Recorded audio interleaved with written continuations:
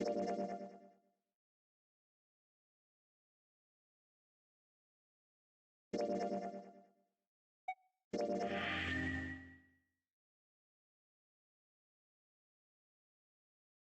you ready?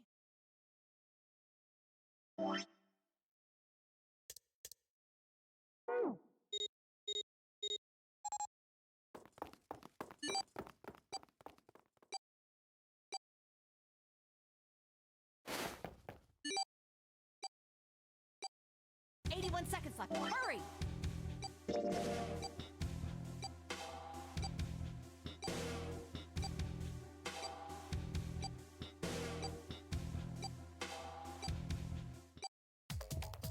Hey, Junpei, do you have a minute?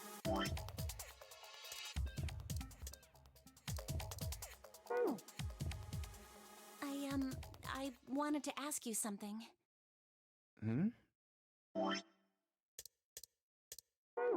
Junpei, you went into door 5 with my brother, right? Did you hear him say, like, anything weird? Huh? Well, let me think. Sorry, Clover. I can't really think of anything. I mean, he did mention that his hearing exceeds that of a regular person, or something like that, but that's about it. Okay. Hey, wait a minute. Look, I don't know if I should ask you things, but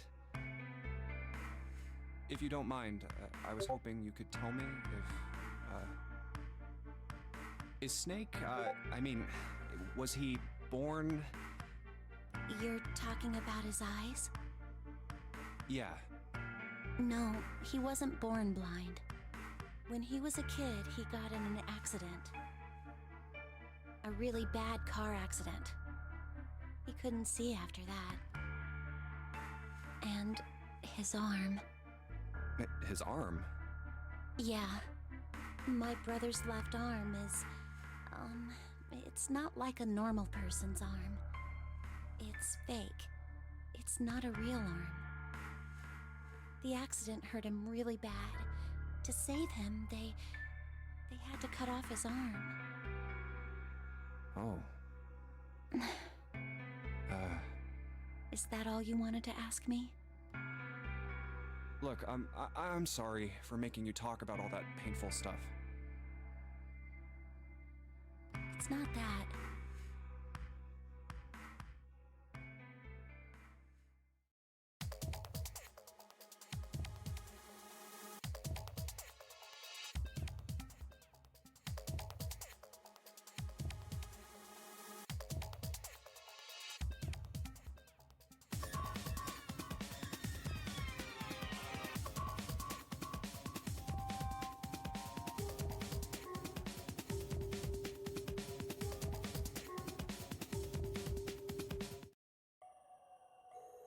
I believe the box has reached the floor.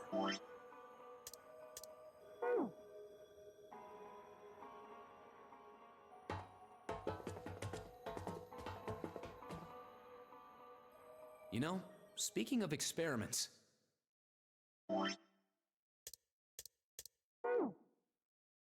there was this experiment some scientists did with rats. First, they took a squarish C-shaped tank and filled it with enough water that the rats could drown in it. The tank has 2 exits.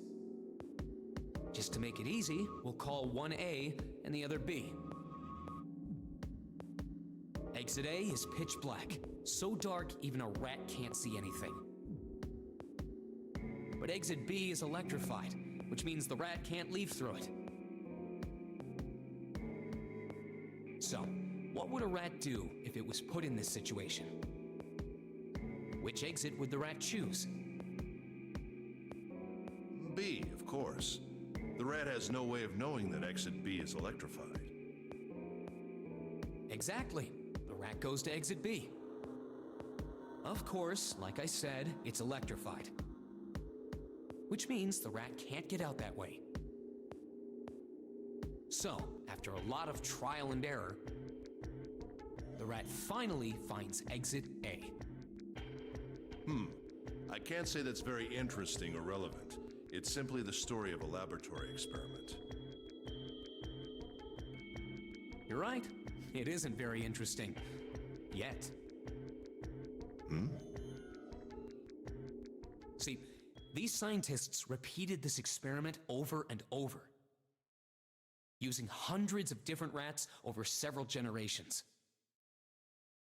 This produced some surprising results. With each generation, the rats took less time to find the correct exit. Eventually, a rat was put in the tank who instantly chose exit A without even attempting to go to exit B. But that wasn't the most impressive part. The same experiment was conducted in another laboratory, far from the original one, with the same results.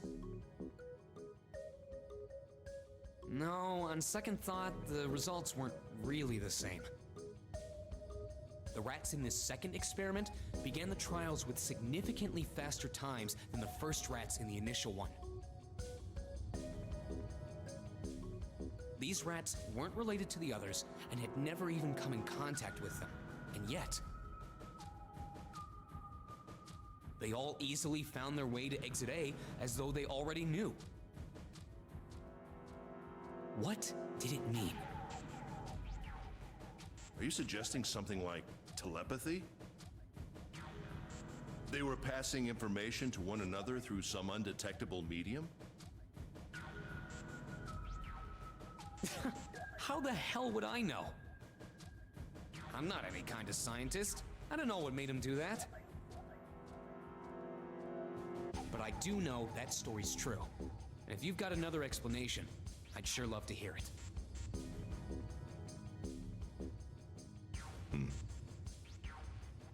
Come on, let's get going.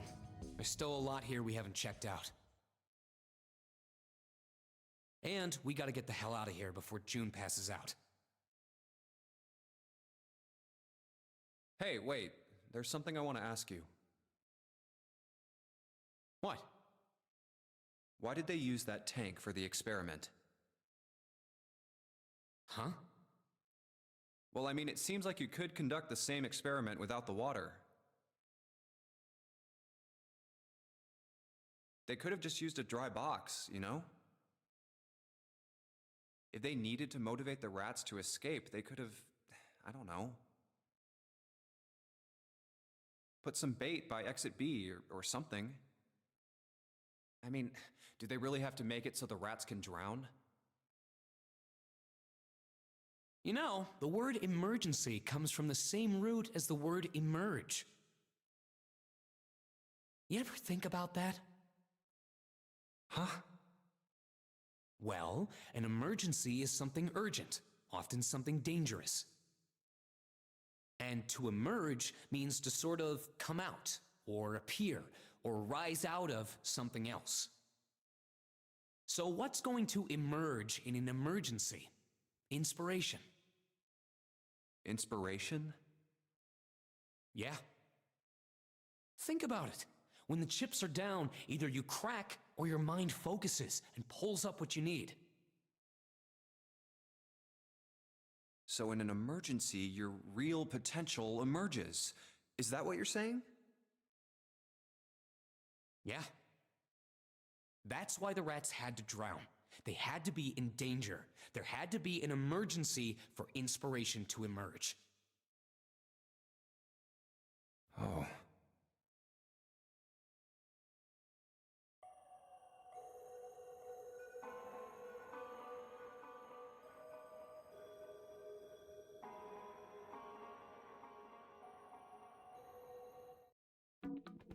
Now we finally have all 9. We just need to insert these cards into the slots at the front of each box. Hey!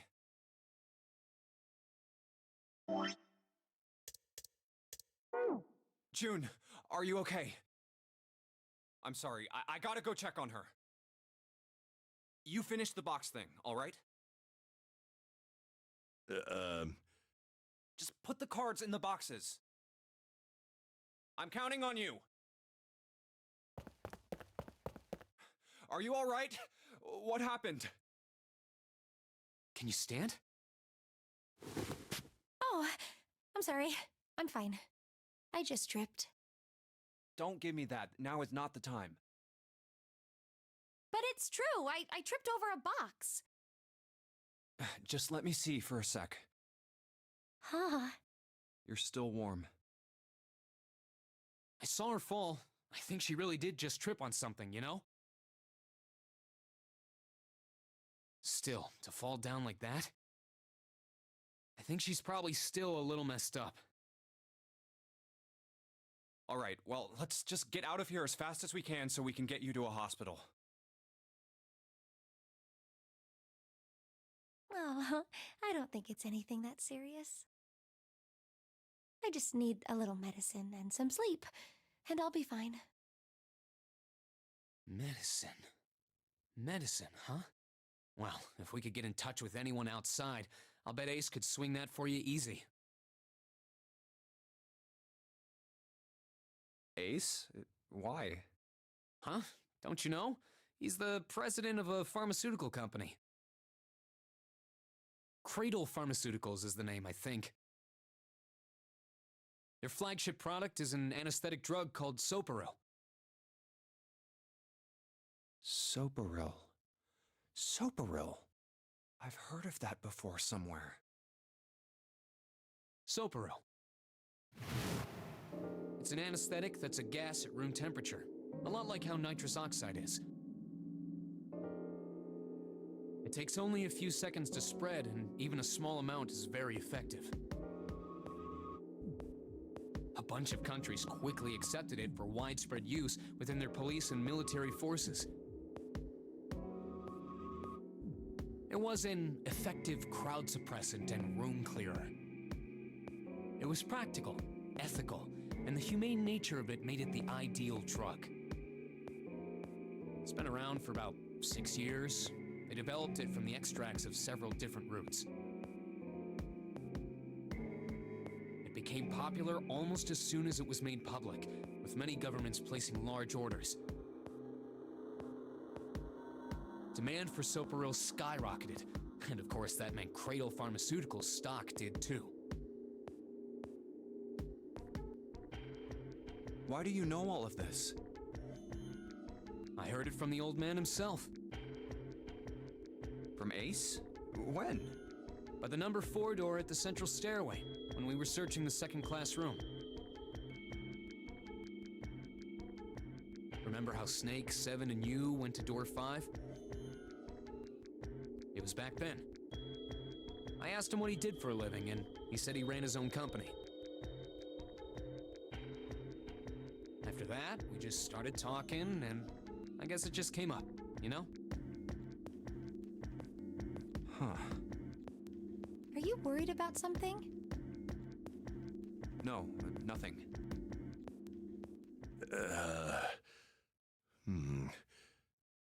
What the hell is he doing? June, don't push yourself, all right? Yes. Santa, could you take care of her?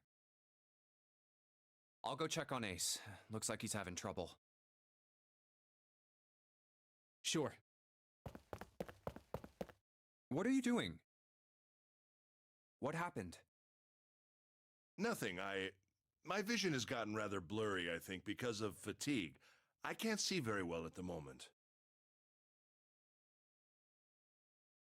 What can't you see well? These pictures. I don't care to admit it, but I may be developing presbyopia. Growing old is a difficult thing. At any rate, I'll leave the rest to you. I'm feeling awfully tired, so if you don't mind, I'd like to rest for a bit. How could simply looking at cards have tired him out? But if it wasn't, what had made him so uncomfortable?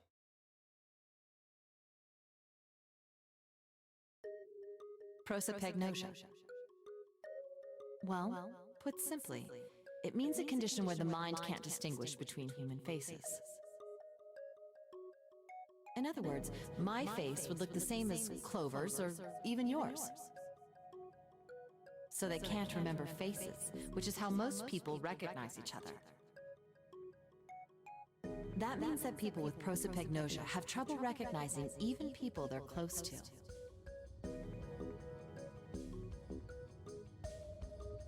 Maybe he's got prosopagnosia?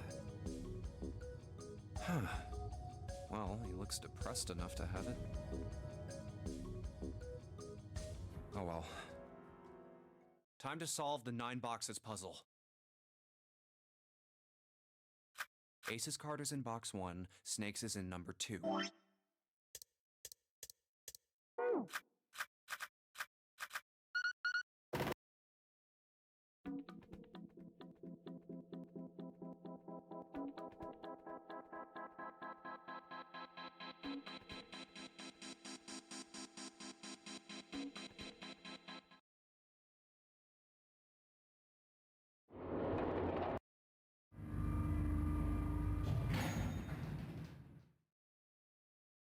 Look, it's...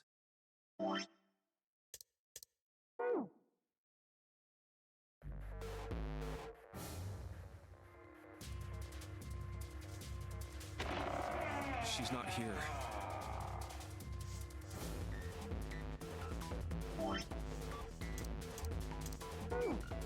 No, she isn't. All right, just in case, we should go take a look in the shower room. Shower room? That's where her brother is. She might have gone to see him. Well, we might as well check, right? Let's go. Good. We can still get in. We should thank Seven later.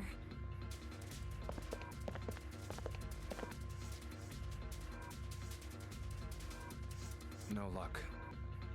Yeah, I don't think she's here. The smell is horrible. Let's check the back, just to be sure. No, she's not here. Snake, just where did your sister go? Such a horrible way to go. The skull shattered, the left arm's hideously twisted. Huh? Wait, bones. My brother's left arm is, it's not like a normal person's arm. The accident hurt him really bad.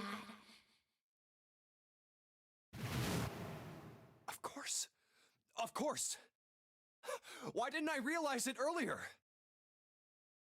Jumpy? Oh, sorry for making you wait. Let's go.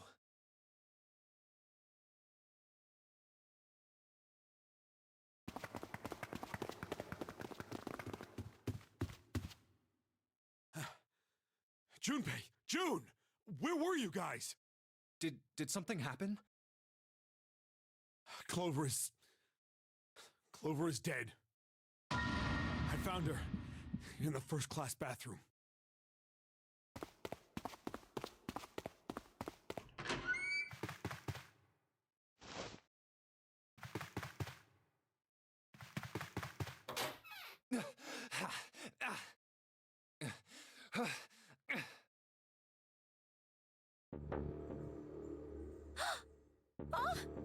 Clover. Clover. Why? Why did this happen? Clover. No way. Let's get out of here, June.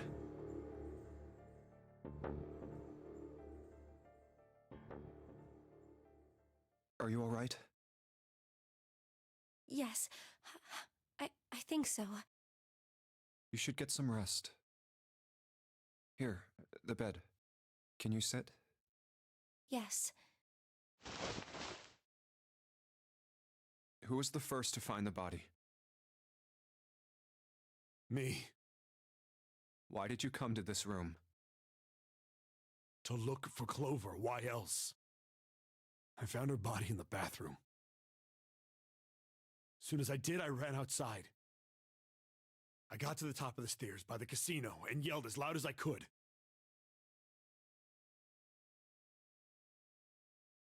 Hey, guys! I found her, but it's bad! She's in the bathroom in the first-class cabin! Come quick!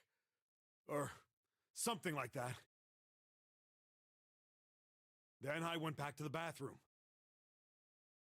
Ace, Santa, and Lotus showed up real soon after that. But I guess you two hadn't heard me or something because you didn't show. So I took off down the stairs to look for you. After that, I mean, you know the rest, right? 7. There's one more thing I'm worried about. What? You stuck one of those plates in between the door and the frame, right? Why did you do that? Come on, didn't I already tell you that? I did it so that the door wouldn't lock. So we could come back to this room? Oh, you think I did it? Well, I don't know. That kind of depends on what you say, doesn't it? For crying out loud. Follow me. A closet? Yeah.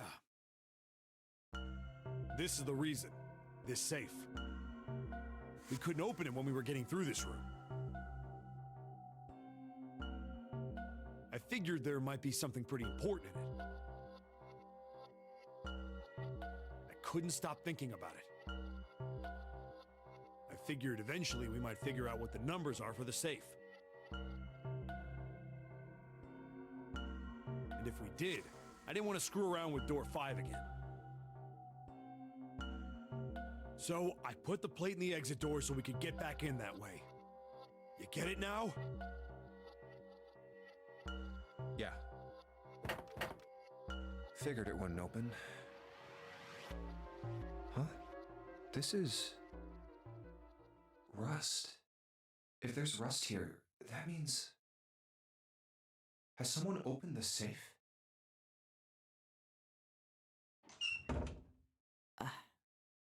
Huh?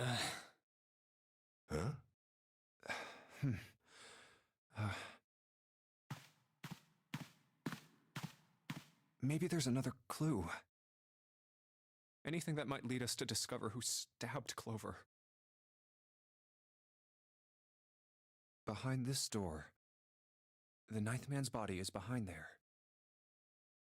Maybe I should have another look at it, just in case. Ugh. Oh, the hell? This smell is... Oh. Oh.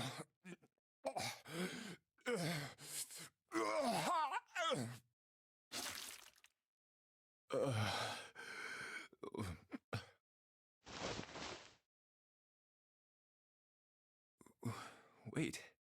It's gone. His bracelet. It's gone. It was right next to the glasses. But why? Huh? Where'd Junpei go?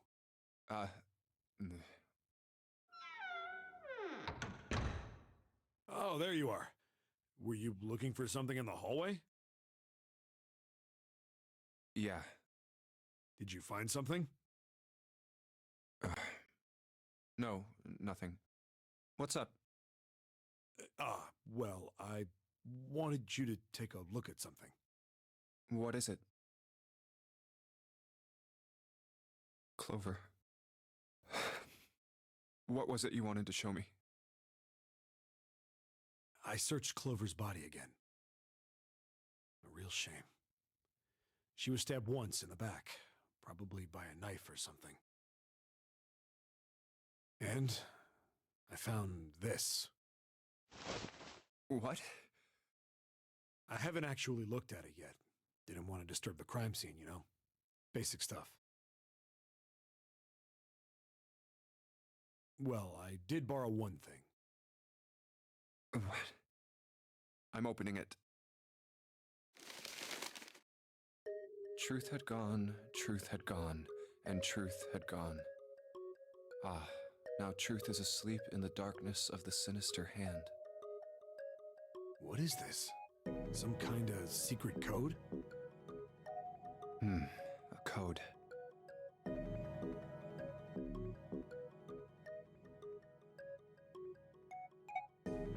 Sinister was a term used in heraldry that meant to the left of the bearer of a coat of arms. The left hand. The left hand. What does the left hand mean? Does the darkness of the sinister hand have something to do with the bracelet? There's two things sticking out on either side of the face. The left and right sides of the face. Left and right. Left and right. Right and left. Truth is gone. Truth gone.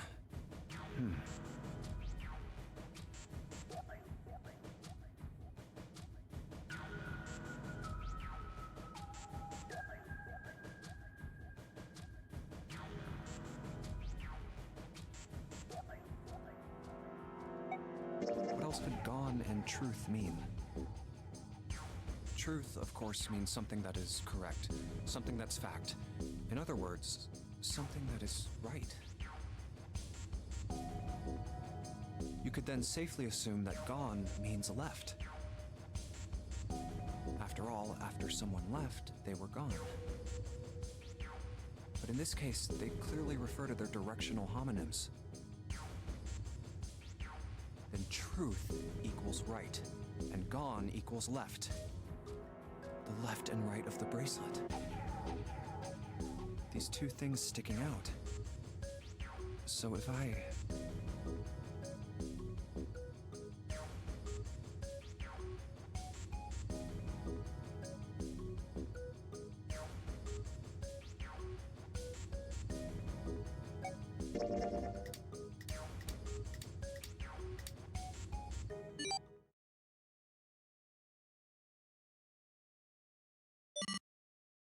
Wait, did it just...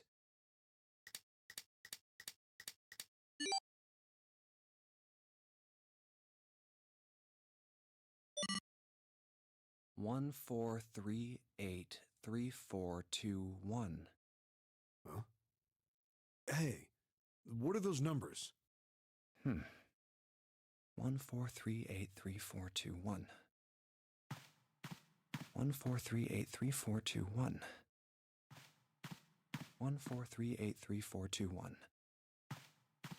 1, 4, 3, 8, 3, 4, 2, 1. 1, 4, 3, 8, 3, 4, 2, 1. 1 to the right, 4 to the left. And... Oh. Bingo. I knew it was for this. Oh, is this some sort of note? Let's see.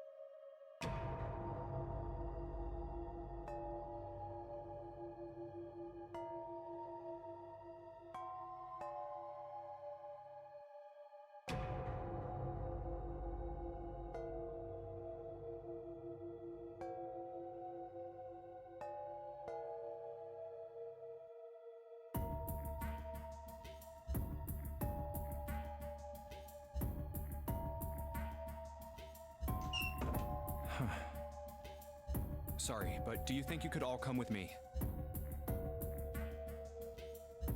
Come with you.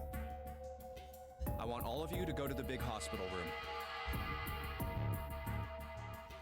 Why? there's something I want to be sure of. What do you want to be sure of?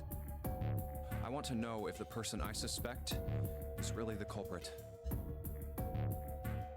Wait, then you're saying... Yeah, I think I've got it figured out. I know who killed Snake and Clover.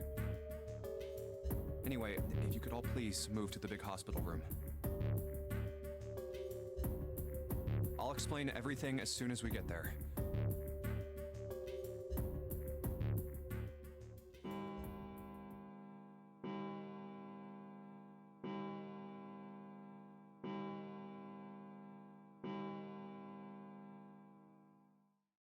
It's 5 o'clock.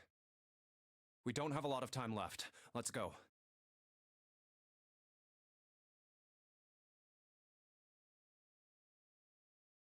Actually, before we get started, I was hoping you could do something for me. Ace, Seven, and Lotus, could you please place your palms on the red? Huh? Why? If we need to get to the shower room, why don't we just... No, we're not going inside. Once you've authenticated, step away from the door. Why? Please, just do it. Or perhaps you don't want to know who killed Snake and Clover.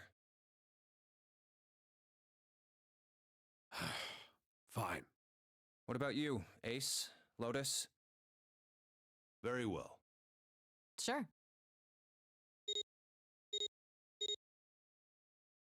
I have this idea. I don't think this device responds to a hand placed on it. It instead reacts to a bracelet being brought close. You don't actually need a hand. I knew it.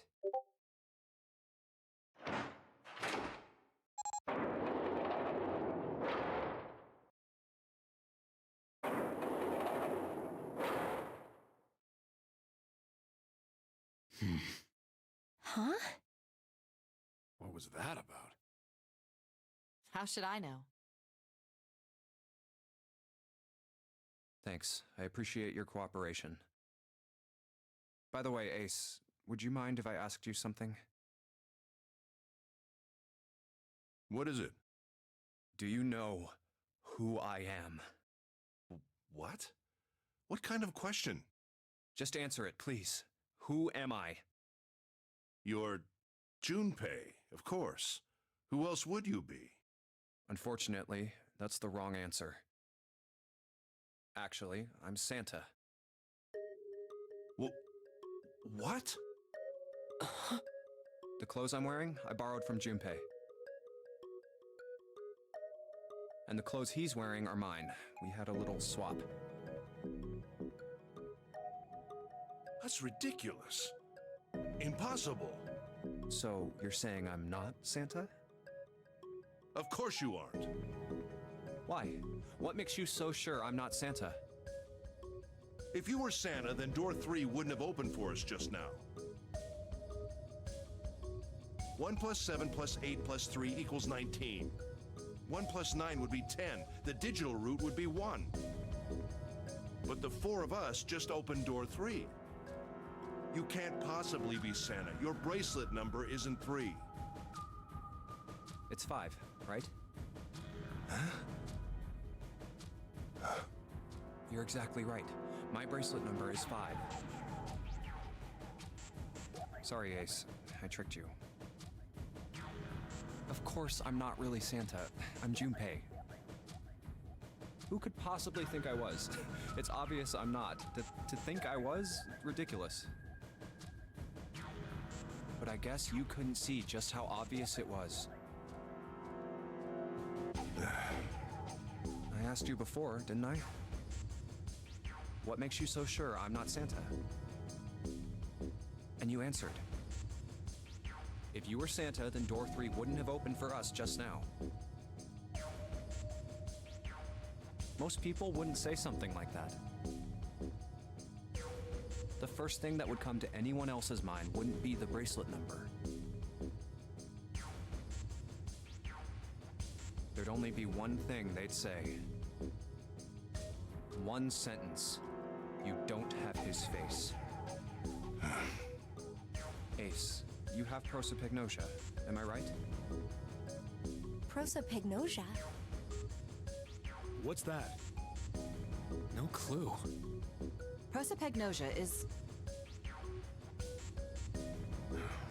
Very well. I confess. I have prosopagnosia. I cannot differentiate human faces. Is that what this was about? You want to mock me for my disorder? No, not at all. I'm not making fun of you at all. In fact, I feel kind of bad for you. No, the reason I brought this up is that there's an excellent chance the person who killed Snake has prosopagnosia. What do you mean? I'll just come right out with it. I think it was you, Ace. You killed him. That's ridiculous. What possible evidence do you... I have 3 pieces of evidence. The first, think back to a few hours ago. You made us argue over the 3 doors here in the big hospital room. There was no way all 7 people could go through them. Lotus suggested that we sacrifice one of us. Then you, Ace, said, "I'll stay here." Why would you say something like that? It's pretty simple, really. You didn't want us to see the dead body in the shower room. You see, if Ace stayed behind, there were only 2 doors the rest of us could go through. Doors 7 and 8. There was no way we could get through door 3, the shower room. You knew that, didn't you, Ace? That's why you volunteered to stay behind. Come on now, I think that's going a bit far. I can understand if you're jealous of my bravery, but... please don't devalue my actions. I only wanted to save the rest of you. Surely you can understand my altruism. Altruism, huh? You already knew, didn't you? You knew that whichever doors we took, eventually we'd end up back in the big hospital room. What on earth are you saying? Of course I didn't know that. How could I have? Really? Yes. Oh well, that's cool. I've still got 2 more pieces of evidence that say you're the killer. The second is that, as I said earlier, you have prosopagnosia. Then you mean to imply that a person who can't distinguish human faces must be a bad person? Junpei, they call that prejudice. No, I am not that stupid. Then why? Well, before I explain, I suppose there's something I should tell you. The corpse in the shower room. It's not Snake's. What? I didn't put it together right away, but there was something Clover told me. She said that Snake's left arm was prosthetic. He'd lost his real arm in an accident.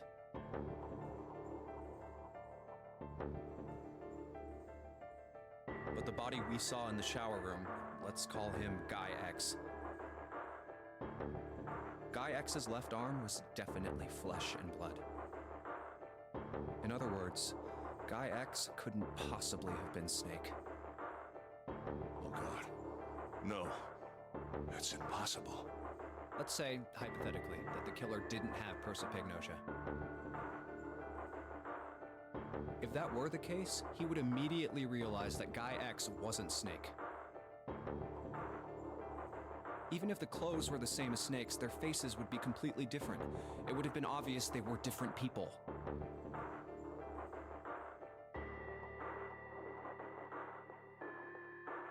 And yet, they still killed him.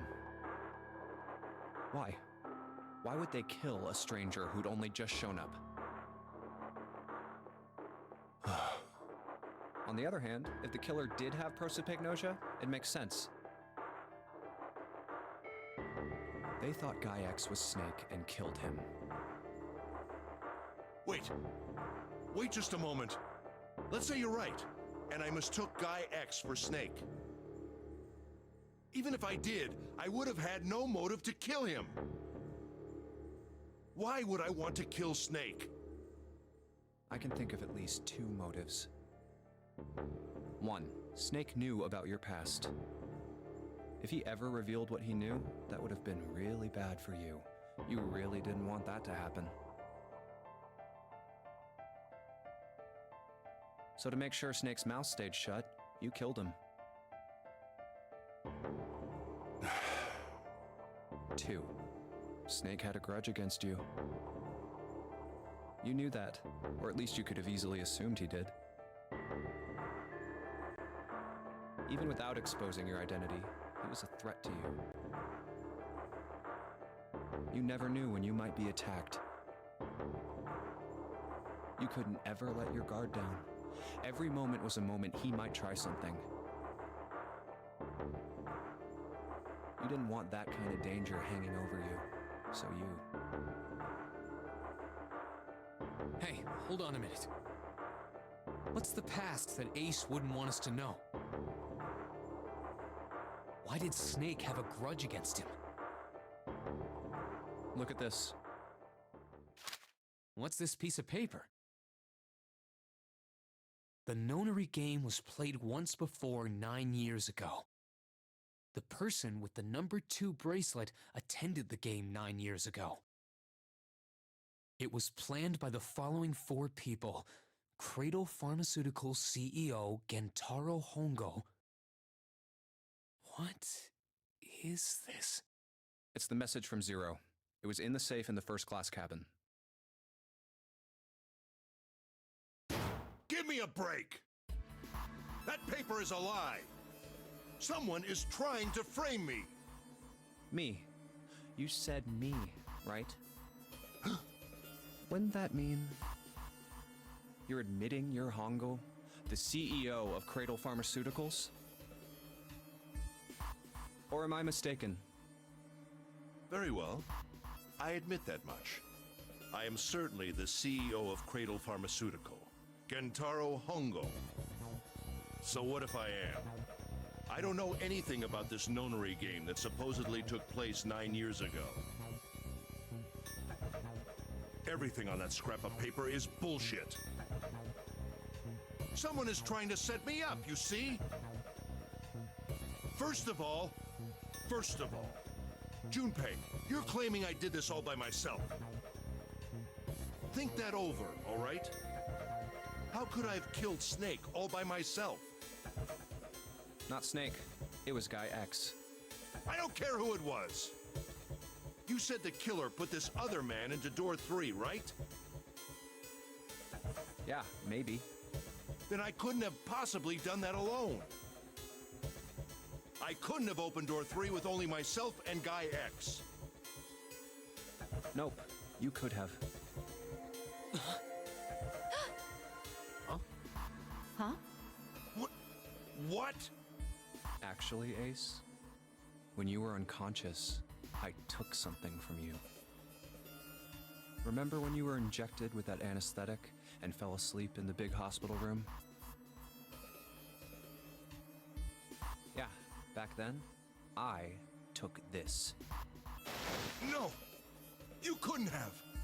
I got you, Ace. Your right hand there tells me all I needed to know. You want to tell me what you were so worried about? What's in your pocket? It's the number 9 bracelet, isn't it? Ace, Guy X, and the 9th man's bracelet. That was all you needed to open door 3. That's how you killed Guy X all by yourself, Ace. All you needed was the number 9 bracelet in your chest pocket.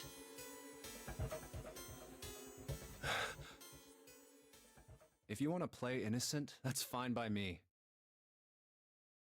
Go ahead, tell me. I don't have the bracelet, if that's what you want to do. But if you could take off your coat and hand it to me, I'd really appreciate it. Otherwise, we'll have to take it from you by force. Right, Seven? Yeah, it'd be my pleasure.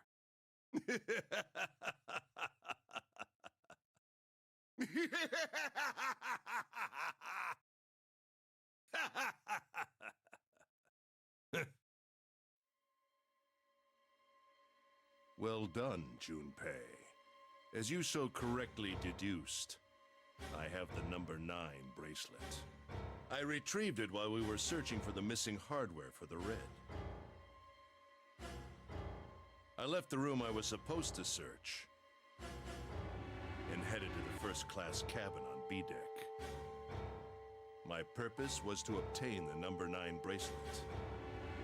9 is a potent ally in the Nonary game. Adding 9 to any set of numbers won't alter the digital root. As you can see, 9 is a very useful number here. With it, one can go anywhere, with anyone. It is, I suppose you could say, a game changer.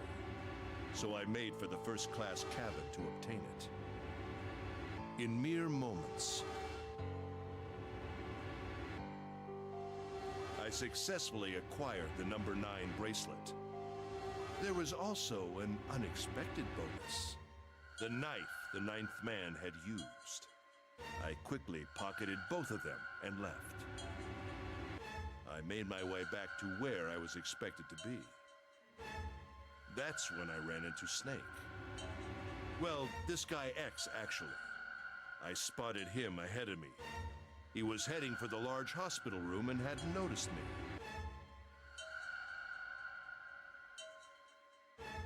The man wearing Snake's clothes arrived at door 3. When he stopped, I walked up behind him and called out, "Snake." He turned around. He said nothing. His mouth simply hung half open. He seemed dazed somehow, almost like a man half asleep. Perhaps he had been drugged. It wasn't important. I tend to gloss over little things like that.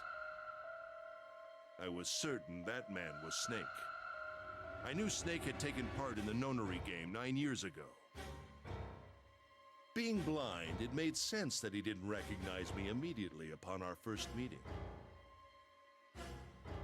But why then hadn't Snake said anything to me later? Surely he hadn't forgotten what had happened to him in the Nonary game. But not once did he attempt to confront me. Did his lack of sight prevent him from fully recognizing who I was? Or perhaps Snake had conspired with Zero to deceive me. Regardless, he was a threat, and it was better to deal with him sooner rather than later. I had to get rid of him before he took action. With quick thinking, my plan went into motion immediately. I held the number 9 bracelet over the red. I waved my own bracelet in front of the red, and then grabbed Snake's arm and shoved his hand against the scanner panel. The door opened. I threw the man through it. 9 seconds later, the door shut. 81 seconds passed.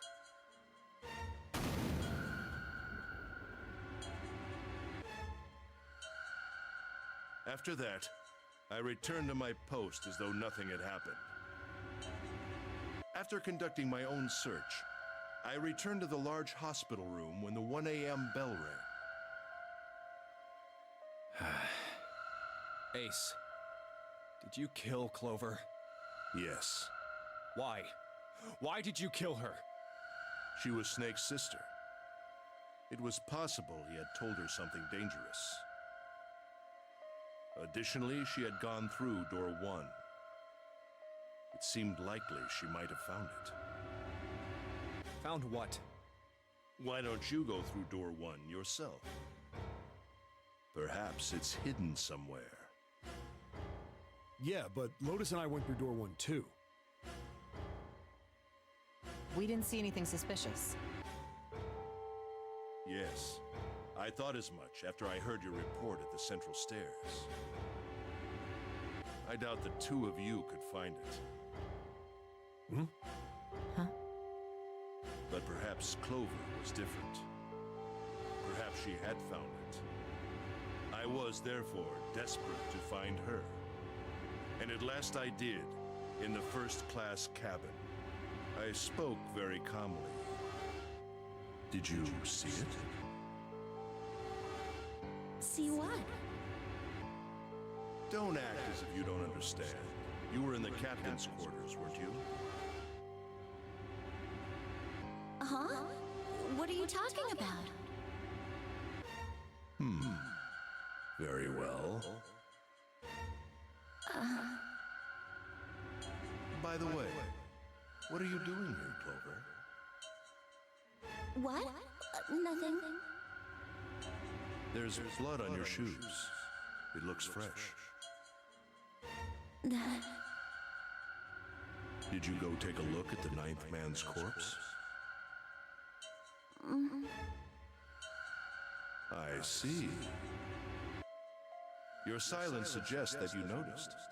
You saw something, didn't you? You saw that his bracelet was gone. No! You aren't going anywhere.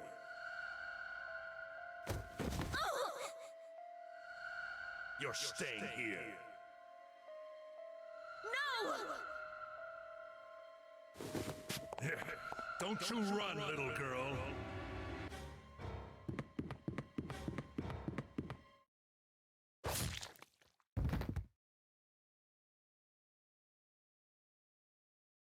That was how I killed Clover. You son of a bitch!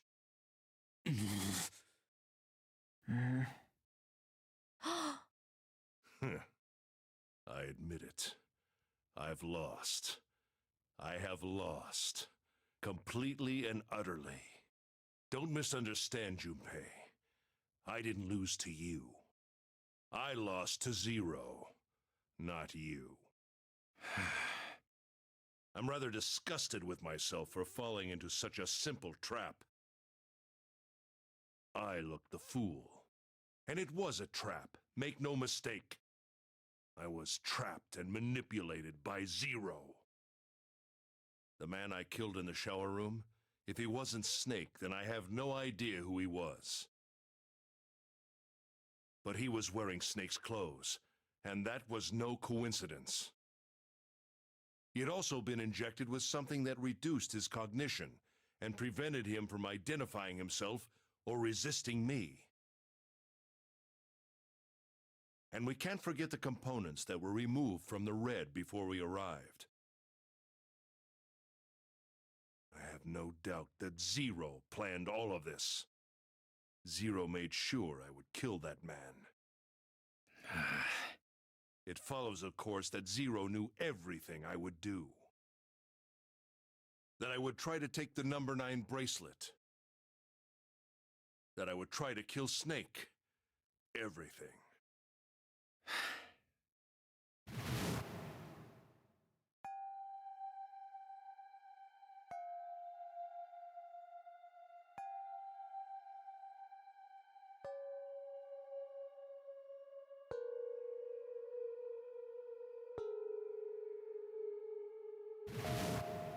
I think Zero is one of us. Huh?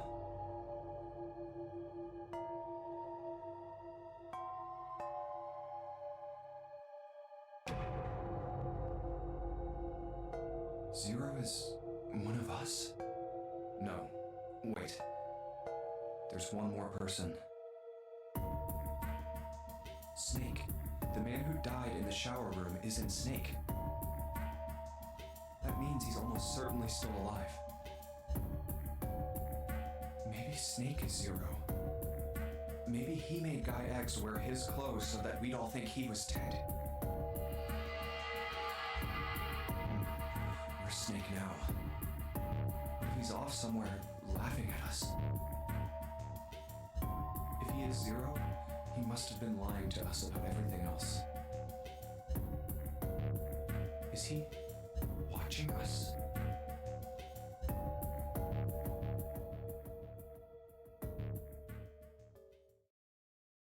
Well, I believe I've finished with my confession. Why don't we get moving? What the hell is this shit? You aren't going anywhere, you son of a bitch! We're gonna leave your ass here to rot! Why? Because I killed Clover? That's ridiculous. Why are you so upset that I killed the little bitch? She was nothing to you. A stranger you only met a few hours ago. Am I wrong? You bastard! Huh! Blindsiding me with a punch, huh?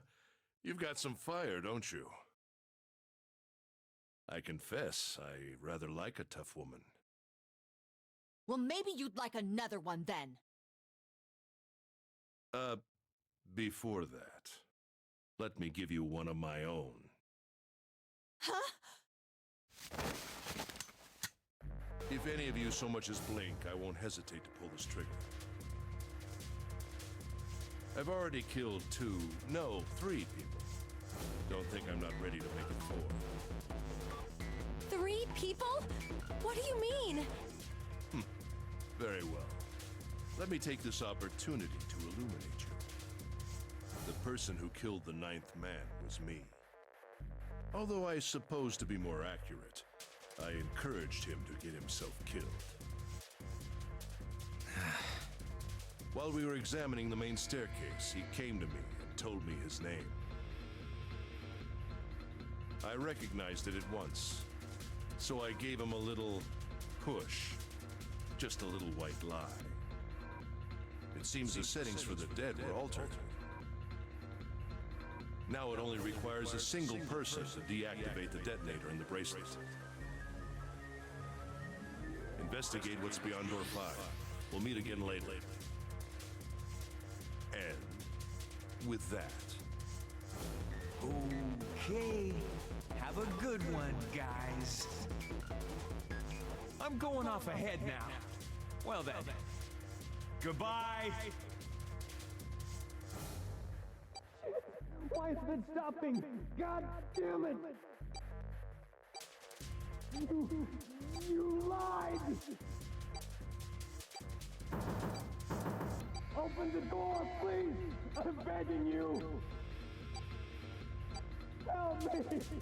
Please get me out of here! Get me out of here!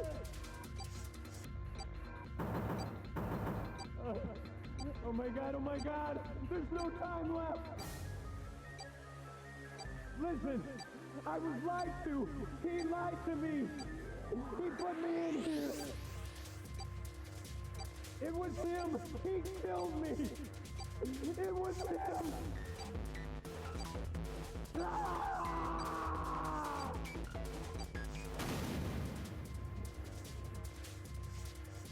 I had 4 reasons for killing him. As I said before, in the Nonary game, the number 9 bracelet is of utmost importance. If I had allowed him to keep such a useful tool, he, or it, would have become a threat to me. As such, I decided that he should be eliminated early on. I wanted the number 9 bracelet. If I could manage to obtain it, I would be able to manipulate the game as I saw fit. I would be unable to acquire the bracelet unless its owner was dead. That's the second reason. Even setting aside his number, he would have been nothing but trouble for me. He was aware of my past. He knew what happened here 9 years ago. It was important that I eliminate him before he was able to disseminate this information. Lastly, I wished to conduct a simple test. A test to see if this Nonary game was serious, or a poor attempt at a joke. I needed to be quite sure.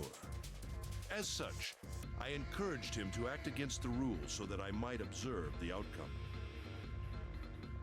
I don't get your third motive. What the hell happened 9 years ago?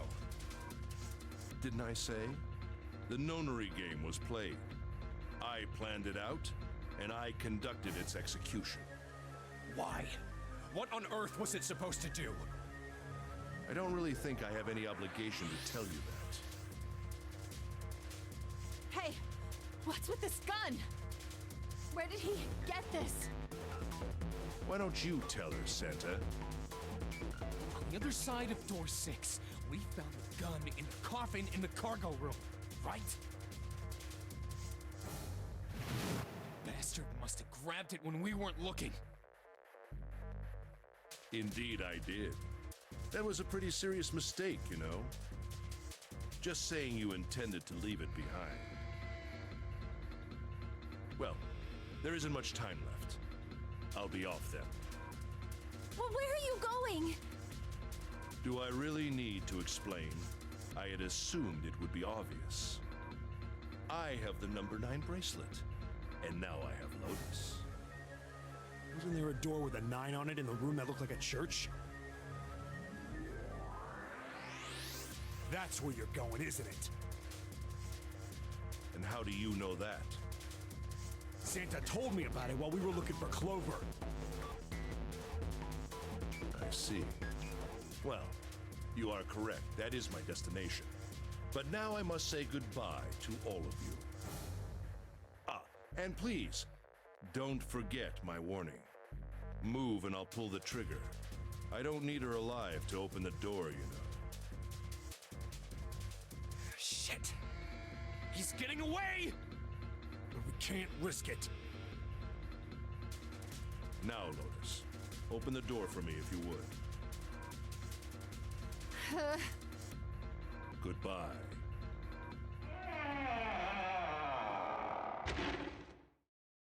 Damn it!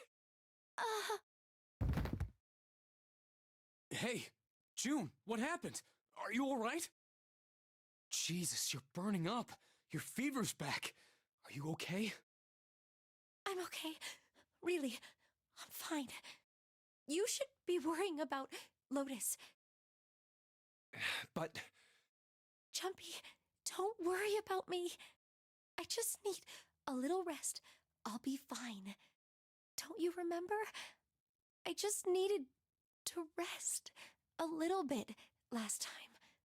So please, please save Lotus. Think about what Ace has already done, Junpei. When he's got what he needs from Lotus, you really think he's just gonna let her walk away?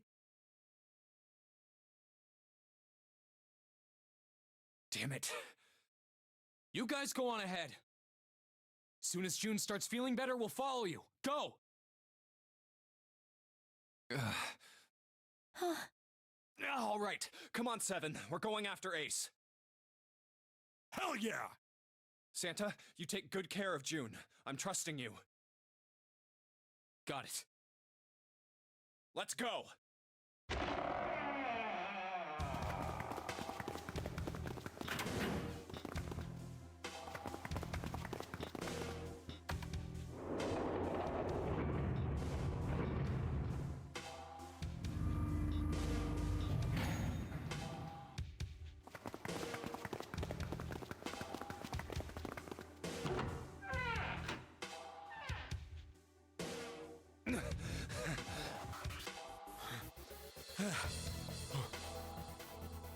Where are they? I don't see them. You think they already went through? Maybe. Let's check the red. Engaged. It's occupied.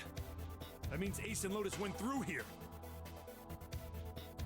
Yeah, it seems like it. What do we do now? Yeah, what should we do? Well, the big door is still vacant, but... The two of us can't do anything with it. Yeah, not even counting how our digital route isn't 9.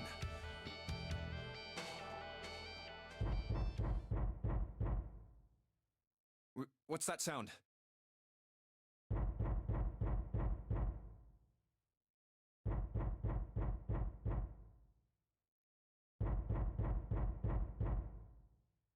It's coming from over there. The coffin. Yeah. Let's open it. How? By force! I don't think that's gonna happen.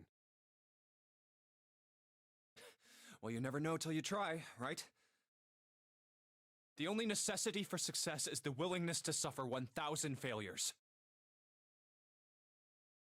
Who said that? I forget. Anyway, we've got to try.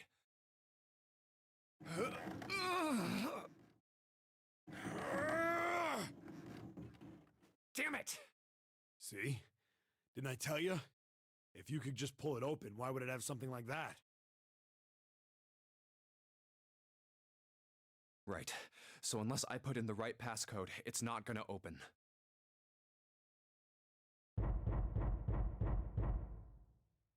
Was there some sort of clue somewhere?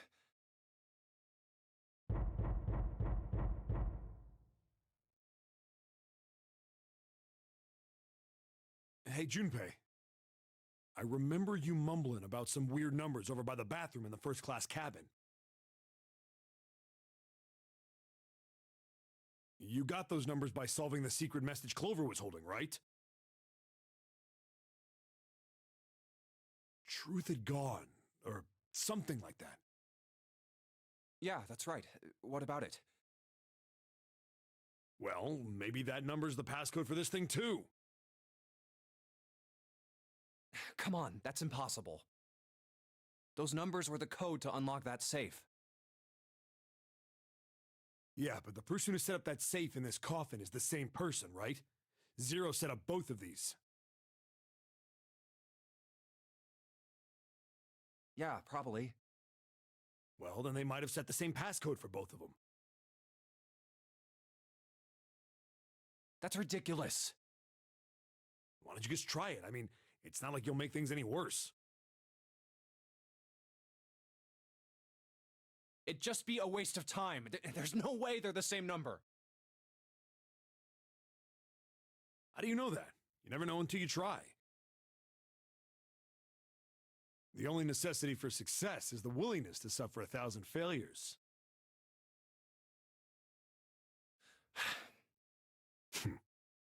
Who said that? You. Fine. 1438 3421.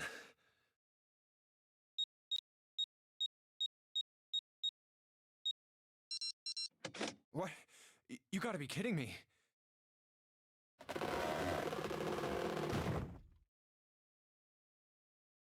Snake! You? Why? Ah, those voices.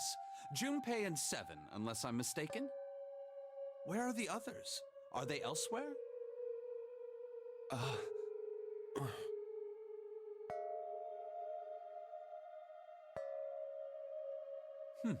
I see. I believe I got the gist of everything. Have I been sufficiently caught up? Yeah. But that still doesn't explain why you were trapped in here. We've still got no clue about Zero's true identity, let alone why the hell he's doing all this. Why did he put Guy X in Snake's clothes? Is all this stuff somehow related to that Nonary game that was played 9 years ago? Hey, Snake, do you know anything? What are you talking about? I apologize, but I have no idea what you're saying. Oh, come on, just tell us if you know. I don't know what to tell you. How can I know something I don't? This is bad. We're running out of time. We need to go after Ace. What do we do now? The three of us can't make a digital root of 9. Yeah, we just get 5. We're stuck here then. Oh. Hey, I just remembered something. What? What is it? I found something earlier. What did you find? This. Zero. Zero's bracelet. What did you say? Are you saying that 7 has the number 0 bracelet? Yeah. Where did you get that? Clover gave it to me. She did? Yeah. How did she come by it? Well, she found it. See, on the other side of door 1, A deck, in the captain's quarters. She asked me to hold on to it because it was too big and bulky for her to be lugging around. He's lying. He even told us earlier. I haven't actually looked at it yet. Didn't want to disturb the crime scene, you know? Basic stuff. Well, I did borrow one thing. He probably said that so Snake doesn't find out about Clover. All right, Junpei. Been nice knowing you. Wait, what? Come on, man. I'm just kidding. Still, just in case, I want to make sure the 0 bracelet gets picked up by the red. Snake, give me a hand, all right?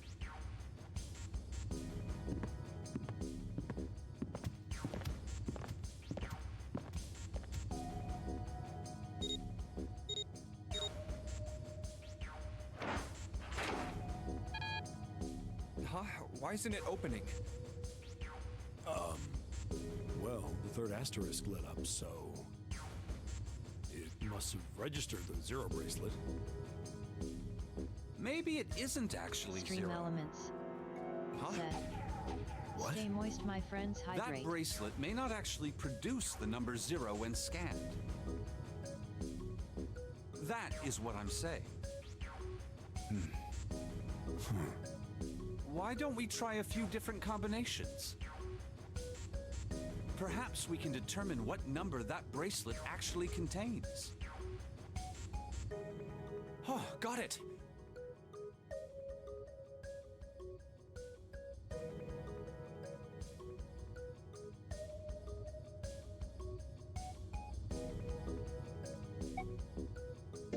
Let's try all 3 of us and the bracelet.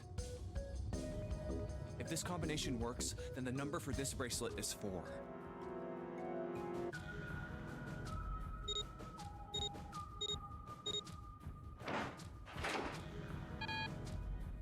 It didn't open. Then this bracelet is not 4. Then...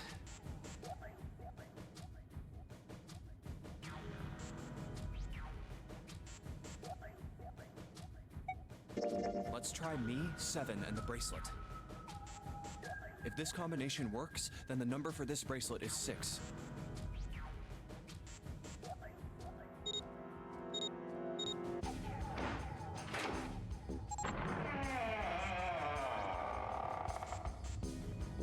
It opened. Yes, so it would seem. That means the bracelet is actually 6.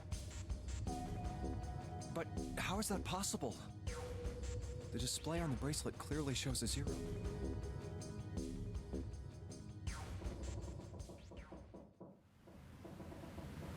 Oh man, that's not good. I guess our time's just about up, huh? At any rate, we know now that the door can be opened. Let's go! But, Snake, are you sure? Yeah. You know that only Junpei and I can go through this way. You needn't worry. I have a solution to this problem. My last resort. But if now is not the time for last resorts, then when? Last? Resort?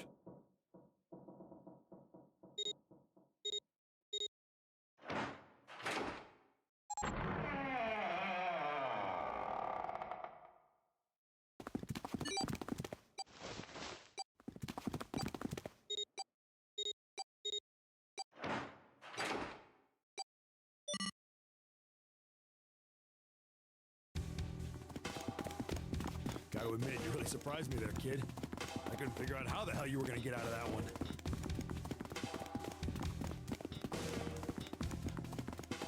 How come you didn't do that right off the bat? As I told you, it was a last resort. Had I used it at the beginning of the game, I would have come under a great deal of suspicion. I imagine that most people would have taken it to mean that I was Zero. Once they'd convinced themselves of that, I wasn't optimistic about my chances of making it out of here alive, let alone unscathed. I felt it best to play my cards close to the chest, as it were. That way, if I were in a situation where there was nothing else I could do, I'd have a little trick up my sleeve. I'd just take my bracelet off. My brother's left arm is, it's not like a normal person's arm. It's fake. It's not a real arm. I know this is kind of a weird thing to say, but I'm glad that's a fake arm.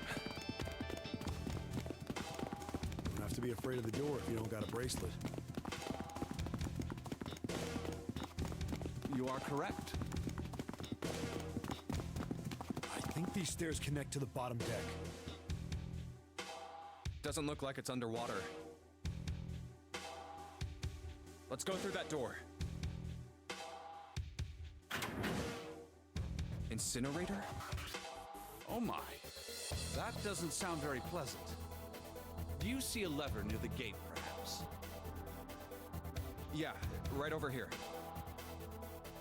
How did you know that? Well, I'd be happy to regale you with the story. I imagine it should only take half a day or so.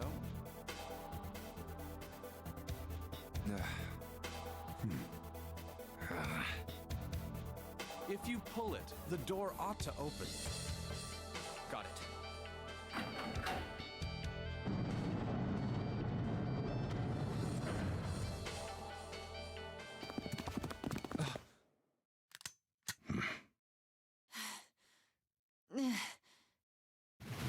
What?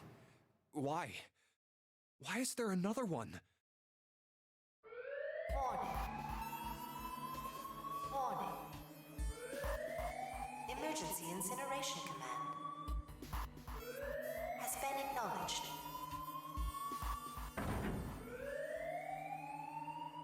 Automatic incineration will take place in 9 minutes. Please evacuate the incinerator immediately. Oh my, how exciting. You've run quite a show here, Zero. What's the matter?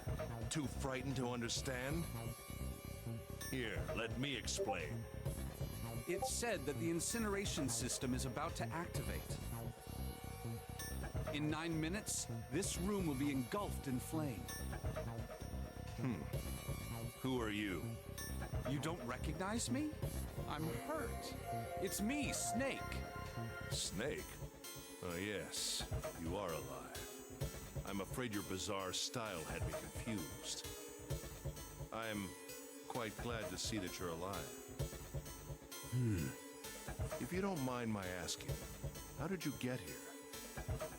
Snake, Junpei 7. The three of you couldn't have opened a door with a 9. Did you use Clover's bracelet, perhaps? What? Well, your reaction suggests that you did not. Hold on. Why did you think we'd have Clover's bracelet? Oh, they haven't told you? Told me what? Clearly not. Normally, I would take some time and enjoy the moment. But I'm afraid my time is at a premium just now. I'll have to make this quick. Clover. Don't do it, Ace! Keep your goddamn mouth shut! Clover. I said stop it! Don't listen to him, Snake. What happened to Clover? Clover died. No, that's not true. That's impossible. It's a lie. It has to be a lie. Oh, it's quite true. I can assure you of that. I killed her myself, you see. What? I'm sorry, did I stutter? I killed her. I would have rather she died with less suffering. A bullet in her brain, perhaps, would have been ideal. Unfortunately, that would have made quite a bit of noise. Circumstances being what they were, I was forced to settle for the knife. The one the ninth man had, you remember. I believe I caught her just below the shoulder blade. I was rather lucky, in fact. My first thrust went right between her ribs.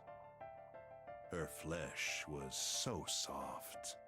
My knife slid in so easily. There was no resistance. That feeling was... I confess, I feel rather excited. It is a powerful memory. Someday, perhaps, I hope I can feel it again. Incineration will begin in 7 minutes. I'm going to kill you. What was that? I'll kill you. I'll kill you. Ah, so you're going to kill me. Please do. Come now. I'm waiting. Don't do it! Don't listen to him, Snake! Stop it, kid. He's screwing with your head. Is there a problem? What are you waiting for, boy? Don't you want me to send you to join your sister? Don't! The snake! Don't do it!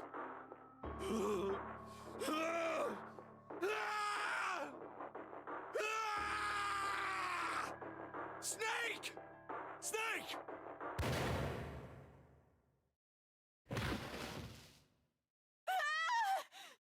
Lotus! Hurry! This way!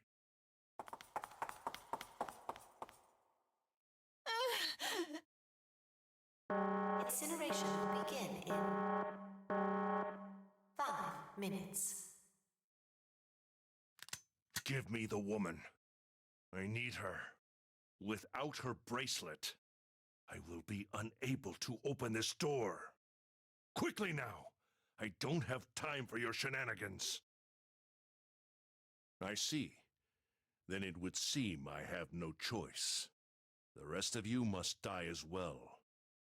Fortunately, I have 5 bullets left. 1 for Junpei, another for Lotus, and the last 3 for that lump of idiotic man you call Seven. I will take Lotus's body with me and leave this room.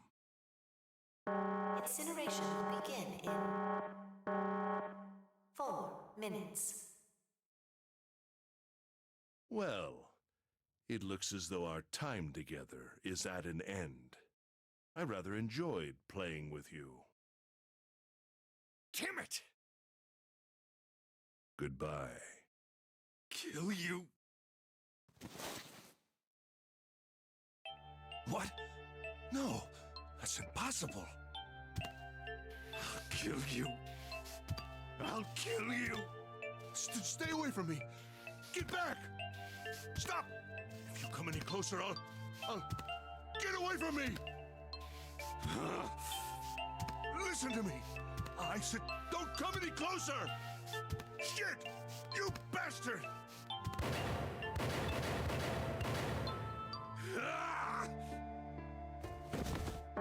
Incineration will begin in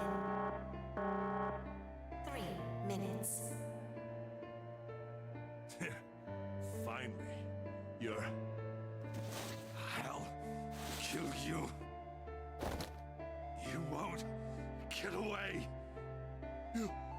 You son of a bitch! You're a monster! Get off me! Let me go, damn you!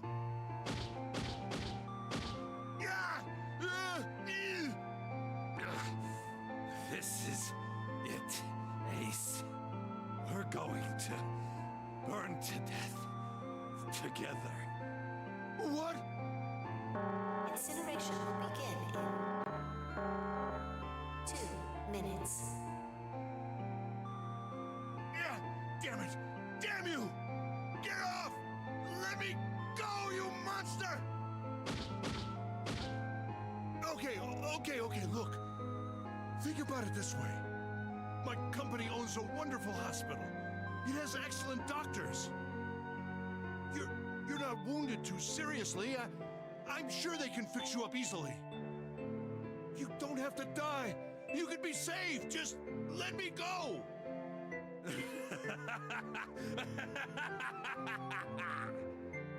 Pathetic.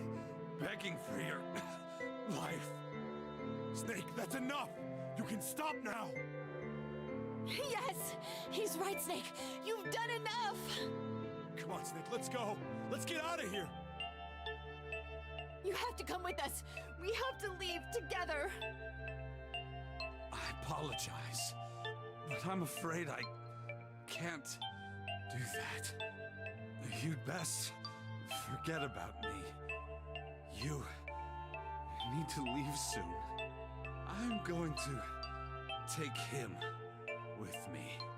Shut up! Be quiet! I couldn't save Clover. My sister died because of me. Perhaps this will begin to atone for that. Perhaps in the afterlife, she can forgive me. Now go. Go now. You have to go. Incineration will begin in 1 minute. God damn it! Shit! We're out of time! We gotta go! Junpei, what are you doing? You have to get out of here now! Snake! Snake! Wait! Don't be an idiot, Junpei! No! No! I have to help Snake! Snake! Snake! Get off of me! Let me go! Incineration will begin in 10 seconds.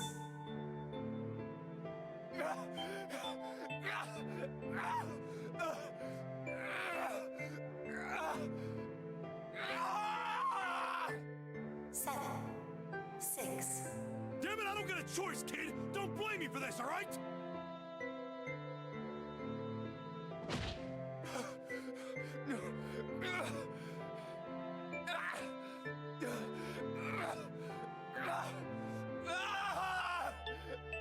Five, 4, 3, 2,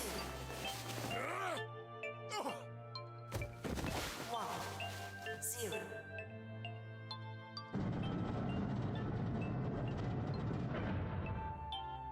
Gates 2 and 3 are locked down. Beginning incineration.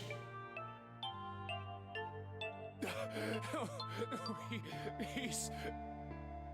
Shit! Damn you all! Why? Why? Why me? I don't deserve this! Answer me! Answer me, Zero! Why? Why? Zero! Zero!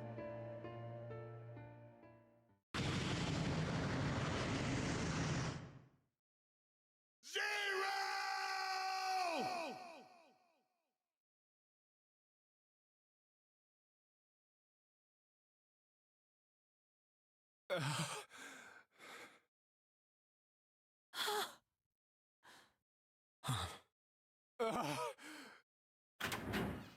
Hey, wait! Junpei! Junpei, where are you going? You stay here. I'll go get Santa and June. You're gonna bring them here? How? Don't worry about that. Just stay here and wait, all right?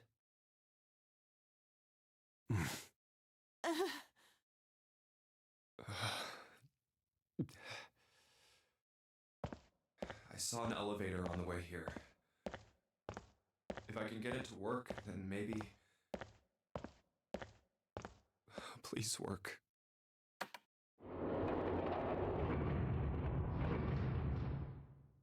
Yes.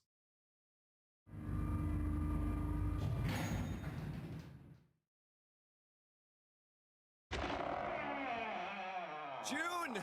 Santa!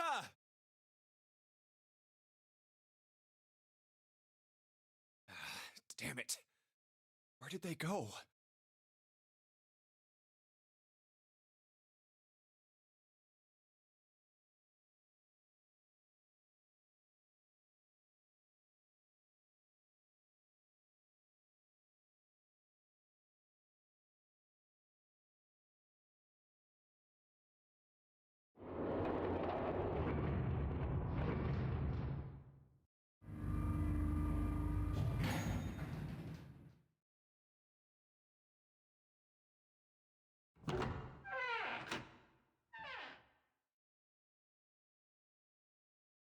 Connie! Connie! No, no. It can't be. It's impossible. Oh, Connie! Connie, are you all right? Jumpy? Oh man, Connie, what the hell happened to you? You feel... Jumpy, I'm sorry. I might not make it. No way I am going to let you die. I am gonna save you, I promise. Thank you, Jumpy. Thank you so much for everything. I was really happy to see you again, Jumpy. Really happy. Oh, don't give me that I was crap. You're gonna see me again lots more times. You just gotta hang on, all right, Connie? Jumpy, did you know you meant a lot to me when we were kids? I liked you for a long time, Junpei. A really long time. Zero. You son of a bitch!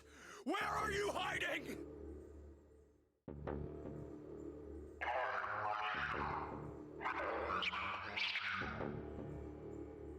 What the hell are you talking about?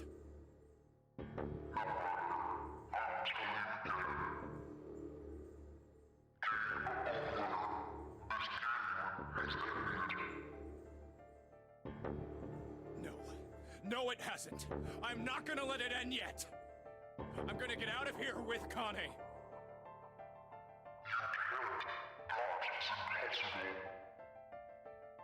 Why?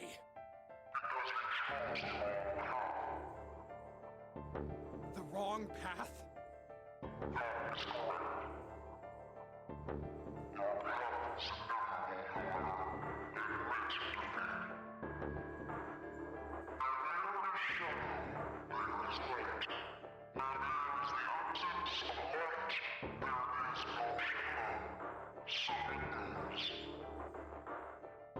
What are you talking about?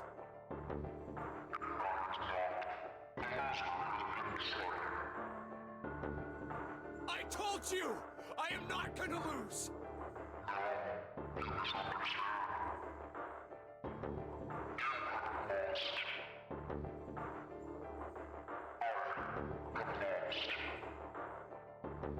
What?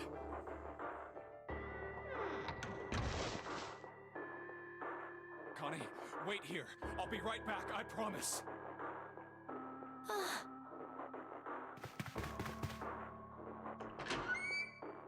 Damn it. Where are you? It doesn't matter. I need to get Connie out first. Connie! Oh God. No. No. Where is she? Connie! Connie! Connie! Connie! Huh? Wait, this is... white smoke.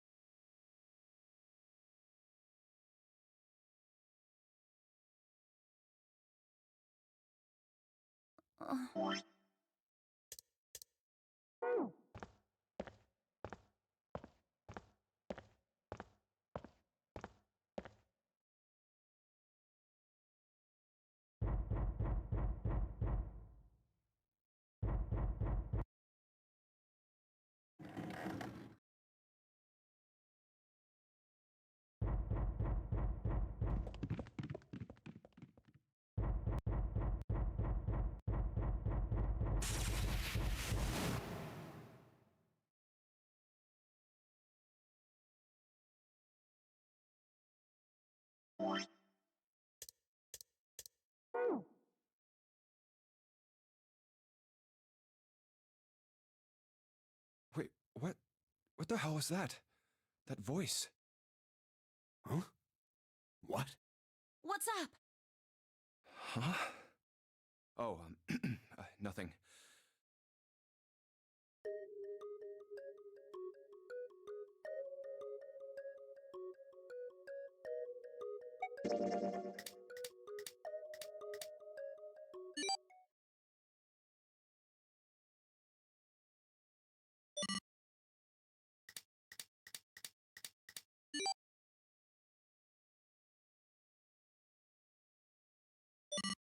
One, 4, 3, 8, 3, 4, 2, 1. Huh? Huh? Hey, what the hell were those numbers? Oh my gosh, are those? Huh. 1, 4, 3, 8, 3, 4, 2, 1. 1, 4, 3, 8, 3, 4, 2, 1.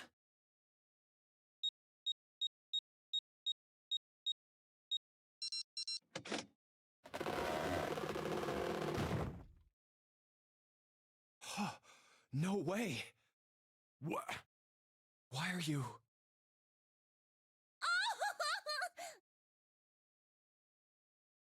Oh? Is that you, Clover? I apologize for worrying you. Snake! You? Why? Junpei? And Seven? Is that you? Is everyone else there as well? Oh. Jeez. You're back! Gently now. My body's still a little weak. Oh, you're back! You're back! You're really here! Oh, you're back! Come now, what's gotten into you? You're acting as though I've returned from the grave. Not as though you did. I really thought you were dead. Huh? You jerk! Idiot! Idiot! Idiot!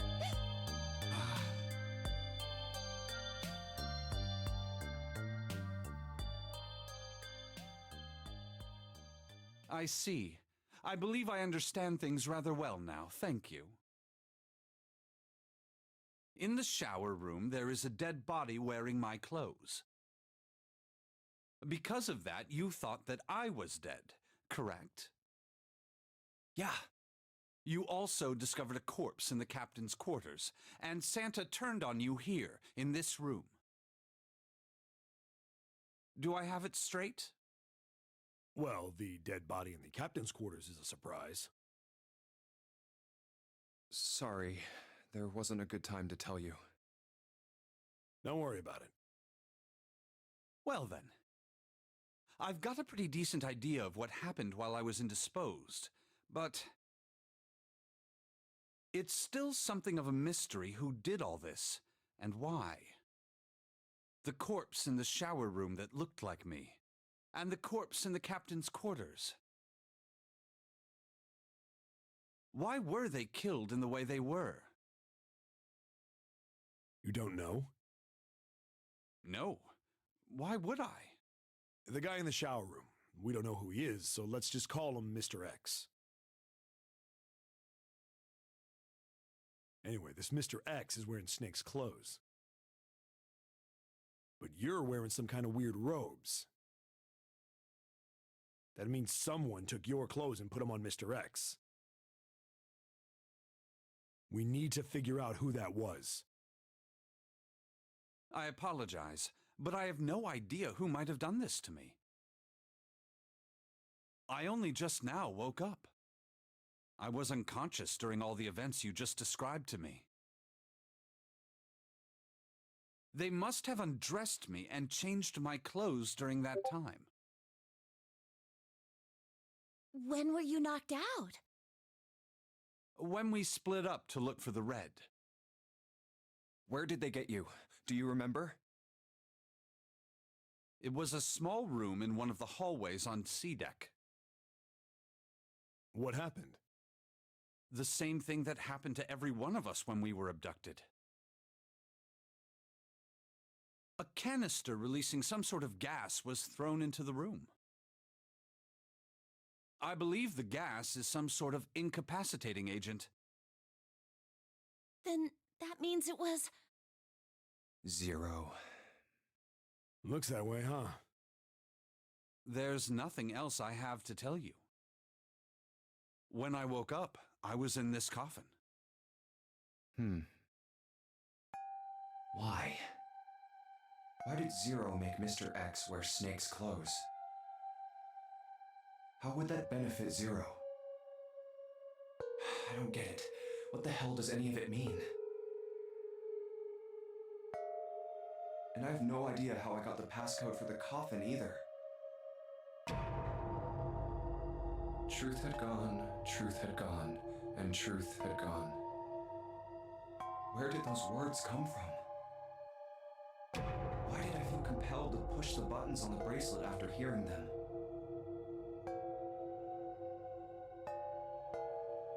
All I know is my fingers moved on their own. It was like I did it subconsciously. I don't get it. What the hell does any of it mean?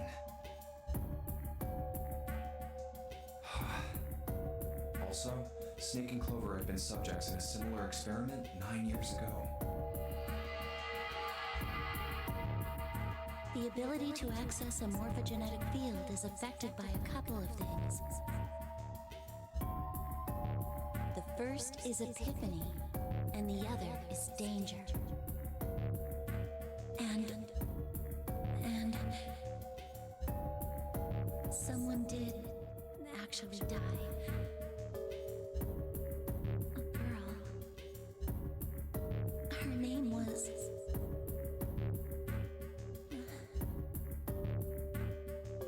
There had been another experiment conducted on this same ship 9 years ago, and a girl had died during it.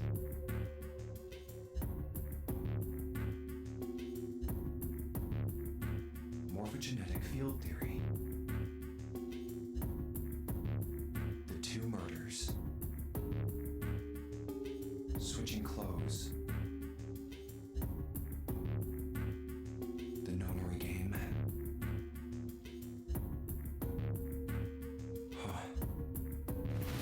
Zero. He's the ringleader. The person who trapped 9 of us on this sinking ship. Zero should know everything. If we can uncover Zero's identity, all of our questions will be answered.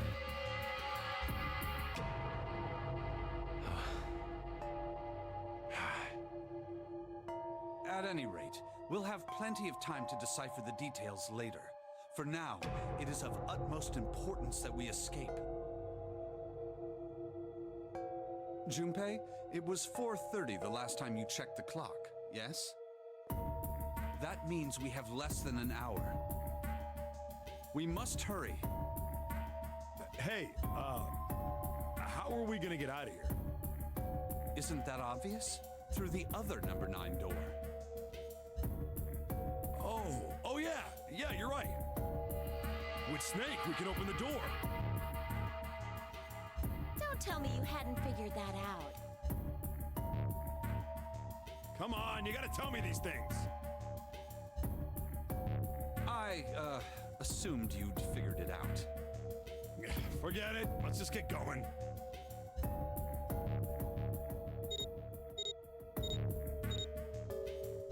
All right, you guys ready to go?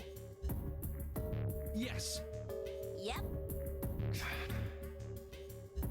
Not yet. Huh? Before we go in, I'd like to check something. You want to check something? Yeah, but before I do, 7, could you pull the lever? I want to make sure we can verify with just the 4 of us. What do you mean? We don't need... Just do it, all right? But if the door opens, don't go in yet, okay? Please, this is really important. I really need to check this, okay? Work with me here. Fine.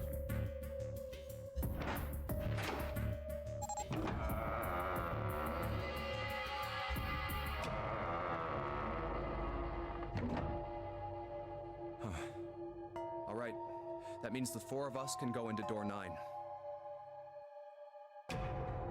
So, we knew that already, it's obvious.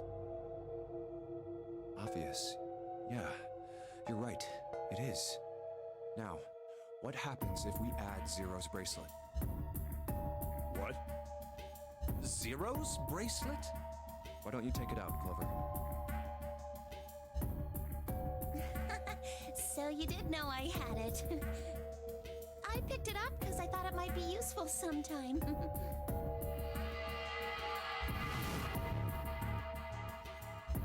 This was on the left hand of the corpse in the captain's quarters. If you look at it, you can see it's got a 0 on the face. Just to make this a little easier to talk about, I'm gonna call the guy we found dead in the captain's quarters, Cap.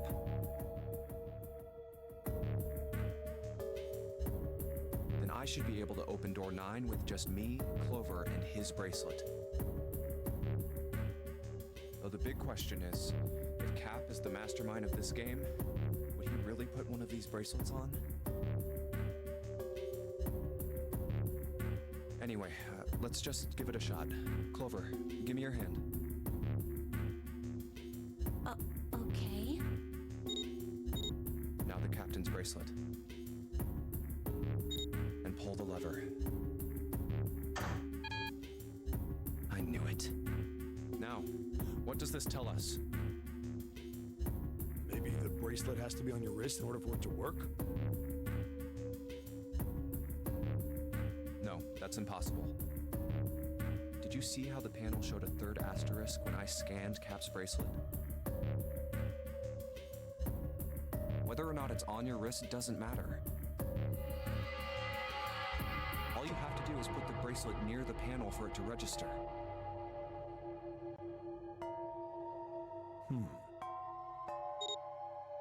Huh. Looks like you're right. See? So what does that mean? There's only one possibility. That bracelet isn't the number 0. Is that what you're saying? That's right. Then what number is it? Let's find out.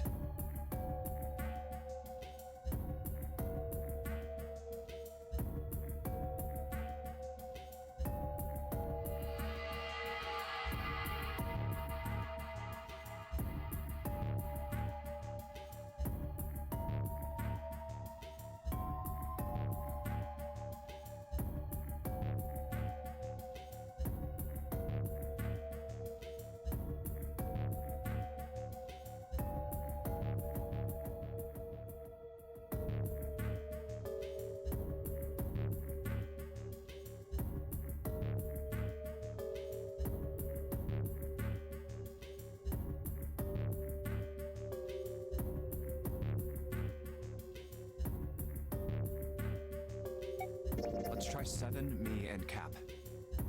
If this combination opens the door, then Cap's bracelet is number 6.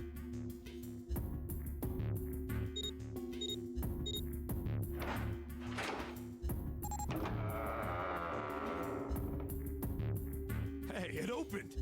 The door opened! What? Why? What does that mean?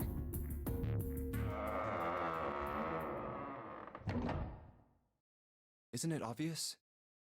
Cap's bracelet is number 6. But doesn't it say 0? This isn't a 0. The symbol on here isn't a number 0. It's a letter O. Oh. Whoa, wait a minute. I don't get it. I mean, we figured out that Cap's bracelet is 6, right? Yeah. Does that mean there are 2 people with 6s? There is most likely only one person with a 6. But I don't get it. What about June? Well, this is only an educated guess, but I think June's number was never 6 to begin with. Her bracelet was flipped. In other words, June's real number is 9. That seems the most likely. Then all this numbered door stuff was just a load of crap? Why would you say that? Because if June is 9, then the numbers wouldn't match up. Here, look. List of all the numbered doors June's gone through. I'll let you know what I'm writing, okay, Snake?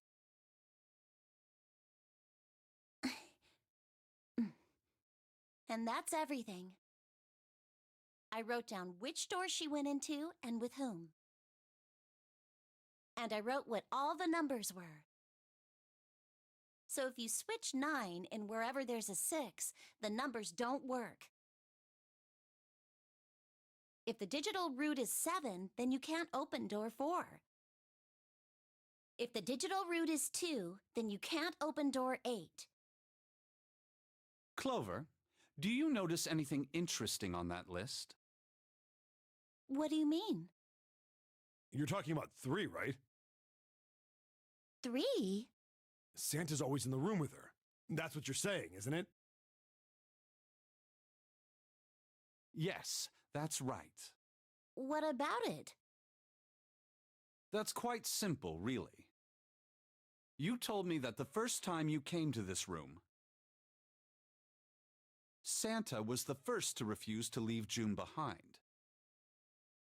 Now, doesn't that beg the question why? Why would Santa do such a thing? The answer is easy. Because Santa can't open door 9 with only 7 in Lotus. Of course, there's only one reason for that. His number isn't actually 3. Santa's real number, 7? Would you be so kind as to modify my sister's equations? Yeah, sure. This is what you were getting at, right, Snake?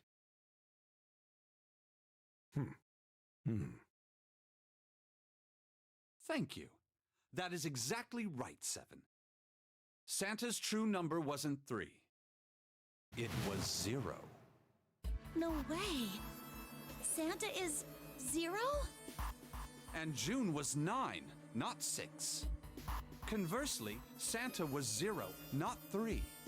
Plus 3 and minus 3, they cancel one another out. Nothing appears out of order. Santa was still playing by the rules of the Nonary game this whole time. Precisely. So you're saying Santa planned this whole thing? I'm not sure if he acted alone or not.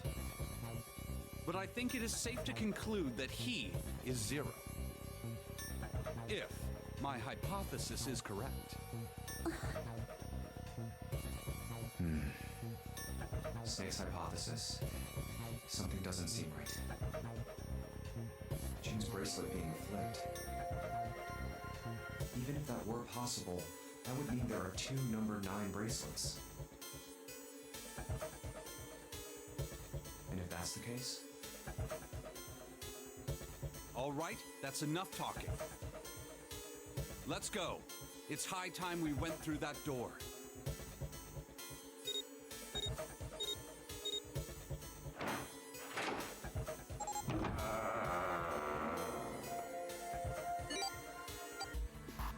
It's right there.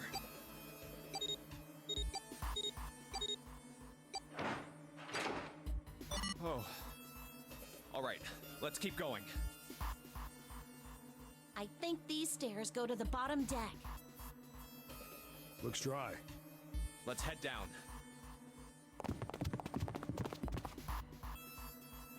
Hey, it's a... This is the Neptune symbol. There must be a key around here somewhere. Neptune key. I only have the Uranus key card. It's a different planet. Plus, it's the wrong kind of key. Let's turn around and go back for now. Yeah. Hey, another door. And a card reader this time. It's the Uranus symbol. This is the place.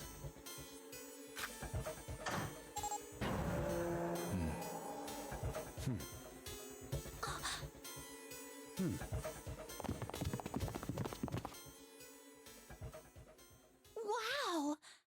It's totally full of books! There's so many. I don't know where to look. All right, if we want to get through that door out there, we need the Neptune key.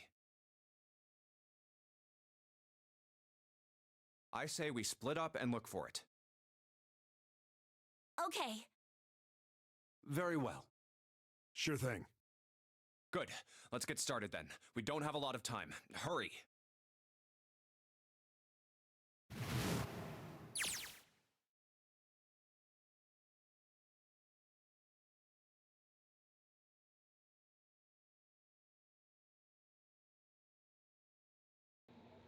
As he began his search, for reasons he didn't fully understand, Junpei felt those particular words float through his mind.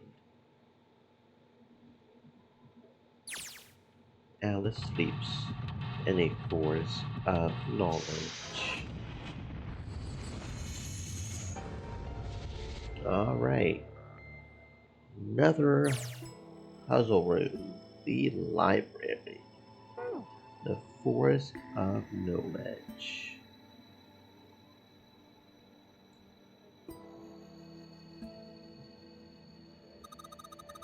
Paleontology. This one's about fossils, right? Ammonites are pretty nasty looking. Mother Nature. Is that some sort of book about hippie chicks? Probably not, except perhaps tangentially. It's most likely about environmental protection. I was just trying to make a joke. Dude, hippie chicks? Really? The theory of evolution. Heck, even I know this one. That's that Darwin guy, right? Well, yes and no. Charles Darwin wrote a book called On the Origin of the Species. In it, he put forth his theory of evolution. Yes, I remember that part. He called it natural selection.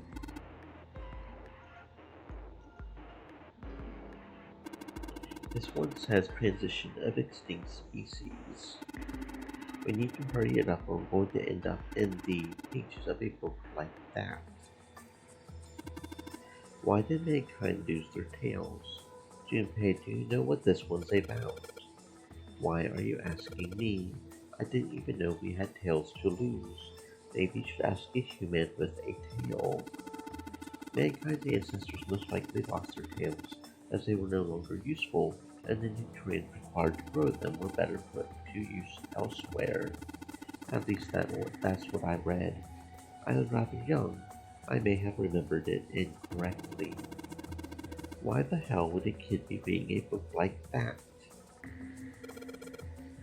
Micrographia. Yes, Robert Hooke's famous work, first published in 1665. He built a microscope and examined insects and organic substances and other things too small to be seen in detail by human eyes. He then took pictures of many of the things he had examined and published them in a book. I would hazard a guess the shelf is concerned with natural sciences. Creatures of the South Seas. I wonder if this one's got pictures of colorful fish and stuff. Introduction to Geology. Thinking about the Earth, even when you're on the ocean. Kind of romantic in a way, I guess. Theories of the Cambrian explosion. Did a bomb go off somewhere near somewhere called Cambria? Wrong kind of explosion. Roughly 500 million years ago, during what is known as the Cambrian period, research suggests that the variety of living organisms increased by an order of magnitude. Why that happened is, however, still something of a mystery. There are a number of theories. This book is most likely a collection of them.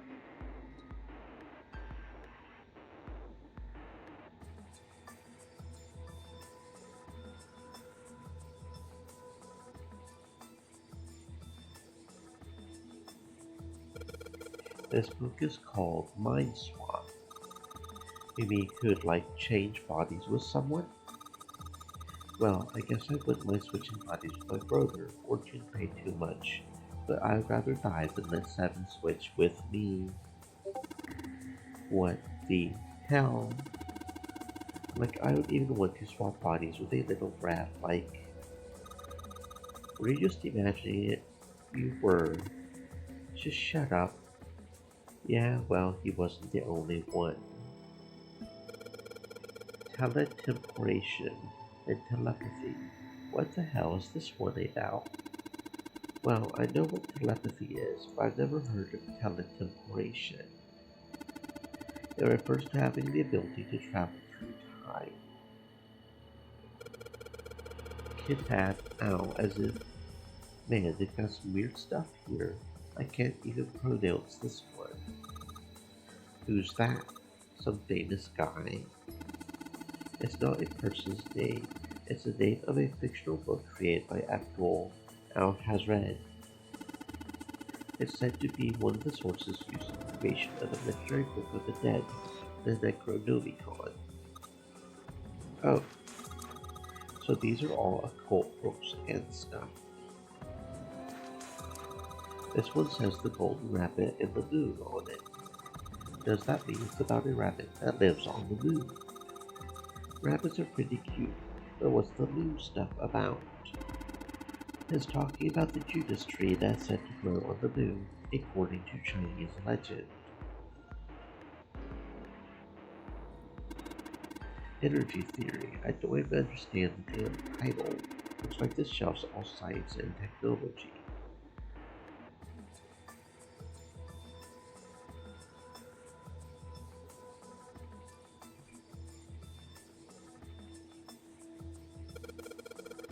All that's here is Faraday's laws of electrolysis. I believe that's going to be about electrolysis and electrolyte solution. These particular laws were set down by Michael Faraday.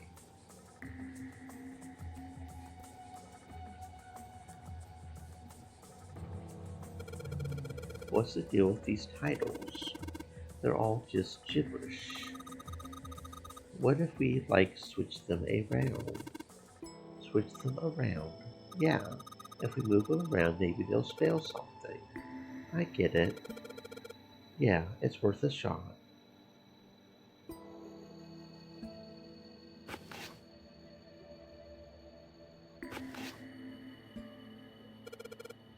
How about this? Looks like putting those books in the right order opened this thing right up. That was a piece of cake. You did it, Junpei. I guess that turned out well enough. Letters from the title spell out. Open here, find fold. And that's indeed what we found. Why we needed a light bulb? Well, that's a whole other story.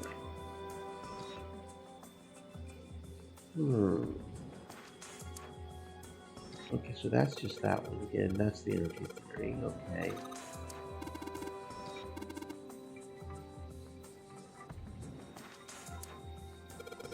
A kid's book here. It looks like it's a children's story about Maiden and Amy Gibbons. Don't you think a random book like that is kind of suspicious? Maybe you ought to hold on to it. Okay. History of the medieval period. Maybe it's about Sir Lancelot. Isn't it just a story? I don't think we want to find a guy who doesn't really exist in his storybook.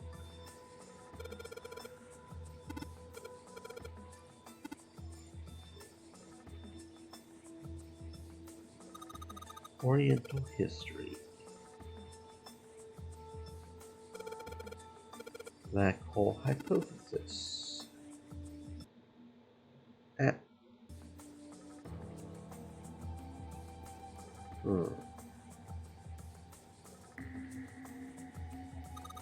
This one, it looks just like that picture book from earlier, the one with the pop-ups. I think they're part of a series of something. They do have the same binding. There's a baseball in this one. Let's see what's in it. It's probably baseball stuff. Head. Native Americans. Head. kill? It's like a little weird.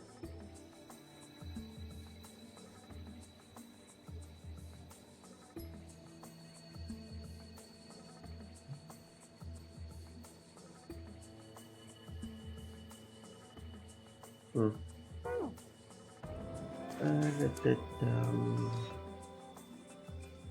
Hmm.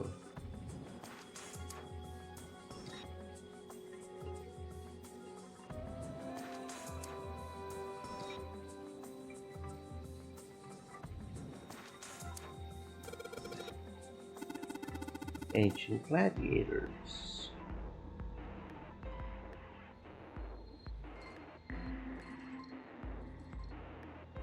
Hmm.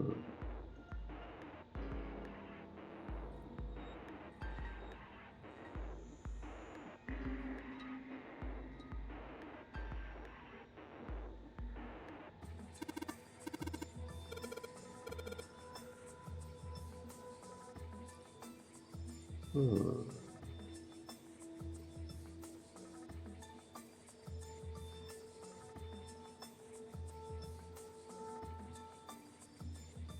Hmm. Hmm. Hmm. Hmm.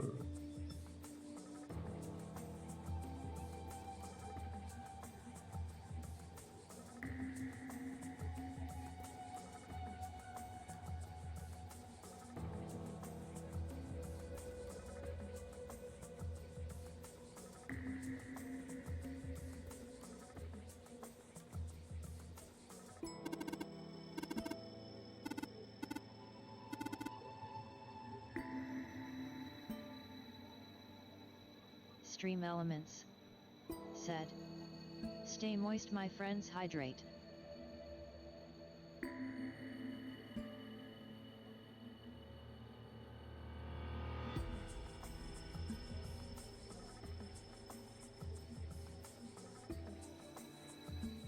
Hmm.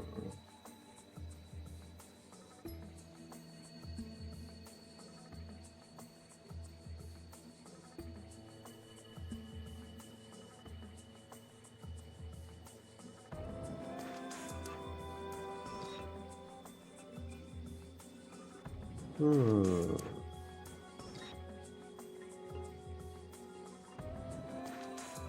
Hmm.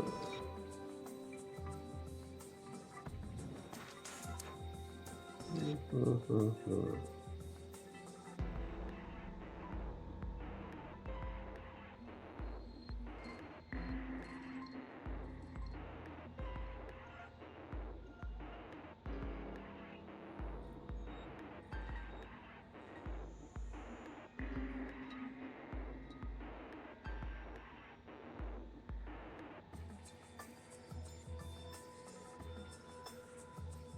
Hmm.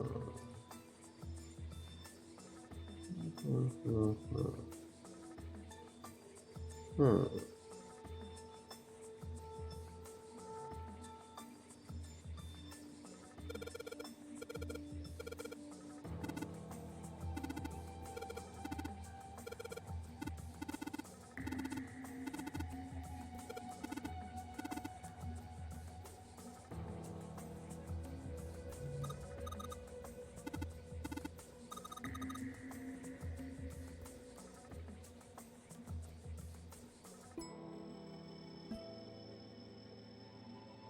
Oh, here we go. Pythagorean theorem, math books. That certainly looks interesting.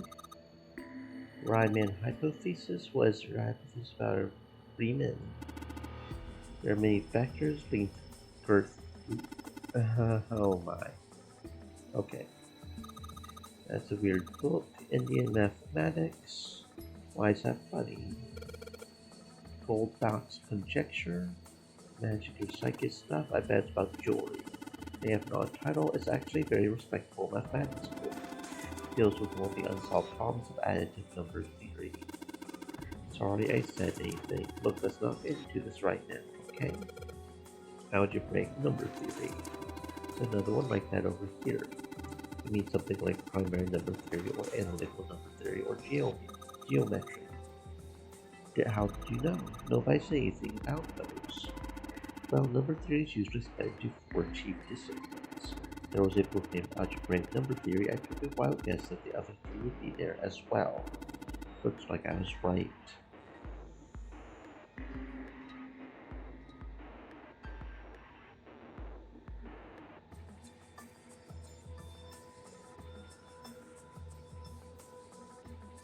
Oh, there's another one of those picture books here. Something about these things feels kind of nice, you know? Brings back good memories. I guess even people like 7 were kids once. No shit, you little brat. Cool. I think I'm going to take this book with me. We've got a magic wand on there. What's inside? Okay, that looks more like a number. Say 5?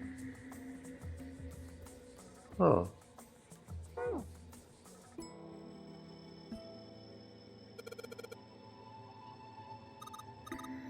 Sorry. No, I'm sorry. Still the sap. Oh. Those kind of books, huh? All sorts of language on the shelf on the left.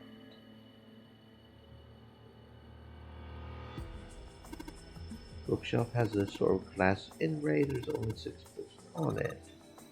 There's something at the bottom. The glass is all foggy.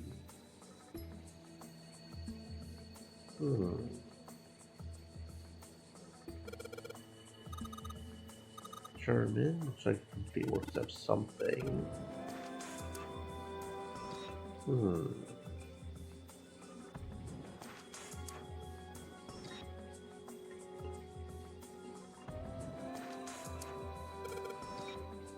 Dadkin. Owen. Sheldrake.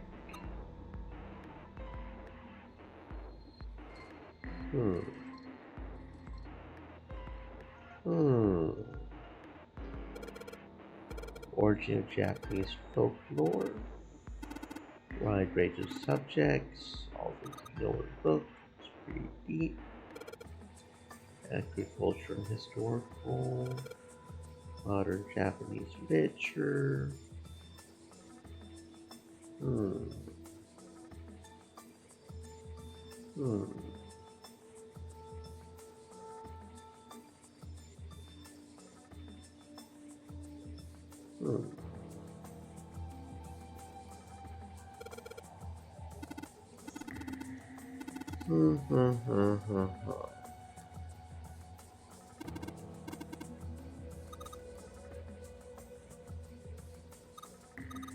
Quantum gravity. Overview of conformal theory.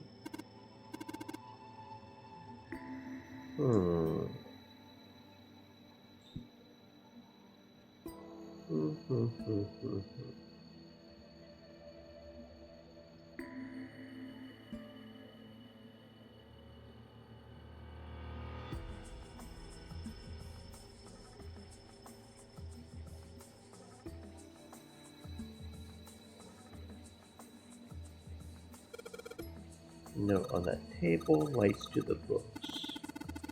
Intelligence often hides itself in darkness. Page only sees what, maybe 2 or 3 minutes of light before the reader moves on to the next. Nothing like myself, it's horrible. Don't get me wrong. Complaining not at all. Live in darkness has given me the ability to confuse others might miss.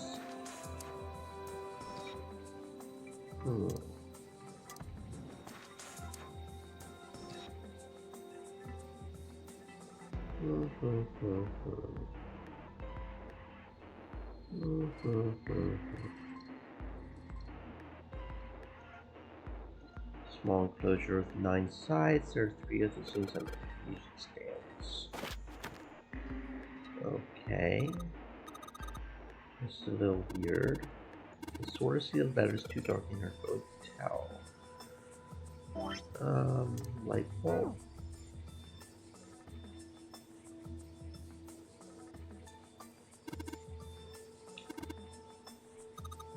Okay. 3 light bulbs, huh?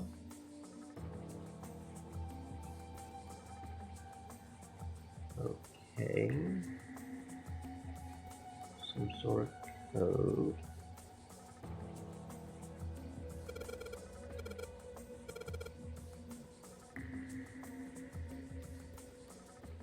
What?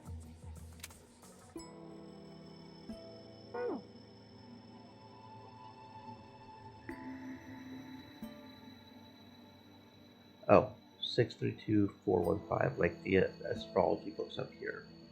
That's what you're saying. Okay, they kind of did give us code, wouldn't they? 6326. Oh, I keep looking past it. Yeah, okay, 6, 3, 2, 4, 1, 5. You did, Junpei. Okay. This lock's open now. 6, 3, yeah, so like the astronomy books up there. Oh, and there's another light bulb. Cool. There's still one more light bulb somewhere then.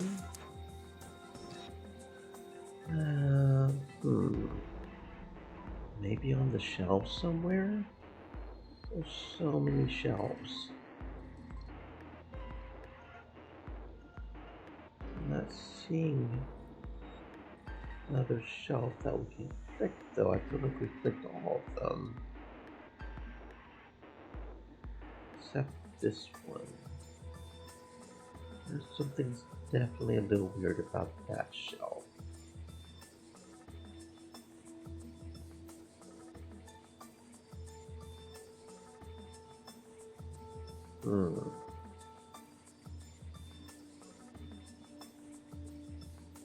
Item tray is bolted down.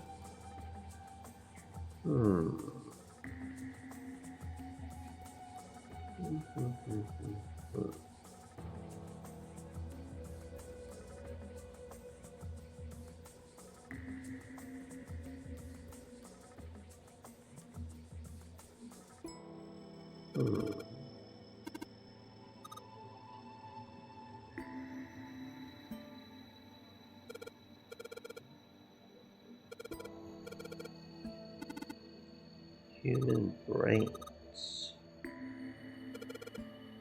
Monkey behavior. Correlation of muscle, bone density, bone strength. Dissection. Human anatomy. Okay. History. Greek mythology. Hellenism.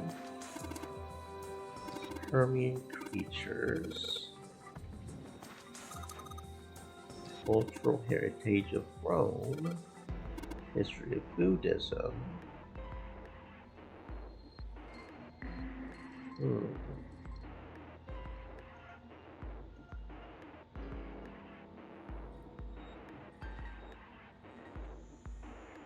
And then that's still the history one. Black hole hypothesis.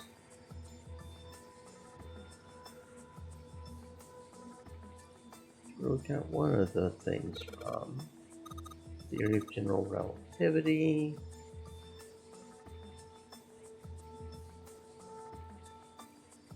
Faraday's laws of electrolysis. That's that one. Energy theory. That's back to that. Mind sweep. Calibration. Rabbit. That's that entire top shelf there. These are the bottom ones.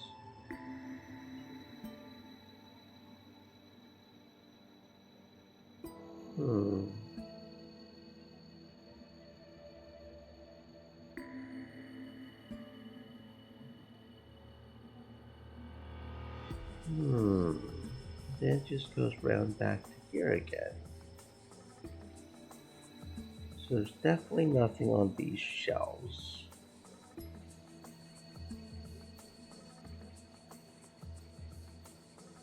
There's gotta be a third light bulb somewhere though.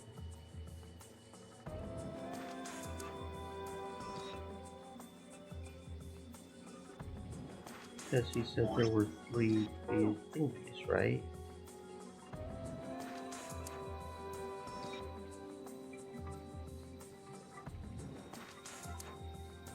Hmm.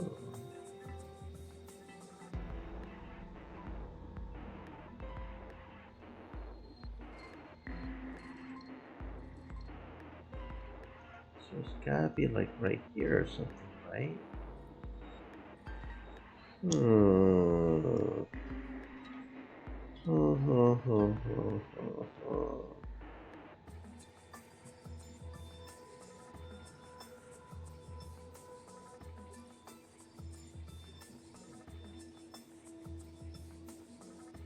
Not seeing anywhere that could have a third bulb, and that just gets me upstairs.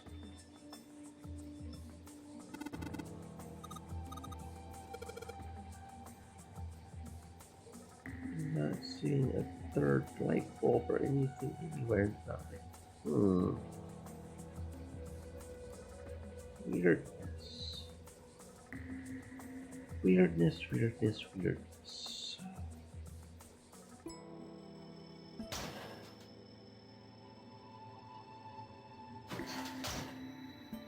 Weirdness.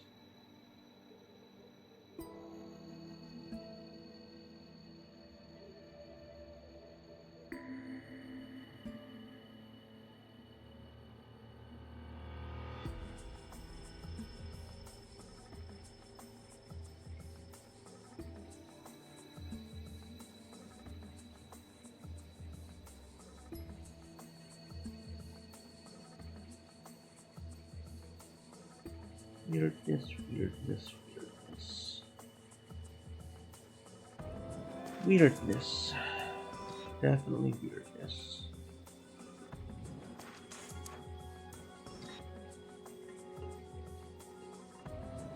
Oh.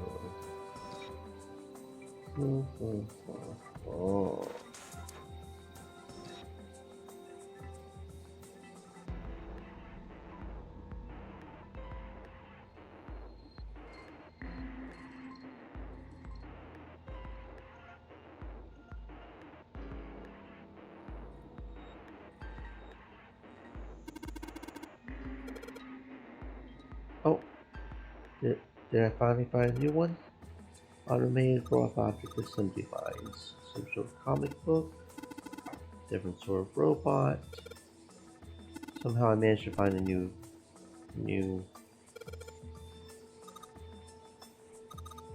photochemistry.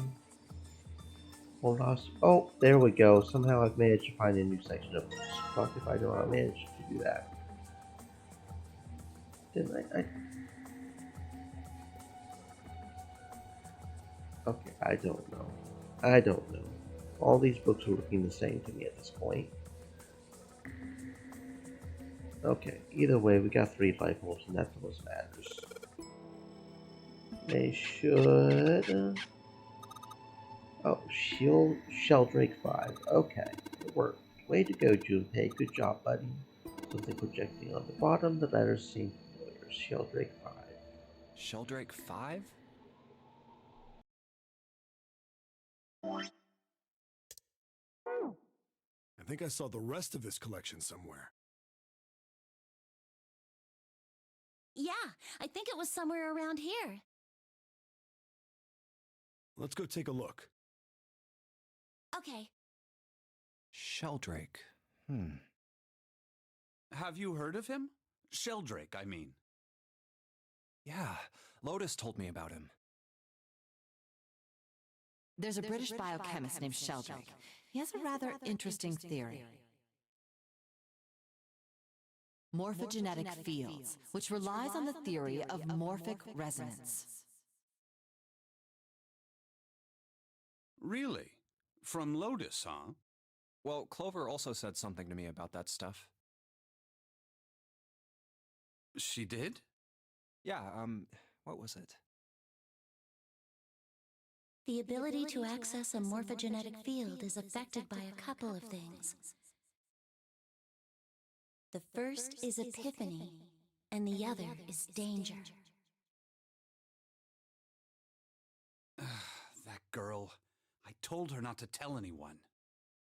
You did? Why? Well... Look, man, I didn't push it because we're in a hurry, but I'm kind of sick of this. How about you just tell me, okay? Tell you what? Don't give me that. About the experiment. Ugh. Very well, fine. I'll tell you everything. But not here. Let's move to the top floor.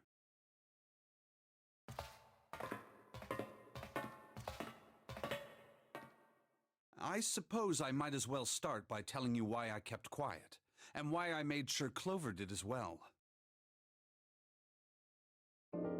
To be honest, the explanation is quite simple. Zero told me not to. I had little choice. He didn't walk up and tell me, of course. He gave me a message engraved on a card. That's a Braille card. It looks just like the one you showed us earlier. So you had 2 cards? No, only one. Huh? What do you mean? I thought that card just had some rules for the Nonary game on it. Yes, it did. And those were the rules I read you. However, they were not the only thing on the card. There was something I didn't read.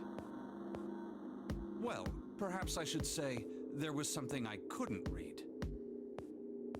And that was? Tell no one of the events that took place 9 years ago. Tell, and I activate your sister's detonator. It's a threat on our lives. Oh. Well, well, what about Clover? Did she get a message from Zero too? I don't believe she did. But doesn't it strike you as strange that Zero would shut my mouth, but not hers? Yeah. To be on the safe side, however, I told her it was best not to tell anyone. Still, apparently she told you. That girl. What's wrong with her telling me? I figured some stuff out with the things she told me. I mean, it looks like the whole activate her detonator thing was just a bluff. She's prancing around downstairs happy as a clam now that you're back. That's very true. I've decided I can trust you. I've decided to tell you the truth. The chance that Santa is Zero is very high. I feel I can assume Santa doesn't have the time to observe us at the moment. And at any rate, even if he were, I very much doubt he would kill us. Why? Clover told me about the 4-leaf clover, about the words. If he knew about that, then he was in my group during the first experiment. I'm sure of it. He wouldn't kill us, no matter what the situation was. Hey, Snake? Yes, I know. You want to know what happened during the experiment. Yeah. How much do you know? Clover told me about... I see. The morphogenetic field in the experiments 9 years prior. How the experiments had taken place simultaneously at 2 locations, one being the ship and the other being a building in Nevada.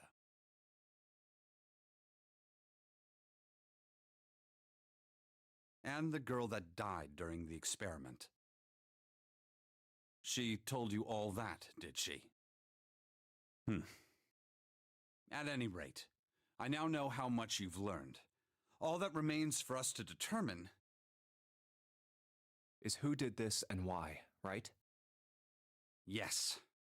Can you tell me what happened? Yes. The people who organized the initial experiment were from a company called Cradle Pharmaceuticals. There were 4 of them running the show. Gentaro Hongo, Nagisa Nijisaki, Teruaki Kubota, Kagechika Musashido. Hongo was the CEO of Cradle Pharmaceuticals. Nijisaki was his right-hand man and did the lion's share of the planning. Kubota led the company's research and development division. Musashido was their majority stockholder. It was these 4 people who planned the initial experiment. Let me simplify it for you. Hongo designed it, and Nijisaki put it all together. Kubota developed the technology required, and Musashido provided the cash. So it's Hongo, Nijisaki, Kubota, Musashido. Of course, more than 4 people were required to conduct an experiment of this scale. To that end, they organized a top-secret team to assist them with their research. All in all, they gathered 10 people or so. Those 10 completed their team, and they were able to begin the project. They named it the Nonary Project. The purpose of the experiment was to research the prospect of controlling a human mind through sheer will. The vessel, I suppose you could say, for this control was the morphogenetic field. Why did the glycerin suddenly begin to crystallize? Why did the crystal structure of EDT undergo a sudden change? Why did the rats improve their puzzle-solving skills with each generation? Experiments with humans produced the same results. The more people who knew the answer to a question, the more there were who could answer correctly without having seen the problem before. Why is that? How could it happen? The answer is that the shape of the answer has been stored in a field invisible to the naked eye. And through that field, the resonant event transmits information related to that answer. That's essentially the idea behind morphogenetic fields. But that's just a theory. Can't bring yourself to believe it? Yeah. Let's say someone killed another person because the devil told them to do it. Whether the devil exists or not has no relevance to the murder. They believe the devil exists. Whether or not he does is immaterial. So what matters here is that Hongo believed in the morphogenetic field. That's right. But I still don't get it. You said they wanted to figure out how to control people. Right? That is what you were saying. Yes. So how are they going to do that with a morphogenetic field? I'll keep it simple. Let's suppose 10,000 people have solved a certain problem. The chance of you knowing that answer, even if no one has told you, will go up. Let's have another example, shall we? Say 1 million people were to do a handstand right now. Tomorrow, the chances of you doing a handstand would be higher, even if you had heard nothing of this hypothetical mass handstanding. Mankind's thought process and actions are all part of a resonant event. All of the resonant events encoded in the fields are projected onto you. Of course, this assumes you believe in this theory. Do you follow so far? Yeah. Now, if there was a person who had the same effect as those millions of people, what would happen? If that one person were to do a handstand, other people would find themselves wanting to do handstands as well. Can you imagine what a person with powers like that would be able to do? Come on, there's no way. I'm not done. Imagine another scenario. Imagine another person. This is an ordinary person. Let's say he does a handstand. What if there was someone who could grab the resonant event he created by doing that and use it to make other people do handstands? What would happen then? A person who has the power to write to the field, and someone who can read from the same.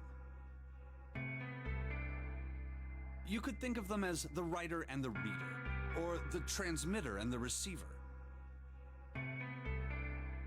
What would the world be like if there were people with abilities like these? So the transmitter's resonant event can be transmitted through the field and sent to the receiver. And then the transmitter can control the receiver however they wish. That's what you're saying, right? Yes. Close enough, at least.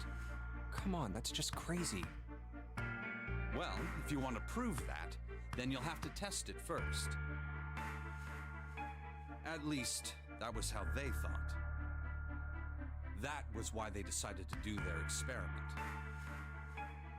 That was how the Nonary project began. By the way, Junpei, have you ever heard of the Gansfeld experiment? Yeah, that was an experiment in telepathy, right? You place a pair of subjects in separate rooms. Then you show one a picture and ask the other what they see. Interesting. I'm impressed. Yes, that is exactly correct. So, why did you bring up the Gansfeld experiment? It was used to screen subjects for the Nonary project. The hospital in a remote town was affiliated with Cradle Pharmaceuticals. Hongo used it to conduct experiments on visiting children in secret. Some of them, he found, had potential. He began to gather children that showed promise. Children that seemed as though they might be able to access the field. Of course, none of them volunteered. They were kidnapped. There were 9 pairs of siblings taken, for 18 children total. For reasons that were not fully understood at the time, each pair had 1 transmitter and 1 receiver. They were split perfectly. As such, the 18 children were split into 2 groups of 9. The children who were put into Group Q were the ones who excelled at transmitting. They were transferred to the mock experiment building known as Building Q in the Nevada desert. The children who excelled at receiving were put in Group A. Group A was then placed on the former hospital ship Gigantic. From the experiments he had conducted so far, Hongo had learned the following. There are 2 things that can increase one's resonance with the fields. The first is epiphany. The other is danger. Have you ever been faced with an especially difficult problem and thought about it very long and very hard until finally an answer suddenly appeared in your mind? It may seem obvious to say so, but that is what is meant by epiphany. The information obtained through that epiphany can be easily transmitted through the fields, where it can be easily interpreted. Adding danger to that equation allows for even easier field access. That's where Hongo came in. They set up a number of puzzles across the Gigantic. The participants had to solve each one before they could move to the next room. course, he hadn't forgotten to include danger. He had detonated a bomb on the hull of the Gigantic. The children in Group A were forced to play the Nonary game as the ship sunk. By forcing the children into a life-or-death situation, Hongo hoped to increase the likelihood of their tapping into the fields. The children from Group Q, on the other hand, were confined to the mock experiment building, Building Q. Building Q duplicated the interior and puzzles of the Gigantic exactly. Every detail was exactly the same. Hongo explained the situation to the children in Group Q. Solve the puzzles you find throughout the rooms. When you have the answers, transmit that information to the children in Group A. If you succeed, they will be able to solve the puzzles and escape. But if you fail, then the Gigantic will sink, and your brothers and sisters will drown. Those were his orders. Do you know why the astronauts of Apollo 13 were able to return to Earth safely? It was because NASA had access to a replica of the Apollo 13 capsule. All of the equipment, the instruments, everything. All of it identical. Everything was just like the real Apollo 13. NASA was able to replicate the situation the astronauts found themselves in. By putting themselves in the same situation, they attempted to solve the problems the astronauts were dealing with. Once they found solutions, they reported their findings to the men aboard the actual capsule. That was how they were able to return safely. It was the same with the Gigantic in Building Q. The children from Group Q had to use the power of epiphany to solve the puzzles they found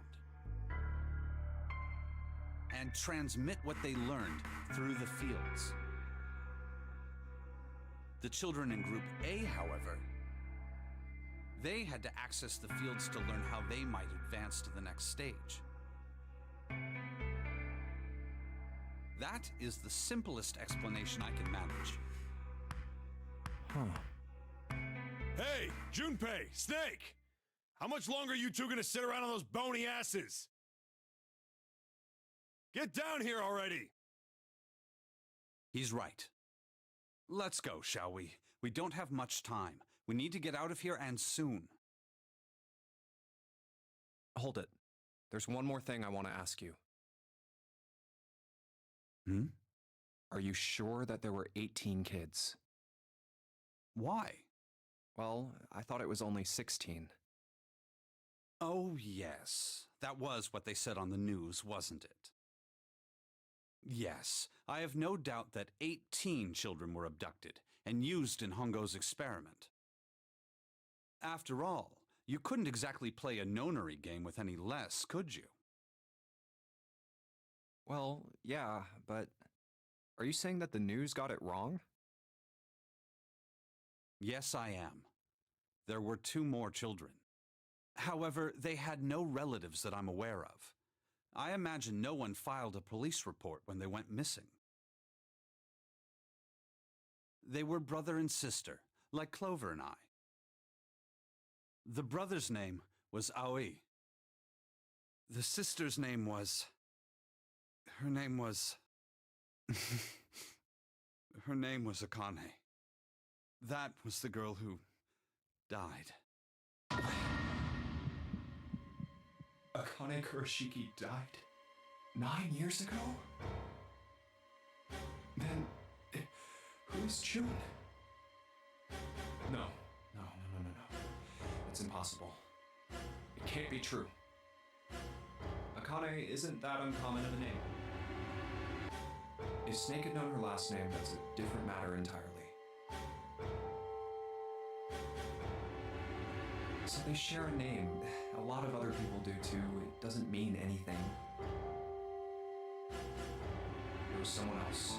Of course it was. It has to be. Is something wrong, Junpei? Your breathing sounds strange. Oh, no, it's nothing. I'm fine.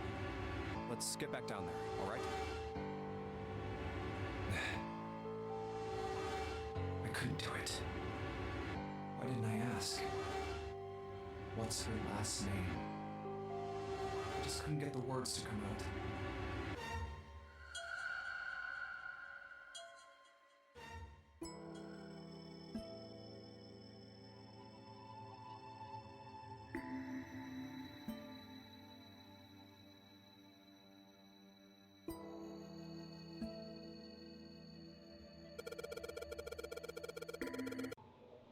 Sheldrake.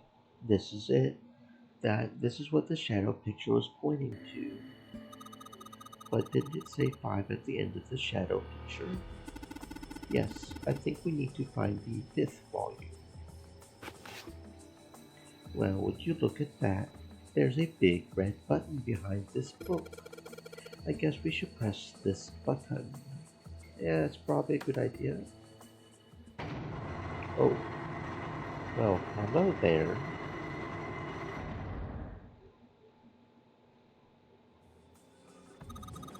What was that sound?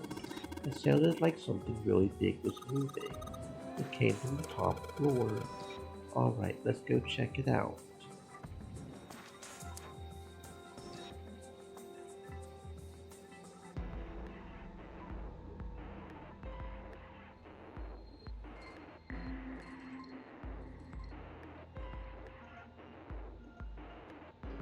Okay, we got some Roman numerals here. 13, 14, 10, and 13. Hold up. A, B, C, D. A, B, C, D.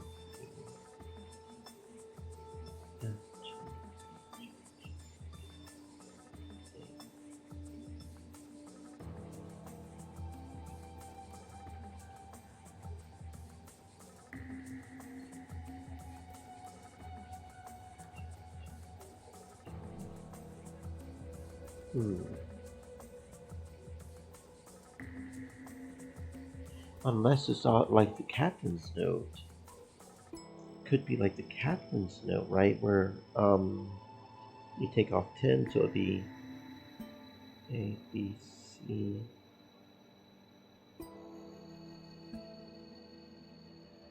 Yeah, because the captain's note said according to the thingy, yeah, that would make sense, because that would make it dead. So you have to take off the 10 pretty much. Because it starts at 9 and 10 is A. Yeah, that would make that dead. Okay, so the word dead. So it's like the captain's thing. Okay. Something on that keyboard. I can even only enter letters. Looks like you can only enter 4 letters. Yeah, okay. So you need the dead. D, E, A, D. Okay, yay. You did it, Junpei. It's unlocked now. Good job, Junpei. Don't get too excited. The password was dead, remember? This makes me think whatever's waiting for us isn't good. So what? You're such an old lady. We can't be worrying about stuff like that. I mean, come on. We got it to unlock, didn't we? Let's go. Hurry up. Okay.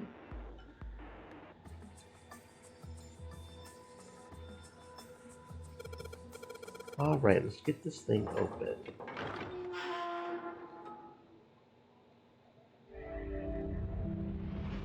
Okay, there we go. All right, Where are we now?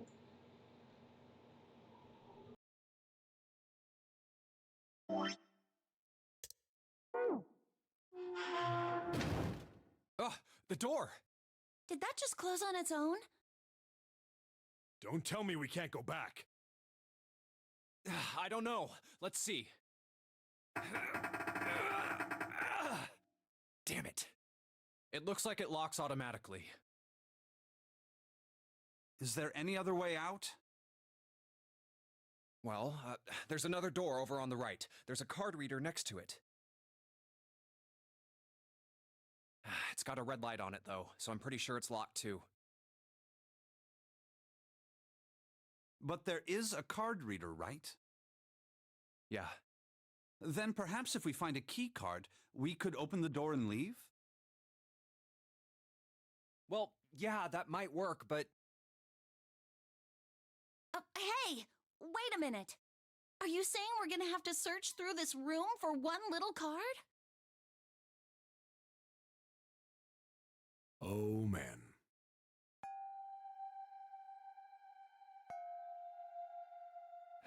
Looks that way. No way! For real? Well, we can sit down and wait to die, if that's what you prefer. I rather doubt that, however, so it would be wise to start looking. We haven't much time. Let's find that key card. Oh, and the Neptune key as well. We won't be able to get through the hallway without it.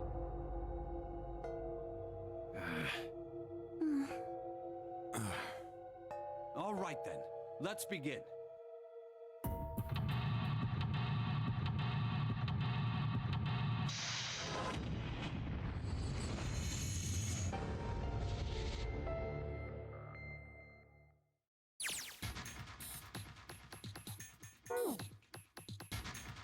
Okay, in another room already.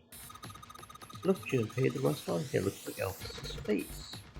Yeah, how exciting. I don't see it, but okay. Drafting table, what is this? Isn't this a nautical table? It looks like it. I feel like I've seen this before. New material has been added to the menu screen. File.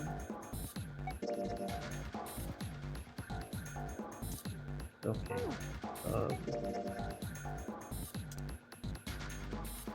Is that the same one we just got? So what? Southwest, southeast, north? Southwest, southeast, northeast, east, northeast. Okay, I see. So that's probably going to be important if the nautical room is any indication. Is there a wheel around here I can turn? That looks kind of like a wheel. Oh, yeah, here we go. Okay, it looks like a compass on there. Now I get what we need. I guess you went there, Clover. Solve the puzzle like this one. The wheelhouse and continue to do things in here. Important parts of the table just fail. Have to match up with the direction on the compass. The lines on the table. Use the steering wheel. The wheelhouse is kind of thing when you use the wheel attached to the side here. Of course. Yep. Yep. Okay. Okay. Let's do this. And it was south.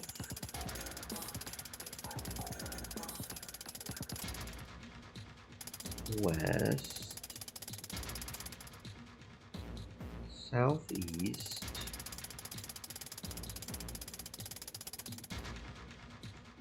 Northeast. East, north, and east. There we go. Yeah, you did, Junpei. Good boy. Who's a good boy? Knock it off. You don't have time for screwing around right now. Check out the right side of the money door. Just kind of swing open, something came out. Heard a noise too. You know what that big box in the hall by the exit? I think it made a noise like something unlocking. Noise, Helmet emblem.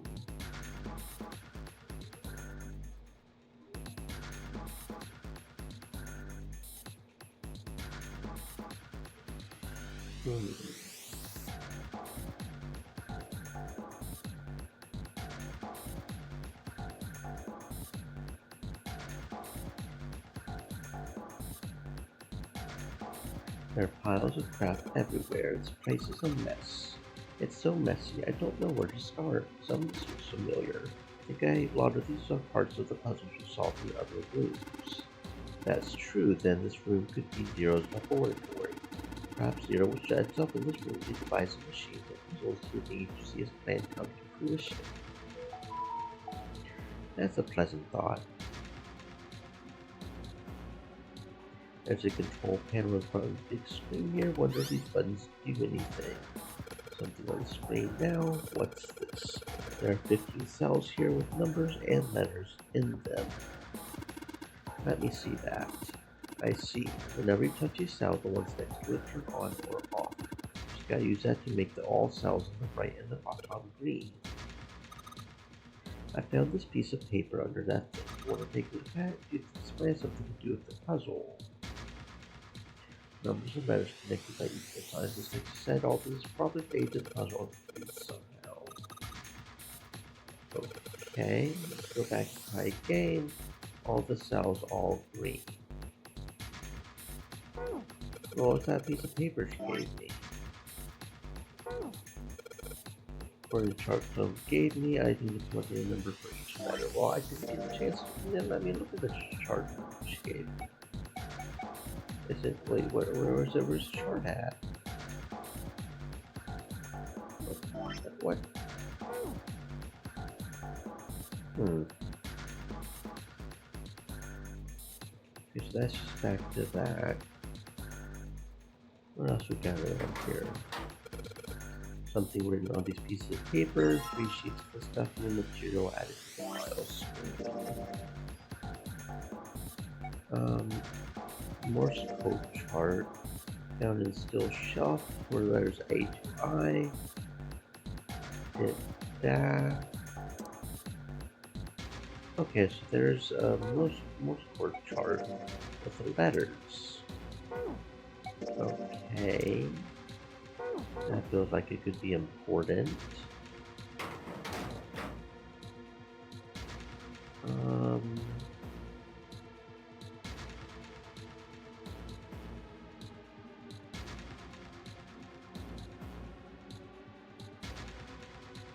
Oh, okay, I bet we need the emblems for this thing. Okay. Now I've got something in the monitors at least. What's that? Looks like some kind of puzzle. I'll read them to you. When you touch a numbered area, the arrow is selected will turn to indicate this. Touching a numbered ball to select an area will cause the ball to move to that area. It cannot move red balls, so it means 3 of 5.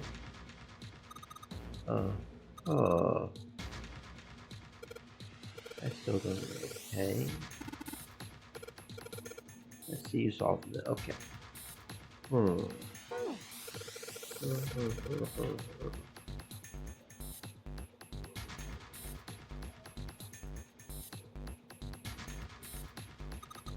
It's so small, I wonder what it is. I got no idea.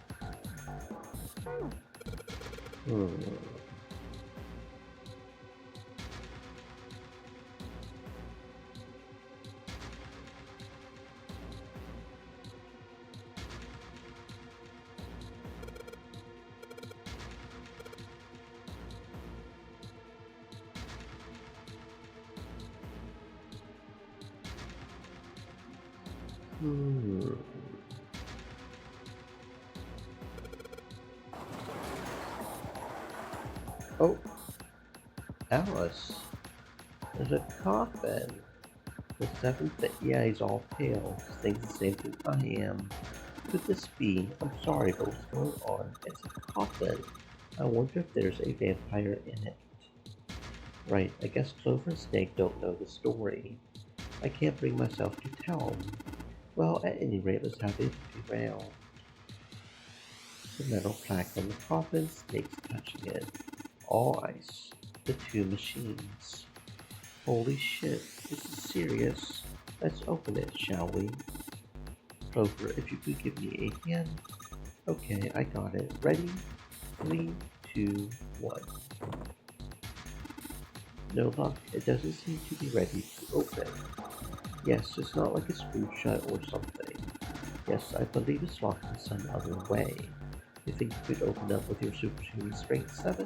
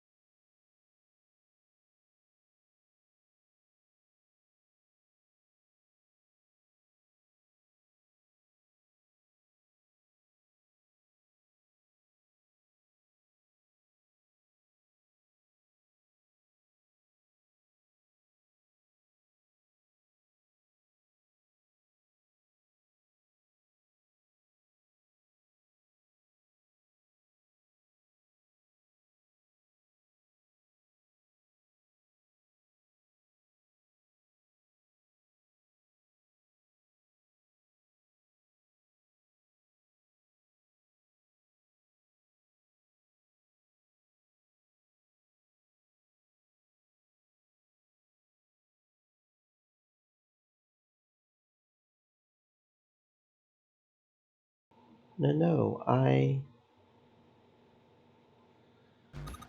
What's wrong? I think I'll just pass on this one, okay? What the heck? Very well, we'll just have to give up on the problem for now. Let's look around the room a little more, shall we? Alice sleeps in a small chamber past the forest of knowledge, beneath the navel of the gigantic. Is that true? I mean, it would appear to be true.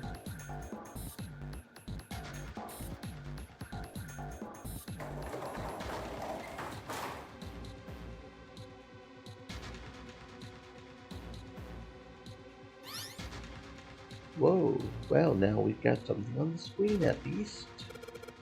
What is this? Wait a minute, I saw something like this when I figured out that Morse code puzzle back in the communications office. Morse code, yeah. Dots on here look like this for Morse code.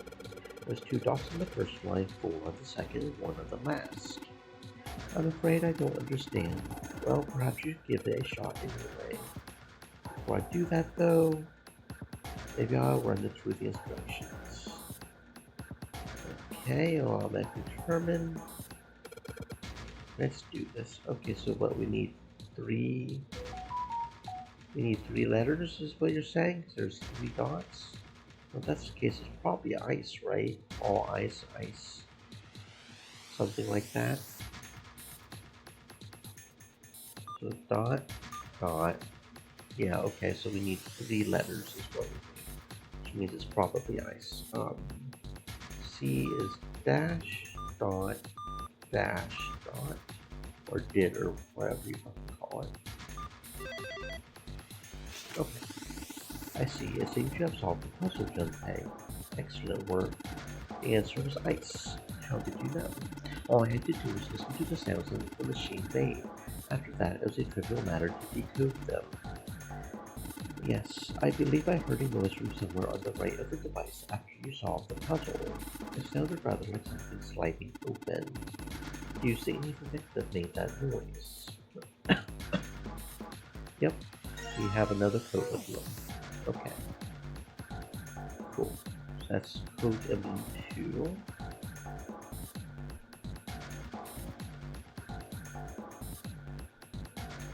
For it, that should go over instructions. 9 of the cells that aren't the all cells. I touch a cell, the cell I touch the ones next to it change. Touch all the right cells to make the all cells all green.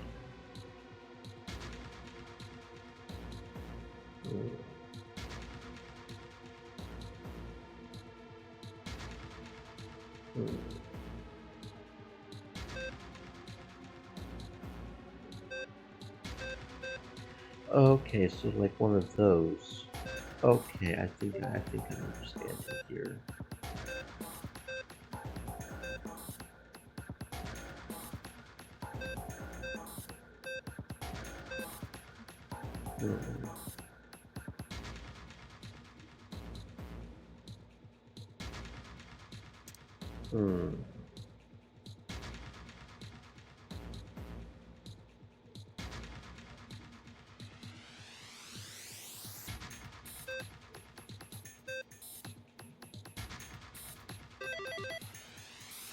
Stream elements. Okay, there we go. You're so smart. Stay moist, my friends. You seem to have done an excellent job in solving the puzzle. Just what I would have expected of you, Junpei. Come on, you're embarrassing me. Don't get cocky, kid. You don't have time for that. Look at this. Check out the right edge of the control panel. Yes, sir. Yes.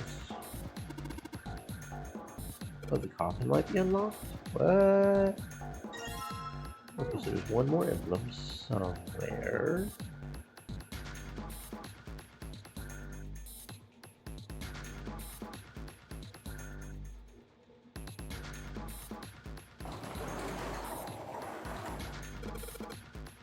I'll open it. You can do this. It's just a box. It's just a box. This is a coffin. There's going to be something horrible in there. I know it. Deep press. Here we go. And it's empty. There's nobody in there. Can't believe I was scared of something like that.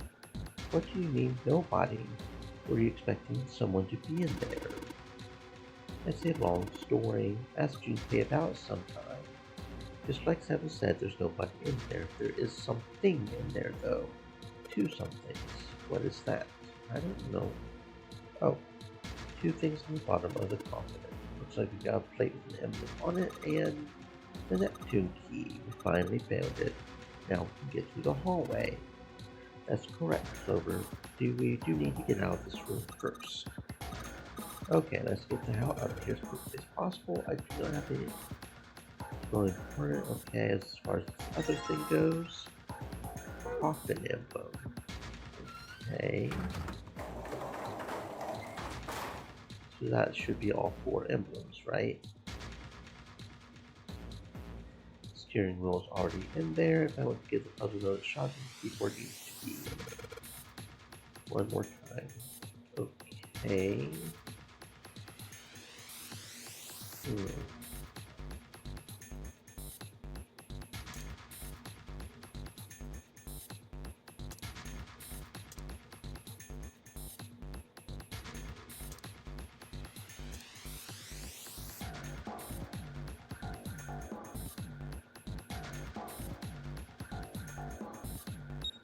Oh, okay. I see.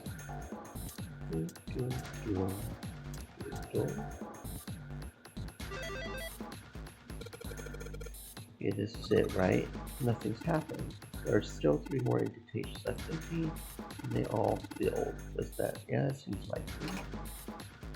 So nothing happens if I put that in there. There are symbols in each of these indentations. There's numbers 2. Steering wheel, cross, mysterious circle, waffle. Okay, steering wheel. I didn't put it in the cross yet though.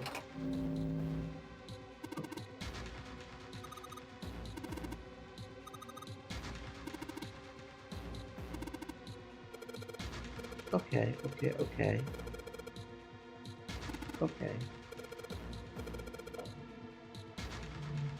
Okay, so I can't use 1 or 9 is what you're saying, so I have to, okay, I understand. 2, 3, 6, 8, 14, 17, 9, yeah.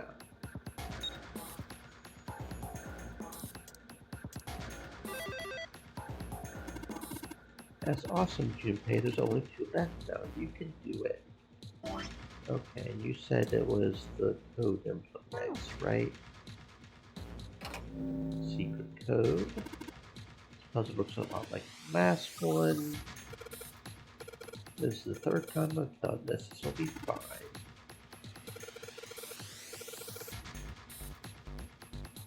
Okay, and now there's 3 numbers we can't use.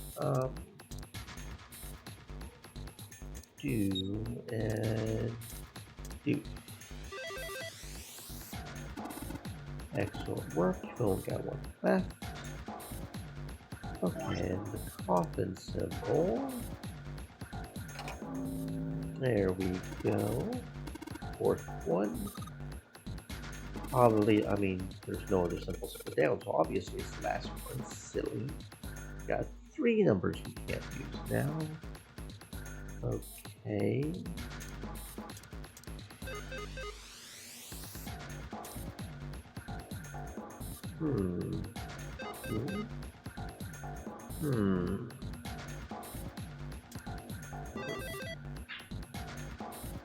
Where did that noise come from? Underneath the keyboard. Way to go, Junpei. You answered all the questions. Damn, Junpei, good job. Did you hear something just now? Yes, I heard that as well. From the bottom left corner of the desk, I believe. Bottom left corner of the desk. Okay. A picture.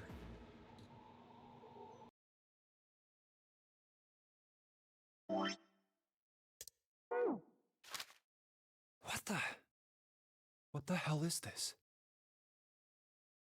This man with a mustache on the right.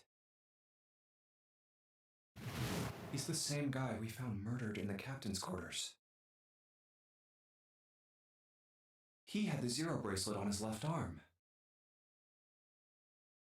And this second man with the glasses and a doctor's coat. He's the 9th man, the one with bracelet number 9. He died after he went into door 5. But this guy, the one in the striped suit. Oh man, that's Ace. Yeah, I guess it is. No doubt about it. But what does it mean? What is Ace doing in this picture? Not only Ace, the 9th man and Cap too. And they look happy, like they knew each other well. Why? How? How in the world are these 4 men connected?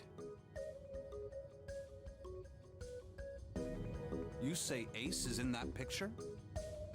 Yeah, it doesn't look like it was taken recently though.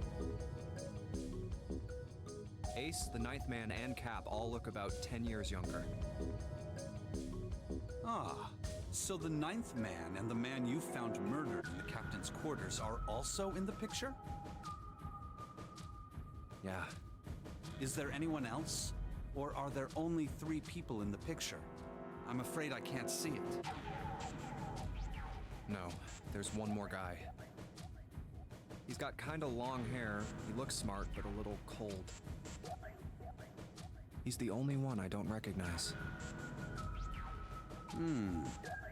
What's the date of the photograph? It doesn't have one. Did you look on the back? Back? Yes, the reverse. The other side. Huh. praying for the success of the Nonary project. With Nijisaki, Kubota, and Musashido. Then the four men in this picture were the organizers of the Nonary game 9 years ago. That means Ace, the ninth man, and Cap were all responsible for making it happen. But I feel like I should be more shocked about this. It's almost as if that's just how things were always supposed to be. Why?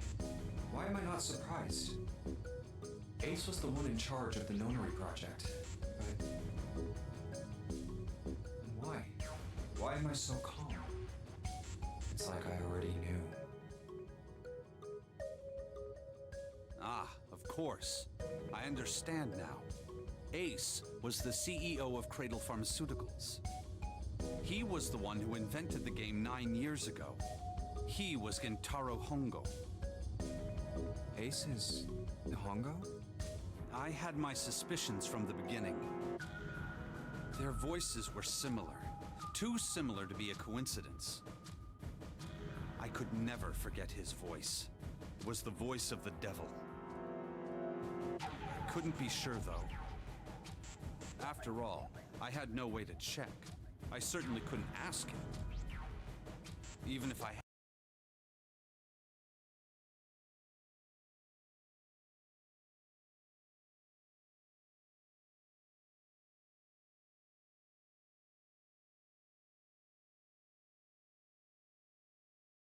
had known, however, I would never have told you.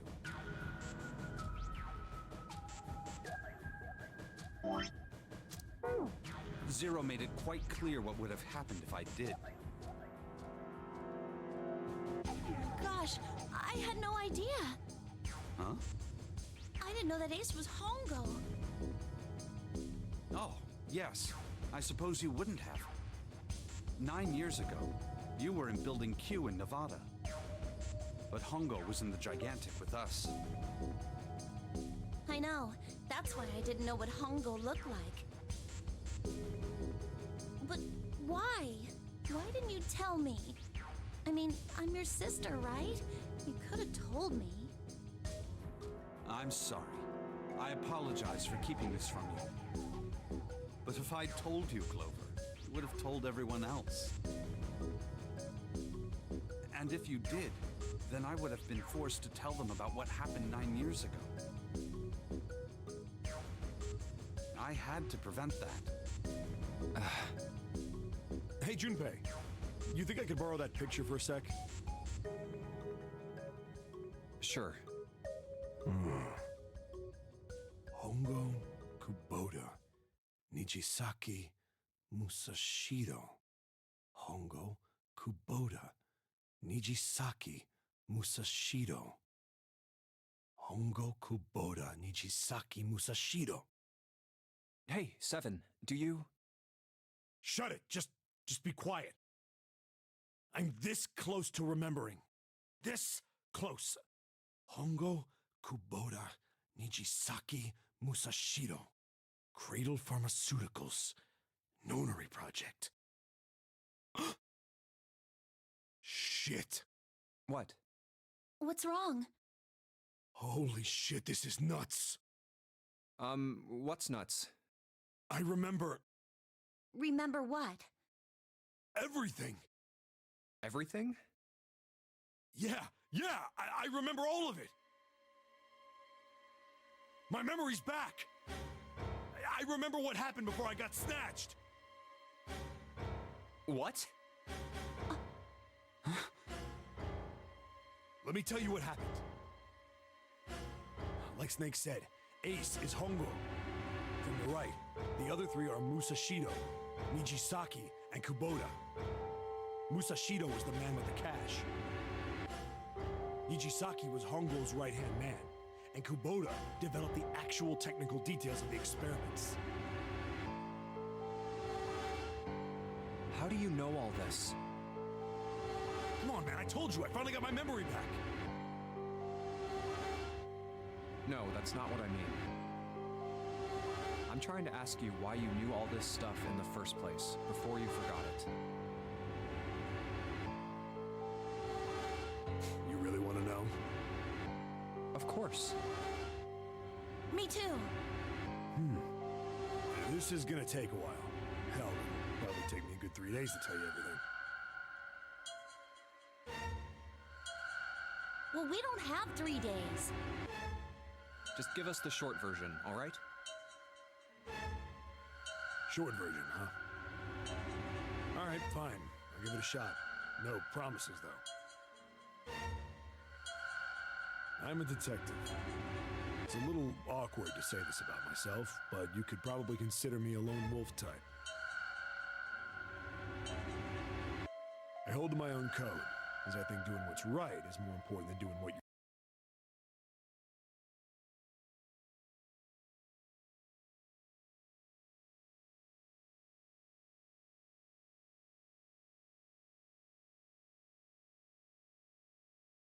That's why I followed my gut that night. A slim lead brought me to the wharf. It was 9 years ago. The wharf had been cold as fuck, and I could barely see squat. I was investigating a mess of kidnappings, all of them children. It all had one thing in common: a history of visits to one particular hospital. A hospital under the management of Cradle Pharmaceuticals. My investigation had turned up evidence that Cradle had been involved in the kidnappings. After a little sweet talking, I managed to finally get a real lead from someone inside Cradle. My source told me this. Tonight, a ship is set to take the children to a large passenger liner docked offshore. So I headed to the wharf. In the shadows, I searched the harbor until I found the ship I was talking about. There was a bunch of movement there. Men in black suits, many of them carrying large bags. Bags. There was something about the way they moved as they were carried. No doubt about it. There were human beings in those bags. I moved before I realized it. I came out of hiding, my gun already in my hand. Don't move. I felt metal touch the back of my head. Drop the gun. I could kill you right now. It'd be easy to get away with it, too. Just tie an anchor to your feet, and no one would find you for a week. And what you want? The fish here would love a meal. He kept digging the cold metal thing into my skull. There was nothing I could do. I did what he said and laid my gun on the ground. Then suddenly, there was a sharp pain in my neck. A needle. A drug? That was my last thought. My face hit cold concrete. I was out like a light after that.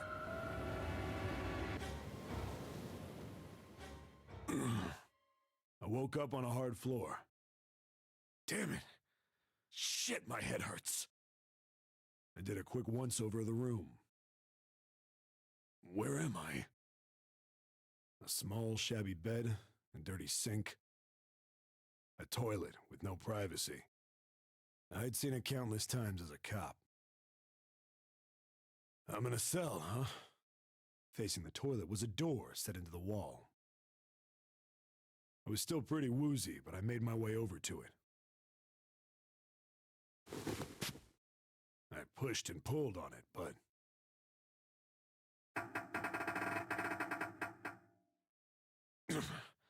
it won't open. Not like I expected much else. Would be dumb enough to put me in a cell and leave it unlocked. Threw myself against the door a few times, but it wouldn't budge. I knew it. I gave up and made my way back to the bed and sat down. Huh. I sat there for a very, very long time. Who knows how long. Then, I heard a faint voice.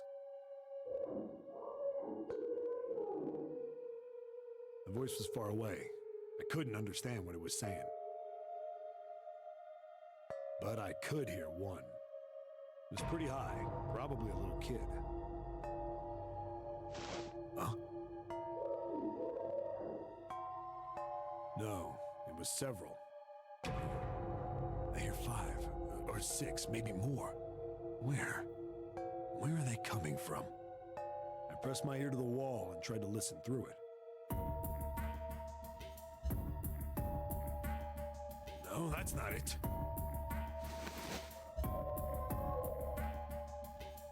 Left. It's coming from under the bed?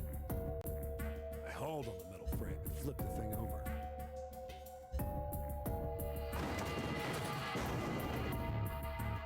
And there it was. The bed had hidden an air vent under it. The hole in the wall was covered by a metal grate. I dropped flat on the floor and peered through the grate. I couldn't see shit. But I knew it in my gut. This was where those voices were coming from. Hold up.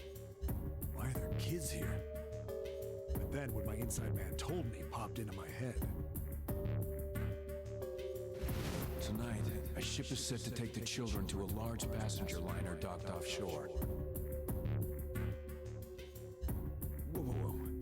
Am I on that ship? It didn't matter. All I knew was I had to get to those kids. I checked out the metal grate. Could I fit? I stuck my fingers in and grabbed it. Then...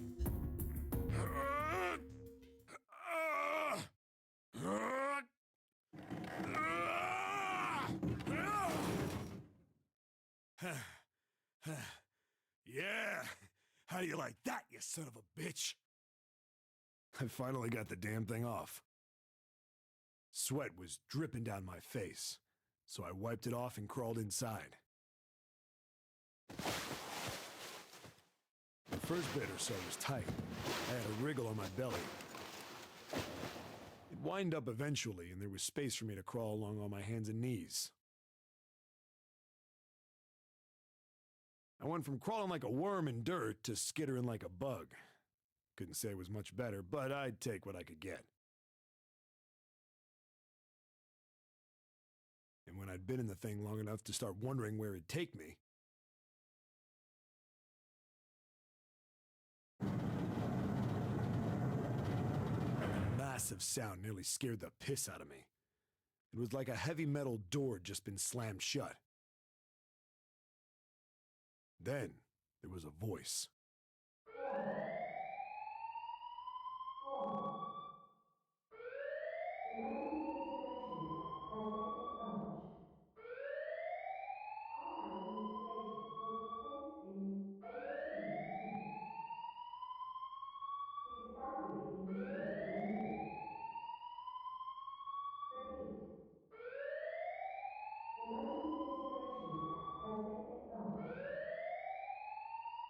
What? I wasn't sure what it meant, but anything with incinerator is bad news. Then, almost as if that was a cue, I heard a messy young sounding voices.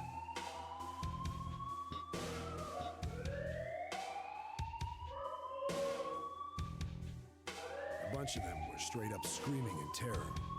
And all the sounds together made a howl that made the hair on my neck stand straight up.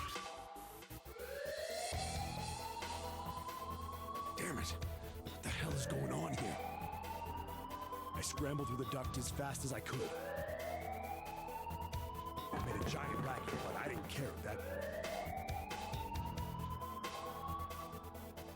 I soon found a metal door on the left side of the duct. The kids were screaming on the other side. I found it. I yanked the handle and threw the door open. I almost ripped the metal off its hinges.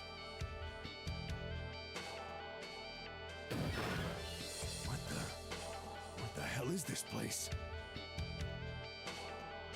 couldn't believe what I saw. The room had a dome up top. There had to be about 9 walls, all the same size. Up in the ceiling was an upside-down funnel. Almost like a chimney. I looked down. There they were. The kids I'd been searching for. They all gawked up at me, suddenly silent, for the moment, from surprise and fear. Scared of the room or me, I couldn't tell. Probably both, actually. Not like I can blame them running into a mug like this when they're already scared shitless. I snorted at my own dig at myself and turned to the kids. Don't worry, kids, I'm not your enemy. I'm one of the good guys. All of them stood there, frozen. Well, except one.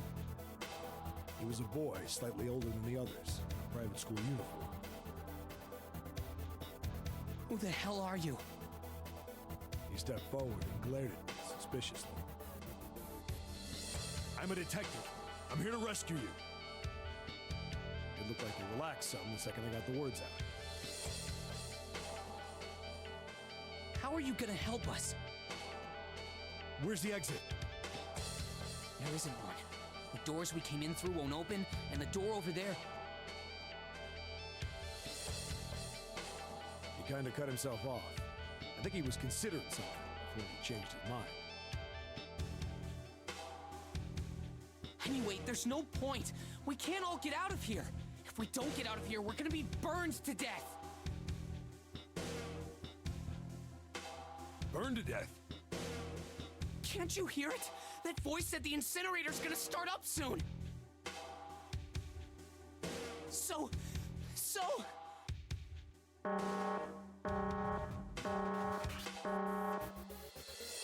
The voice spoke again. Incineration will begin in 15 minutes. They only had 15 minutes. I looked back down at the kids. Looks like a good 20 or 30 feet to the floor. No way I could pull them up. Too big of a distance for any of us to reach. What the hell was I gonna do? But then I got an idea. Wait right there. I'm gonna be right back. What? Where is he going? Are you just gonna leave us here? They just got frightened again. I'm not the best at that kind of thing, but I try to reassure them with a smile. Don't worry, all right? I'll be back, I promise. So just stay calm and wait right there. Got it? I didn't wait to hear them respond. There wasn't time. I had to hurry. Well, as fast as I could on his hands and knees. Didn't take me long to get back to my cell. Still no way out of there, but I had a plan. I needed something in the room. When I got it, I dove back into the hole and took off towards the incinerator. Then... Sorry to keep you waiting, guys. I tipped out the doorway and dropped down the rope I brought with me. Back in the cell, I'd torn the bed sheets into strips and tied them together to make a rope. It was sloppy, but it got the job done. All right, just tie that around yourself, okay? I'll pull you up one at a time. Right. Huh. Wait a sec. Something was off. There were more of you before. Where'd the rest of you go? The boy in the uniform answered. I let them go on ahead. We opened the number 9 door and they left. What? You're telling me you opened that door? That's what I said. Then what the hell are you doing here? We couldn't go with them. Why not? Look, the only people who can go through the numbered door... He was in the middle of explaining when...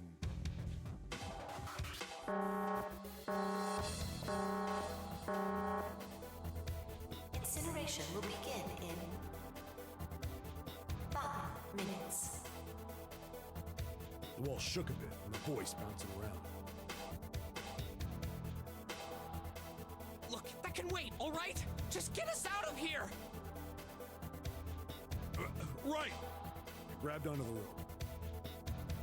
The first one I pulled up was a girl with a ponytail. Next was a girl with a red necktie. A boy in a jacket came after. He said he'd climb up on his own. The boy in the uniform was the last up. Like the other kid, he climbed up the rope himself. He looked pretty scrawny, but I guess he was stronger than he looked. He moved fast, but when he was almost to me, we heard some knocking. Everyone looked at the door. It had a thick, square window set into it. On the other side, an angry face was staring in. God damn it! What's going on here? Why is the room empty? Where the hell are those fucking kids?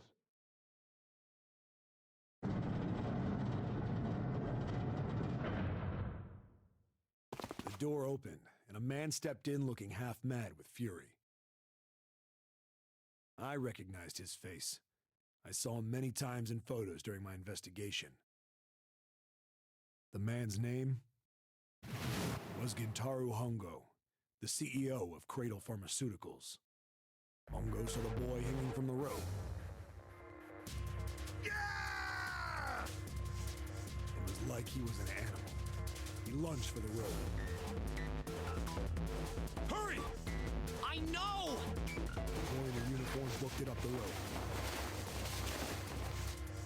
You son of a bitch! Get back here, you little shit! 15 feet. 10. The second I could reach the kid, I grabbed him. I hauled him up and tossed him into the ducks behind me. No! Hongo had lost it. His face didn't even look human. It was like the bastard pulled off his fake face. He was really a terrifying devil or some kind of damn monster. I quickly reeled in the rope, leaving a furious Hongo yelling at me from the floor. You fucking bastard! You won't get away with this! How dare you compromise this experiment! Experiment? What experiment?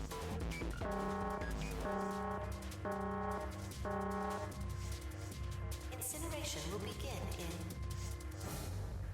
1 minute. Hey, old man! What the hell are you doing? Hurry up! The boy in the uniform was trying to get my attention. I may have thrown a salute in the raging asshole's face before I closed the door behind me.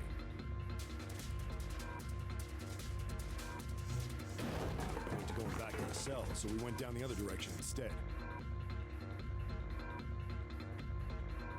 After about 30 feet, we came across another duct on the left. This one was heading down. Everybody nodded and took turns sliding down it. The duct emptied us out into a narrow hallway. There was a door on either side. The one on the left was a normal double door. But the one on the right was familiar. It had black and yellow stripes, and a device next to it on the wall. The plate on it read, Incinerator. Incinerator? Yeah, that's where we were. It was the girl with the red tie who answered me. We were inside an incinerator? Yeah, Hongo might still be there. It looks like it's been shut off, though. Wait, what? If he's still in there... Yeah, that's not good. That meant we better.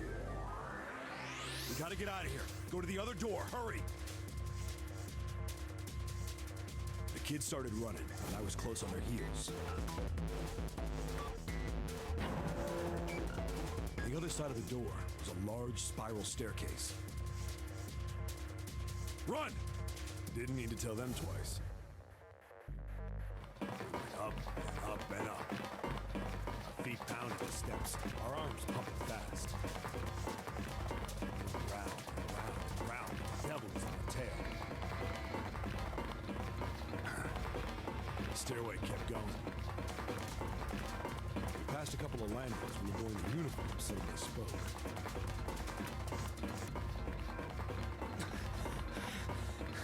Something's up. Akane's not catching up to us. Akane? My kid sister. The girl with the red necktie. Akane. That's strange. I didn't remember seeing that name on the list of missing kids. Hey! Akane! He kept his hands around his mouth and yelled. Maybe we outran her. The boy in the uniform skidded to a stop. I stopped too, and so did the other two kids. When did we do that? Well, we passed a couple big rooms on the way here. Maybe she took a rest in one of them? No, that's impossible. Sorry, Grandpa. You keep going. I gotta go look for her downstairs. He turned to go. Hey, kid, wait! God damn it, I said wait! I don't think the kid even heard me. Fuck! I spun around to the boy in the jacket, the girl with the ponytail. I'm going after him. You two keep going, all right? Got it? The girl nodded and ran up the stairs. But the boy... I'm going with you. I didn't have time to argue. I just nodded and took off down the stairs. I could hear him following me. We ran all the way to the bottom floor, calling for her. Akane was nowhere to be found. God damn it, where the hell did she go? I could tell the kid was frustrated. And then suddenly... Help me! Somebody help me! we heard a girl's voice. Akane! The boy in the uniform threw open the door and leapt into the hallway by the incinerator. We rushed in after him. I couldn't for the life of me believe what we were seeing. That bastard Hongo had Akane by the arm and was forcing her into the incinerator.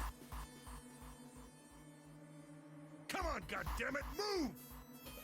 No, I don't want to! Let me go, please! Let go of me! She planted her feet squarely on the floor and was struggling to get away. But Hongo was bigger and stronger. She wasn't going to win.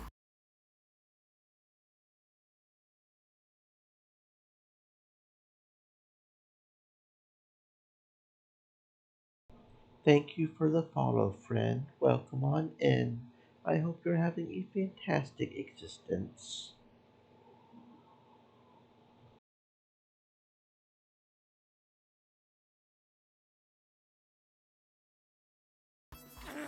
Akane!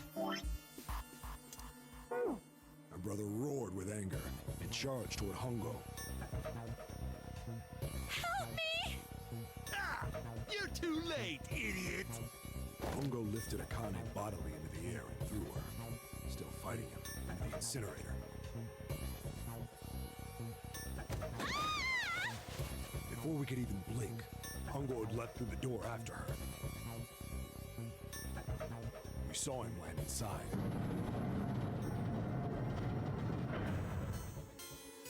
And then, the door slammed shut. We ran to the door. We did everything we could think of to get the thing open. But... Fuck! It's no use! The goddamn thing won't move an inch! he started slamming his fists against the door. He was close to shattering his knuckles with how hard he pounded on it.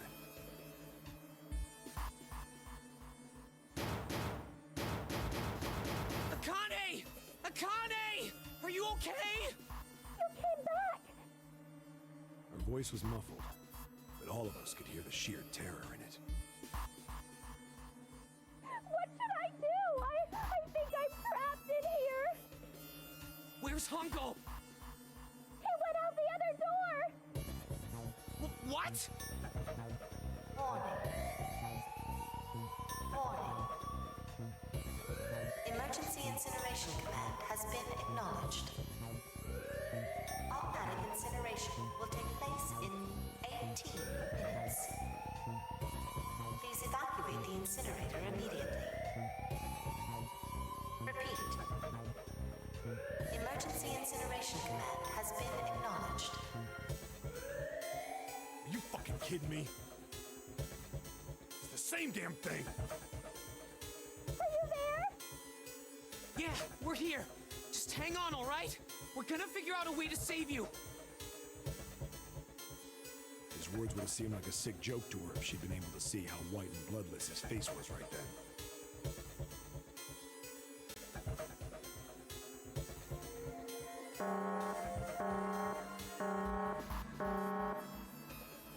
Incineration will begin in 17 minutes.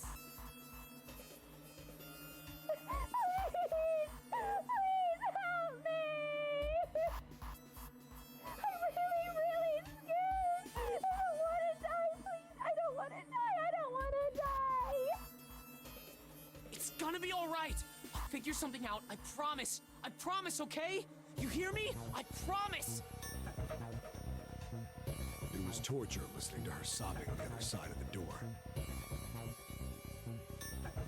Her brother was nearly crying himself. He could only stand there, fists clenched so tight his knuckles were white.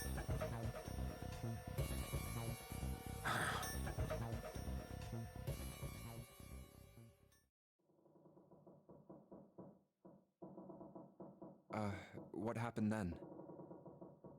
Come on, man. Put yourself in my shoes. It doesn't end good. You think I want to remember that? Then... Yeah. Shit. If I'd known it was gonna be like this, I almost wish I hadn't remembered. Hey, are you sure? Huh? Look, I don't want to ask this either, but... There's something I don't get. So if you could just tell me, did that girl, Akane, really...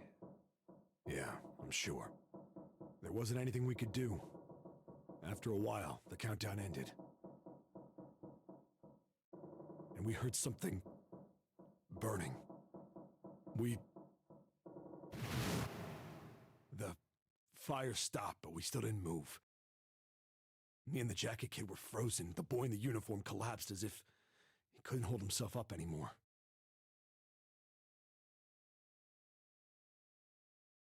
A few minutes passed. The door opened. The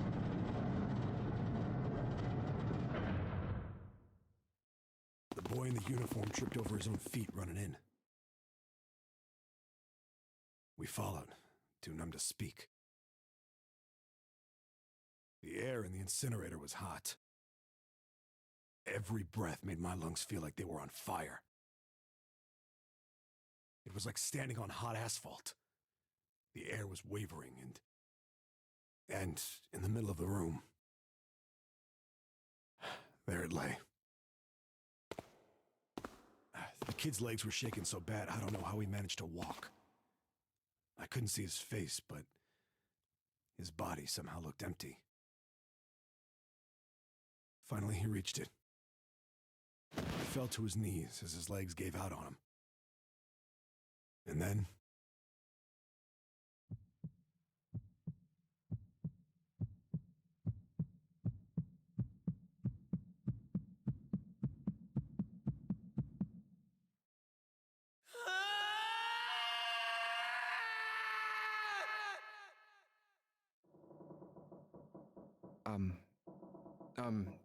Can I ask you one more thing?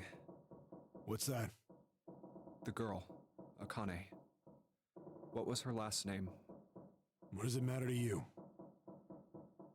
Just tell me, okay? Please? Kurashiki. Her name was Akane Kurashiki.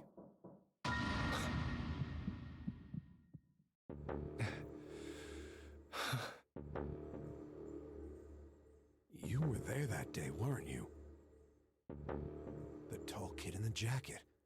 That was you, wasn't it? Yes, it was. You are correct, Detective. Don't misunderstand me. I told you before how Zero threatened me. There was nothing I could do. I couldn't say anything about what happened 9 years ago. So you're saying you're not working for Zero, right? Of course not. Clover, what about you? Hey, come on! You really think I'm working with Zero? I told you before, you idiot! I was in Nevada, in Building Q. I did hear that a detective rescued the kids on the boat, but... I didn't know it was you! Well, I guess I believe you. All right, let me ask you another question. Santa's real name is Aoi Kurashiki. He's Akane's brother. You know that? No, I didn't. Did you? Well, yes. I know Aoi Kurashiki was her brother. But I didn't know he was Santa. At least not from the beginning. 9 years ago, he was in the middle of puberty. His voice is entirely different now. I'm ashamed to say that even my exceptional hearing wasn't able to make that connection. As such, I had no reason to think Santa was Aoi. When did you figure it out?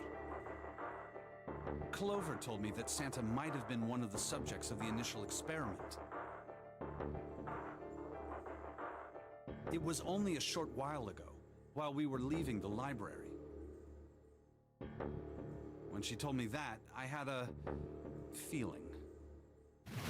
Santa is Aoi? Akane Kurashiki, June's brother? There's still a lot we don't know. I mean, like a lot. But there is one thing I think we can say we know. What's that? The body we found in the shower room. It had to be Nijisaki, dressed up to look like Snake. What? Come on, man, what kind of detective are you? You didn't figure that out already? Hey, go easy on me, man. I just got my memory back, all right? Cut me some slack. Well, if he is, the 3 murders make sense then, don't they? Yeah, that's right. Murder. Kubota blew himself up, but that was murder too. So why did these murders take place? If Junpei is correct, and the body in the shower room was Nijisaki's, that means all of the people who were murdered were involved with the creation of the Nonary project.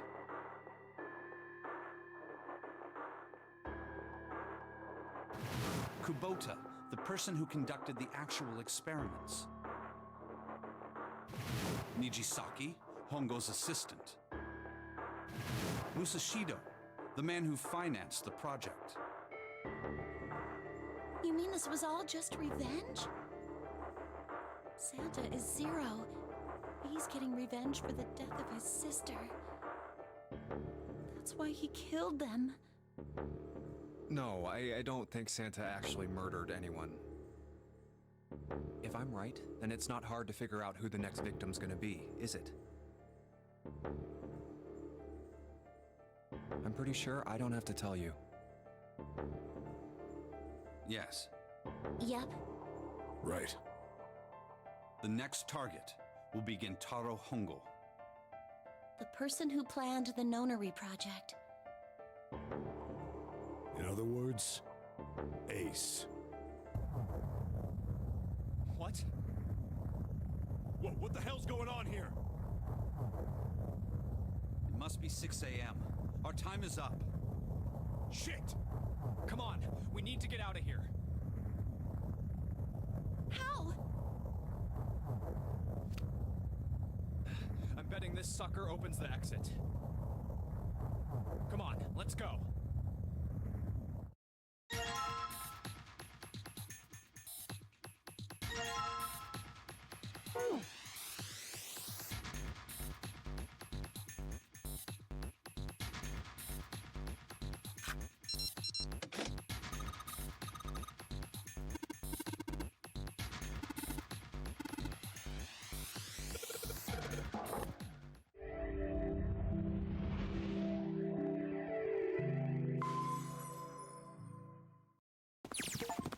Huh.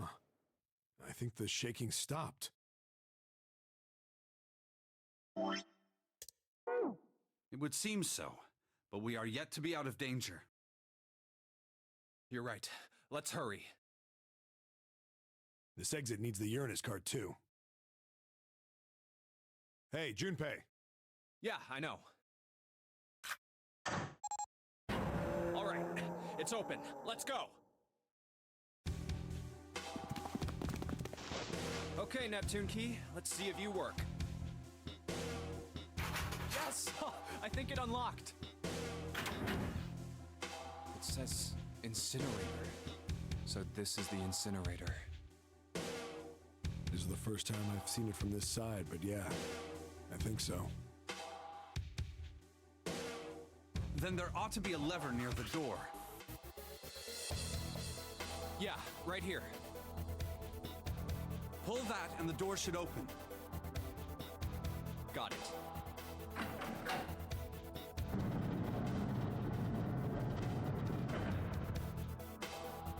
Let's go.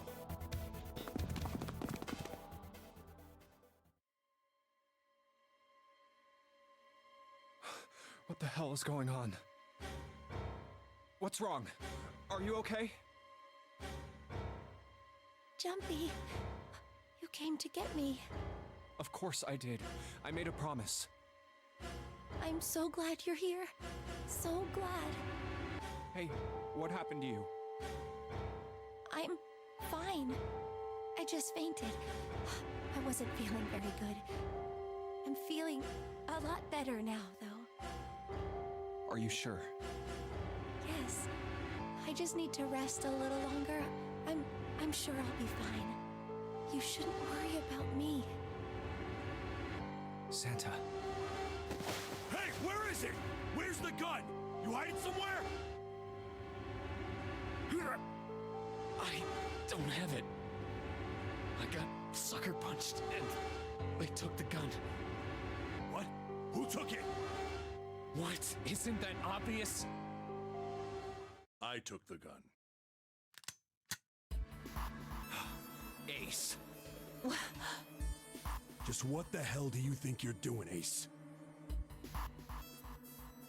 Or maybe I ought to say Gentaro Hongo, CEO of Cradle Pharmaceuticals? You have me at a disadvantage, and I don't like that. You know me, but I don't know you.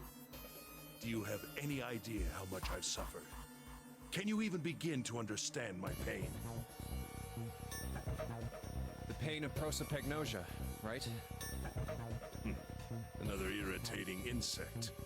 And how do you know that? Good question. No matter. If you don't want to answer, it makes no difference to me. This is a waste of time anyway. It's time for me to go. First is 1. Give me your hand. 8. And with this,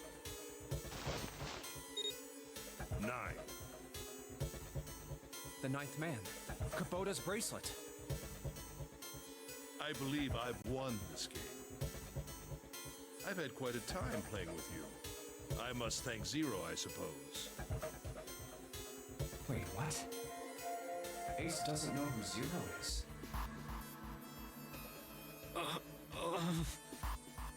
What the hell are you planning, Santa? At any rate, this game ends now. I will escape, and the rest of you will have a slightly less pleasant ending. I suggest you enjoy your final moments. Goodbye. Wait! What? Why isn't it opening? One more time. Now open!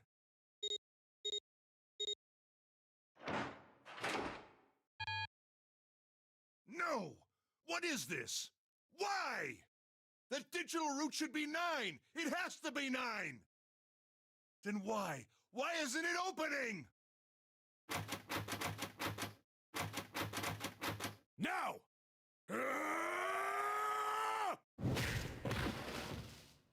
No! Oh. Oh, that was close. Too close. Thank you, Seven. Don't mention it. Just one punch ain't enough for this piece of shit. After what he did 9 years ago, I ought to rip him to pieces. But if a suspect can't talk, they ain't much good. Once he's locked up in a cell, we're gonna have a little chat. 9 years ago? Then you must be... Yeah, you finally figured it out, dumbass.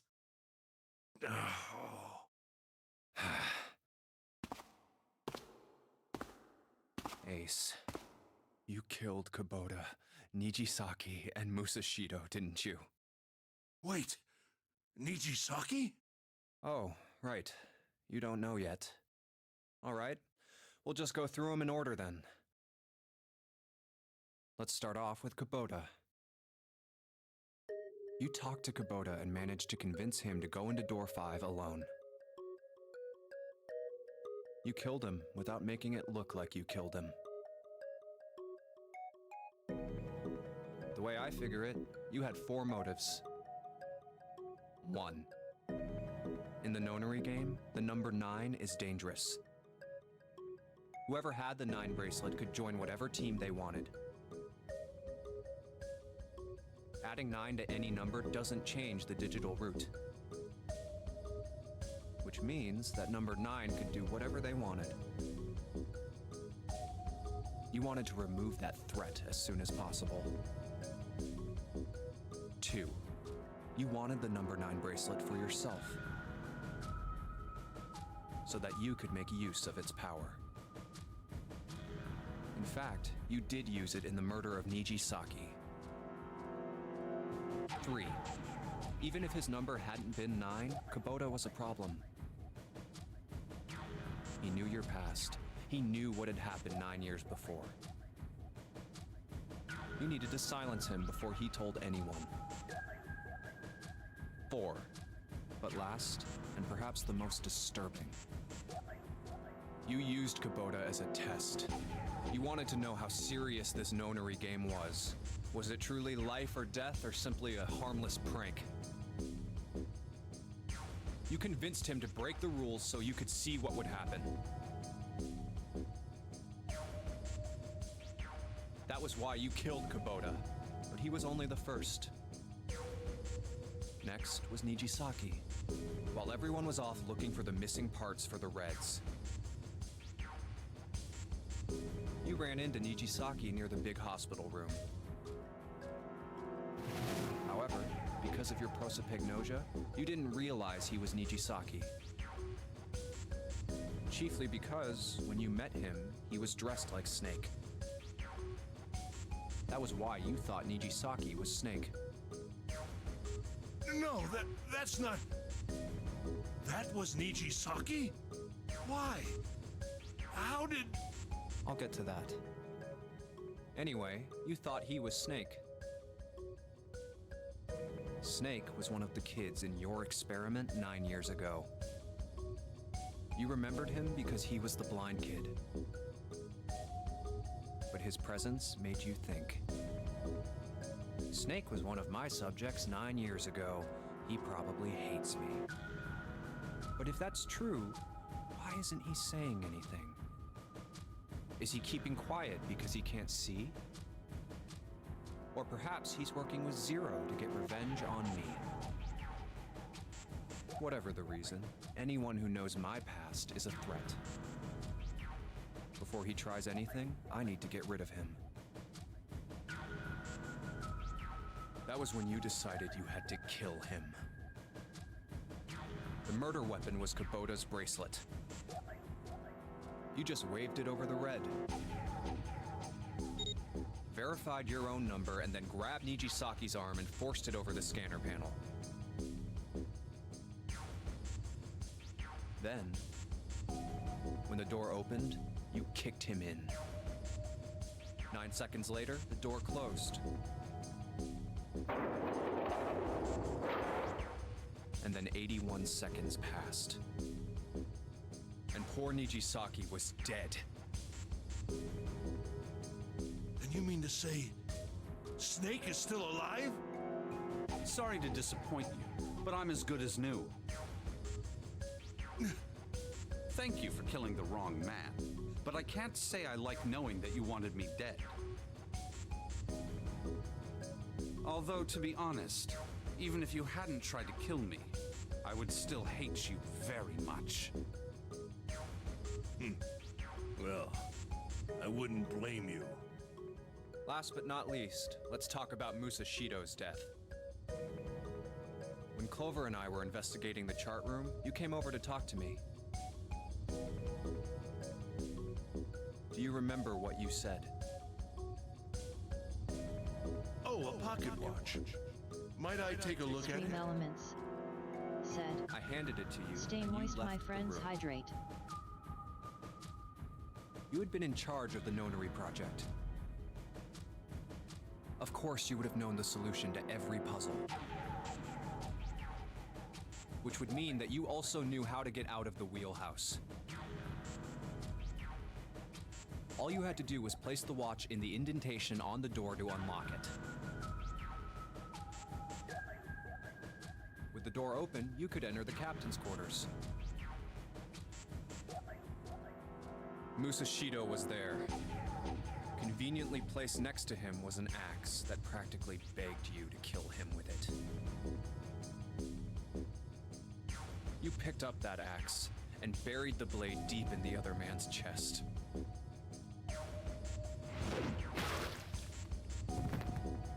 One blow was all it took. And then you returned to the chart room as if nothing had happened. There was something I wanted to speak with you about, Junpei. Could you come with me for a moment? I had no reason to say no, so I followed you to the wheelhouse.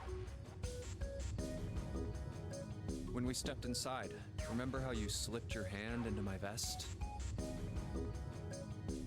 You pulled out a piece of paper, the one I used to cheat during the vote. But that wasn't really what you were after. Your true purpose had been to slip the watch into my pocket. It wasn't a very good plan. Had way too many holes, and someone saying the wrong thing could have brought it all down around you. You must have been desperate. But what made you willing to risk it all to do it? Ace, Musashido's murder is the only one I don't understand. You obviously did it, but why? Because of this. What's with the paper? Just read it. Let's see. Number 1. There are 2 ways you might survive this ordeal. The first is to win the Nonary game. The second is for you to confess your sins of 9 years past. I have prepared a camera in the captain's quarters. The images captured by that camera will be streamed through a satellite and distributed across the world. Simply look into the camera and repent. Once you have confessed everything, I will release you from this ship. To make your confession more credible, I have left you a witness in the captain's quarters. Perhaps he will confess with you. The decision is yours. Do as you please. Zero. When I awoke in that room on D-Deck, I found that in my pocket. That was why I chose door 1 when we voted. If I went through that door, I knew I could get to the captain's quarters. As you said, I knew how to enter the wheelhouse. My plan was to find the pocket watch before anyone else. If I could, then my alibi would be set. At least, that was the plan. Unfortunately for me, you got to it first. That sleight of hand was the best I could manage on short notice. You meant to kill him from the beginning then? Musashido, I mean. I only knew Musashido was the witness after I reached the captain's quarters. I asked him, and he answered. He seemed groggy. Perhaps he had only just awoken from sedation. I suppose Nijisaki was in much the same state. He seemed confused and disoriented when I encountered him. But yes, you are correct. I intended to kill him from the beginning, even though I didn't know who he was. I proceeded to the captain's quarters in order to remove this so-called witness. Ace, you figured it out, haven't you? You were being manipulated. Yes, so it would seem. I was little more than a puppet, in many ways. Everywhere I went, everything was already prepared. The Reds in the large hospital room were dismantled. Nijisaki was dressed like Snake. There was an axe in the captain's quarters. Musashido was delirious from the anesthetic, so he couldn't fight back. Nijisaki as well. In retrospect, I can't understand how I could have fallen into such a simple trap. But yes, this was a trap. It was Zero's trap, and I fell for it, hook, line, and sinker. I did everything he wanted me to do. Yeah. By manipulating you, Zero was able to kill 3 people and keep the blood off his own hands. All of this was revenge for what happened 9 years ago. That's why this Nonary game happened. Am I right, Santa? Huh? What the hell are you talking about? I don't know any... Ain't no point trying to play dumb anymore, Santa. Actually, I guess I should call you Aoi Kurashiki, huh? My memory came back to me, kid. You're Aoi Kurashiki, no doubt about it. Never thought I'd be back in this room talking to you. But hey, I guess this was all part of your plan, right? After all, the person who planned the Nonary game this time around was Zero. And Zero's you. Looks like you really do have your memories back, huh?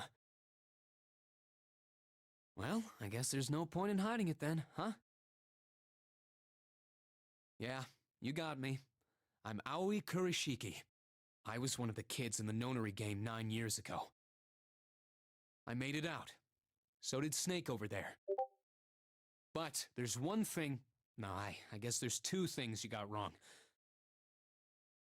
Number 1, I ain't Zero. What? Wait, what? Sure, I was helping Zero out, but I'm really more of an assistant, like a secretary. But an assistant's only an assistant. I didn't come up with all this.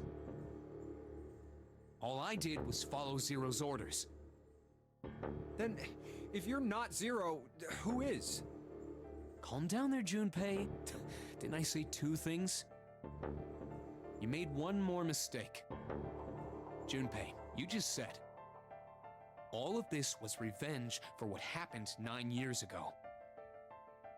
That's why this Nonary game happened. But that's not it.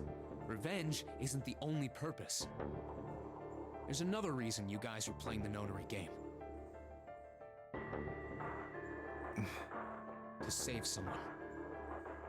Save someone? Right. You were brought here to help my sister. To save Akane. What the hell are you talking about? Akane Kurashiki died 9 years ago in this room. I was there. I saw...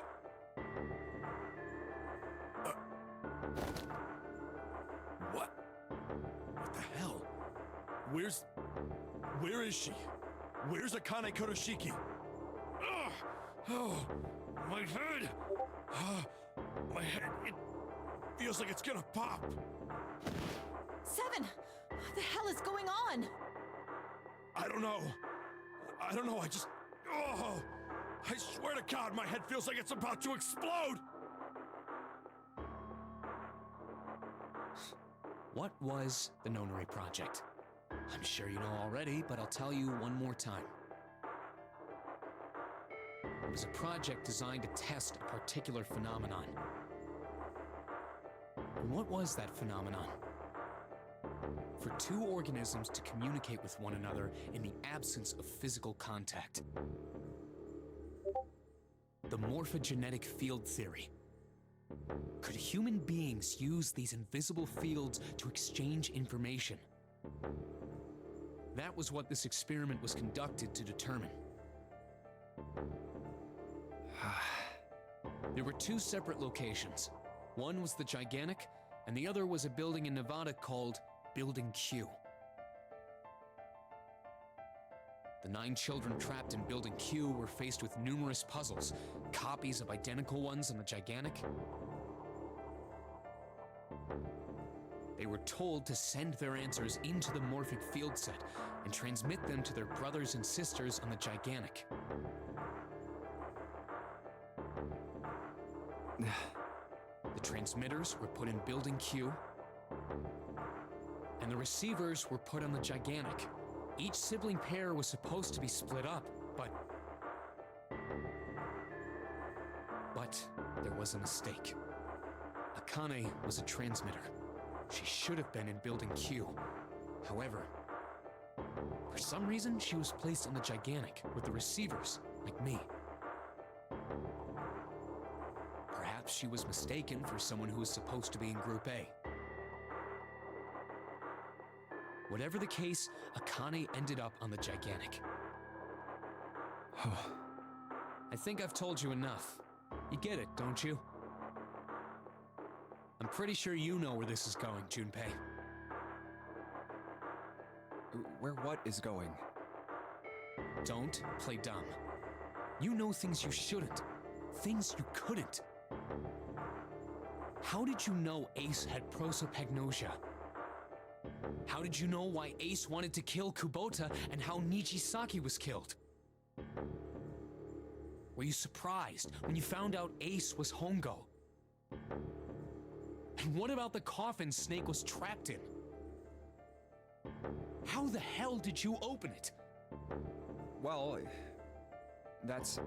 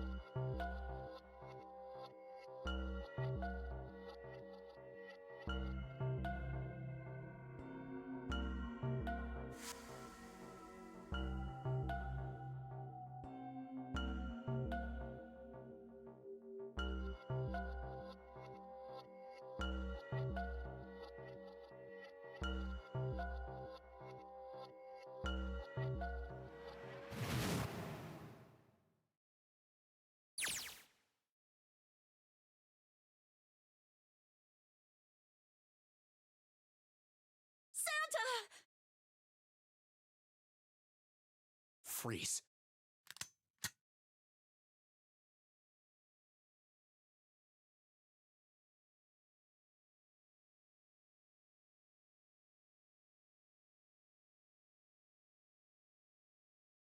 Get up.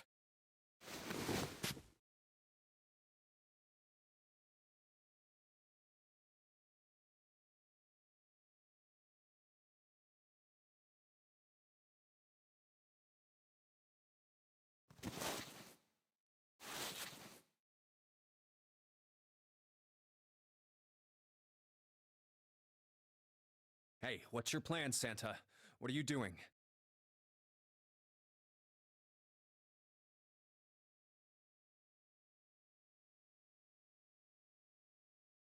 Didn't I tell you? I'm Santa Claus. It's time for me to go make a wish come true.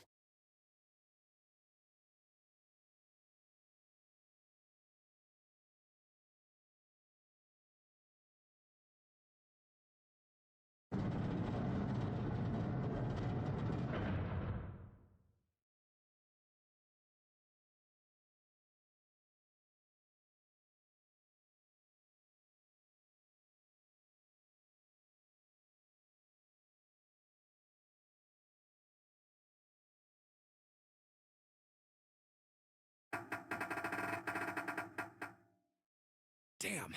Well, it looks like this door isn't opening anytime soon. Oh, you mean we're trapped? So it would seem. What the hell is Santa trying to do? Oh my gosh! Oh my gosh, what?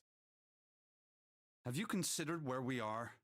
There can really only be one thing Santa would do now. No. No, you can't be serious.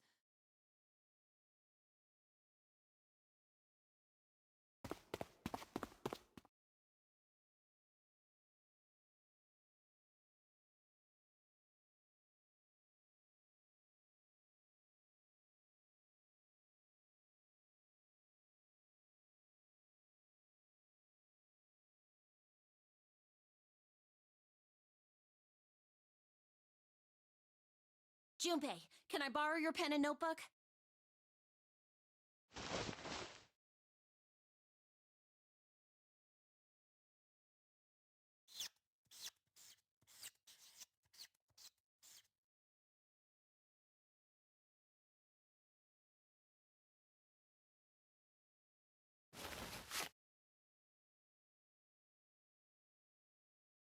What the hell are you doing, Clover? Give me that!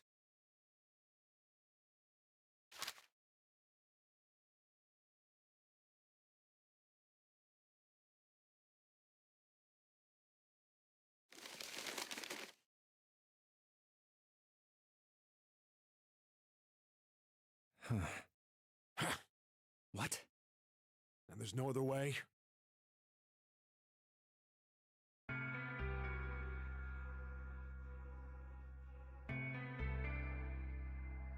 It's okay. Go. Lotus. Come on, you know we can't do that. Don't give me that. I'm sure you'd love to get rid of me. God damn it, you idiot!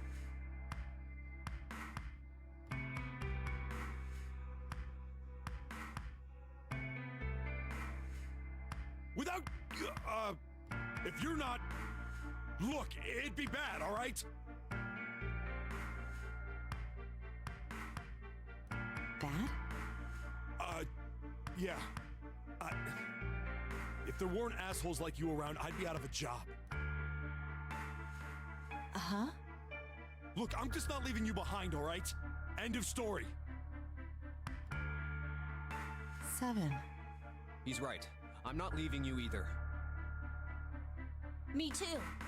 You didn't honestly think I'd abandon you, did you? You're all idiots.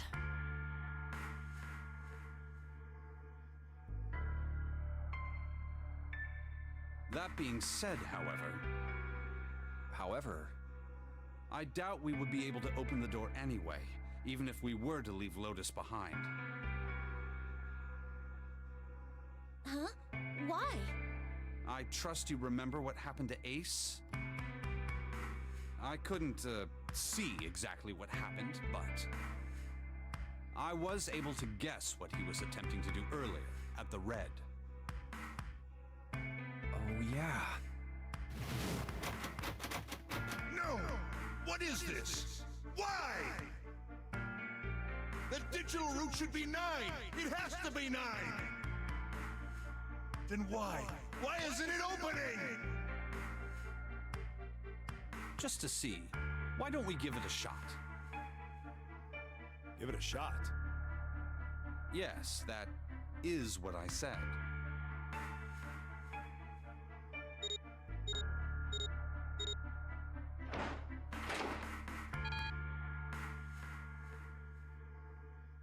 You were right.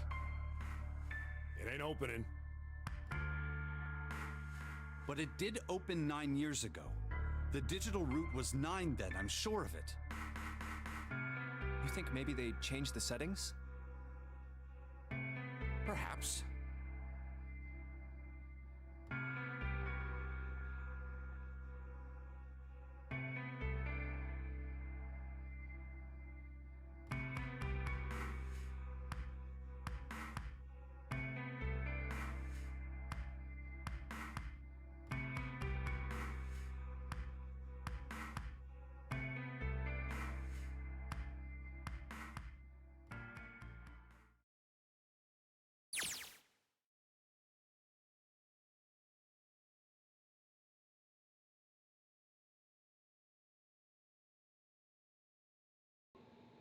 I was watching. I had watched everything that was reflected in his eyes. I was listening. Every sound that vibrated in his eardrums, I heard. Smell, taste, touch. I felt everything he felt. I knew. I knew everything about him. What he was thinking, what he was feeling, what he was sensing. All of his feelings and worries and fears became mine. My mind, my consciousness was inside of him. Through the morphic field set we were resonate, and we were as one. I was him, and at the same time I was an observer. It started with a tremendous noise like a clap of thunder. That was approximately 8-9 hours ago. The bomb had gone off when the ship we were on. That was when my resonance field then began. My resonate event melted into him and we became one. Inside of Junpei. Somehow I found myself in Junpei's mind 9 years in the future. But I didn't lose myself. I was living in 2 realities at once. One was the present, and the other was the future. Perhaps you can think of it as 2 movies showing on the same screen at the same time. Eventually, it becomes difficult to separate them and determine which movie is which. However, if I concentrated, I was able to focus on one or the other. That was why I was able to grasp what was happening in front of me. Come on, over here! That was my brother Aoi. He was yelling. I followed him. Around me were 7 other children. They all looked like they were about my age. Come on, hurry up! We ran down a long, straight hallway and burst into the large hospital room.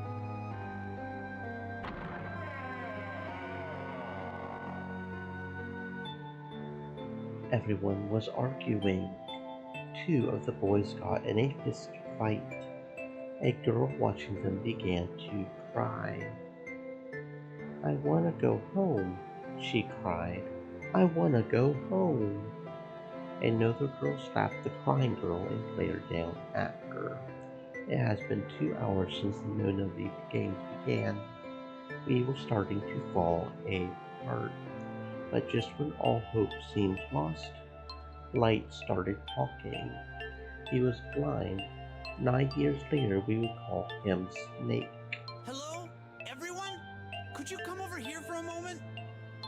He was older than most of us, and his voice had authority and dignity. The fights died down, and we gathered around him. I have a little sister. She is very important to me. Right now, she is over in Building Q and is desperately trying to send information over to me. Her name is Clover, and today is her 9th birthday. As he spoke, he pulled something from his pocket. In his hand were 9 4-leaf clovers. I was going to give these to her as a birthday present. I was outside picking them when I was abducted. I'm sure I've already told you, but I am blind.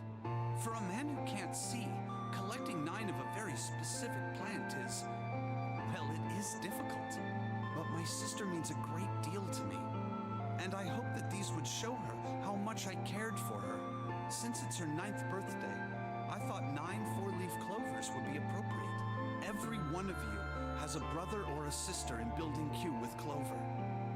For their sake, we have to survive.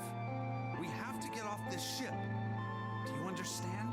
If we're going to do that, there are 3 things you have to remember. We need trust and love, and we have to have faith in one another. If we can take all 3 of those to heart, then I promise that good luck will come our way. Did you know that the leaves on the 4-leaf clover mean faith, trust, love, and luck? Those words are leaf words. So if you believe what I've told you, and you understand, then I want you each to have one of these. They're a promise between friends. He gave a clover to each of us. I took one too. Eventually, he was left with only a single 4-leaf clover. He had one last thing to say. Now don't ever forget, so long as you have that, we will always be connected. Do you understand? When he finished, the tension of only a few minutes before was gone. We were calm.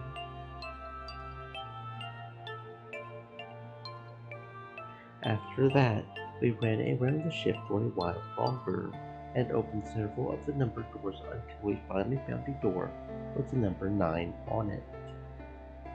In fact, there were 2 doors with 9 on them, and we found them in the chapel.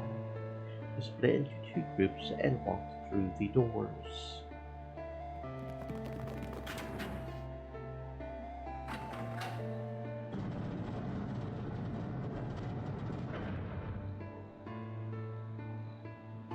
Before long, we all found ourselves in a room with a ceiling that looked like an upside-down funnel. For some reason, this room had a note or number 9, but this time it was only 1. But if there was only 1 door, that meant only 5 people could escape. What are we gonna do? There aren't any other doors. We began to panic, and then, as if things had not gotten bad enough already,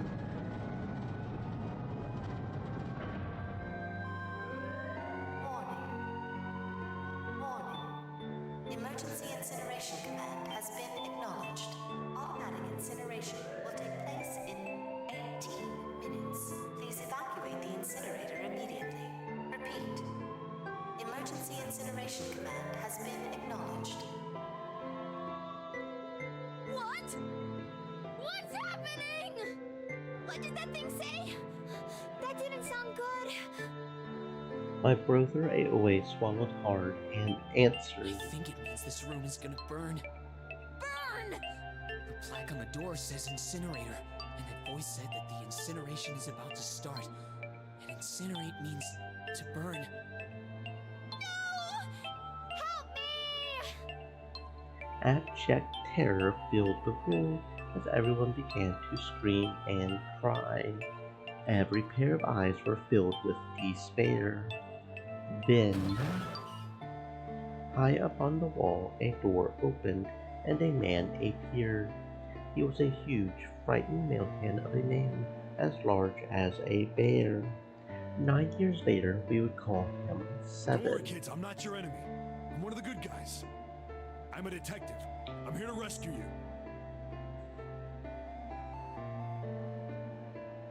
The rest happened just like 7 had said it did. The 4 of us who had stayed behind were saved by 7. We crawled through the vent away from the incinerator and slid down into the hall. We came out on the other side of door 9. On the wall opposite the door was a set of double doors. We went through those and began to run up the spiral stairs. As we ran, I led the way. Behind me were Nona, my brother Aoi, Snake, and 7. The other children, the ones who had gone through door 9 before us, were up ahead. I could hear them cheering each other on. We ran and ran and ran. We leapt across as many stairs as we could and kept running. The stairs spiraled upward like a tornado. Eventually, I pulled ahead of the rest. Perhaps Nona had slowed them down. I didn't want to lose them, so I slowed down as well. I didn't stop. I glanced over my shoulder from time to time to see if they had caught up. That was when I realized... Where is it? Did I drop Jumpy's present? I knew I had had it with me when we passed through the vent. Then, had I dropped it as we slid out? I had to go back. I had to. But I knew I couldn't tell the others. They would stop me. I was sure of that. I didn't stop to think. I simply moved. I ran to the central hall, the room that connected to all the other areas of the ship. I hid in the shadows, and moments later I felt a rush of wind as they ran past me, up the staircase. I waited until they were out of sight, and then I ran. I moved as quietly as I could, down and down and down. Finally, I reached the bottom deck. I ran into the hallway and looked around frantically. There it is! It was just where I had thought it would be, sitting under the opening of the vent. I ran over and snatched it from the floor, but as I ran back towards the stairs and freedom,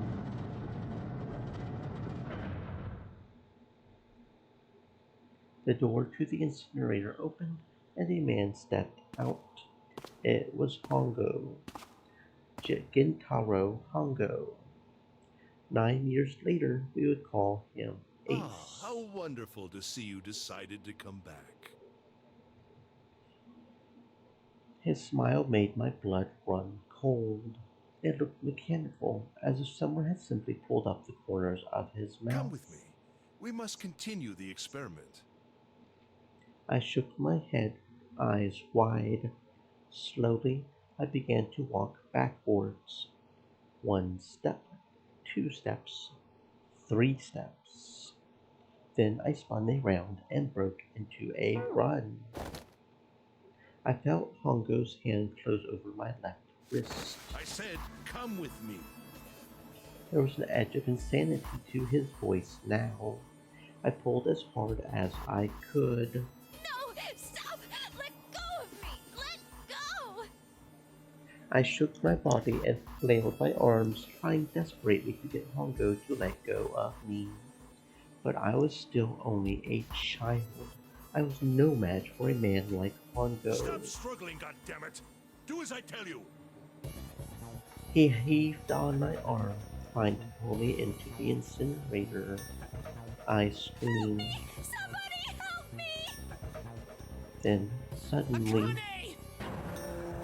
the door to the stairs flew open, and my brother Aoi burst out of it. Behind him came 7 and Snake. Akane! He cried my name again as he leapt toward Hongo. You came back! I cried out. But then, You're too late, idiot!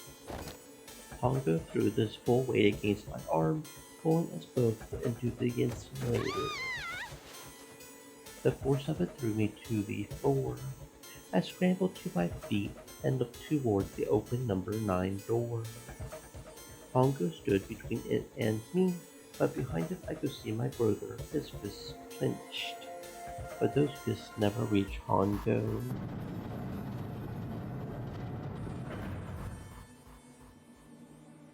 With a cold, heartless screech of metal on metal, the door slammed shut. Pongo glanced at me mechanically, his face registering that there was an object there, but not anything he would consider a human being.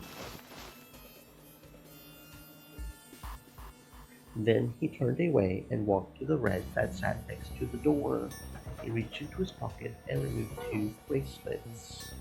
He waved them both over the scanner panel. 2 asterisks appeared on the red.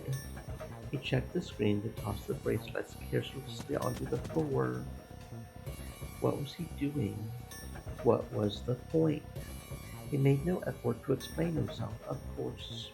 He said nothing at all and walked past me as though I were nothing more than a rock by the roadside. A few moments later,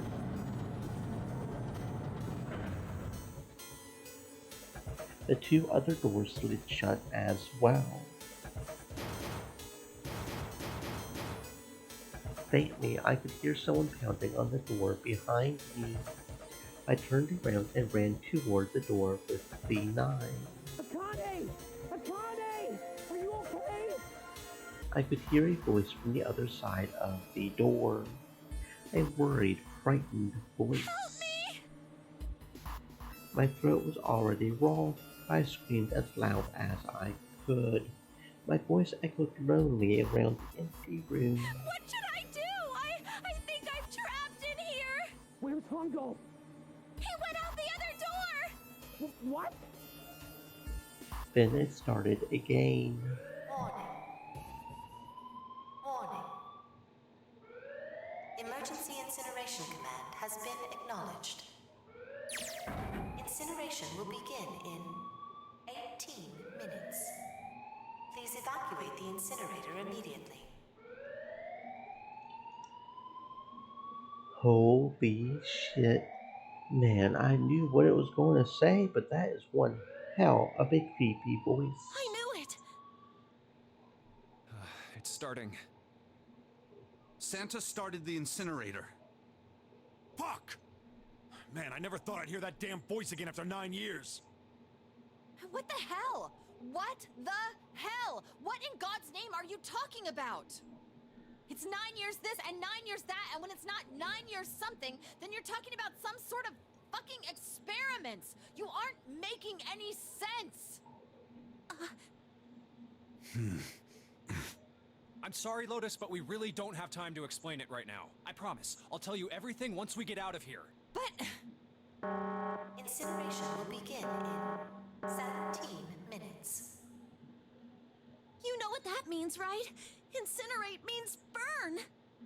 what kind of idiot do you think I am? I know what incinerate means. Well... God damn it! Okay, fine. I won't ask anything else. Talk about whatever you want.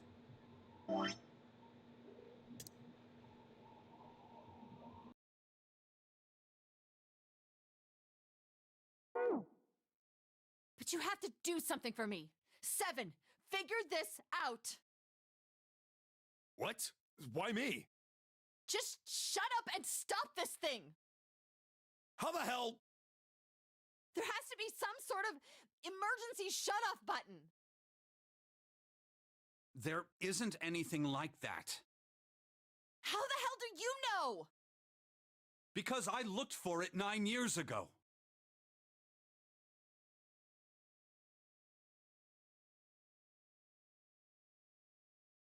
Yeah, Lotus isn't happy about that. Can't really blame her. Wait, the floor, it's moving.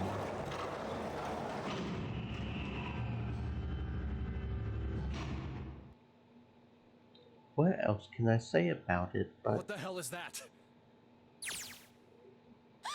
What is that? what else could I say? The floor opened and a machine rose up out of it. It looked like a computer. At least it kind of did. There was a monitor, a keyboard, and a cross shaped device of some kind. Something about the machine scared me. I forced myself to walk up to it. I was terrified. Tears poured down my face. I wiped them off, even as more took their place, and forced myself forward. Finally, I reached it. I looked at the screen. It was blank. All I saw was my own frightened face staring back at me from the glass, drenched in tears. All I can see on this screen is a reflection of my own face. I'm looking kinda freaked out. I know I'm sweating like crazy, but seeing it kinda drives it home. Okay, Junpei, just calm down, alright? Everything's gonna be okay. Man, I wish that thing would just shut up. Incineration will begin in 15 minutes. Alright, back to this thing. If it's only showing up now, then it's gotta be important. But what the hell am I supposed to do with it? Hey, move! We're all tense, lady. That doesn't mean you get to shove people around. Okay, it's turned on. There's nothing on the screen, though. Oh, this is bad. This is really bad. If there's nothing on here, how are we supposed to do anything with it? Sure, I'll just push buttons. I'm sure that'll... Well, at least it's on now. What's on the screen, though? What is this? What's up? It looks like some sort of puzzle. It's got a bunch of numbers and letters scattered across a 5x5 grid. The numbers range from 1 to 8. Do you think that if we solve this puzzle... The incinerator will stop? Yeah. Well, we can hope, right? Alright, puzzle. How do you work? Man, that goddamn voice again. Incineration will begin in 13 minutes. Shit, 13 minutes. Can we really do this? My heart feels like it's gonna pop. My heart was pounding like it was going to explode. I stared at the puzzle on the screen. I was sure I had to solve it somehow, but I had no idea how. My connection to Jumpy had been gone for a while. His mind was gone. I couldn't get any more information from him. I felt the seconds tick by as I stared at the screen, completely lost. My cheeks felt hot as tears poured over them. Then I heard a voice. Hey, what are you doing? It was muffled. I turned around. Pressed against the window in the entry door was a face. A frightening, evil face. It was Hongo.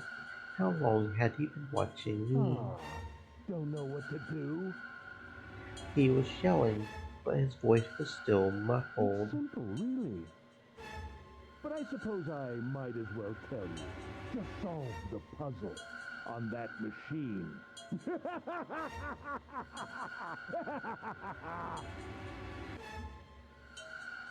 His laughter was muffled by the door, but it still tore at my heart like the claws of a vicious monster. I bit my lip and glared at Hongo, struggling to hold back hot tears. You're a terrible person! I hate you! Oh my! How could you call a gentleman such as myself a terrible person? That's not very nice. I'm quite fair. I don't use tricks or play dirty. You see? I've even left you a way out. A way out? Didn't you hear me? All you have to do is solve that puzzle. Do that, and you can stop the incinerator. What's the point of stopping it? You'll only capture me and make me do this all again. I'm not going to listen to you. If you're just going to throw me back in here, I might as well just die now. My goodness, haven't you listened to anything I've said? I told you, I'm a fair man. Huh? If you solve the puzzle, the verification function of the red will in turn activate. If this experiment is to deliver valid results, there must be a chance of success. If you succeed, you will escape. The verification function of the red? Then I remembered.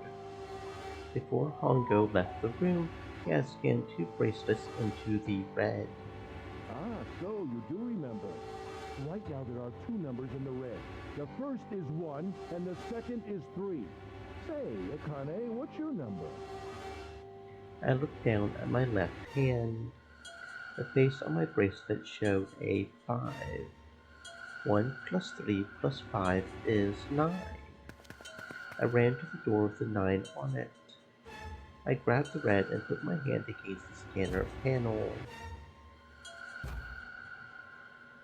You really aren't one for listening, are you?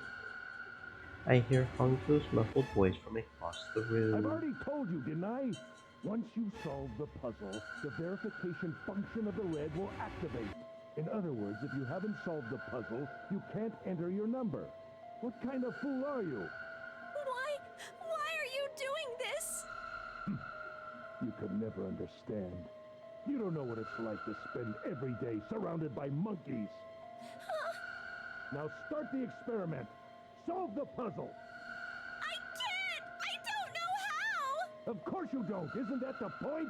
You understand, don't you? Access the morphogenetic field and find the solution. I can't! Then you'll die. You'll burn alive. It's gonna be quite hot in there in a few minutes. I imagine it will be very painful.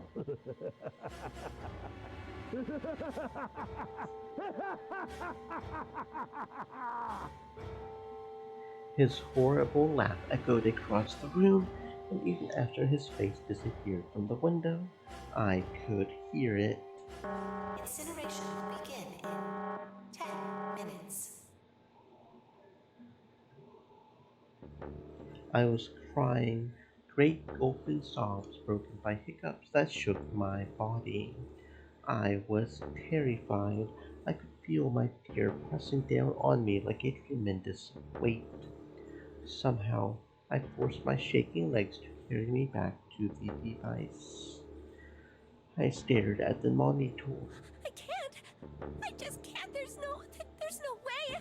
I can't figure this out! What was I going to do? I didn't know. I didn't know.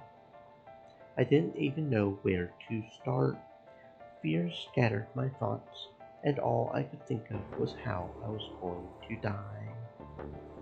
My palms were sweating, my blood was boiling, and well, not yet, because the incinerator hasn't started, but it was hot. So hot. I couldn't breathe. I felt dizzy. Mom's spaghetti. My heart roared in my chest as if it would pound itself to pieces.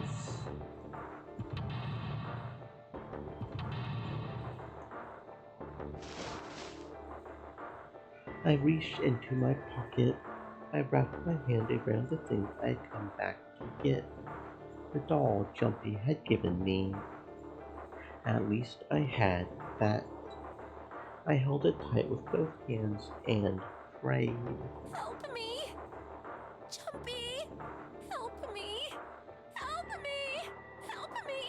Jumpy! Jumpy! Jumpy! Please! Help me! Jumpy! Jumping through time because we are jumpy and we jump like a frog, which means we're French. Shut up! Just shut the hell up!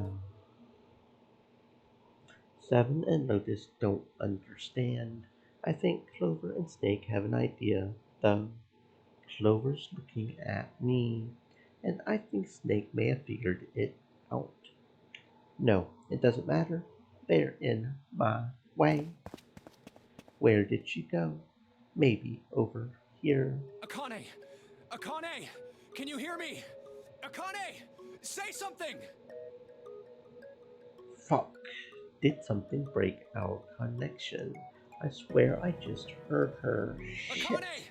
Answer me! Akane! Jumpy? I spun around. I heard a voice. His voice. I looked around. He wasn't in the room, of course, but I had heard it so clearly, like he was right there. I screamed as loud as I could. Akane!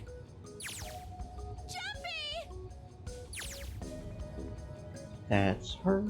She's there. Then that means... Akane! Akane!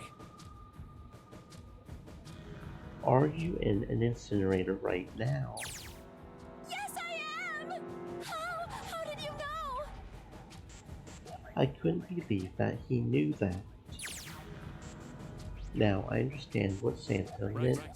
There's only one way to help her. You were brought here to help my sister. To save Akane. I think I get it now. Incineration will begin in 7 minutes. Jumpy, we don't have time! As quickly as I could, I told him that I had to solve the puzzle in order to stop the incinerator. Got it! And I do.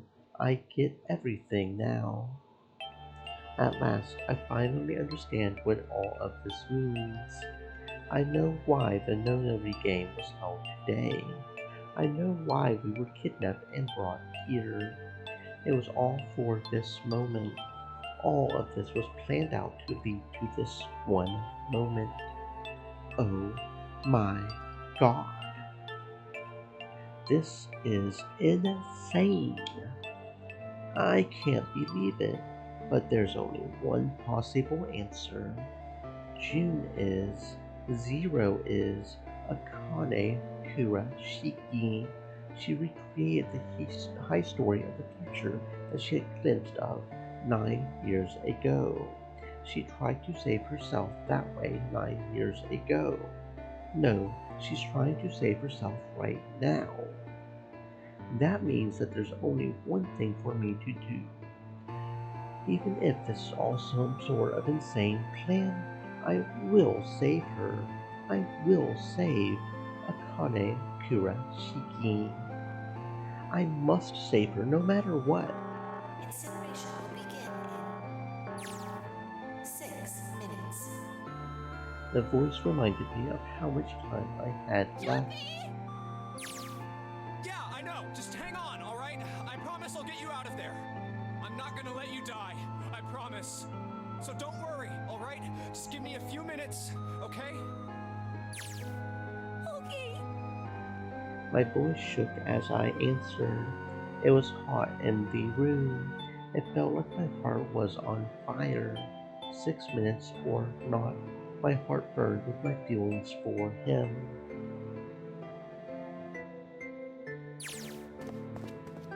Alright, time to get to work, Junpei. Is Snake talking to them about something? Whatever, it doesn't matter. Get out of my way. Hey, what are you... Just trust me, okay? Sorry, Lotus, I didn't mean to snap, but there's a lot more at stake here than your pride. I'll apologize later, alright? Now, let's have a look at this thing. We've got numbers all over this grid. I think the panels are out of order. I just need to switch these out. Staring at it isn't going to accomplish anything. I'll just have to try it. Just think of what I did all those times before. I'm gonna do this on my own, with my own mind. I'm gonna solve this problem.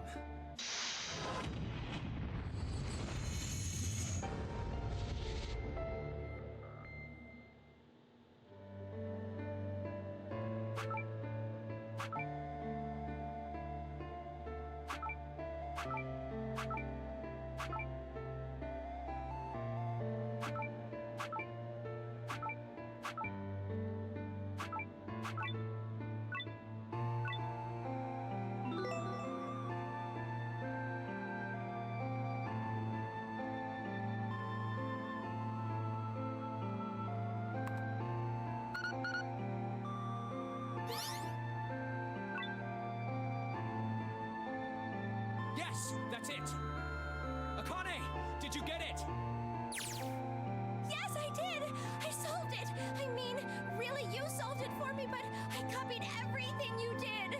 Now I just have to press enter! Then what the hell are you waiting for? Push it! Okay, I will! I hit the enter key. Emergency shutdown command has been confirmed. Incineration system has been disabled.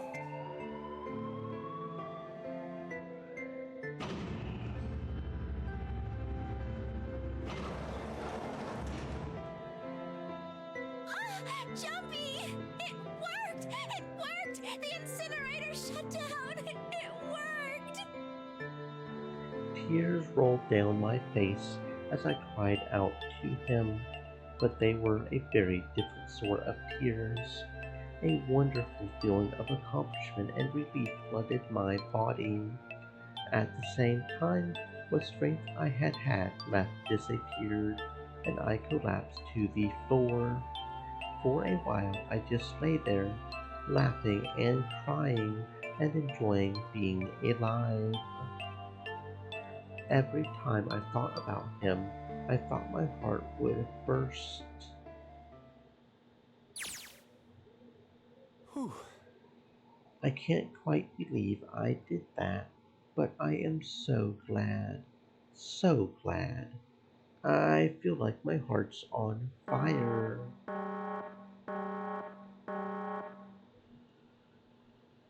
No, I don't have time to be thinking about that kind of shit.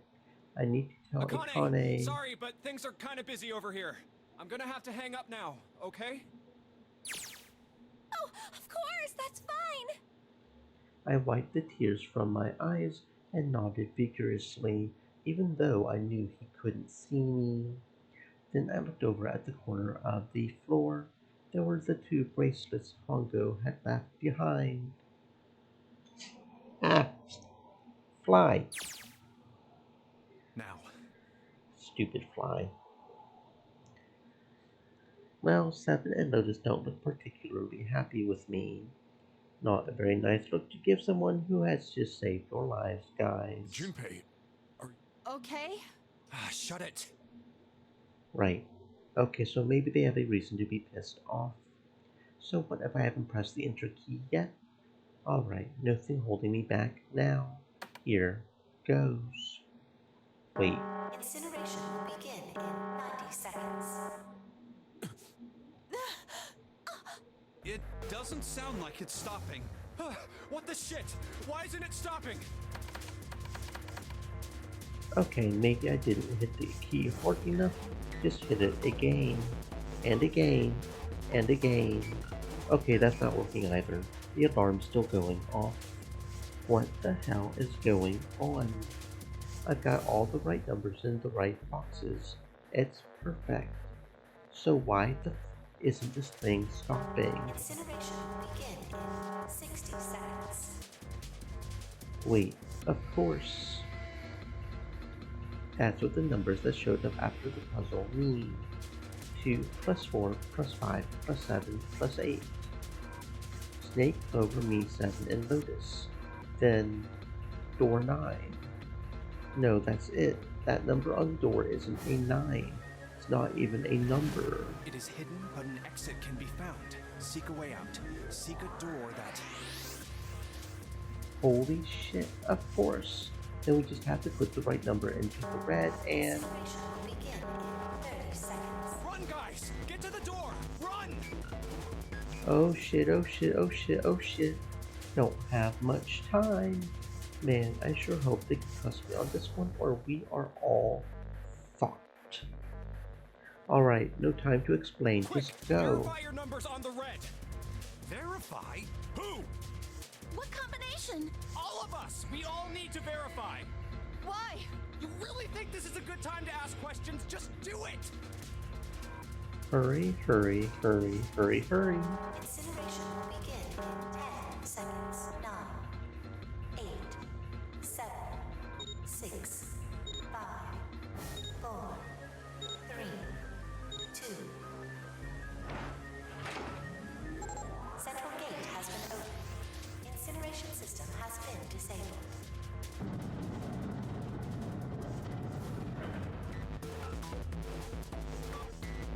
Oh, thank fucking Christ. No, no time to be happy. Time to go. Hurry! We've only got 9 seconds before the door closes. Go, go, go! Come on, guys. Move it. Okay, they're all through. Move it, Junpei. Just in time.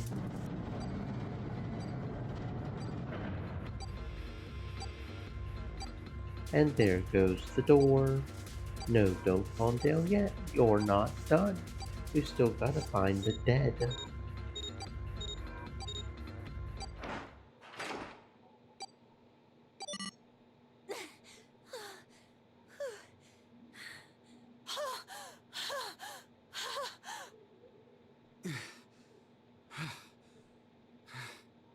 Shit. Looks like we made it, huh?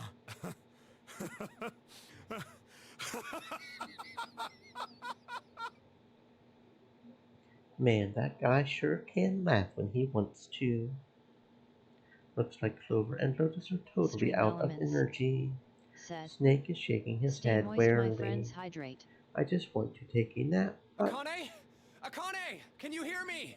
Akane! I want to tell her we made it.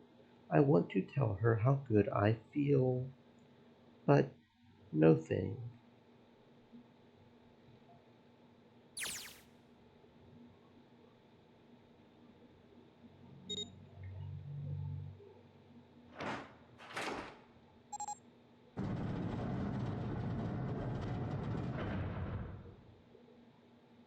The door opened. Standing in front of it was my brother. Akane! Oi!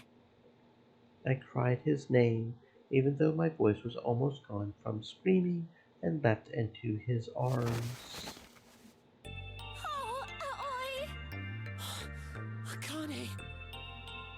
I buried my face in his chest and cried again.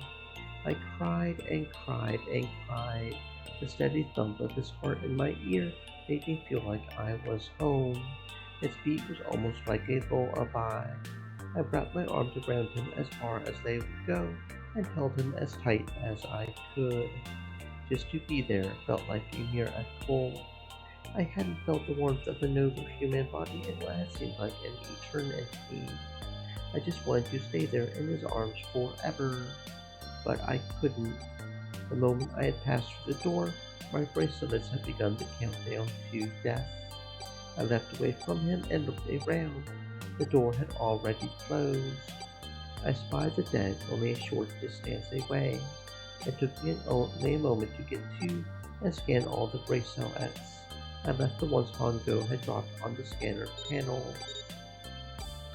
That was it.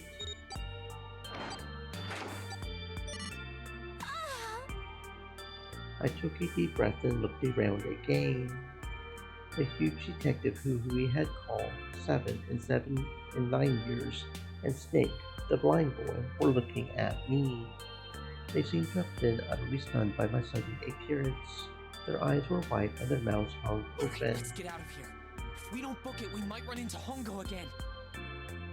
Aoi was right. It was time we get moving. The mention of Hongo seemed to jar 7 and Snake out of their surprise, and they nodded. We took off running up the spiraling stairs to freedom. Time for more running, but if they can get us out of here, no wonder we're running so hard. My heart's beating so hard I can barely hear.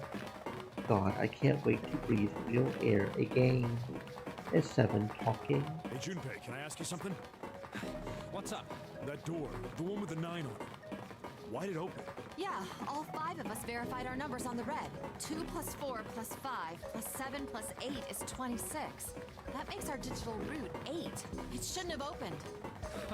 That's not like you, Lotus. I thought you would have figured it out already. Huh? Why? Because you were the person who taught me about the idea of bases. Bases? Yeah. What are the 2 numbers in base 2? 0 and 1. How about base 10? That goes from 0 to 9, right? Then how about base 16? 0 through F. After 9, it starts at A and goes from there. B, C, D, etc. You're right. In other words, A in base 16 is 10 in base 10. B is 11, C is 12, D is 13, and so on. So, what about it? You don't get it? What if we keep going with that pattern? What if you go way past base 16 all the way to base 27? Base 27? Yeah. Well, the numerical digits are the same. So, I guess you'd add alphabetical digits. E is 14, F is 15, G is 16. H is 17, I is 18, J is 19, K is 20, L is 21, M is 22. N is 23, O is 24, P is 25. Yeah, and? What comes after that? Q. 26! And what does that mean? Wasn't a 9 on the door. It was a Q! A fucking lowercase Q! Yep, that's pretty much it. I guess to put it another way, you could say that it was a 9 in base 10, but a Q in base 27. Time for more running. God, my thighs are killing me. I swear, any moment now, I'm going to tear a muscle. I feel like every single cell in my body is dying for air. Damn, every breath I take, every step I take, I'm watching you. I feel like my lungs are going to burst, maybe just a short rest. No, can't stop, won't stop, dancing, don't have time. Come on legs, there can't be many more of these steps left. Let's run, run, like a bullet down a rifle barrel, like a tornado cutting through the sea of clouds, like a mom about to spank her kid. I feel like we're running along the back of a giant coiled dragon. Finally.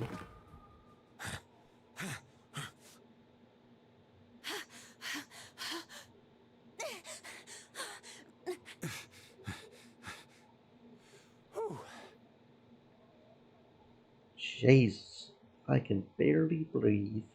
No, Junpei, no time to rest. Pull yourself together. You're almost there. Alright, I'm gonna open it. Yeah. Yes, we're finally here! Please do. Sure, you look like a big heavy door, but you're the only thing standing between me and my freedom. But even more important than that, you're the only thing standing between me and Akane. You're gonna open, and you're gonna open now.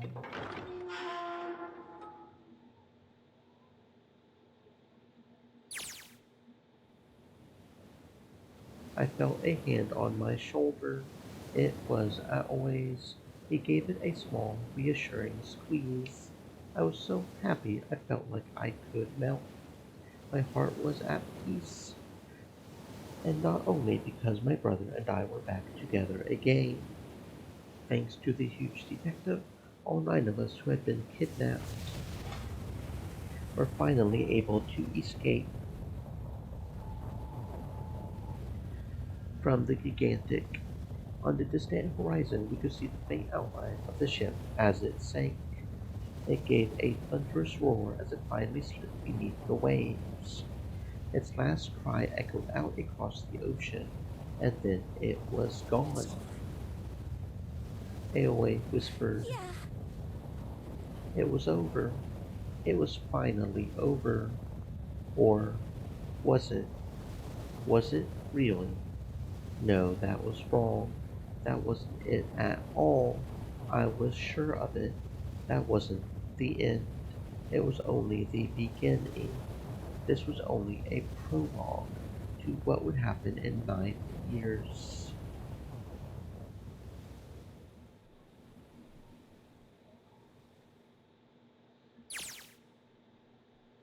Yes, finally, air. Damn, that sun is bright. I can barely see anything. I got to admit, this doesn't look quite like. Wait. No way. You have got to be shitting me. It can't be. This is...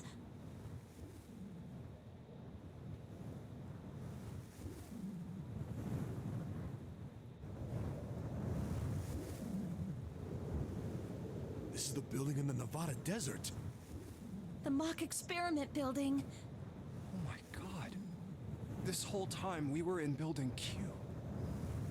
Sure enough, that's a desert out there with mountains all around it. Hello there, son. Boy, am I ever glad to see you. I don't think I've ever been so happy to see a sun rise. Did I just hear something fall? Right, our bracelets. I guess I've never really got a good look at the underside of one of these. Let's see what's inside you. Just a little electronic chip, like an ATM card. That's it. There's nothing else. Nothing that even looks like a detonator. There was never a detonator to begin with. Figures. Jumpy!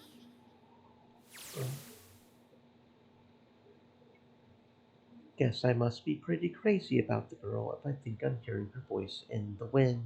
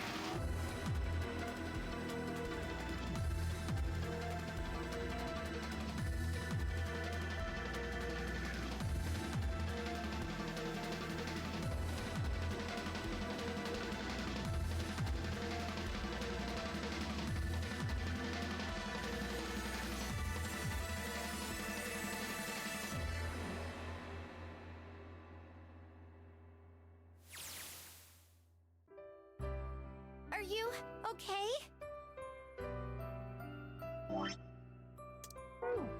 Oh, come on. This is nothing. Really?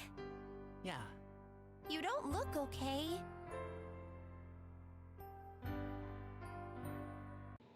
It was just before the end of elementary school. Jumpy and I were sitting next to each other on a small hill, looking down at the town as the sun slowly How set. does it look then? He was half serious and half joking. I thought about it for a minute first. Well, let's see. It looks like you kissed a toad and got warts, but then they just kept growing and growing and growing. What does that even mean? Junpei grinned and... Ow, ow, ow, ow. See? I told you you're not okay. You're too reckless. You can't beat 5 8th graders, Jumpy. That's crazy. Yeah, but I couldn't just stand there. I mean, don't you think so? I had to do something.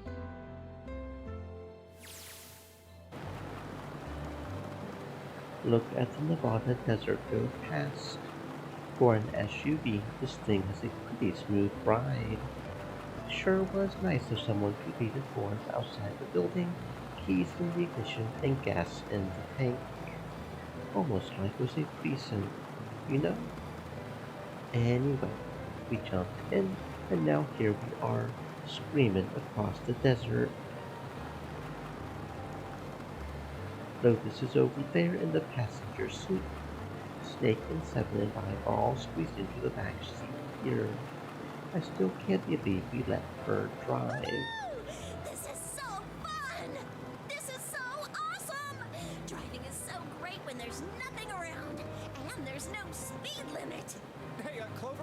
Watch those bumps, all right? This car jumps even a little, and I think I'm gonna get crushed to death. Hey, shut it. I can't help if I'm big, all right?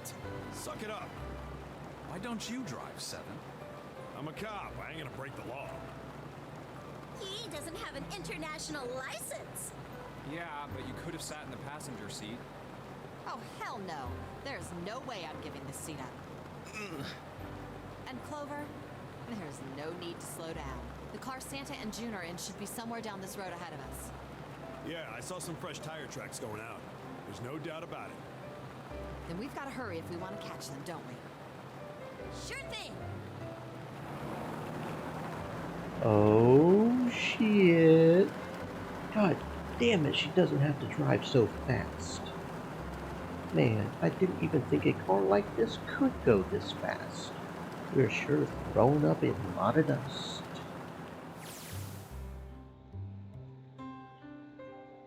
It was a couple hours after we had run into the junior high students. They had been hiding in the bushes in the back of one of the hills, drenching a kitten and gasping, "What the fuck? Bruh, no!" The moment we saw what they were doing, Jumpy ran up to them, curious. Hey, what the hell are you doing? Then he jumped on them. He quickly scooped up the kitten and tossed it to me. I caught it and ran for the pole ice station as fast as I could. Officers, please! You have to come with me! The pole ice man and I headed back to the hill. All we found was Jumpy, sprawled on the ground with a face covered in big, swelling bumps. Couldn't run away after you threw the kitty to me? I asked him. He stuck his tongue out through the hole in his mouth where a tooth had fallen Yeah, out. I guess I could've... Then why didn't you? I didn't want to. I wanted to beat him up. Beat him up real good. Because of what they were doing to the kitty. Yeah, that too, but I think they were the ones behind those murders our first semester. Remember? Oh, you mean the bunnies. Yeah, the bunnies. He plucked some grass from the ground and tossed it into the wind. They asked me what elementary school I was from, so I told them.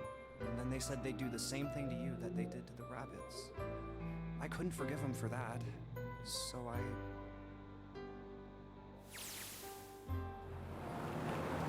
Hey, there's still some stuff I don't get.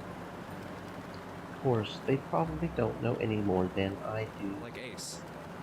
Well, I guess I should say Kentaro Hongo. Why did he create the Nonary project? Anybody? Any ideas? Why don't you ask him yourself? Well, yeah, I guess I could. He's still in the trunk, I assume? Yeah, he is. Still tied up, I'm assuming, with his mouth taped shut. His eyes just look empty. No emotion. He looks like he's just given up. I wonder if he even cares what happens to him anymore. Hey, were you listening to us?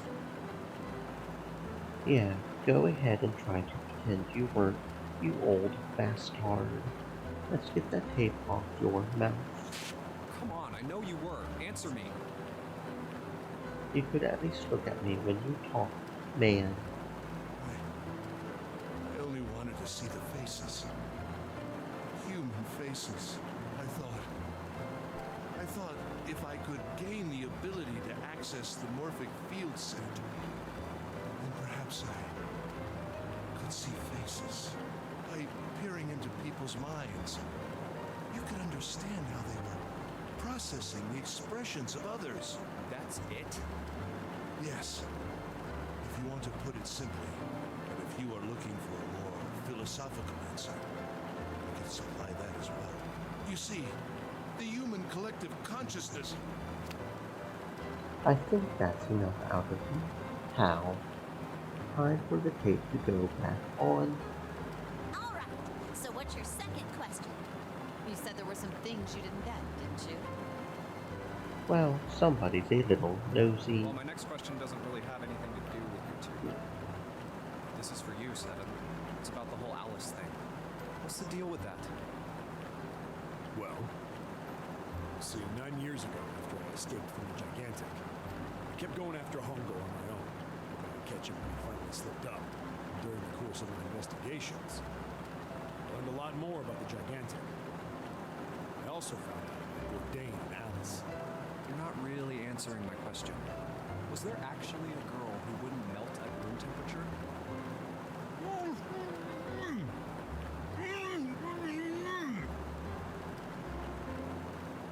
Sounds like Congo has something to say.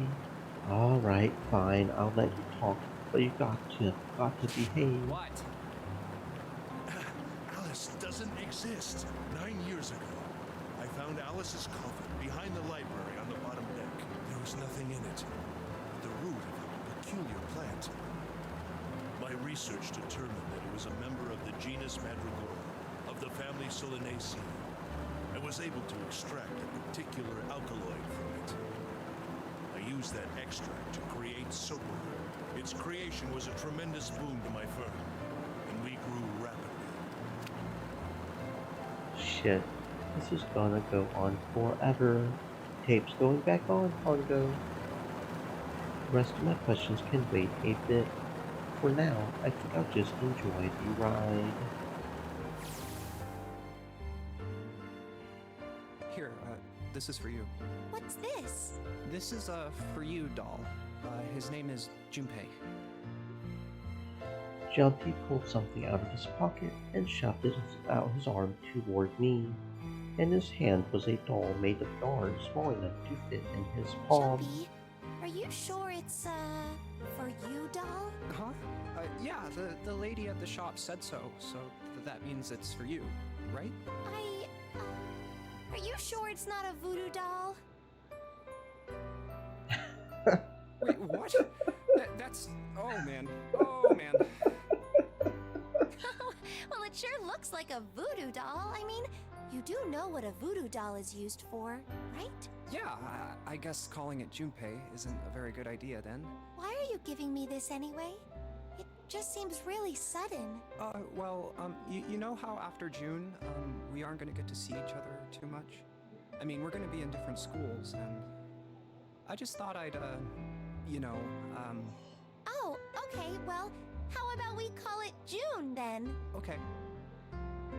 So, I wanted to give you this. You sound like some sort of tribal chief in a bad movie. Yes. I, head of tribe. This doll, traditional charm of tribe. So I give this. It me. So we always together. Oh, Jumpy.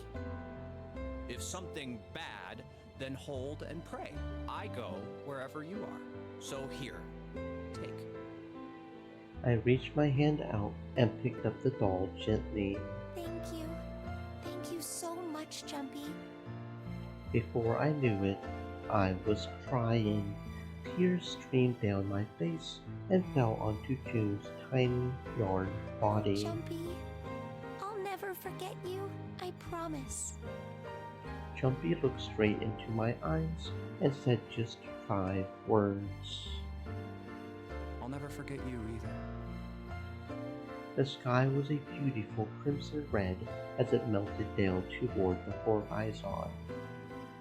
The last golden rays of sunlight stretched out across the city and pinned themselves across the hills. We sat, bathed in the warm light of evening, just the two of us, leaning gently against one another, shoulder to shoulder. The sun set, and we still didn't leave. We watched in silence as the darkness deepened, and one by one the lights of the town began to flicker on.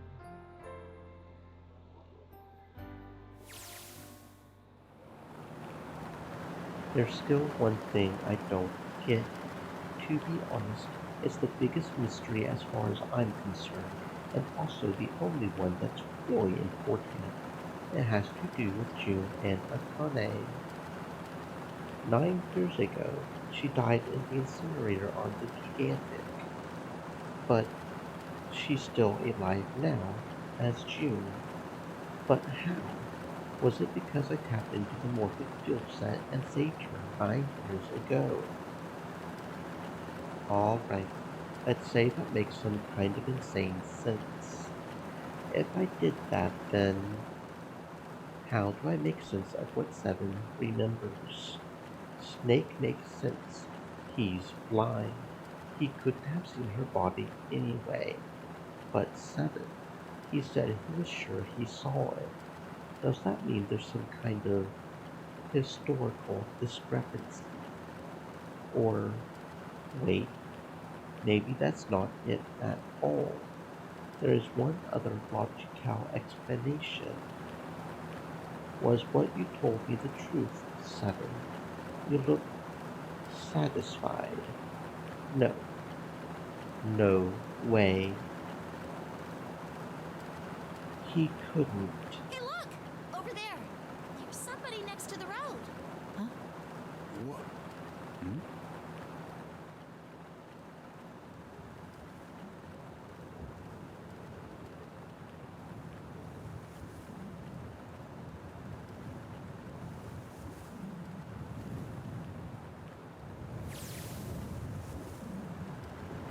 The burning gaze of the Nevada sun pounded down on her head. The desert around her rippled with heat. Standing there, on that shimmering plain, was a woman, her arm out and her thumb up. It would not be long before Junpei realized who she was.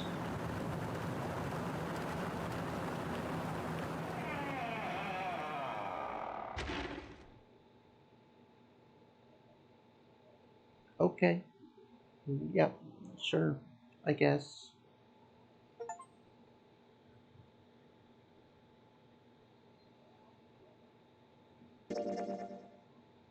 And that is all the endings for this.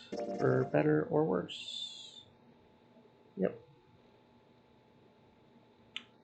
So, technically not switching games, but kind of sort of switching games. Because on Steam, they are one and a single game. Although apparently they are actually separate games. Let's see, what's the name of the... Which for some reasons Twitch doesn't have the category as a single game, so I don't know what's up with that. Zero Escape.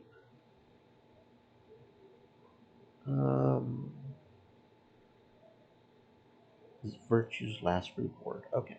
Because on Steam, they're combined into a single package here called the Nonary games, which is what we're playing. But Steam doesn't or Twitch doesn't recognize it as a single game. In order to get to the second game, we have to close it down, launch it again, and then there's a mini launcher where you have to click launch one of the two games. So, okay. And is it a different window? Do I have to click game capture to capture the other window? Looks like I do. Okay. So that should have that captured. There we go. Okay. Technically the same game, technically not the same game, you know, something like that. Okay. I feel like I accidentally skipped a cutscene there. Let's see. Did I accidentally skip a cutscene there? By clicking on it? Let's see. Relaunch, relaunch.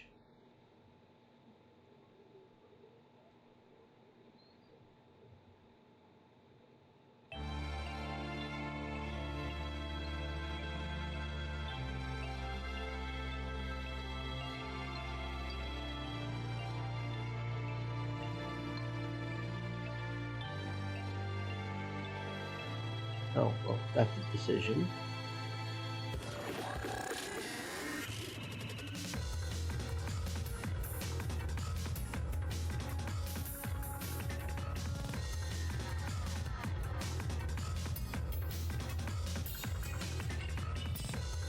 No, these models are a lot different looking if that's what models actually look like, okay.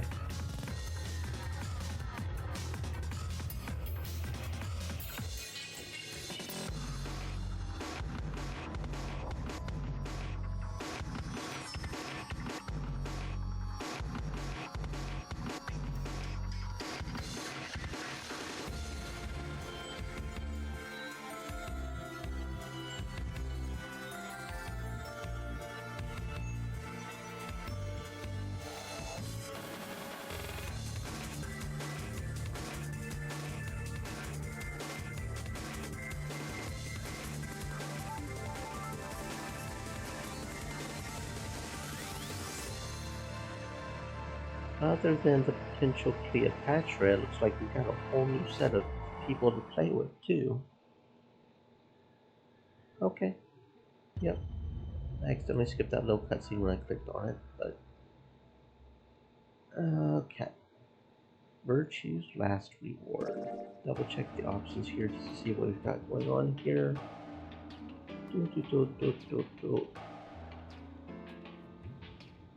That looks pretty basic. Okay, so let's start from the beginning. What do we have ourselves here?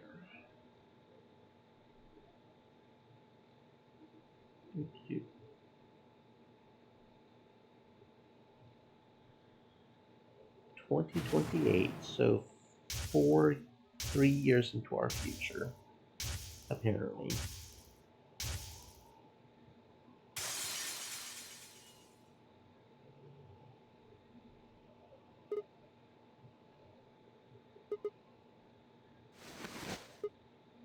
Ow.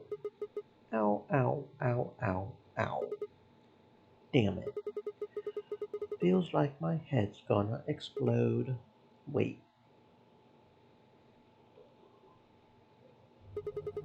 Where the hell am I? Is this the introductory puzzle? This looks like an introductory puzzle. We're on an elevator. Looks like an elevator, but... Isn't that obvious? Oh, hello. Who the hell are you? Hello? Right. Okay. Let's try a different tack here. Where the hell are we? Also, while we're at it, why? No response. You always this friendly, or did I kick you while I was sleeping?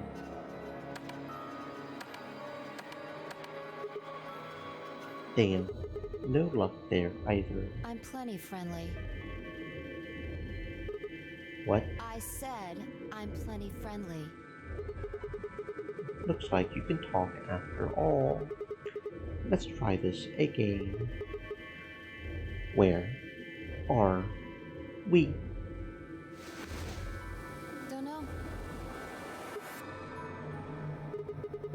Well, it could be worse, I guess.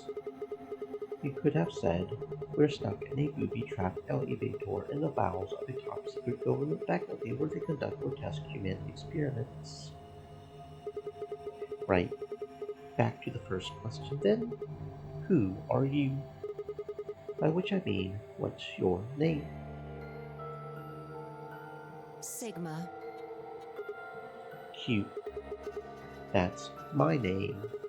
I'm asking you what... Wait a second. How do you know my name? I haven't met you before, have I? No, you haven't. I don't have any idea who you are. But what? How could you know my name if you don't have an idea who I am? How the hell am I supposed to know? I just know it, okay? Hey, no need to bite my head off. It's just, you're not really making sense here. And you still haven't told me who you are. Shut up! Just back off, Grandpa!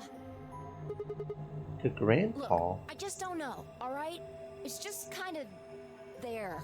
Like, I looked at you, and some part of my brain just said, that's Sigma.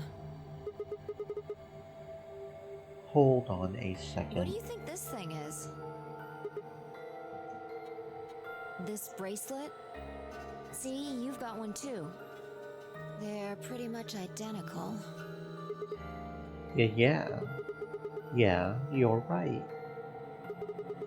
Where did they come from? It was on already when I woke up. I haven't figured out what it's for yet, though. Well, doesn't seem like it did much, does it? No. It's just got a 3 and the word pair. What are you doing? Trying to get it off. Good luck. I spent a while trying to get mine off while you were napping. So I'm pretty tight. Doesn't even have a clasp or anything. What about these buttons on the side? I pressed them, but nothing happened. Not even a beep.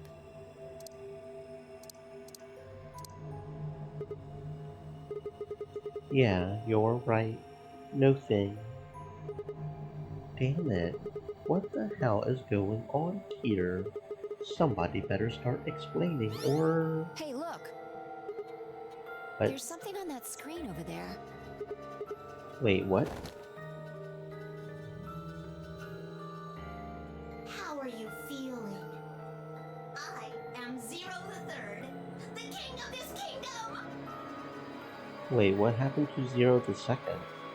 Assuming the 999 game is Zero the First, what happened to Zero the Second? Well, what the hell is that? A rat? No, pretty sure it's a rabbit. I'm sure you've got lots of questions. It just seems silly to have a big old chit-chat right now. So, I'm gonna give you a game to play! A game? Yes, yes, yes! And I'm calling it the Nonary Game! Ambidex Edition!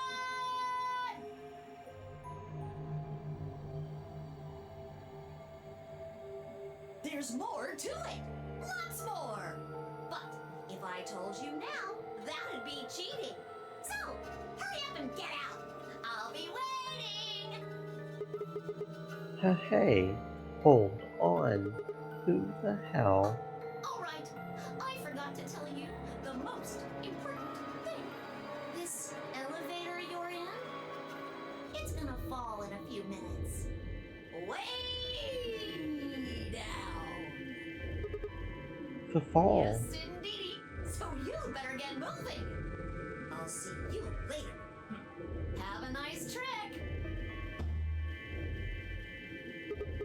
Yeah, see you next fall. That joke wasn't any funnier in elementary school. Oh, I get it. Trip and trick, huh? Don't tell me you're impressed. Oh, for the love of...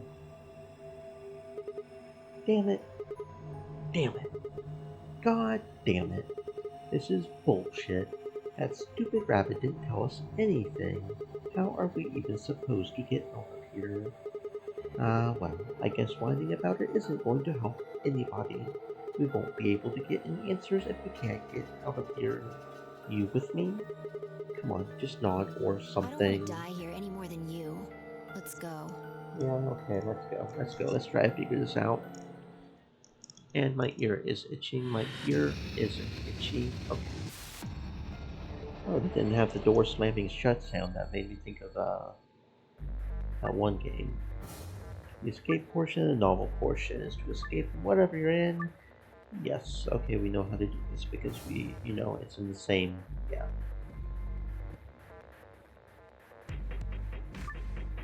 And you see the word zoom and cyan in the top right corner, zoom mode, return to a normal mode, yes, like so.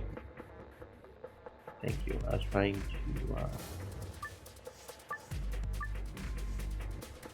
okay. Why are these colored like this? This end is loose. Can you take it off? Let's see. Oh, we got a red handle. Cool.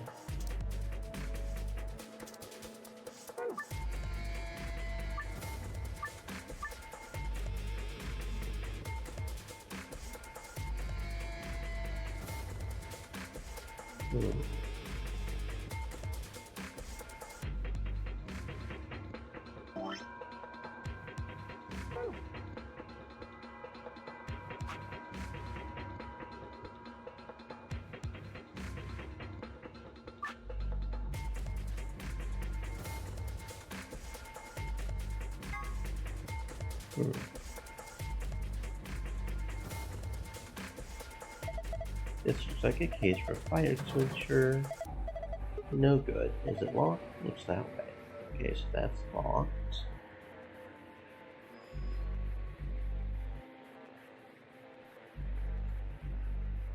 Oh. Okay, so this is a little different. I have to actually click and drag in order to turn. Okay. Probably said that in the thing and I just made assumptions that I knew what was going on and clicked too fast. That's my bad. We've got all kinds of handles. I'm getting a handle on this real quick. Yay, all the handles.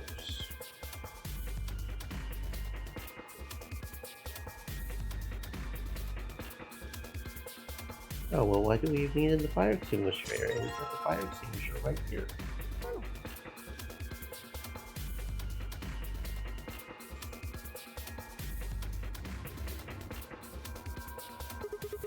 Alright, let's see if this pin can open the lock.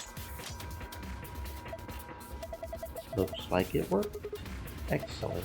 Okay, time to see what's inside. What's this? Polyurethane packaging. There are a few pieces of metal in here, 4 of them. They look like sockets for socket wrenches. Each one has a different shape though. Oh, we might as well take them.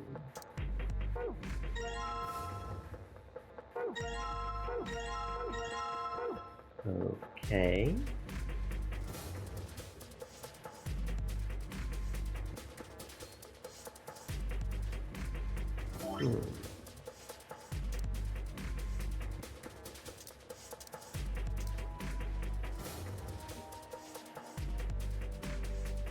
Hmm.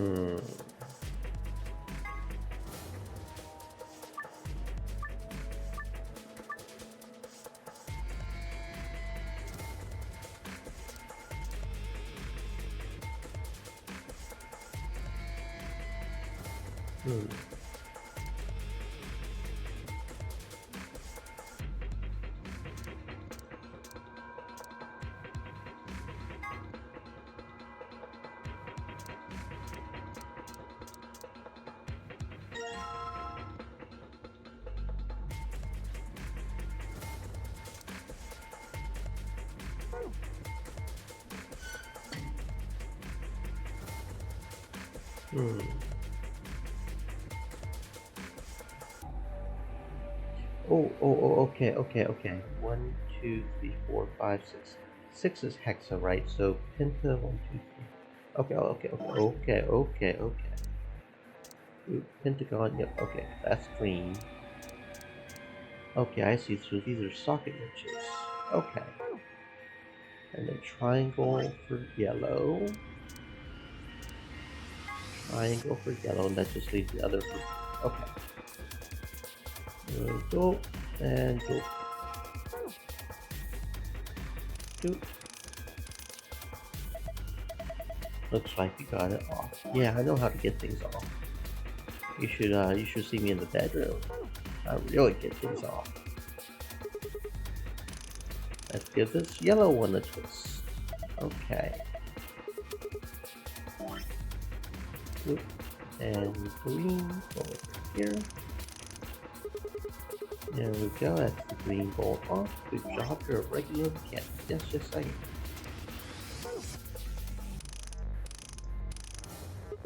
There we go, excellent. That's the red bolt gone. Right, so I've got all the bolts off now. Ready, I'm going to open it. What are you asking me for? Okay, Jakes. And we have a thing of some sort. Mini games. Cancel, I just quit my code. Okay. Stuck on a mini game. Well, I don't want to switch. If I'm going to do shit, I'm going to do it hard, right? Because I'm intelligent, mostly, probably. We're supposed to solve this? Probably. Alright, I'm on it. Move the green block from the top left to the blue square in the bottom right. Move the green and red blocks up and down as well sideways by back in the mouse using arrow keys. Oh, okay, I see. Okay,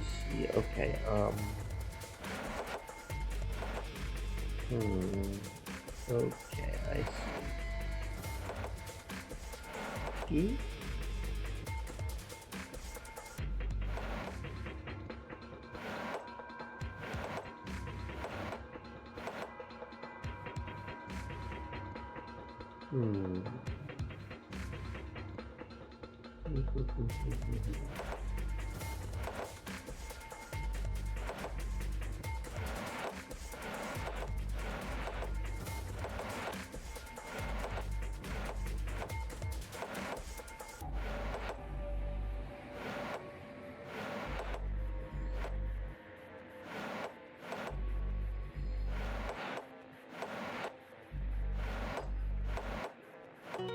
There we go.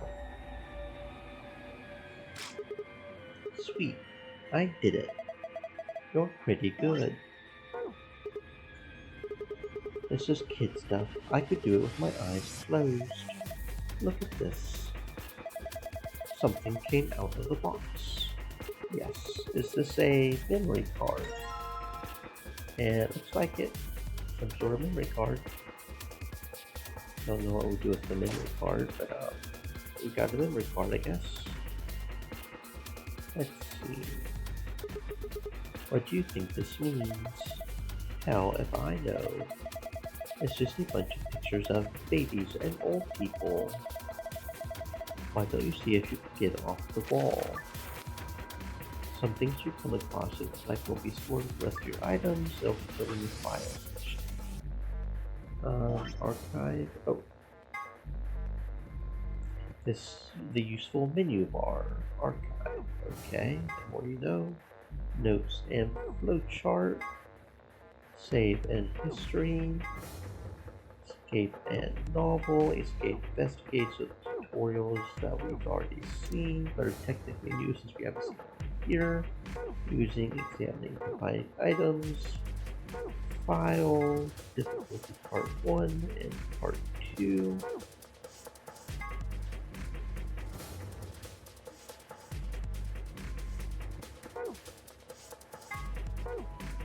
The safe. Inside each room there's this safe. There are 2 types of passwords you can enter into each safe. Escape passwords and hidden archive passwords. Entering the escape password will give you the key to get out of the room you're trapped in. Putting in the hidden archive password will open the safe and give you either a gold or silver file. These files contain additional information about the world and characters, but nothing that you have to know in order to complete the game. Oh. Okay. Basic controls, stop and auto, novel skip.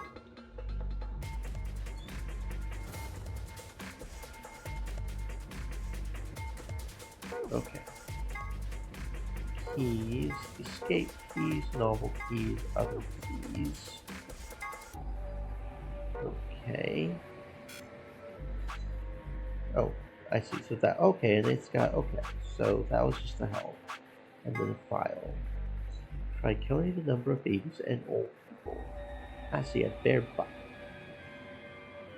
Number of babies and old people. Well, there's 1 baby, 2 baby, 3 baby. 1, 2, 3, 4, 5, 6, 7 old people. So 2 babies and 7 old people. Life would be an interesting, however, we could only be born at the age of 18 and gradually approach 18. So 3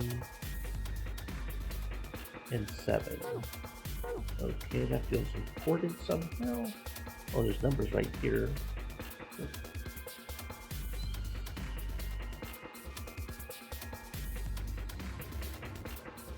Right here.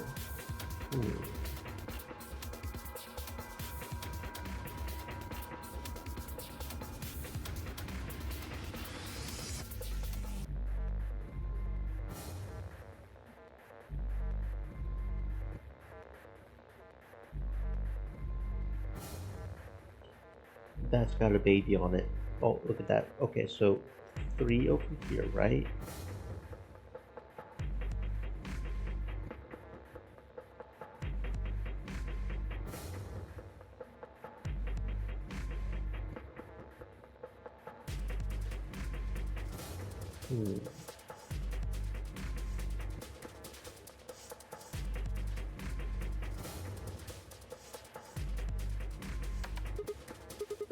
Why did it light up? It didn't do anything earlier. Maybe that was because the game hadn't started yet. You think this button does something? Dunno. Let's take another look at it.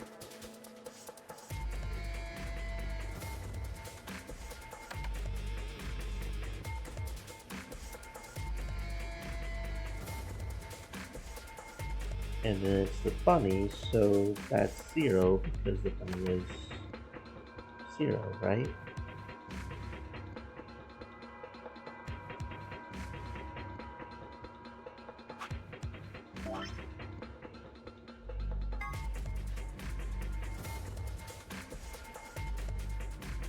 Oh, I can't count. That's a fucking baby right there. There's 4 babies, dummy. There's 4 babies. Or Sigma, did you just hear a noise? What noise? I think it was over here somewhere. Blue memory card, okay.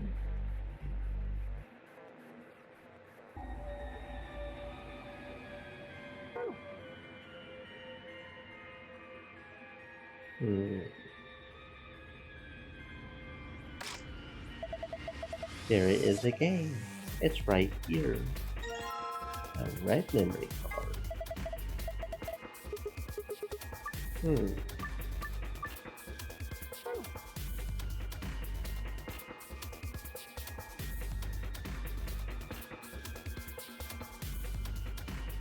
Okay.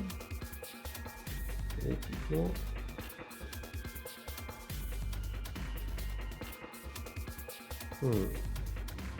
Red memory card in my hand. Let's see what happens when I put it in. It turned on. Looks like this thing is working now. The screen is glowing with a strange light.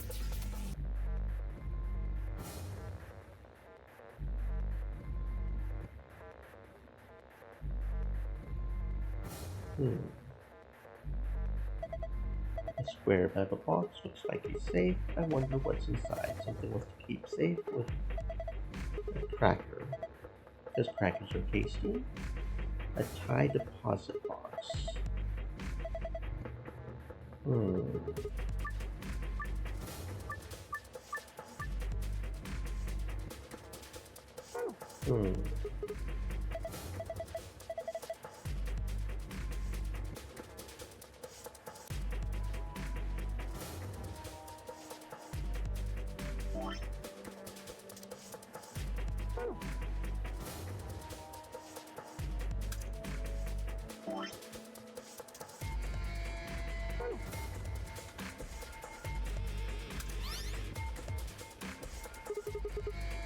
What the heck is this? Maybe it's some kind of password.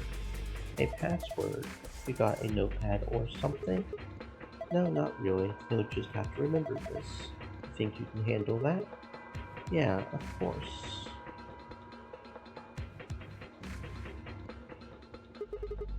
I'm always remembering shit.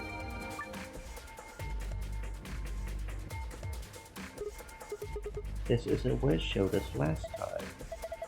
A different password. Okay.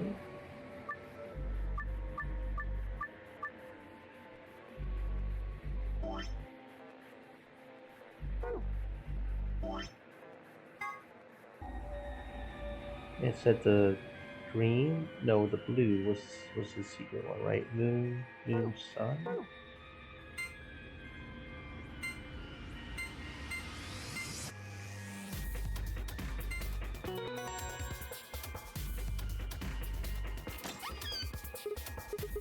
That's it. You did it. Good job. Piece of cake.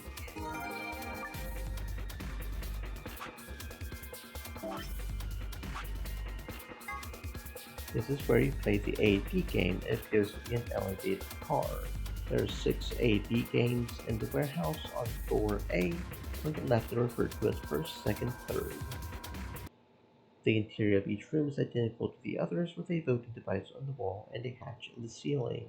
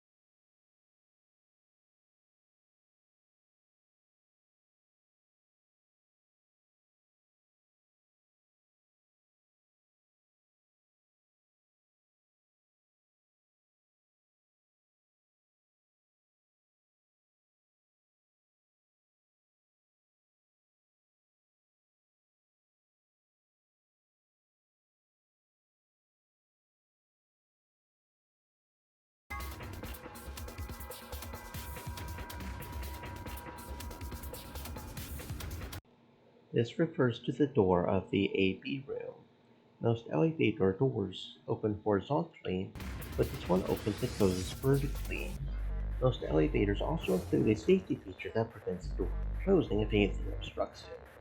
These doors have no such safety features. Each participant has a bracelet attached to their left wrist. If a participant breaks the rules or fails to fulfill certain conditions, a set of 4 needles in the bracelet will inject them with 2 chemicals in succession. There are only 2 situations which will cause the bracelet to come off. The person wearing it completes the game and escapes. The heart of the person wearing it stops beating. Attempting to break the bracelet or attempting to force it off will be considered a violation of the rules.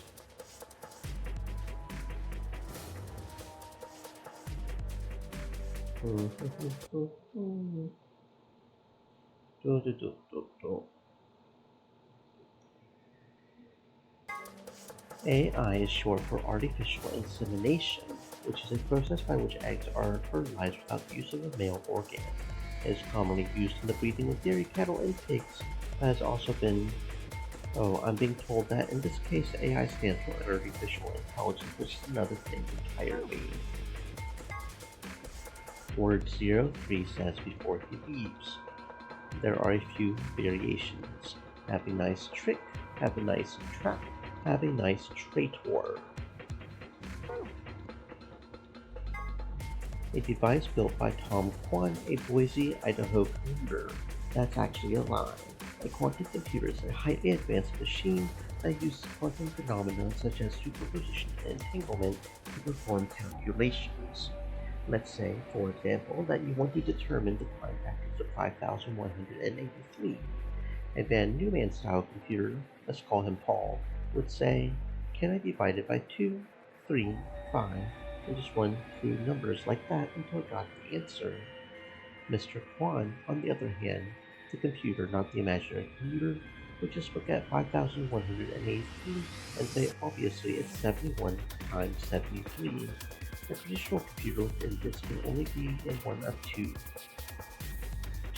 in states at once. A quantum computer within qubits can be in up to 2 to the power of n states simultaneously. This means a quantum computer can complete calculations that are currently impossible. That's amazing, Mr. Kwan. Are you seeing anybody? Someone has written 2 milkmen go comedy on the wall in the warehouse on floor A. Presumably it refers to a pair of milkmen visiting a comedy club. The sentence construction, however, is obviously wrong. There must be a reason why. Okay.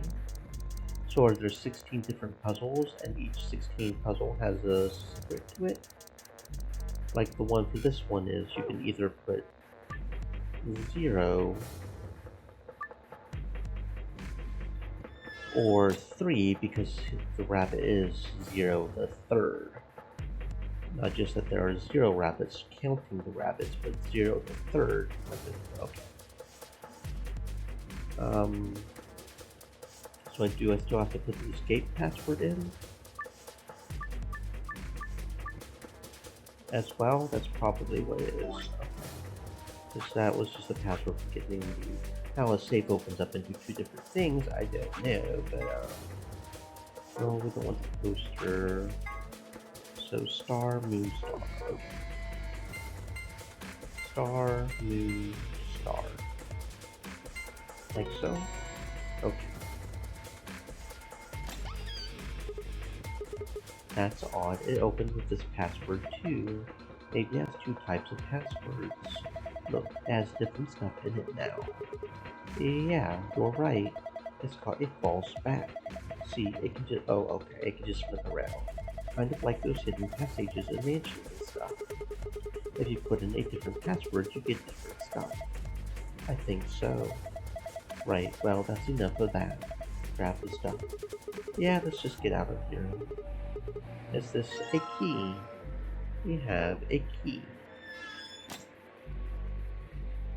False bottom jeans with the boots and the fur.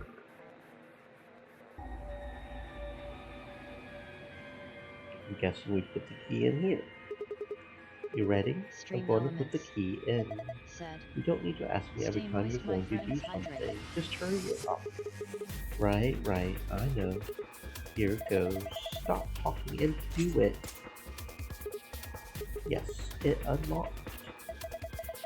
Now we just have to open this panel. And push the button, I'm guessing. Are you ready? Just do it. Alright, Miss ABC. Here we go. 3, 2, 1, and push.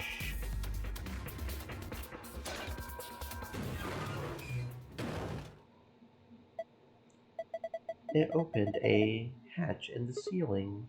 What? Why does an elevator have a ceiling hatch?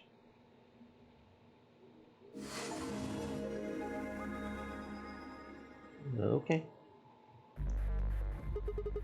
Alright, it's opened. Now let's get the hell out of here. What? What's wrong? Yeah.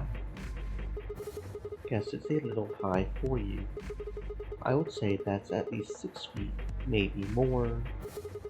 Alright then. I'm up on my shoulders. Your shoulders? Yeah, that's right. Why? Something wrong? Well, what? What's that look supposed to mean? What do you think I'm gonna do? Oh, come on. I'm just trying to be rational here. No ulterior motive. Hand to God. Not like I'm hoping to get my face sandwiched between a girl's bare thighs or... I knew it. You sick bastard. I was just kidding. Right. Look, I'm just trying to get this out of here. You got any brilliant ideas that don't involve your thighs? Fine. On your knees. What? You're a little tall for me to just jump up on your shoulders. I'm certainly not going to give you the satisfaction of making me climb. So kneel. Oh. Okay. There. Ready? Bring it on. Thanks. A little step up is just what I needed. What? Wait, what are you going Quiet. to do? Here we go.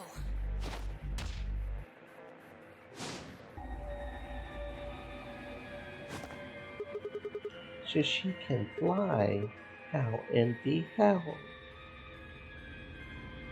All right, give me your hand. What? Oh, what the heck are Well, I'm you? not Superman, that's for sure. And I'm not Batman or Spider-Man or Aquaman or Merman or a Wolfman. I'm not a Brahmin or a Common or a Ramen. I'm not a Cayman either, so you don't really need to worry about anything. My name is Phi. I guess you could say I am no man. Just come on. One of these days, Witch King.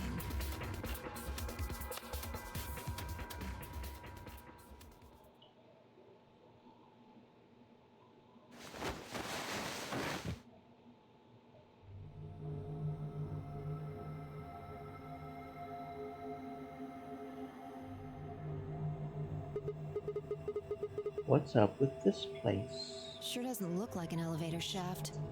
Some kind of warehouse, maybe. Or a hangar. So we were in an elevator that doesn't elevate. Yeah. It wasn't going to go anywhere.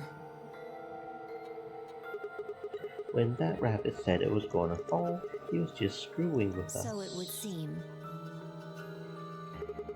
Then why? Forget it. Look. More people. Looks like an old guy, a young man, 2 girls, and... A kid. They're all wearing bracelets. Probably safe to assume they're trapped here too. Right, well, let's go say hi then.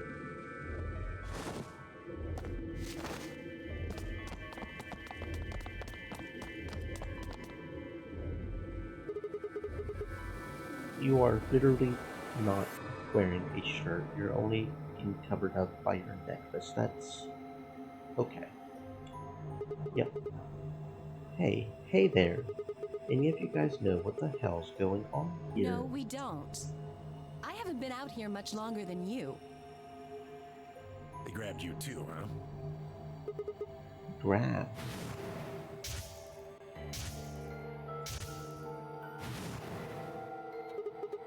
Oh, yeah. I got in my car. I went to start the engine, and then there was this white smoke. I think we all shared that particular experience. The smoke seems to be some kind of general anesthetic. When I woke up, I was in one of these elevators. All 5 of you were in one elevator. No! Mr. Dio and I were in the same elevator, but Wait, which one of you is Dio? That would be me. This little guy here is Quark. nice to meet you, mister. Right. Nice to meet you too. What about the rest of you? Tenmyoji, Alice, and Luna all woke up in different elevators. Correct me if I'm wrong. No, you've got it right. You would be Tenmyoji then, right, sir? Yep. And Alice is... Me. She's Luna. Hello. It's very nice to meet you. Hey, nice to meet you too. What's she so nervous about? And you are? Right, I'm Sigma, and this bundle of laughs is Fee. Good to meet you all, I guess. Say that again. And this malnourished harpy is Fee. Better? Bastard. Are you two...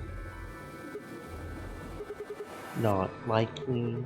That elevator was the first time we had seen each other. I think. You think? Never mind. Forget I said anything. We met just now in that elevator. That's the truth. See your bracelet there? Yeah, sure. And yours. Phi, right? Now let me have a look. I thought so. What? Quark, you and Dio show them your bracelets. So you're 3-pair blue. They both say pair and have a number 3, just like B and I. No, wait, the color is different. Ours are red. And yours are blue. Oh, sharp eye there. What about yours, sir? Tenmyoji, right? Show him yours too, ladies.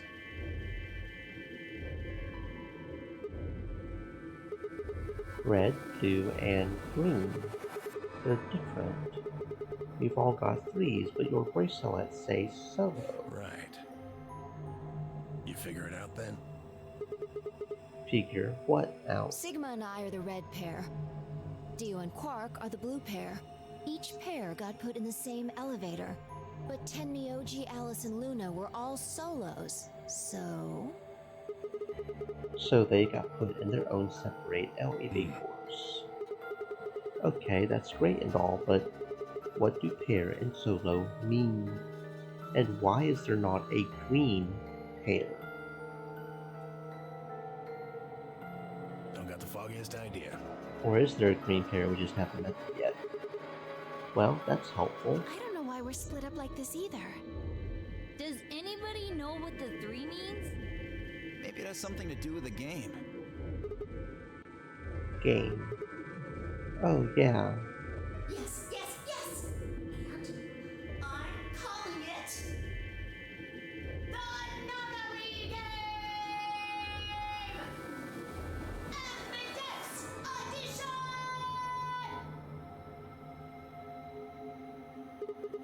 You guys saw him too, right? That rabbit thing. Yes. In the elevator. He said something about the elevator falling.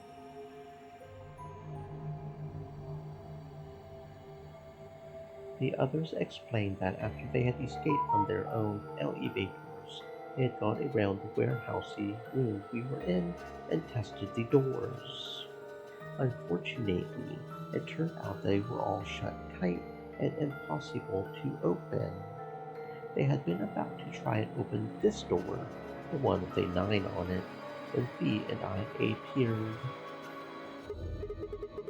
So, any chance this one will open? You think we'd have done it last if there was? There's some sort of, I don't know, machine off to the left here, but Well, give it a shot, why don't you?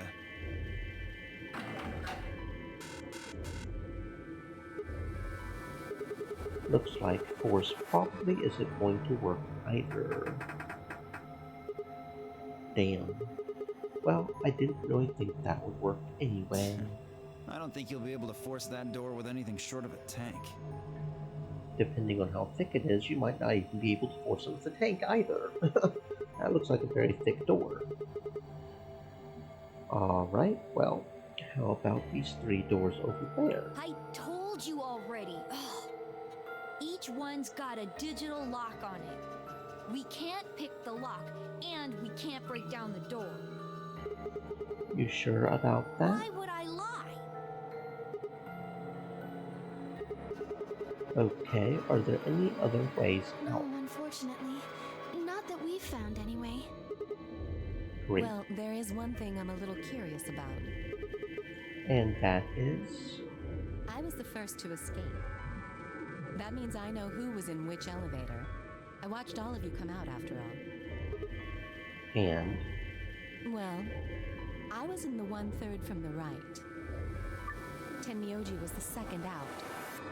Your elevator was second from the left, I think. Good memory. Yeah, that's where I was. Third was Luna. You climbed out of the rightmost elevator, didn't you? Yes. That's the one. Dio and Quark were next. You came out of the elevator next to Luna's, right? Yeah. We did. And finally, the 2 of you were trapped in... the 3rd elevator from the left.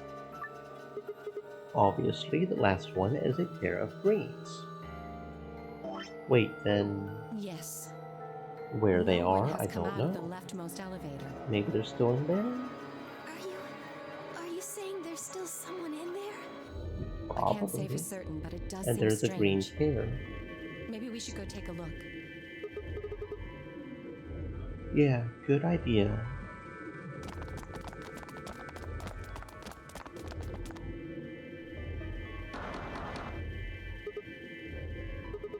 Anybody in there? If you can hear me, just, I don't know, make some noise. Nothing. Hey, look at this! And the decks. Room. Is that some kind of card reader? Maybe it unlocks it or something. There's one next to each door. What do you think Ambidex room is supposed to mean? Well, it says it on all 6 of the elevators. Maybe it has something to do with the game that Zero was talking about. Oh, the Nonary game Ambidex edition? Maybe, maybe not. I don't think we really need to worry about that right now, though. We should be figuring out what's inside this thing. Anybody got a key card? Nah, I got nothing. Not even dirt. So they've taken everything we were carrying? Wonderful. The rest of us dug through our pockets as well, but it was pretty obvious that Dio was right. My own were completely empty. There wasn't even any lint in the creases. Maybe there's no one in there. No, there is. There's got to be. What makes you so sure? Well, There you go. They're the green pair. What's obviously it's the green pair. It's opening! There was someone in there! Mm-hmm.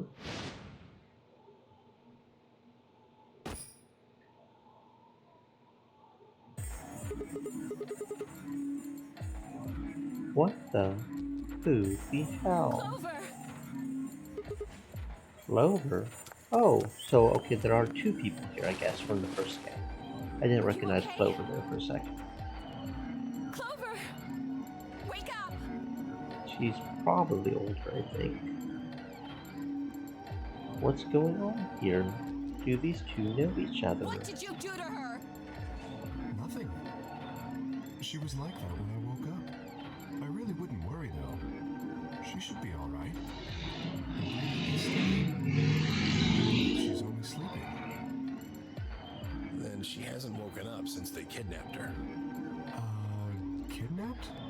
Begging your pardon, but I'm afraid I don't understand what you mean. Where are we? And who are you? Hold on. How about you tell us who you are first? You leap out of that box dressed like some kind of robot, carrying an unconscious girl, and we've only got your word that you didn't make it that way. I think you owe us an explanation how. Enough of character with amnesia. Well, what? I don't remember anything. I have no idea where I am, who I am, even what day it is. If you happen to know any of those things, I would very much appreciate it if you shared that information. Not knowing one's identity is vexing.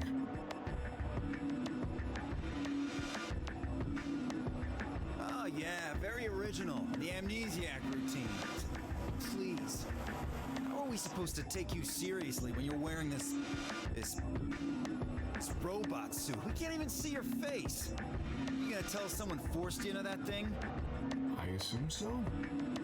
It seems the most reasonable explanation.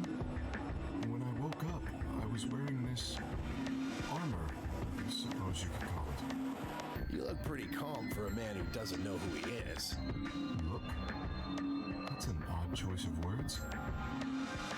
I'm wearing a mask. How would you know how I look? You know what I meant, you smartass. Oh. She's waking up. Clover, are you okay? Come on, talk to me.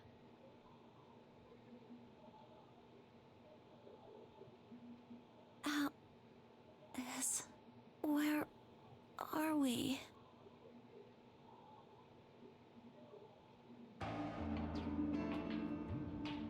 Once Clover had woken up, Alice explained everything we knew so far.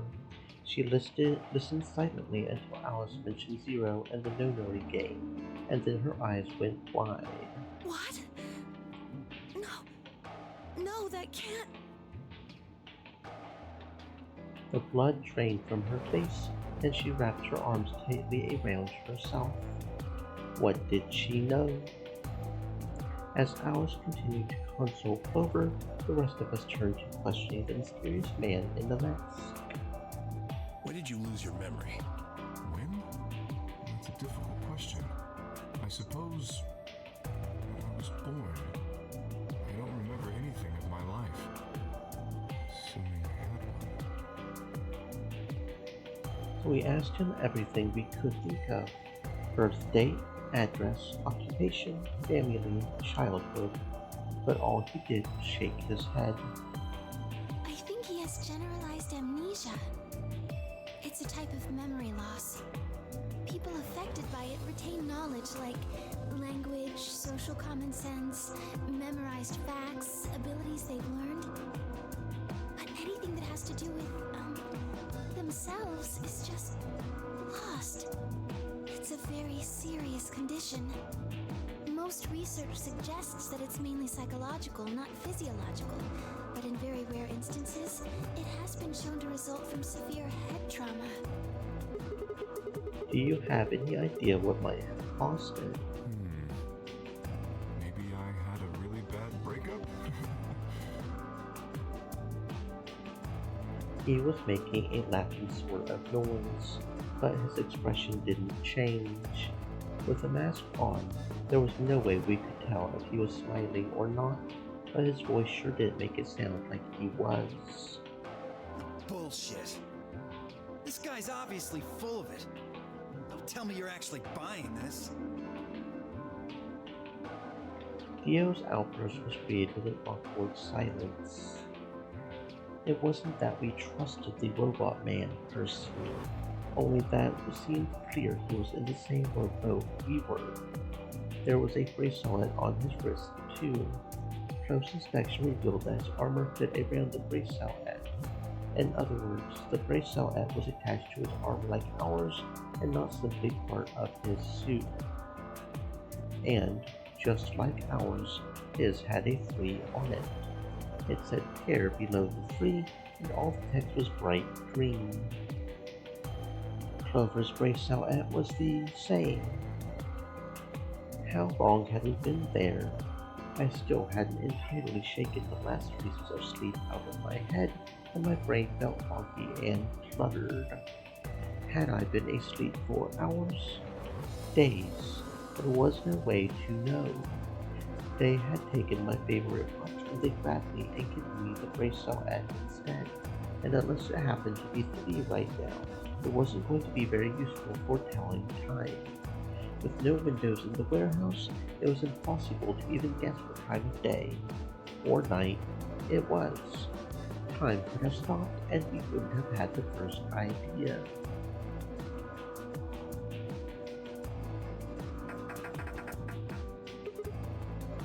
Damn it. No dice. This thing won't open. Didn't I tell you that? Yeah, well, I just thought. There's a box here. Maybe it's some sort of locking thing, like the ones next to the elevators. I don't think it's a card reader, though. Hey, what do you think that is? What? That graffiti over there. See? On the wall? Oh, yes, that. I was wondering what that was. 2 milkmen go comedy. I'm not sure what that's supposed to mean. Maybe it's saying that a pair of milkmen decided to become comedians. Still, this kind of sounds like nonsense, though. I think it's somebody's way of saying hello. What? You heard me. Yeah, I did. I just... What the hell is that supposed to mean? It's an anagram. An anagram? Yeah, they tried a lot of names before they worked it down to Tella. Come on, seriously? You've never heard of an anagram? It's a kind of, wordplay where you move the letters around to create something else. Right? Exactly. Watch. With the tip of her bare boot, Bee spelled out 2 sentences in the dust on the floor. 2 milkmen go comedy. Welcome to my kingdom.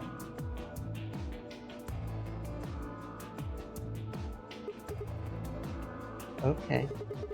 If you switch it around, yeah, that makes sense. Exactly.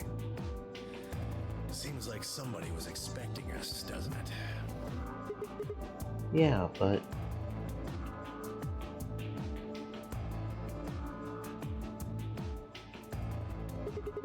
Where are they? Pretty rude to invite somebody over and not even offer them a drink. True. But you're assuming that Zero isn't one of us.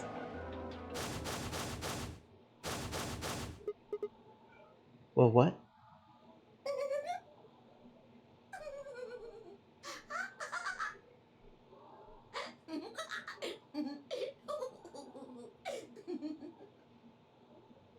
Huh? Look. Over there.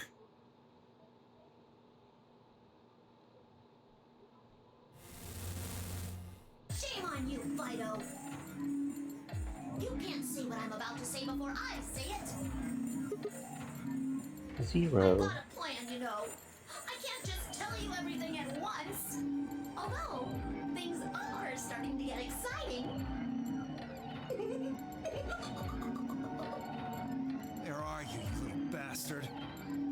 to come out and face me like a man? Are you an idiot? I'm a rabbit. You really think a talking rabbit is a real thing? Of course I don't. You're some kind of CG rabbit or something, probably. That's not what I meant, though. Oh! You meant you want to see the person who's controlling me? I guess God touched this one a little too hard. What? Weren't you listening to Fido? She's clever, you know. Wait, then you're saying Zero is one of us? Well, yes. I guess that's one way to put it. Are you really sure?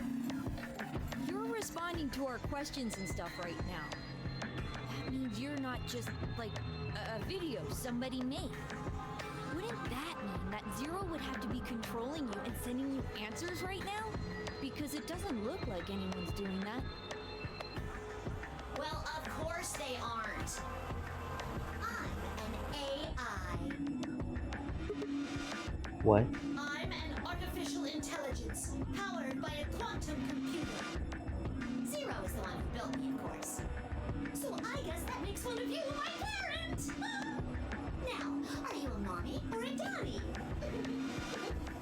That would be telling.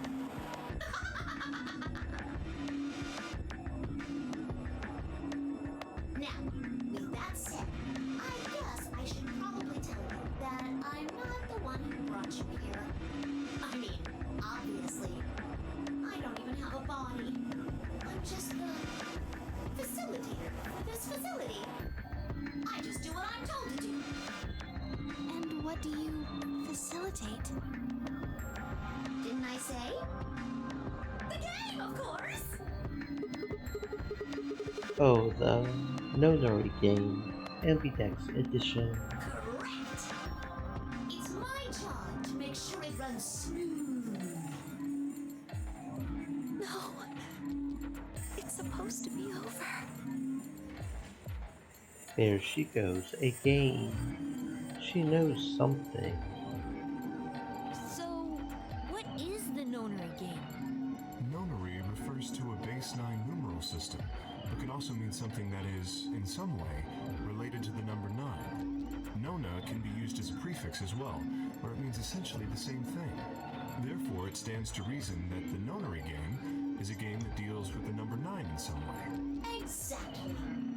9 is a very, very important number in this game.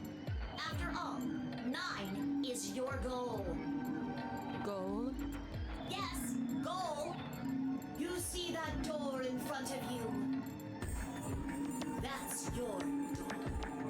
If you can open the door with a 9 on it, you can escape. What do we have to do to open it? Yes. Let me explain. Look at your left wrists. You see the bracelet? Of course you do. Now, tell me, Fido, what number is on yours? A 3. What about the rest of you? They're all the same. We've all got 3s. Exactly. I'm going to call those numbers bracelet points. If you're feeling lazy, you can just call them BP. Only the people who can get their number to 9 or more will be able to open the door with a 9 on it and escape. See the box on the wall? That's how you'll get out. Anyone with a greater than or equal to 9 BP can pull that lever and the door will open. However, there are 3 rules you can't forget. 1. The number 9 door will only stay open for 9 seconds. When your time is up, it'll close automatically, so be careful. 2. The number 9 door only opens once. Once that happens, it's all over. It'll close for good after 9 seconds, so if you're not careful, you could get stuck. 3. Now, maybe some of you are thinking. You're thinking, oh ho! If my BP is too low, then I'll just have someone with enough BP open the door. And I'll just slip through when it's open. Well, that's not gonna happen! can be sneaky. Well. Well, what? Oh, I really shouldn't say that yet. All you need to know is that anybody who tries to sneak out gets hit with a big penalty.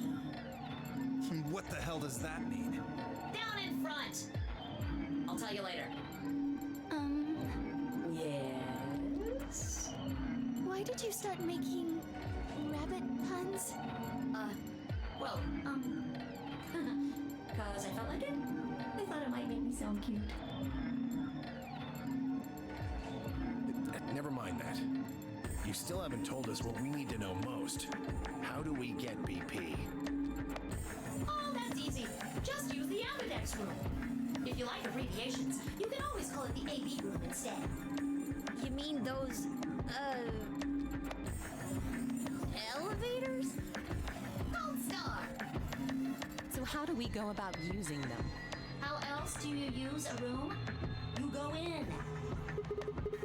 You mean through those hatches? No. I had a hunch you might try that, so I closed those up tight while you were talking. So don't be hatching any hatch plans, you understand? I live in the master computer. That means all the electronic doors in this whole warren are under my control. How do we get in then? We tried the doors on the front, they're all locked. There's a card reader next to each one, isn't there? All you gotta do is slide a card through, and there you go. Where do we find those key cards? Well, we don't got them. There weren't any in the warehouse. Well, no. Of course there wouldn't be any there. Then where are they? I think you will find what you're looking for behind the chromatic doors. Chromatic doors. Right here! You see the three pretty doors just to your right? Huh? Hold on. I thought those doors were locked. Quirk. What? You see those buttons on the sides of your watch? Can you press them at the same time? Why? To make little boys ask questions. Just press them, please. In fact, why doesn't everybody press their buttons as well?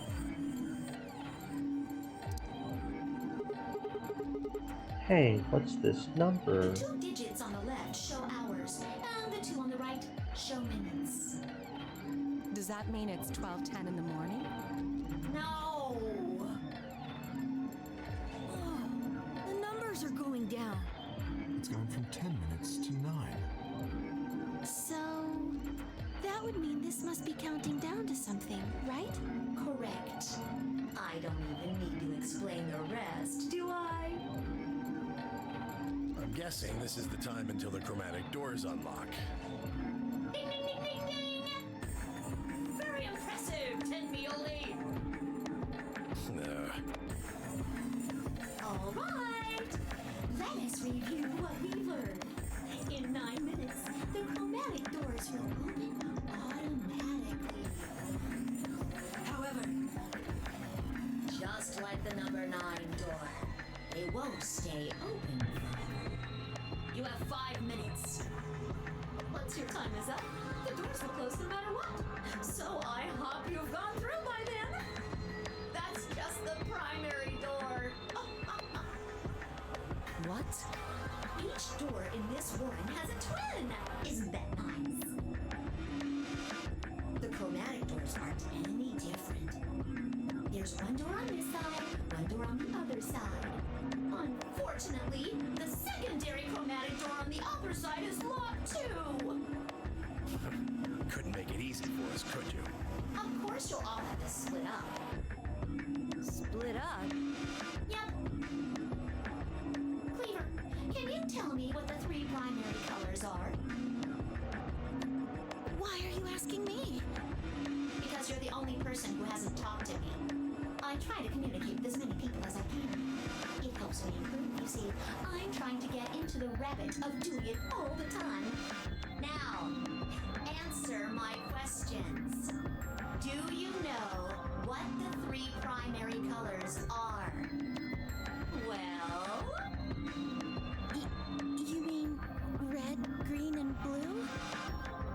supposed to be able to make any color by mixing them, right? So, which colors would you mix to get magenta? Red and blue. How about yellow? Green and red. What if you wanted cyan? Blue and green. That's right! Now, take another look at the nice bracelets you're all wearing. Notice how they come in 3 vibrant colors? Yeah. We get it already. The red and blue bracelets can open the secondary magenta door together. Green and red can open the yellow one. And blue and green can open the cyan door. I miss anything? Wonderful! I think you grab it. There is one other little thing, though. You're talking about what happens if you've got 2 of the same color, right? Yeah. What do you think happens? How the hell would I know? If you want to open a door, but all you've got is one color, then you can use that to open a door with the complementary color to the one you've got. I see. So if you've got red and red, then you can open the cyan door. Blue and blue can open the yellow door. And green can open the magenta door. Right again! Looks like your brain hasn't rotted away yet, Tenmi oldie. Just what the hell's that supposed to mean? It means exactly what it says. I was trying to compliment you, you know. Oh well. Let's continue, shall we? There are 2 types of bracelets, pairs and solos. That means there's 2 types of players too. Pairs and solos.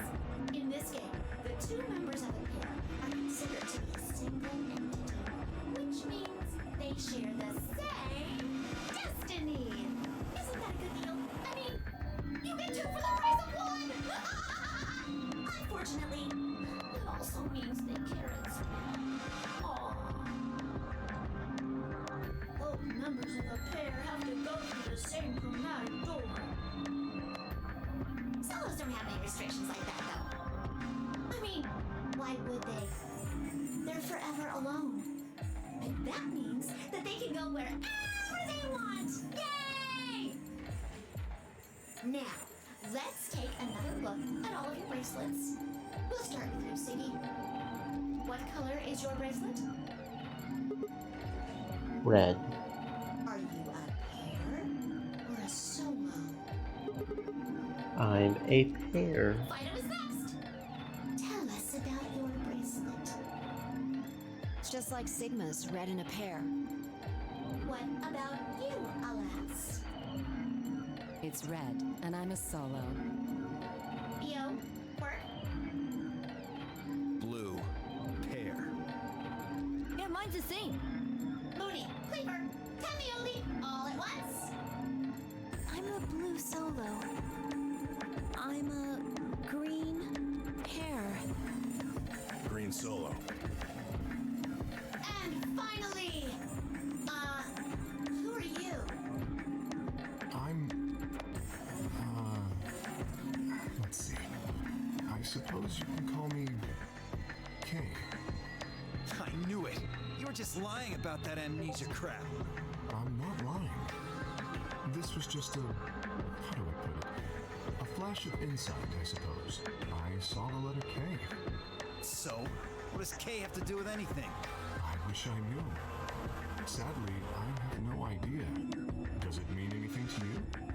Asshole. Come on now, boys. You can fight later.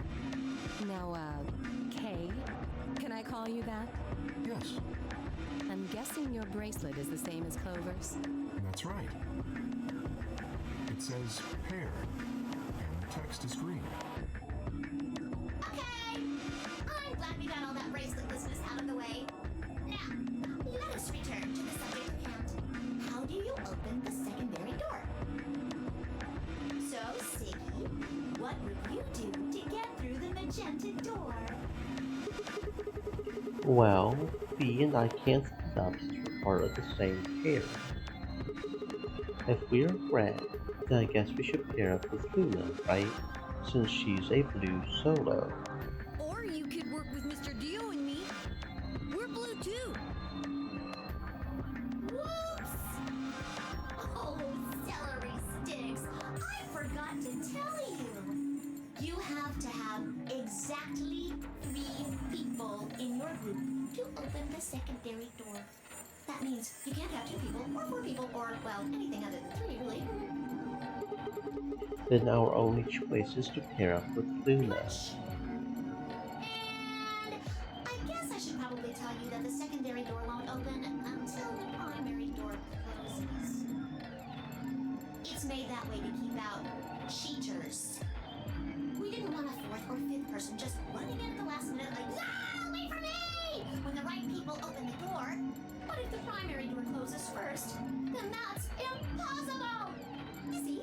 It all makes sense.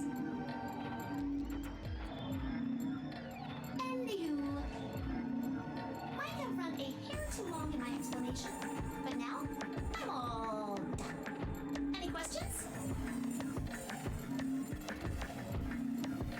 I took a moment to go over everything we had done so far.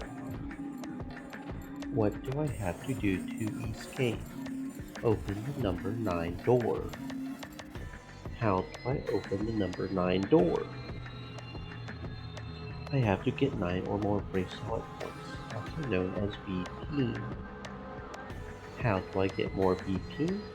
I don't have the full answer to that one yet, but it looks like I have to head into the ambidex room to get it. How do I get into the ambidex room? I'll need a key card for that. Where is the key card? 0 said it's on the other side of the chromatic door. What do I do to open the primary CD? Nothing. Apparently, it just opens on its own after a certain amount of time. Pressing the buttons on both sides of the bracelet simultaneously shows how much time is remaining. How do I get through the secondary door? For starters, there's a limit to how many people can go in, specifically 3 people. If combining the totals of the bracelets of those 3 people gets you the same total as the door, then the door will open. If everyone has the same total, then you can open doors that total is complementary color. Matching red, blue is magenta, green and red is yellow, blue and green is cyan. Complementary red and red is cyan, blue and blue is yellow, green and green is magenta. Good? Excellent. It looks like none of you have any questions. Yay! No, wait. We have a questions. Of course we have questions. What's the point of this game? Why did you take us? Where are we? And who the hell is the real Zero?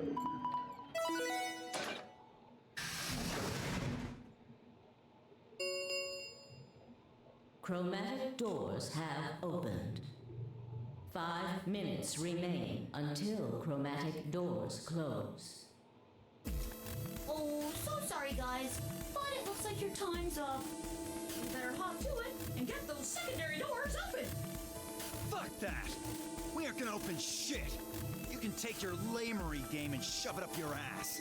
If you think we're just gonna swallow your psychotic crap and play along, you've got another thing coming, you smart-ass little rodent. I'm a rabbit. Shut up! Well, shoot. I thought you might say that. Unfortunately, you have no choice but to follow the rules. Why is that? When the time comes, those 3 doors will automatically close. If anyone is left outside after they close, They'll what? they'll be penalized. You keep saying that. What the hell is this penalty anyway? Well, death.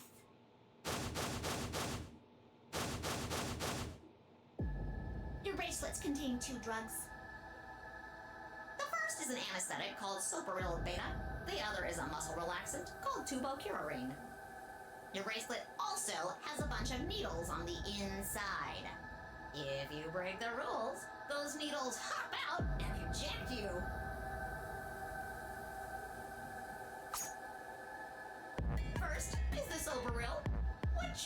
asleep. 9 minutes later, the tubocalarine is injected, numbing your respiratory muscles. I guess you could say it'll really take your breath away. You should know that the Soberil is only there out of the kindness of Zero's heart. Oh, and I mean the real Zero. Not me. Zero just doesn't want to see anybody suffer. Isn't that just so compassionate? If I had a heart, it'd be melting right now. Anyway, all it means is that you'll die pretty painlessly, so hey, there's nothing to worry about, really. Of course, none of that will happen if you just follow the rules. 3 minutes remain until chromatic doors close.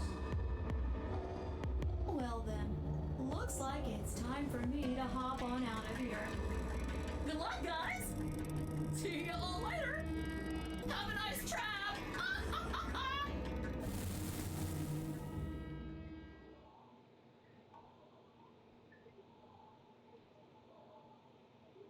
So there was poison in the bracelet. It seemed a little hard to believe, but it wasn't like I had anything other than a computer-generated rabbit say either way. What were we going to do? There was a lot to think about, but we didn't have very much time. What are we waiting for? We need to go. We need to get through these other doors. But how do we figure out which door to go through? You still don't get it? Fine. Just pay attention, we don't have much time. Zero's explanation was pretty confusing, so let me put it in small words for you. There are only 3 possible options. Option A. Sigma and I pair up with Luna. Our red and her blue can open the magenta door. That would mean Clover and Kay would go with Alice. Their green goes with her red to make yellow. That just leaves Dio and Quark as the blue pair, and Tenmyoji as the green solo. The only door they can open is the cyan one. Got it? Option B. Sigma and I go with Tenmyoji, so we can use red and green to make yellow for that door. That means Clover and Kay pair up with Luna to open the cyan door. This leaves Dio and Quark with Alice, and together, they can open up the magenta door. And finally, option C would be where we pair up with like colors to open complementary colored doors. That means Sigma, Alice, and I go through the cyan door, Clover, Kay, and Tenmyoji go through the magenta door, and Dio, Quark, and Luna go through the yellow door. Problem is, which do we choose? Please, Sigma, choose something. What? Well, wait, what? Why If me? you don't want to, then maybe Alice or Clover can choose. Or Tenmyoji or Dio or anyone. Once one person chooses, everyone else's decisions will be made for them. But please, you have to hurry. We're almost out of time. 1 minute remains until chromatic doors close. Alright, I'll pick. Nobody seemed upset, but they probably knew as well as I did that we don't have time for victory. I took a deep breath and spoke. Okay, B and I will go through the yellow door to Myoji. I'm thinking we'll go through the yellow door with Tenmyoji. That sound good to you guys? Sure. That means Dio and I will go with Alice. And we'll be going through the magenta door. All right then. Better than getting stuck with that crusty old fart, I guess. So, Clover, Luna, and I will be going through the cyan door. I don't get to go with Alice? I'm sorry. I'll try and stay out of the way. I don't really mind you, but the K guy seems really suspicious. We're all meeting one another for the first time. Aren't we equally suspicious? Hey, I'm nothing like you. 10 seconds remain until chromatic doors close. 9, 8, 7. We need to go. The doors are closing. Come on, guys, move. 3, 2, 1, 0. Chromatic doors closing.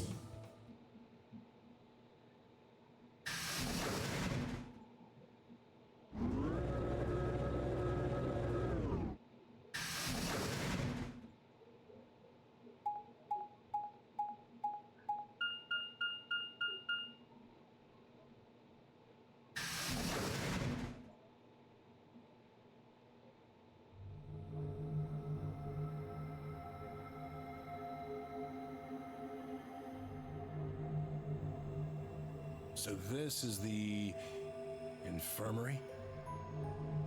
Looks like it. That's what it said on the door, after all. What the hell? Why is there an infirmary right next to a warehouse? Well, it's probably here if any of the workers get sick or hurt. What workers? Did you see the size of that place? A little big to just be somebody's garage. Then you're saying people work here? Maybe not now, but judging from the lack of dust, someone was here until recently.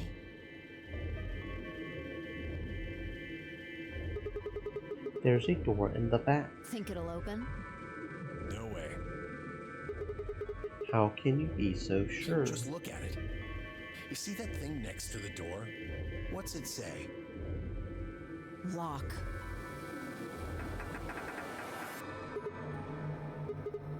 No dice. It's not moving. Are you blind? It says lock right there. Yeah, I just thought, maybe I could force it open. Right. Let's have a look around, okay? Yeah, good idea. Maybe there's one of those card keys around here somewhere. Then let's just get started. Okay, our second puzzle room, the infirmary. Let's seek a way out. Okay.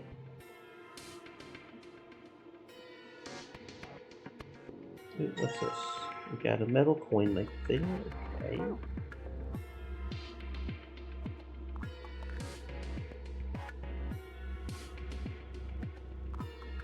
Oh, and I'm going side. Oh, am I going side to side? A little bit, I guess.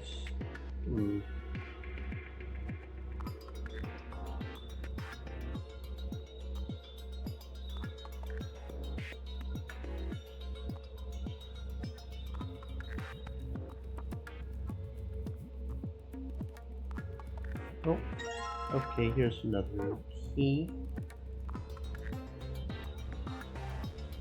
And a scaffold.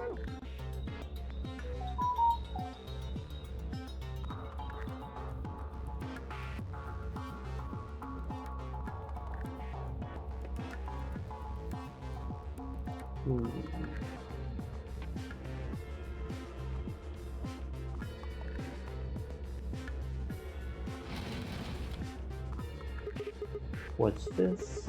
Some sort of clipboard. There's a memory card on here. And a scrap of paper. What's this drawing supposed to mean? Okay, found some sort of note. A and B makes a cleaning solution. Okay, understood.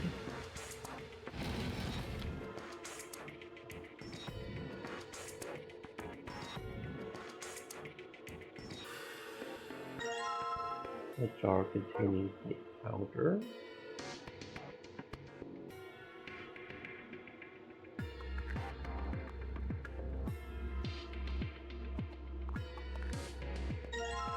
A metal stake.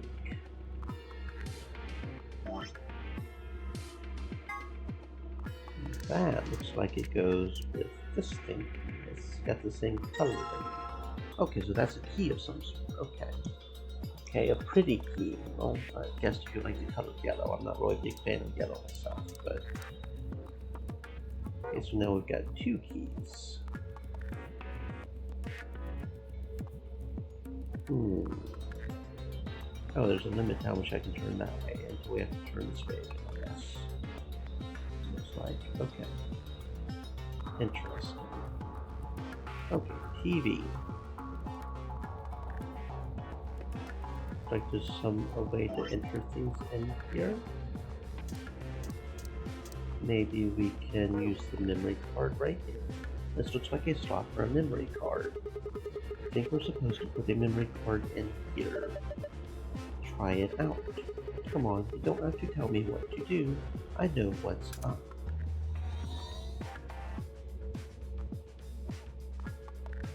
White powder is... Okay, so A is white powder in medicine bottle and B is water. And we combine A and B to make a cleaning solution. Okay, cool. Understood.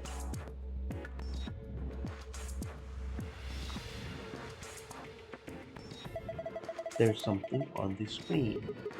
Yeah, looks like some words. Is this a tent? Cool.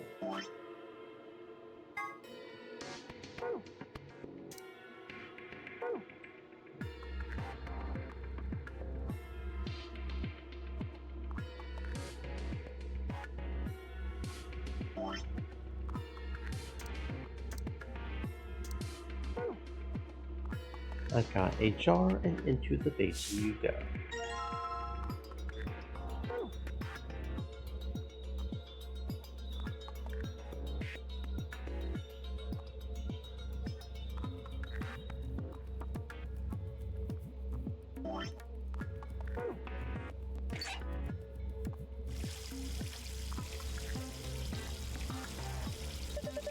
Gonna get some water with the empty jar. Yeah, pretty clever, right? Don't know if I would call that clever. I think a 3-year-old would come up with that plan. Just do it. Fine. Water. And that makes a cleaning solution.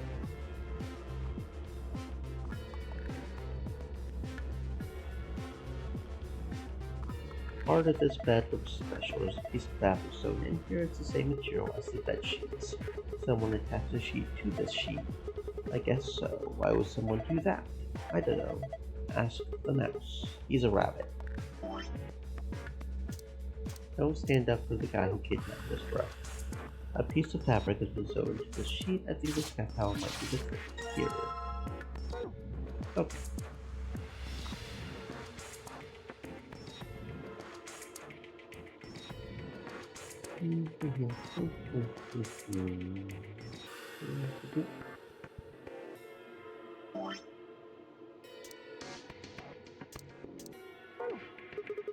Alright, now I just need to pour the water in. I've got bubbles.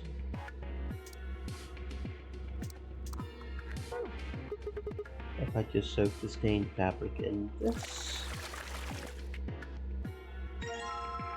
we get a plaid fabric. Well, will you look at that?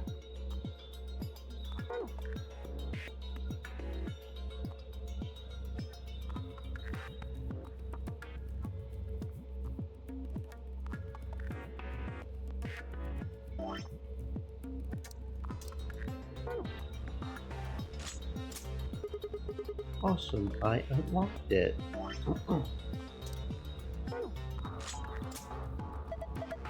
Well, that went in easy enough. What the hell just happened? The whole thing just moved out from the wall a couple inches. Can you pull it out?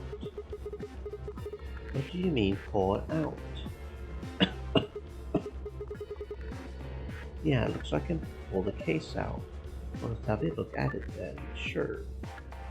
Move the red, green, and blue blocks to squares that correspond to the colors. You can move the 3 blocks up and down as well as sideways by clicking and dragging the mouse or using the arrow keys.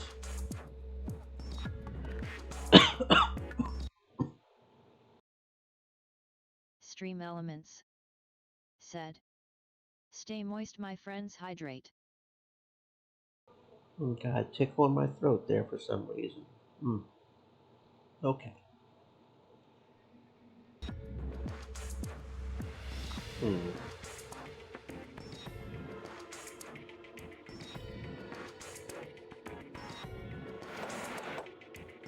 I see. So it's just just like that one, just a bit more complicated because yeah.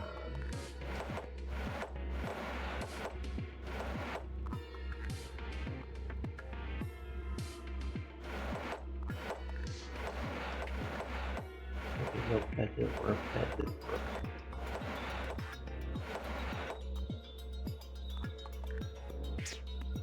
Hmm.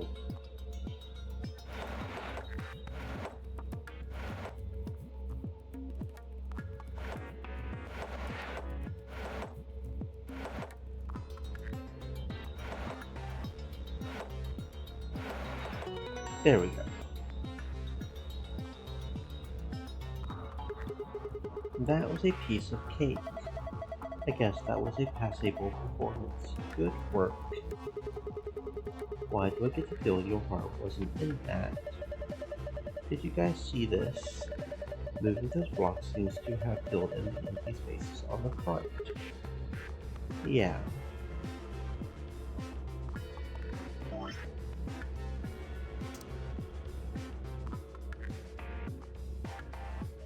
Four, five, so what, like 1, 2, 3? 1, 2, 3, 4, 5, maybe? It's a 5 by 5 grid covered entirely by blocks. Each of the blocks is one of these medicine icons on it.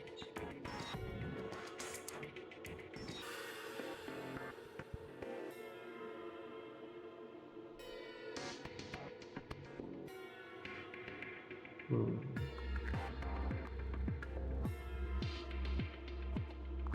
Hmm. Hmm.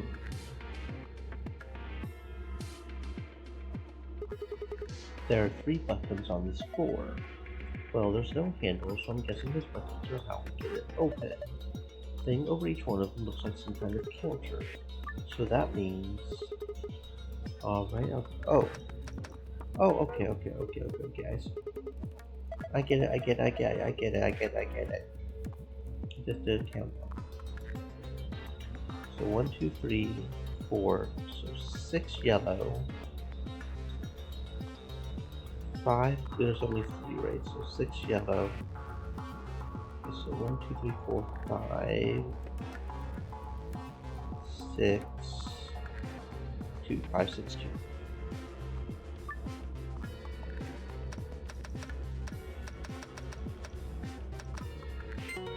There we go.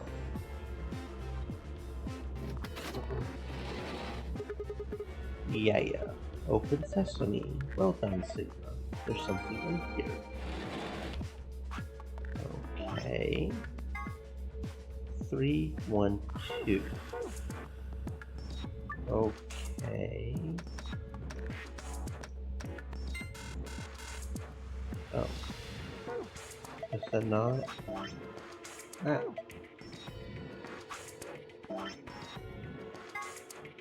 Oh. Hmm.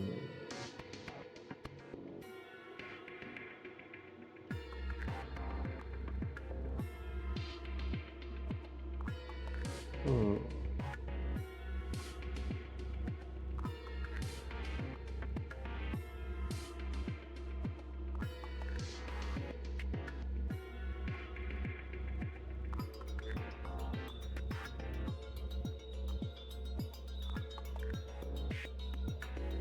Hey, bad. It looks Spartan, but it's actually pretty comfortable.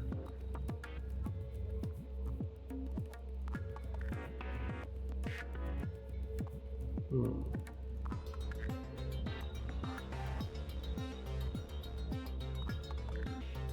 Oh, wait a second. This bed has a hole in it. A hospital bed. A square has been cut out of the sheet. Interesting. We will put that fabric completion to the hole on the bed. Yeah, it looks like it's the right size. Give it a shot. Okay. Hmm.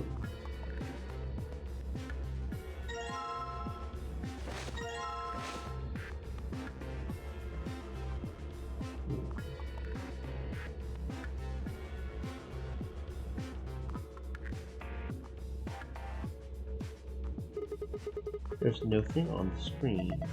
That's because it isn't turned on. This looks like a power button. Try pushing it. Why do I have to push it? Well, it might be a trap or something. That makes me want to push it even less. Fine. I'll push it then. No, I'll do it. Fine, I just need to push it, right?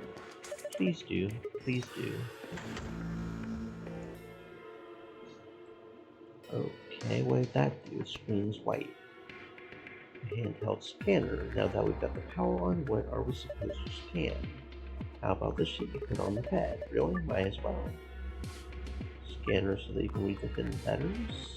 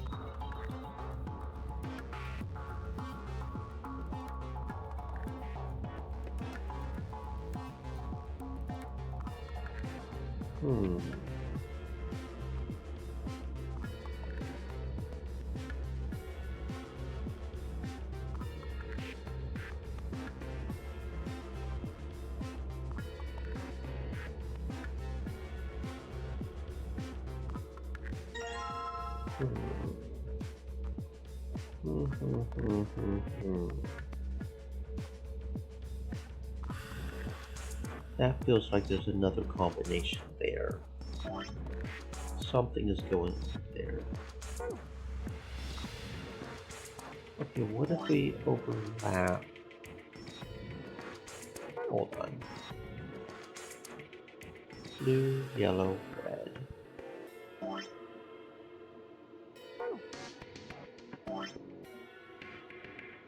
Blue, yellow, red.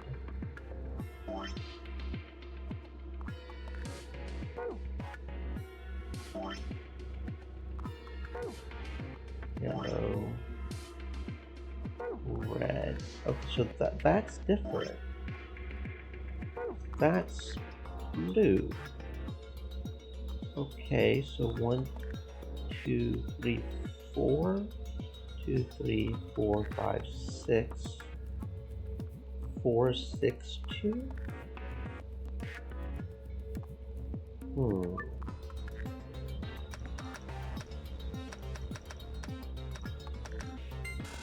Nope. Okay, that didn't work.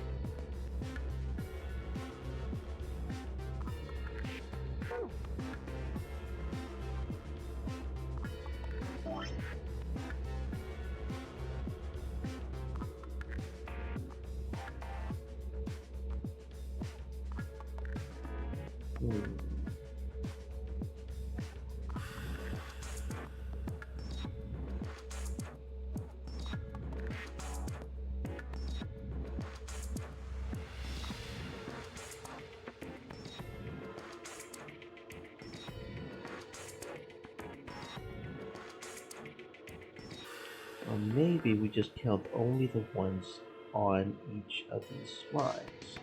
That would be here, here, here, here, and here. In which case it would be 2, 2, 1.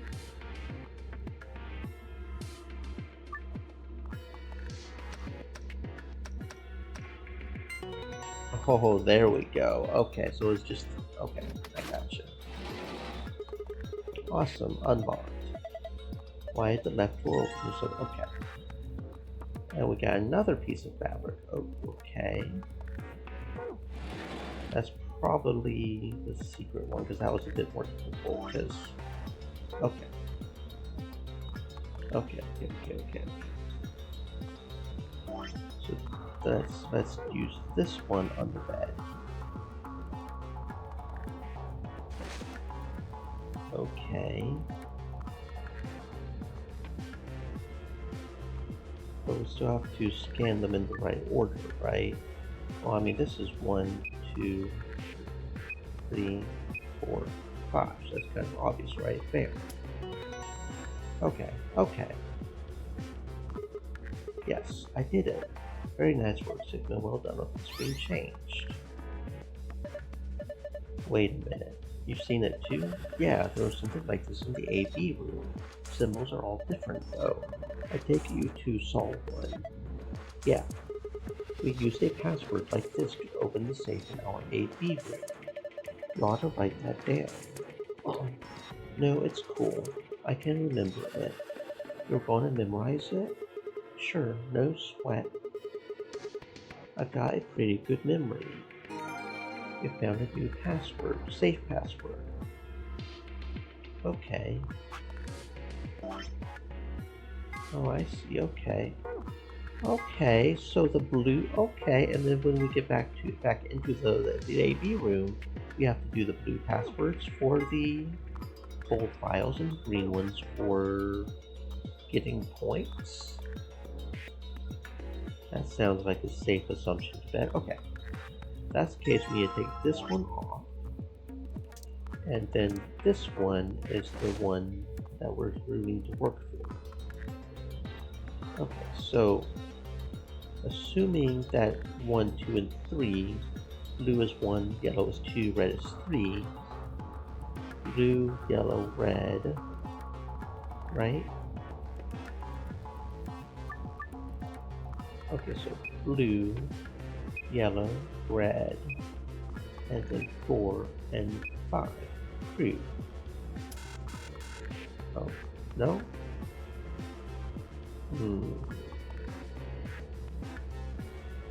Oh, right, we got it. Okay, derp. I completely forgot about this other note for a second there. 1, 2, 3. Okay, so blue, red, yellow. Okay, that's what that means. So, blue, red, yellow. Sure. Okay, that makes sense. There we go. Did it work? Nice going, Sigma. I guess you did something right. The screen showed something again. It's different now. The symbols changed and they moved around. Well, it's probably related to the safe somehow. Can you remember this, Sigma? Leave it to me. Yay! Very cool. Okay. But none of that answers how we open the door. Those are safe passwords. How do we open this door?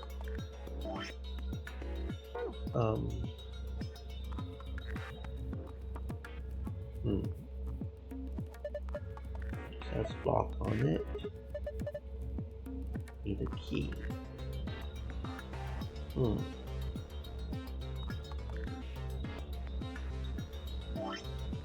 Unless there's a safe somewhere around here. I didn't see it, which is entirely possible.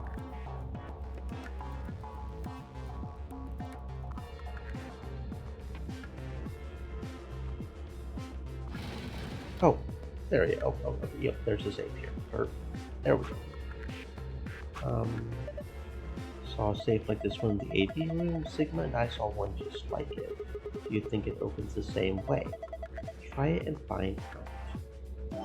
Okay, so, pass, safe. Star, sun, sun. Okay. Star, sun, sun. There we go. Okay. Awesome. It opened. Well done.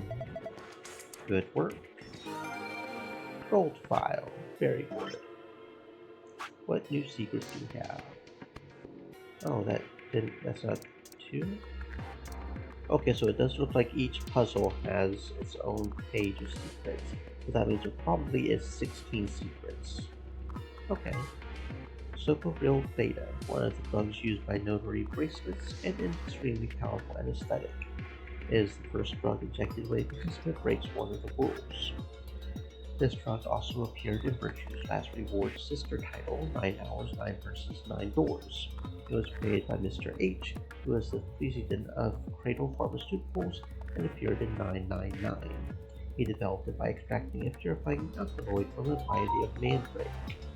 High usage can lead to some side effects, including severe memory loss.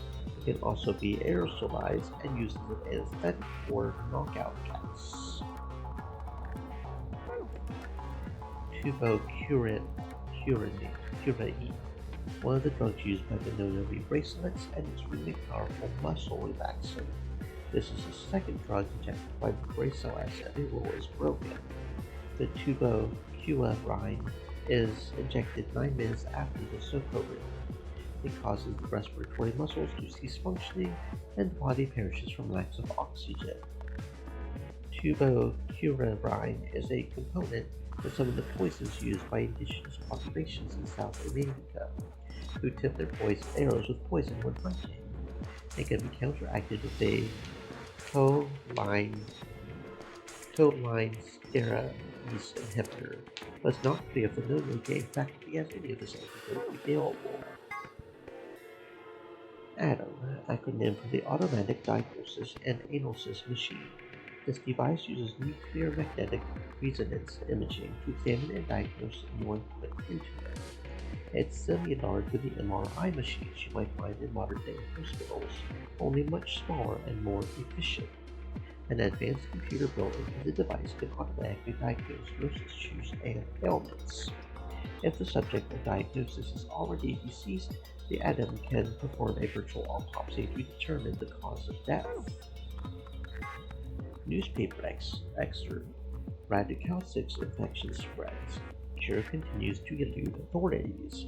The Radical 6 virus continues to spread across the globe like wildfire. The WHO has confirmed that the death toll is estimated to have passed 100,000 victims.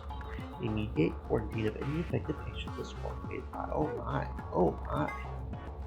Pandemic. When an epidemic reaches a certain area, it becomes a pandemic.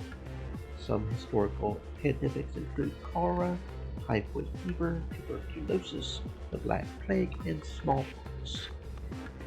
Certain influenza outbreaks have also reached pandemic or near-pandemic levels of infection. In Spain in 1918, an influenza outbreak was said to have caused 40 to 50 million Spanish flu. Yeah, that was some shit. Radical 6, a powerful virus whose worldwide spread is an integral part of the story. If you want to know what Radical 6 means, you'll just have to play the game and find out. Well, that's not much of a secret. Okay, whatever. Inject some drugs. Powerful syringe that you use well. That's not much of a secret either, but sure. Okay. Let's open this with the other password. Sun, Moon, and Star. Okay. Sun, Moon, Star. Completed.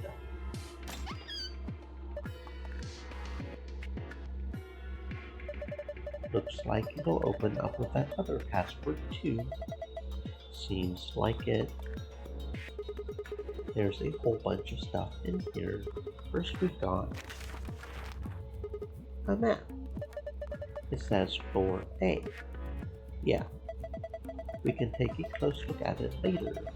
There's still more stuff in there. Why don't you get the rest of it first? Right. Next we've got a card. 2 cards actually. These must open the A-B rooms. See, they've got ambidextrine right there. Yeah, you're probably right. Then we can use these to open the A-B rooms. Yeah, but how are we supposed to get back to the warehouse? That's where all the A-B rooms are. We can go back the way we came, but that door's locked. I think the answer to that is in the safe.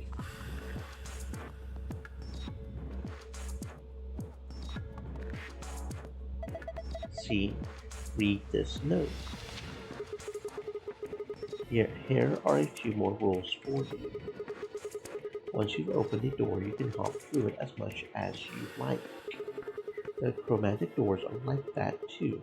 Once you open them, even eye karats keep you from going in and out of them. Any color of bracelet can go through them and as many people as you like.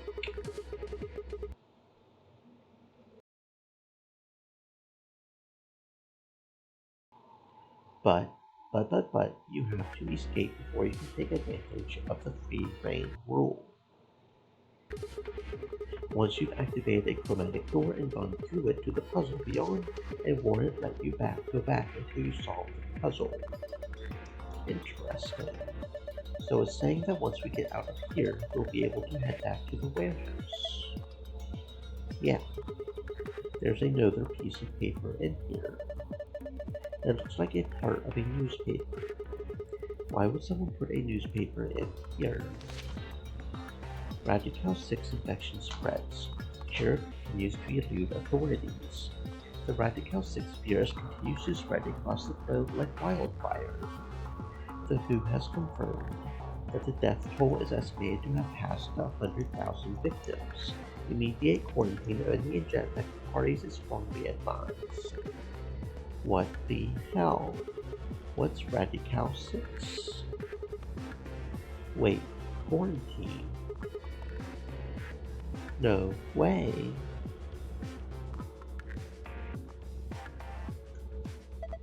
Look, we can talk about this later.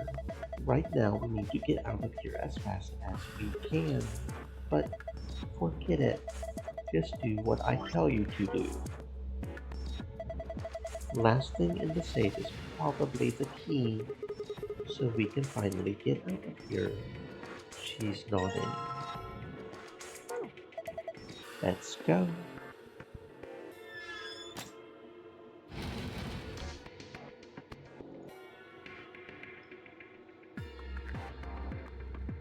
The thing that keeps the door locked. It says locked. Alright, here we go. Okay. Yup. 3, 2, 1. There we go. And we found the way out.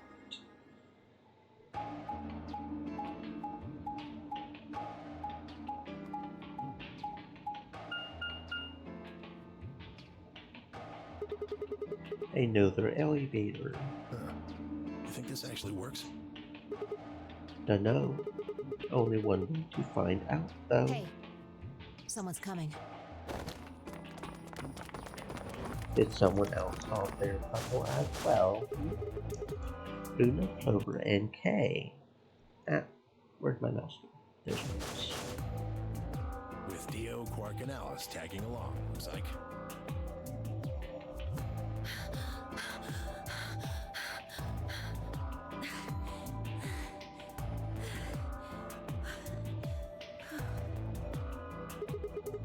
What's going on here? We bumped into them a little while ago.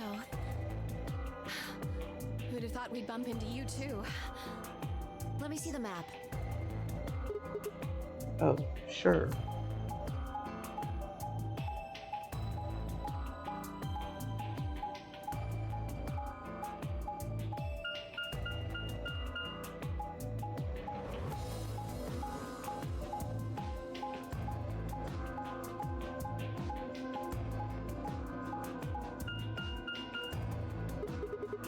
I get it. All 3 routes end up here. It's just like the one we found in the crew quarters. Crew quarters. We found a map like that too. There was one in the lounge. There's a lounge. Anyway, ours was in the infirmary. Maybe we should sit down for a bit and exchange information. No. There's plenty of time for that after we check out this elevator.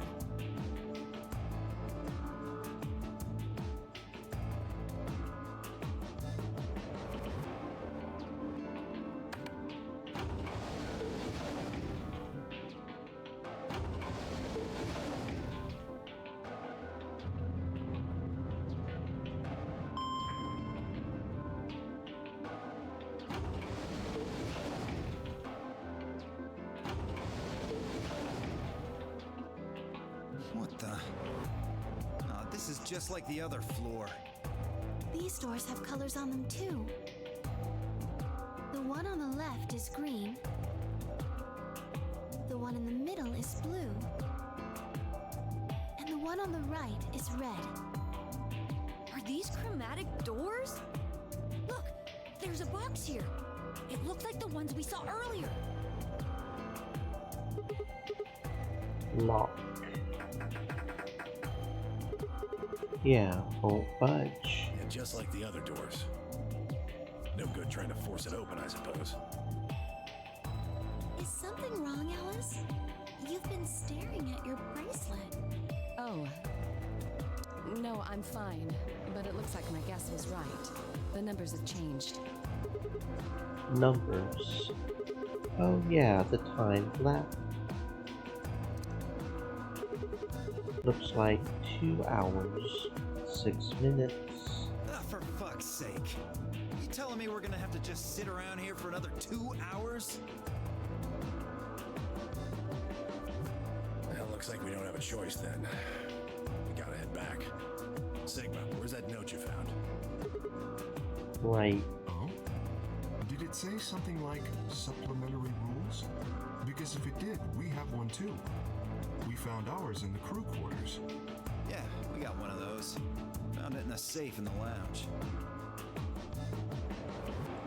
Here are a few more rules for you.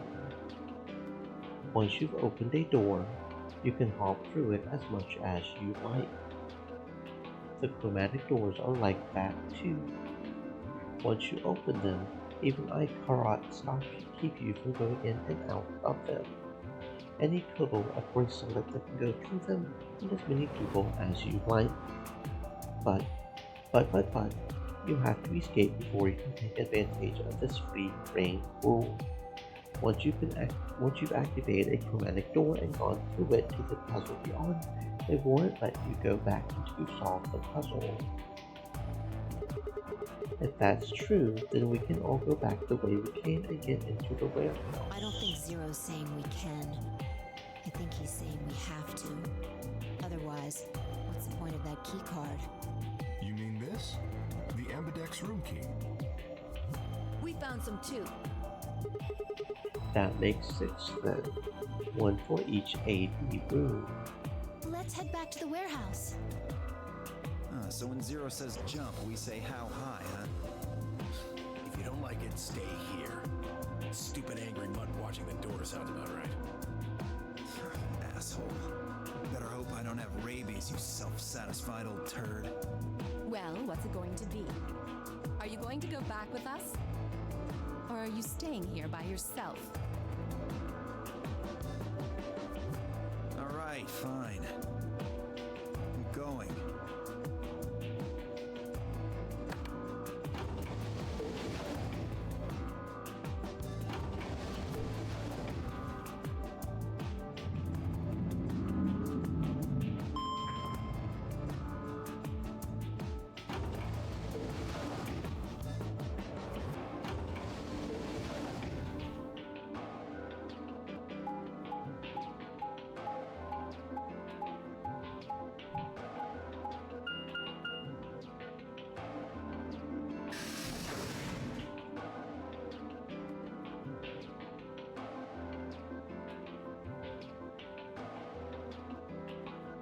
This is the infirmary then.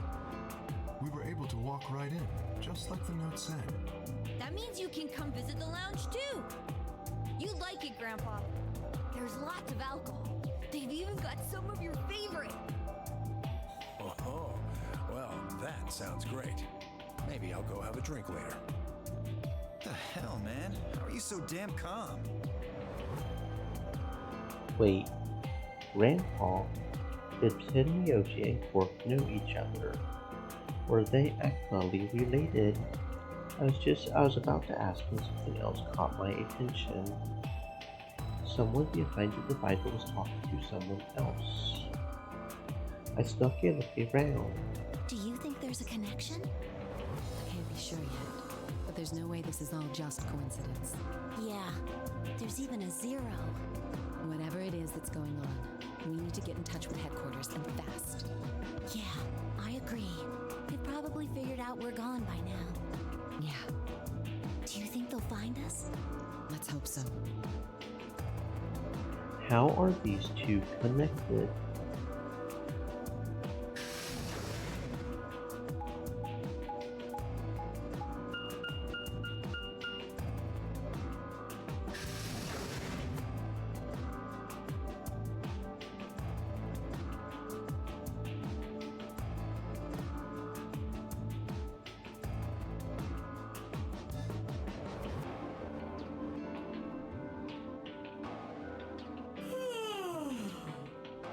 Oh, you're finally done? You were taking so long. I hopped off for a little nap. For yawning? Really? You're just a computer program. You don't get tired. Hey, Theo. My temper's got a hair trigger, and you're awfully close to pulling it. So I'd watch my mouth if I were you. Otherwise, Well, do you really need me to spell it out? Forget it. That's a good boy. Alrighty, let's get back to what we were talking about earlier. Namely, how do you get more BP? We go into the AV rooms, right? Look. We've got some keys for them right here. Kay and Clark have 2 each, so we've got 6 altogether. But who goes into what room? That doesn't really matter. Anybody can go into any room. But there are only 6 rooms. Didn't I tell you? The 2 members of a pair share the same destiny. You mean both members of a pair need to go into the same room? Yes, yes, yes. What do we do after we go into the room? play a game. Just like it says on the door. You play the Ambidex game! Wait. What's ambidex supposed to mean anyway? I would guess it's short for ambidextrous. Most use the word to refer to the ability to use both of one's hands, instead of favoring the left or right. But it can also be taken to mean someone who is duplicitous or two-faced. It's a game of betrayal, then. Well, yes, I guess you could put it that way. Then what's the Nonary game? That refers to the whole enchilada. The Nonary game is a game where you try to open the number 9 door and escape. The Ambidex game is just a mini game you play as part of the larger one. Make sense? Like hell. Shit is confusing. Is it? Or is it that you're just a few carrots short of a bushel? What do you think, Theo? You arrogant little bastard.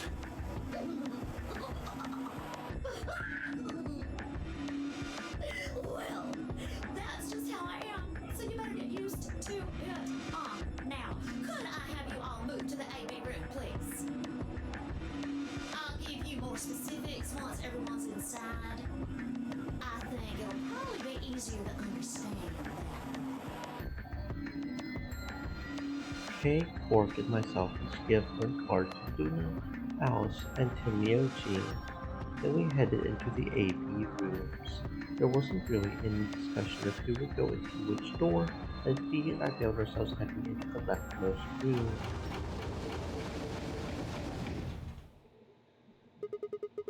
Looks like everybody else has gone in already. Think we should head in too. Why are you asking me? Just hurry up and get in there. Okay, okay.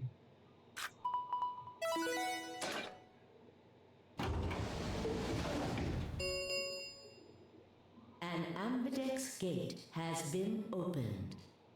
45 minutes remain until Ambidex game polling closes. What? This game's got a time limit too. What? What? What? What the hell? Who is this? Fuck if I know. Look, it doesn't matter who she is. Just get everybody over here. Yeah, right. Guys, get over here. We found someone. There's a lady over here. She's unconscious. I didn't wait for a response. Just turned around and followed V into the room. We knelt down next to the woman and turned her over as gently as we could manage. All that greeted us was blood. She's covered in blood.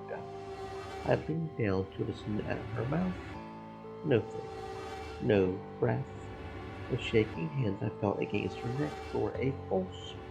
No movement, just cold skin.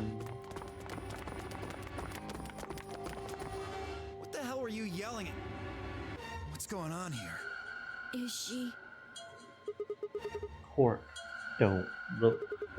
Somebody get Cork out of here. Okay, come on, Quark. Then she's... Yeah. She's not breathing. I can't find a pulse. Her body's already cold, so I'm guessing she was murdered a while ago. Murdered? Does this look like an accident or a suicide to you? Looks like she was stabbed. Don't see a weapon around here, though. That means either the killer took it with them, or it was part of them. Part of them? Well, if someone was strong enough and they had metal hands, then they might be able to stab someone in the heart. What are you suggesting? It's just a joke. Don't take it so seriously. Whatever. If we examine the wound, we'll probably get a better idea of what the weapon was. Let's get her to the infirmary. She might be old, but she's still a woman. If we're going to do an autopsy, she should have some privacy. Come on, boys, let's go.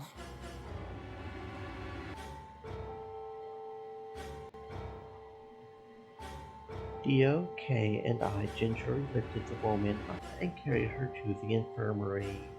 Perhaps he just didn't consider himself one of the boys, or maybe it was something else.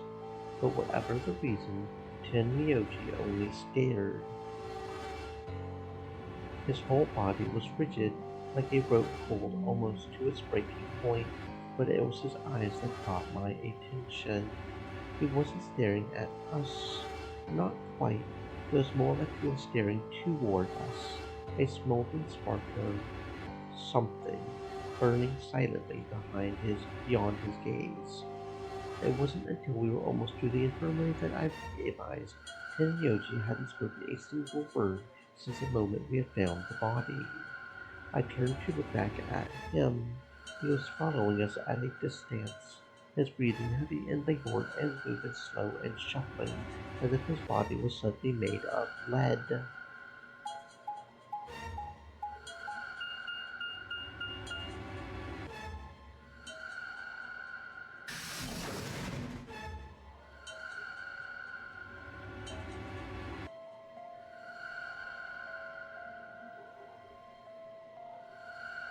The old woman's body was surprisingly light. Carrying her almost felt like carrying an old dry piece of wood. We sat her down carefully in the infirmary bed as if we were afraid she might break. She looked so peaceful, almost like she's just going to wake up any minute now. Maybe she didn't suffer much when she died. Let's hope so. Anyway, I feel a little bad about doing this, but I think we need to examine her. You mean like an autopsy or something? I'm just going to have a look at the wound. If we had a coroner, then it would be a different story, but... What? I have a medical license. You're a nurse? No.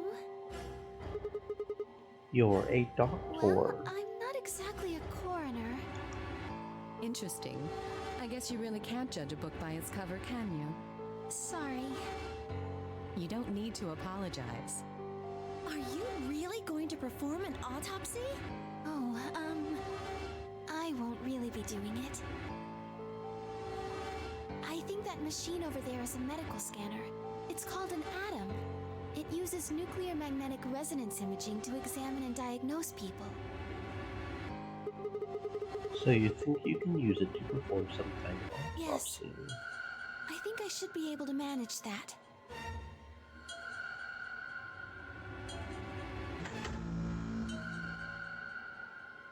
Luna ran the scanner over the body and turned back to the term and now. The display that filled up with text, most of it rather technical. Female, 65 to 75 years of age, deceased, cause of death exsanguination, 3 to 4 hours, damage trajectory, weapon entered through the floor of the intercostal, piercing heart, wound characteristics, wound margin clean, continuous, wound angles, 1 sharp, 1 blunt, wound cavity 150 millimeters, wound length 30, wound width 3. Based on the characteristics described above, there's a 95% chance the wound was caused by a single sharp-bladed instrument. Yeah, I don't really get it. What's it mean by instrument? Was she stabbed with a clarinet or something? It means a tool of some sort. A knife, probably. In other words, she was stabbed in the heart, right? Yes. Well, I suppose that clears me of suspicion. Sorry, but no. Why? Please, don't tell me you think my hand can somehow turn into a knife. I told you that was a joke. Then why am I still a suspect? We found the old lady in one of the AB rooms, specifically the one farthest to the left. Before we went in there, only 2 other people had been in that room. You and Clover. Only one of you was conscious. Fi, please, stop joking around. I assure you, there was no one else in that room besides Clover when I woke up. She must have been put there later. But the door was locked, right? I don't think anyone could have gotten in without the key. Perhaps, but there was a hatch on the ceiling, remember? Yes, there was. But Zero said he locked all the hatches. Well, if he was telling the truth, nobody could have gotten in there after you 2 left. Which means... You fucking bastard! Why'd you kill her, Kay? I knew it. You're him, aren't you? You're the real Zero. Wait a minute, please. Just calm down. You aren't making sense. Let's suppose I am Zero. Why would I do something that would obviously cast suspicion on me? Well, because you figured we'd think that. And you'd throw us off the trail by doing the exact opposite. That's not a logical argument. Still, you do have at least half a point. Your argument doesn't confirm my guilt. But it does show us where we should be looking. The real Zero. The person who brought us here is likely the person who murdered that woman. Doesn't that seem like the most reasonable answer? I guess. Yeah, that makes sense. If Zero was the murderer, then they could open anything they wanted to. I mean, didn't Zero say something about that? I live in the master computer. That means all the electronic doors in this whole warren are under my control. Exactly. Also, consider this. If the murderer isn't Zero, why would the AI Zero stay silent? He told us that his job was to make sure the game ran smoothly. But now the unexpected has happened, and he says nothing.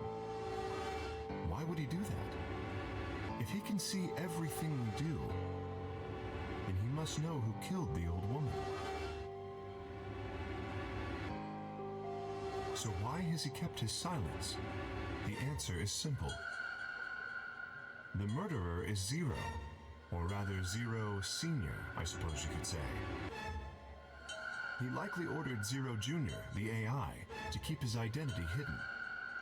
If Zero Jr. told us about the murder, then Zero Senior's identity would be compromised. There is something else to consider as well. Perhaps this murder was not unexpected. Zero Sr. murdered her. Just as planned. Death is only another part of the game. Killing someone is just part of a game to him. Well, there's no way to know for sure, but I would assume so.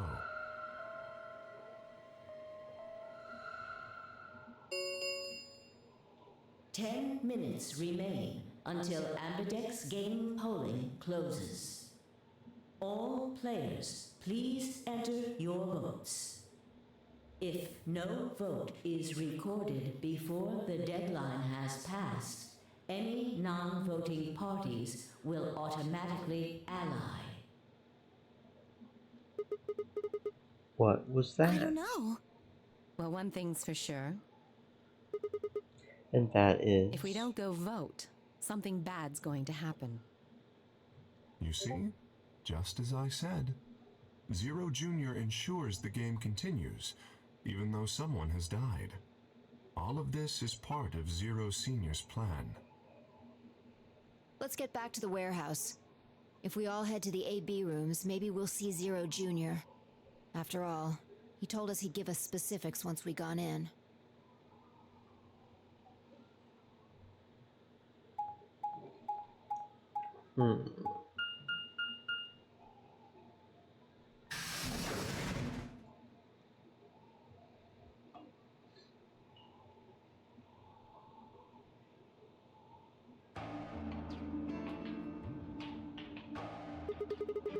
We're really going in there. I kinda don't want to. I mean, there was a dead lady in there just a few minutes ago. What? Are you worried there's a ghost or something? No. No, of course not. It's just... Doesn't it bother you? Nope. I don't believe in ghosts. I feel bad that she died, of course. But there's not really anything I can do about that, is there? Damn. You're pretty cold. You know that? I prefer bold, but whatever. Just don't let emotions get in the way. That's pretty much the definition of cold. Anyway, let's go. Looks like the others have already gone in. Fine.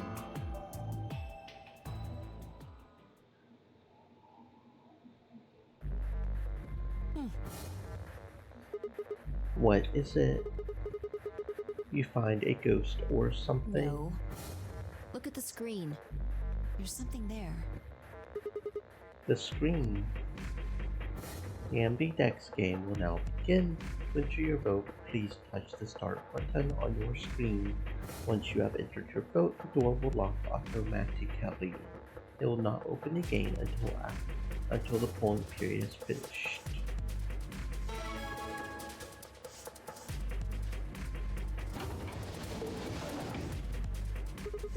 And there goes the door. Yep. Hooray! Everybody's finally here! I've been waiting. So have we. We've got some questions for you, Zero.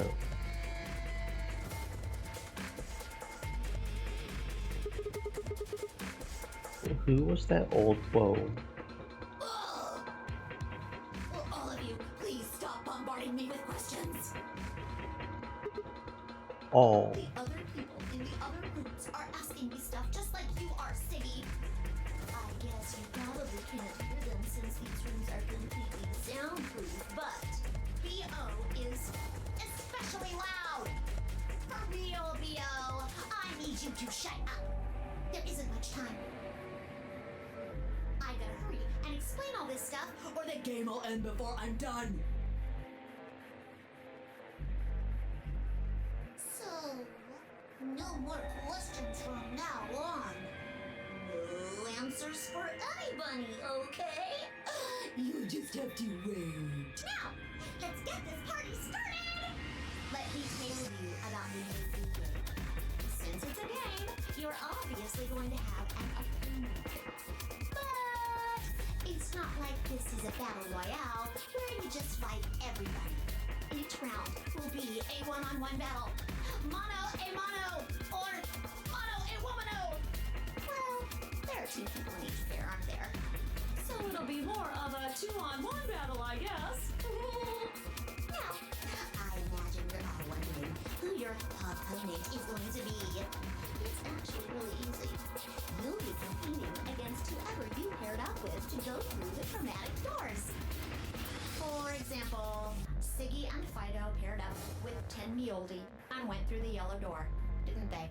That means that Siggy and Fido will be playing against Ten Mioldi. And it goes the other way too. Ten Mioldi's opponent will be Siggy and Fido. Obviously, that means Potassium and Cleaver's enemy will be Uni. And Bio and Quark's enemy will be Alas. Well, I guess enemy isn't really the right word, is it? After all, if you choose ally, then they're your ally. What? Don't get it? Well, don't worry. Just listen while Zero the Third explains it all. First, I want everybody to focus on the screen on the device in the back of the room. You should see A, ally, and B, betray on it. Do you?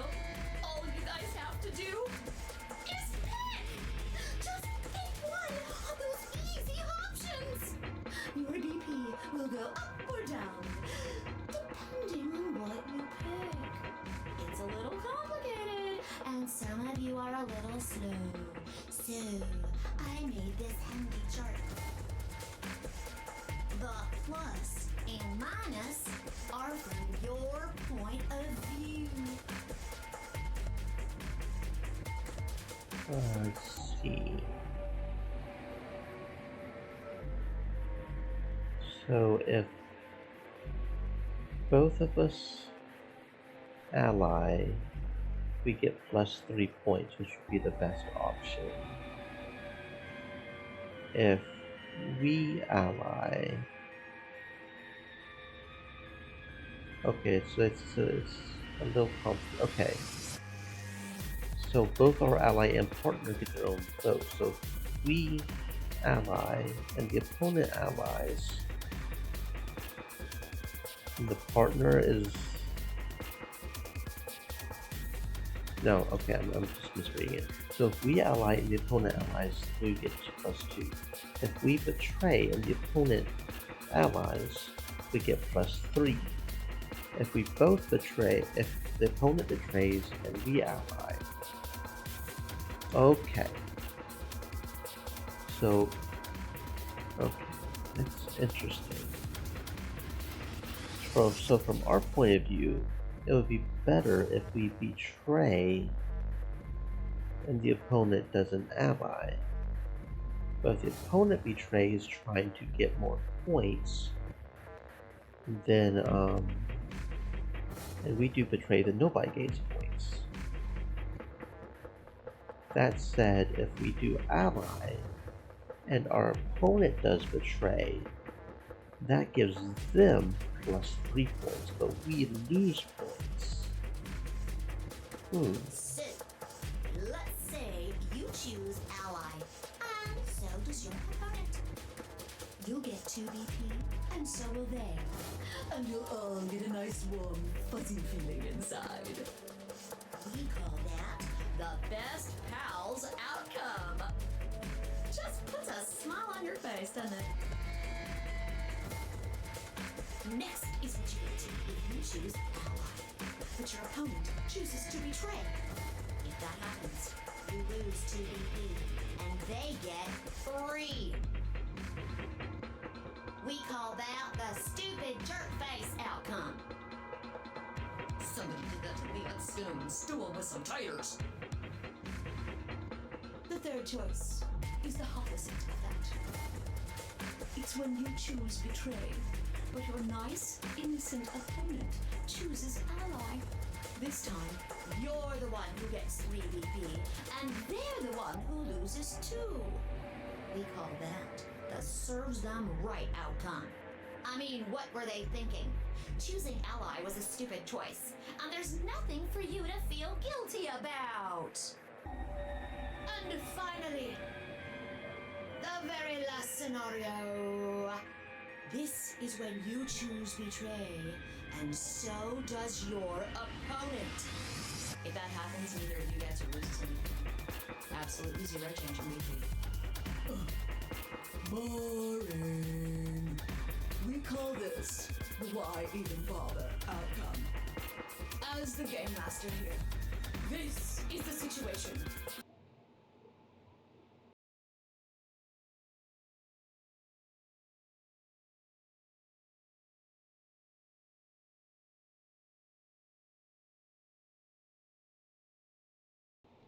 I want to avoid the most. You're probably wondering about the pairs, aren't you? Well, let me explain. Remember how I told you that both people in a pair share a destiny? Well, that applies here, too. The two of you only get one vote. You get to choose once between Ally or Betray. That doesn't mean you split your points, though. You both get 3 points, or lose 2 points, or whatever. In other words, what you see on this chart is what you get. Okay then. I think that about does it for the basic rules. Well, actually, there's a little bit more, but it'll just have to wait, I guess. After all, it's almost time! Hey, wait. No. I won't wait and I can't wait. Didn't you hear me? It is time! 1 minute remains until Ambidex game polling closes. You see, it's time for me to be hopping on out of here. See you later! Have a nice trauma! We don't have time to talk about this. Rock, paper, scissors. Rock, paper, We have to scissors. decide who's gonna press the button. And you think that's a good way to Just shut up and do it. 1, 2, 3.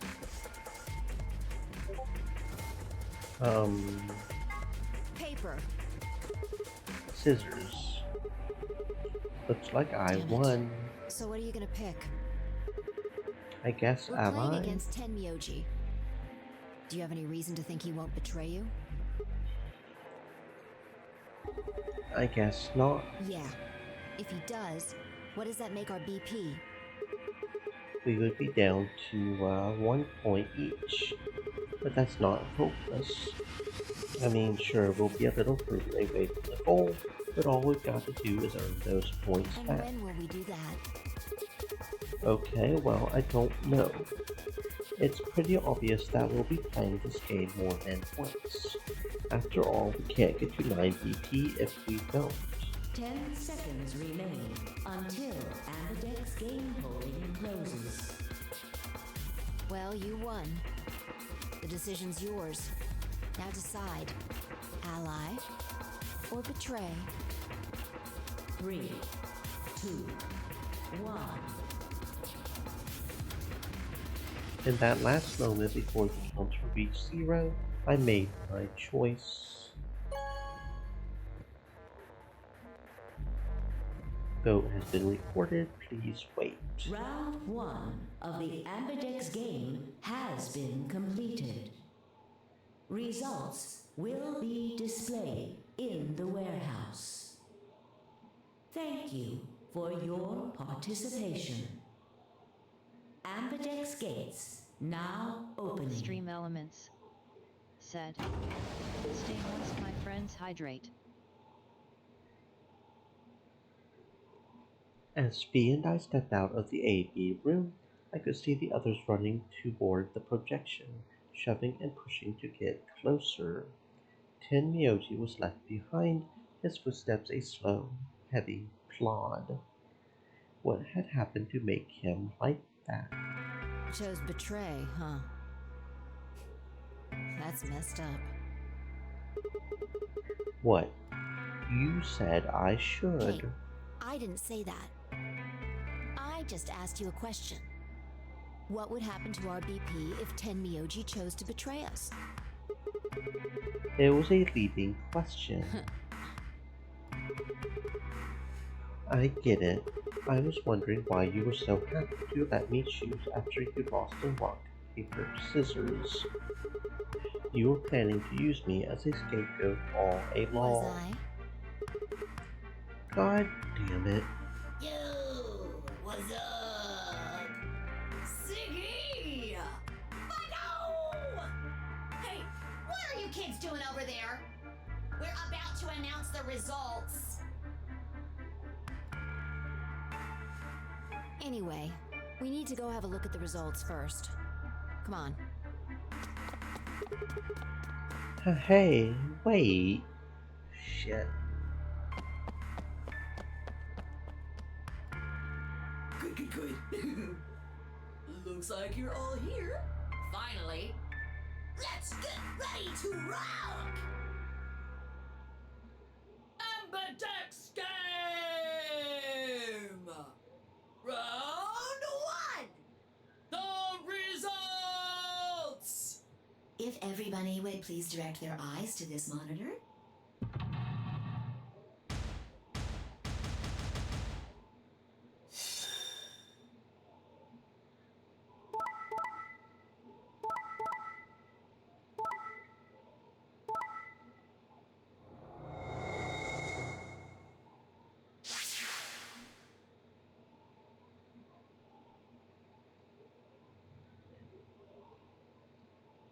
Here are the results from your game.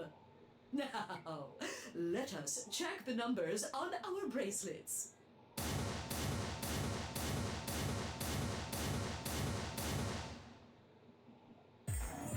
I got betrayed?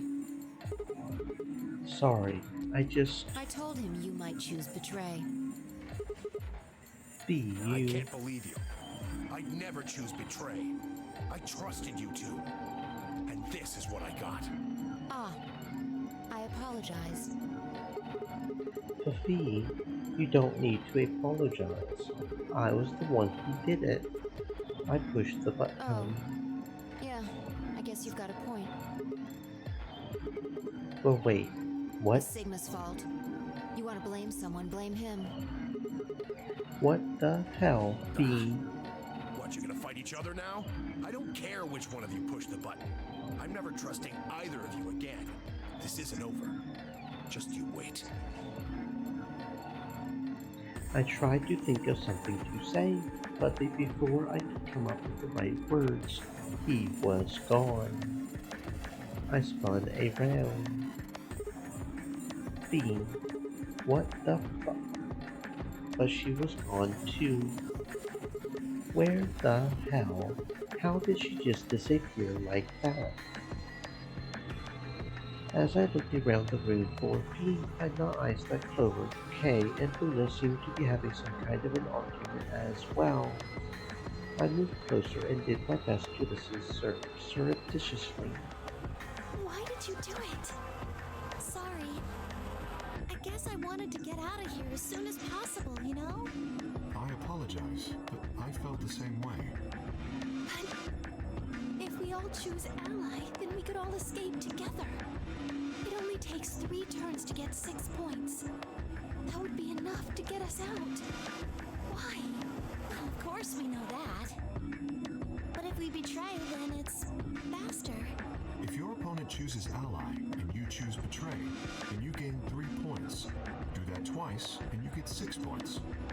You see? If you ally, then you have to play the AB game 3 times. But if you betray somebody, you only have to do it twice. Why are you acting like that's the right thing to do? I almost feel like you're blaming me or something. We aren't trying to blame you. But, I mean, if you just think about it, wouldn't it make sense to choose betray? Forget it. I understand now. It was silly of me to trust you guys. Luna walked off with her head buried between her shoulders. Her back trembled as if perhaps she were crying, but I couldn't see her face. Alice, Dio, and Quark, however, seem to be having some issues of their own. Fine. You just wait. Man, this is all your fault, Quark. My fault? Why are you blaming me?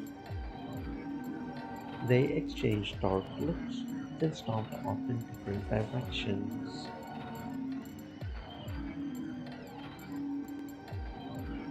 Zero, when does the next round start? What makes you think we'll be having another round? Well, you said round one. If there's a round one, then there's likely a round two. Besides, didn't you say the goal of the AB game was to get 9 BP? That's impossible without a second round. Yeah, I guess you got a point. You're right. There will be a second round. When? I don't know. Why not? The voting happens when an AB gate opens. They're already open. Right you are. So, let me just close them.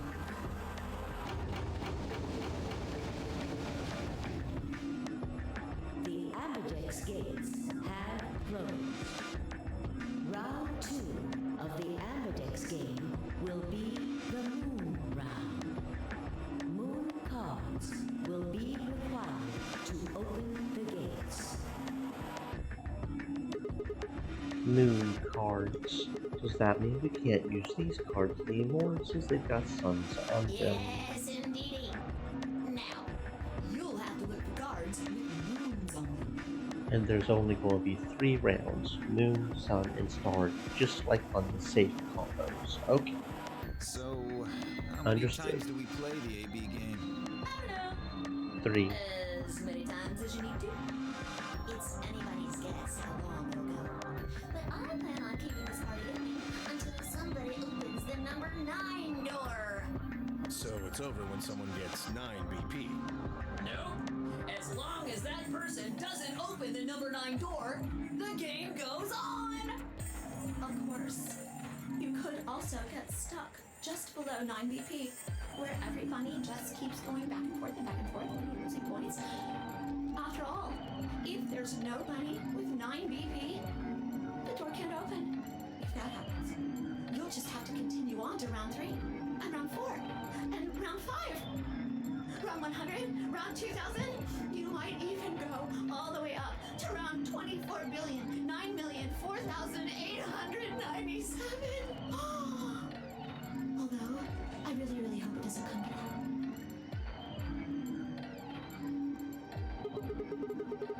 that. Can I ask you something? I don't know. Can you? There's rules about who can go into the secondary doors, right? Like, you have to have 3 people. Yeah? So?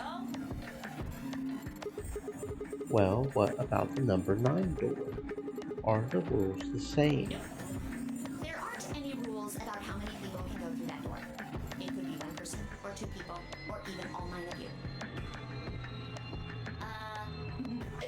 There is one big mistake. All that stuff about how you have to have 3 people to go through the secondary chromatic doors, maybe it's not 100% true. What do you mean? Well, you can open the door with just 1 or 2 people if you want.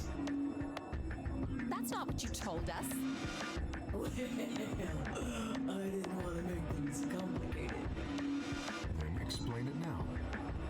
Just use the bracelets. What? How? There's a sort of scanner between the 2 doors. It checks to see if the right people are going through. But that doesn't necessarily mean it's scanning the people. So, it's scanning the bracelets then? Ding ding ding! As long as the scanner sees the right combination of bracelets, It doesn't matter how many people there are! But, wait, hold on a minute. Do these things even come off? Oh, yes! They do indeed. Then how do I take it off? Well, there's two ways. The first is to get through the number 9 door in this game. As soon as you're out, the bracelet unlocks all by itself. What's the second way? Hey, Zero, wake up, will ya? What's the second way? Oh, Theo. I think you already know. What? Do you really want to get rid of that bracelet? Of course I do! Oh, well, I see. It's easy. Nothing to it, really. You die. Here's an exciting fact. Your heart creates a bunch of faint electrical impulses. You know what an electrocardiogram is, right? Technically, it's a machine that graphs the electric current flowing across the myocardium, but you probably know it as the thing in the hospital with the little light that goes beep, beep, beep, beep. When someone dies on a TV show. Anyway, the point is that you can detect the electricity that your heart makes by pumping blood. Your fancy little bracelets pick up on that. They're always watching. So, when that signal goes away... The lock on the bracelet releases, right? Yep. So there you go. The second way. Your heart stops. Your bracelet comes off. Apart from that, there's no other way to get the bracelets off. If you try something harebrained, like trying to break them or something, you'll be disobeying the rules. I don't think I need to remind you what happens when you do that. But if you're lucky, you might get to see a few of them come off during the next round. Oops. I guess it's not gonna be very lucky for some of you, huh?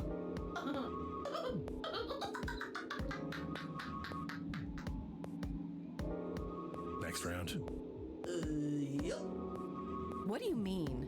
Well, do I have to explain everything? Somebody might die during the next round of the AB game. If they get negative points and they already have one, you get negative points, you die. There.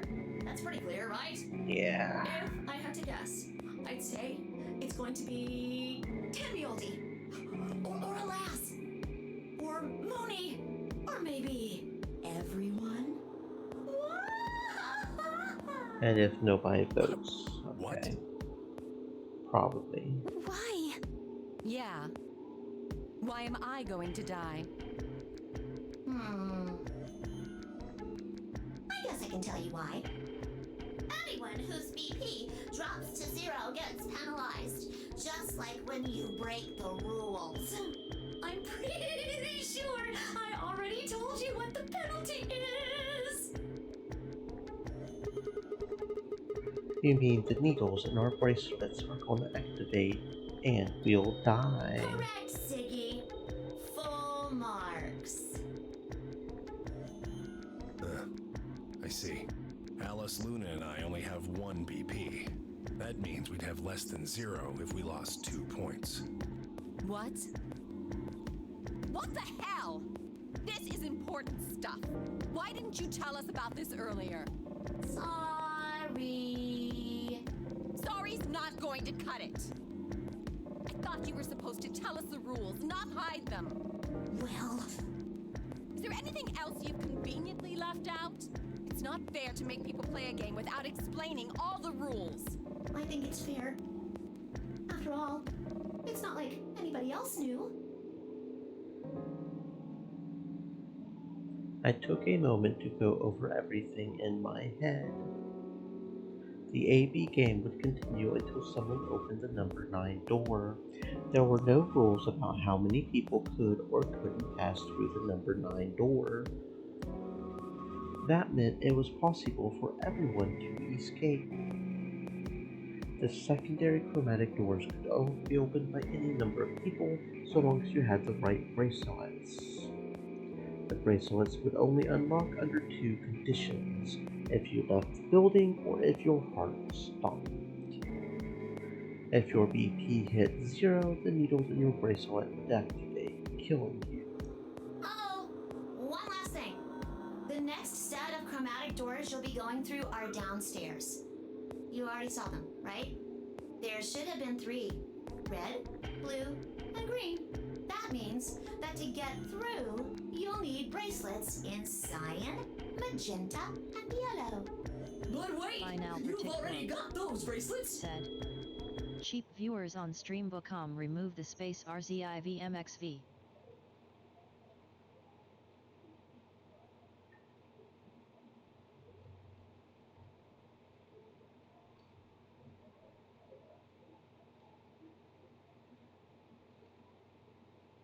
Have a look!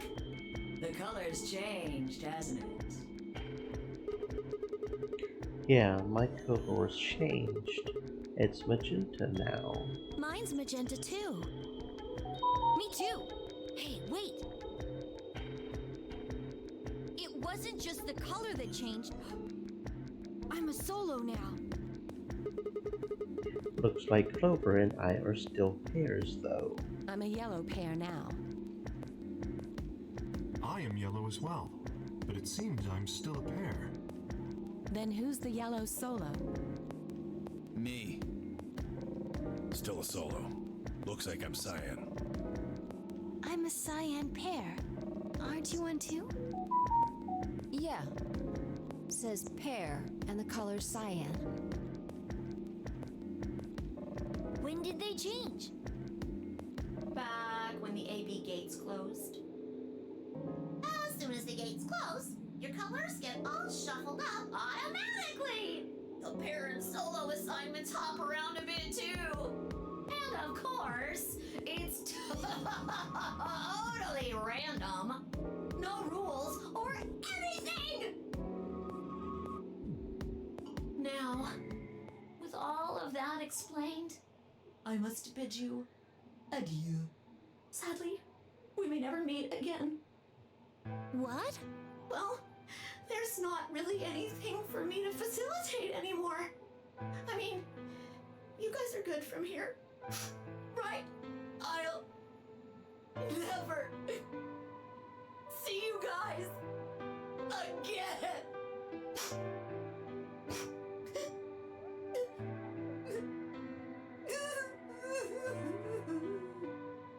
Did you really think I was gonna cry?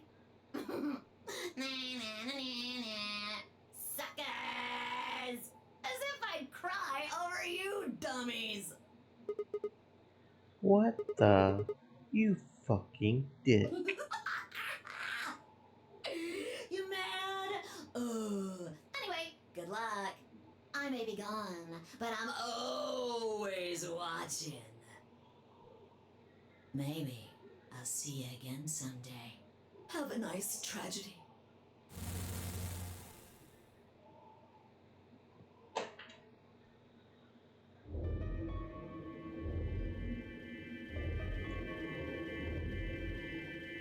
That little piece of shit. If I could just get my hands on that little fucker, I'd squeeze him till he popped. That sounds gross. I don't really want to think about that. So what happens now? We've still got a while until the chromatic doors open. Yeah, looks like about 42 minutes. We should go and see if we can find any other exits. Maybe there's a vent or a disposal chute or something. If there's a chance Zero missed something. I concur. There's no point in standing around. We lose nothing by looking, and if we find nothing, we can always return and go through the chromatic doors. Let's split up. 5 minutes would give us a good half hour, so... Let's meet in front of the chromatic doors 5 minutes before they open then. Any objections? There were none. After some nods and mumbling, they split up and moved off to investigate. I was the only person who stayed behind. Damn, how the hell did I end up here? Why? Why me? Try as I might, I couldn't think of anything I had done that could have landed me in Zero's game. I hadn't pissed anyone off, at least not this bad. I didn't owe anybody money, and my family certainly wasn't rich. If anyone was hoping to get a fat ransom payout for me, they were going to be very disappointed. Obviously, I wasn't some kind of genius, nor was I an Olympic athlete, and I certainly hadn't been chosen by God to fulfill some great purpose on His earth. Well, at least if I was, I didn't know it yet. Had I started a fight with a frightening and mysterious new religion? No. Had I hacked into some terrorist group server? No. Had I witnessed an assassination? No. Had I gotten wasted and had one night stand with the mistress of a prominent politician? Well, yes, that was just the one time, and she was the one who went after me. Anyway, I was just an ordinary college student. If there was a reason I had been abducted and put in the Nonary game, I sure couldn't see it. Why was this happening to me? I thought back to what I had been doing right before I was taken. The memories were still a little blurry, but they were there.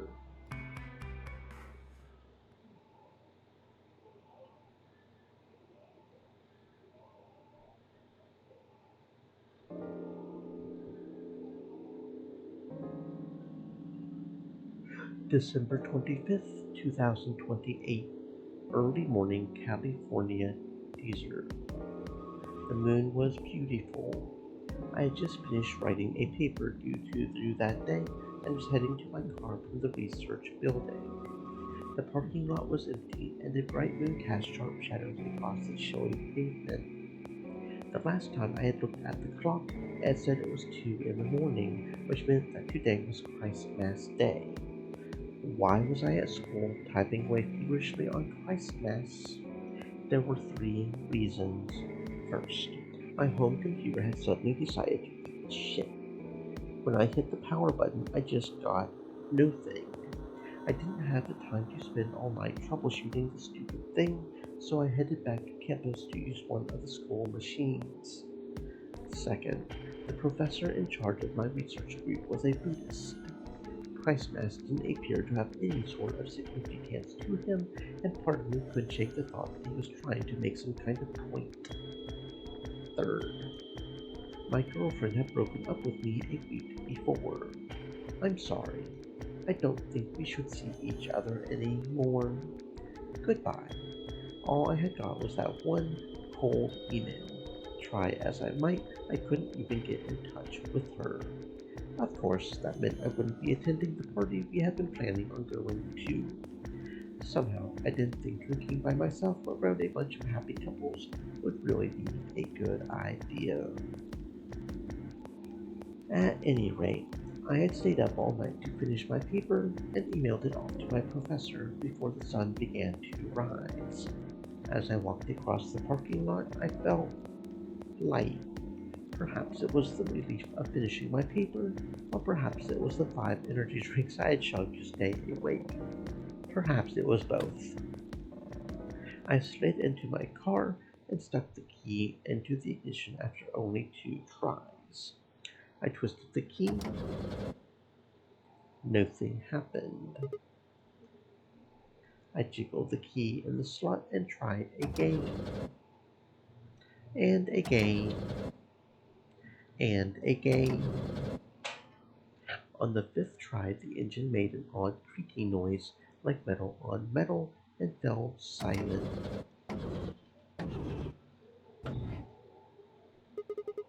God damn it, you stupid piece of shit. I screamed and pounded on the steering wheel, but nothing worked. The console was about to get a visit from my fist when...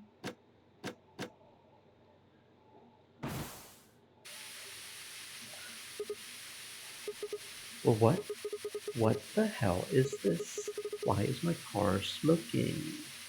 I called at the door, and for a moment I thought that it was just my panic and lack of sleep that was keeping me from opening it. It wasn't long before I realized the truth. Shit. Open. God damn it. What was going on?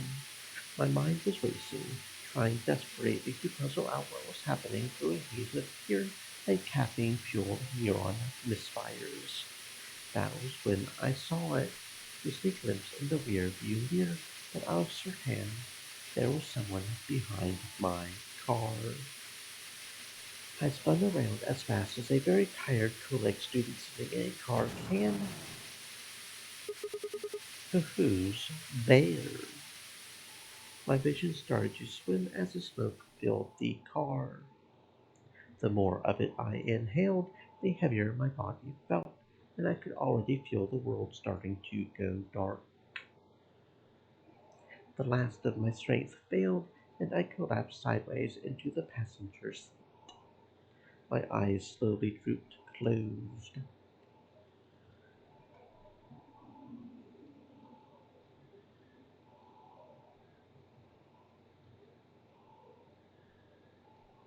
When they opened again, I was in the AV room with Fee.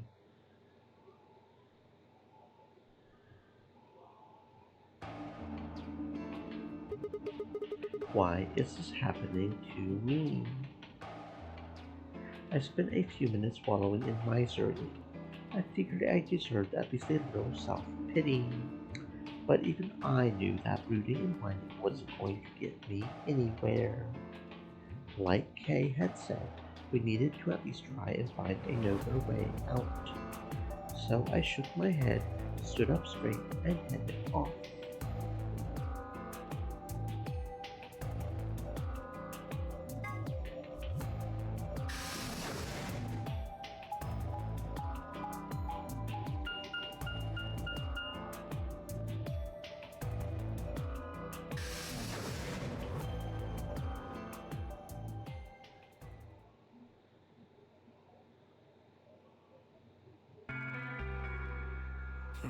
Sigma, what do you want?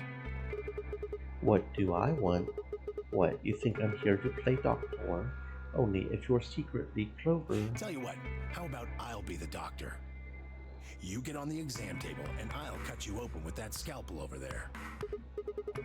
Man, are you still pissed? What the hell do you think? My BP's down to 1 thanks to you. Come on. I already told you I was sorry. Yes, that makes it all better, you goddamn idiot. Well, then what the heck am I supposed to do?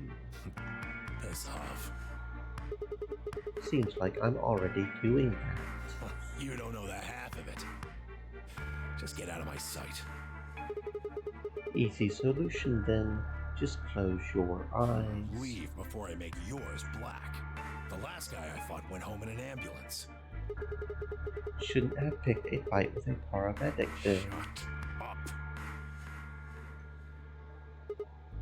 Fine. I shoved my hands in my pockets and looked around the room.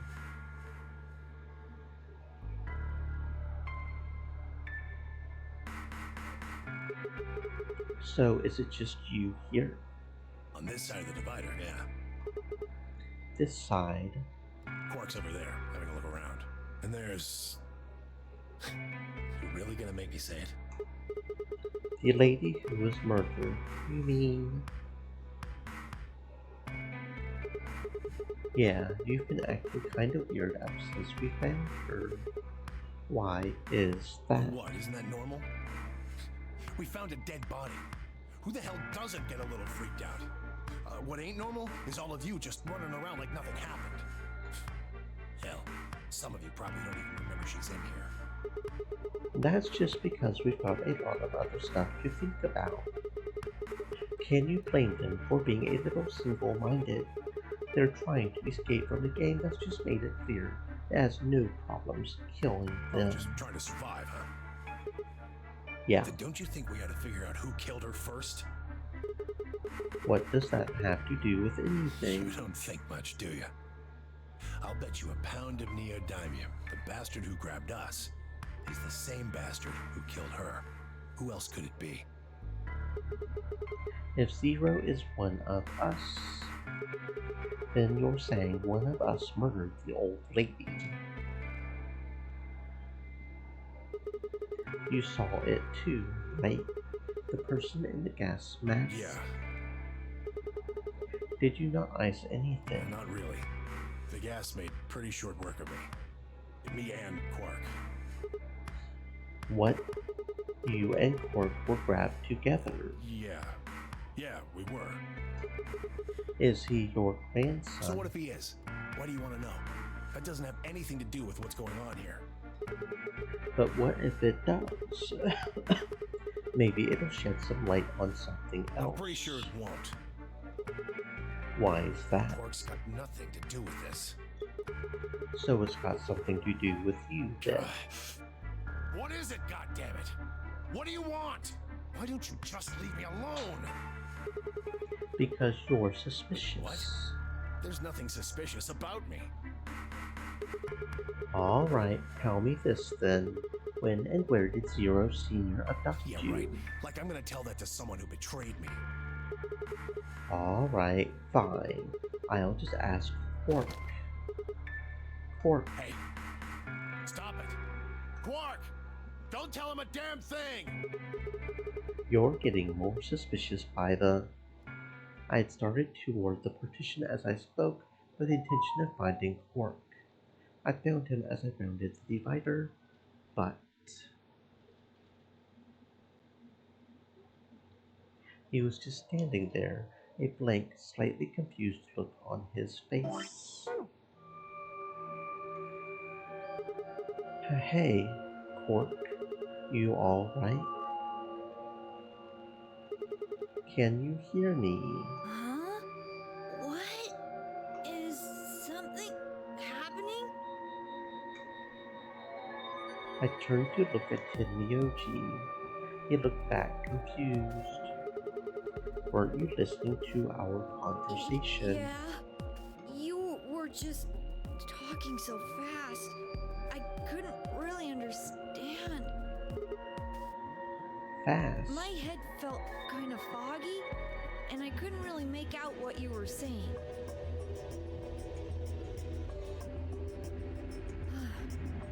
I'm fine now, though. Whatever it was seems to be gone. Are you sure you're I okay? think I'm just tired. Being stuck in this place is pretty exhausting. And... He glanced at the bed in the back of the room. On it lay the body of the old woman. What? Tenmyoji, what the hell were you thinking? You can't let Quark back here. Oh yeah, right. Quark, get over here.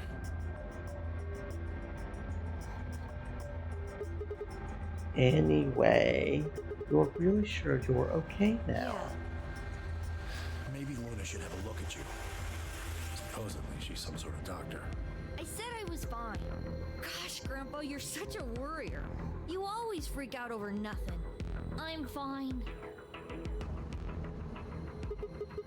Well, it looks to me like you're doing fine. Oh. I guess we don't have anything to worry about. Come on, let's get back to work. I'm guessing you didn't find a secret passage somewhere, huh? Nope. I see. Yeah. I'll go check up on the others then. Tenmyoji, keep an eye on him, alright? You think I need you to tell me that? I grinned and turned toward the exit. Where to go next?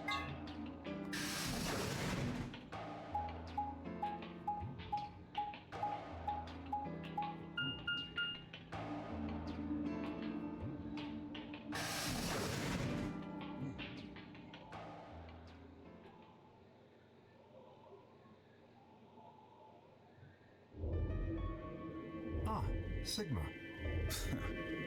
Another dude. This place is turning into a real sausage fest. What are you telling me for? Oh yeah, you were one of the first people in here, weren't you? Yeah, so? Well, did you not ice anything? No. Although I guess I did notice that the sofa's pretty comfortable. Okay, how about something more useful? I'd say that the comfort level of a sofa is pretty useful. Right. Dio, what's this? That? What, you can't tell? It's a dirty magazine.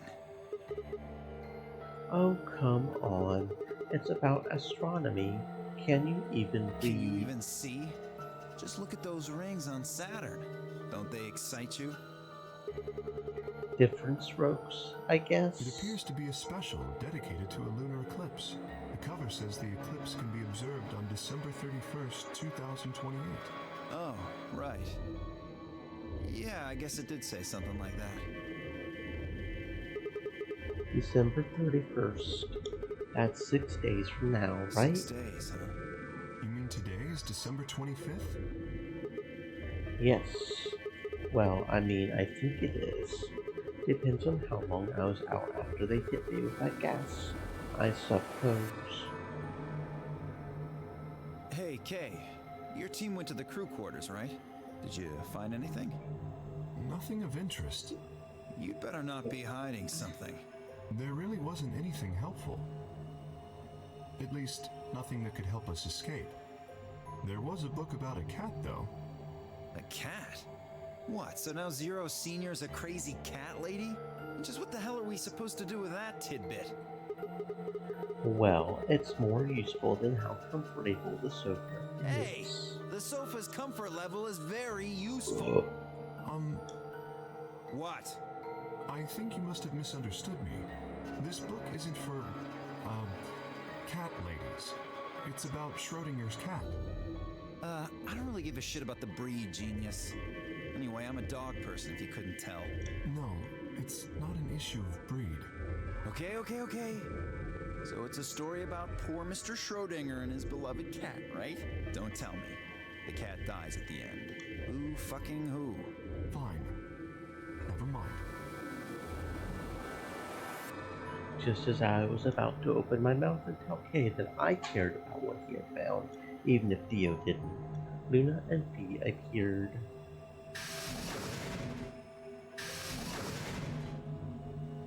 Oh, hello, Sigma. So this is where you were. Did any of you find anything? Nope, we got squat. You were looking, though, right? Hey, answer me. Oh, well, I mean, we weren't wasting time. I was just asking them what they had found. And? Nothing. Useless. What about you, Sigma? You were one of the people searching the infirmary, weren't you? Oh, yeah, I almost forgot. It would take too long to explain. Just have a look at this. I dug the paper out of my pocket and handed it to Luna. It looks like a piece of newspaper. Yeah, we found it in the infirmary, see? The headline says, Radical 6 infection spreads. Cure continues to elude authorities. What? What is Radical 6? Just read the article. Okay. The Radical 6 virus continues to spread across the globe like wildfire.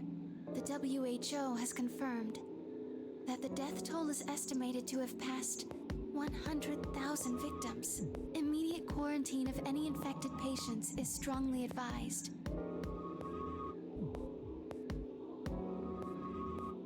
A cold silence fell over the room. For several long minutes, no one spoke. It was Kay who finally broke the spell. Is there a chance? I mean, I certainly hope it isn't the case, but could it be that this facility is, in fact, one of the quarantine locations that clipping mentions? Then, you're saying we're all infected with this Radical 6 virus? I don't know. It doesn't really fit. I mean, none of us have shown any kind of symptoms, right? The words were barely out of my mouth when I remembered Quark. No, he had just been tired, right? Are you suggesting that our incarceration here has nothing to do with this article? Yeah. It just doesn't add up. The order's backwards. Maybe if we'd been thrown in here after this virus started spreading. But right now it looks like we were abducted before this thing turned into a pandemic. How's that make any kind of sense? Besides, you found that article in the safe, right? That means Zero Senior put it there specifically so we could find it and read it. Why would Zero do something like that? So that we'd think this place is a quarantine facility. So that we'd think what Zero wants us to think. How do you mean? This thing is just a prop. Something to set the scene. Zero's trying to freak us out. That article is a fake. You've got a point. If it was real, why cut it out? Just leave a newspaper with the article prop circled in red pen or something. Right? That lazy son of a bitch. Probably too much of a pain in the ass to fake a whole paper. What does the other side look like? The other side? Hold on. It's black. See? There you go. Why would a newspaper just be black on one side? Well, perhaps there was an ad there. An ad? Some sort of full-page ad with a black background. No. I would bet you Monet an article like this was front-page news. It's too big of a story. And I really don't think they put full-page ads on the back of the front page. Exactly. Even I know that, and I can count the number of times I've read a paper on one hand. If Zero Senior really wanted to trick us, why not go all out? Only an idiot would fall for this. It's pathetic. Am I right or what? I suppose you do have a point. Yes, I agree. Besides, I don't remember ever hearing any news about any pandemic. If it was really killing hundreds of thousands of people, I'm pretty sure that would have been on the news or something. You're right. We would have heard about it.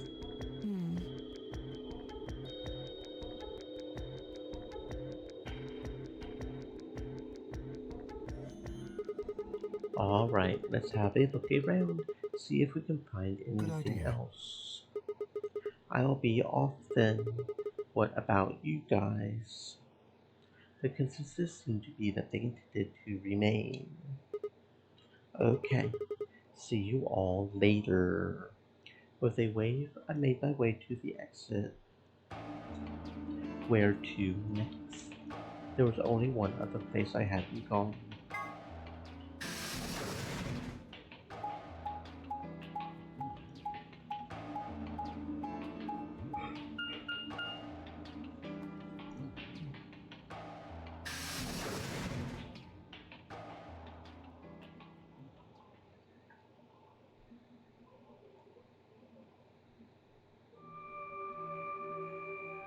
Oh, Sigma. Well, have you found anything? No.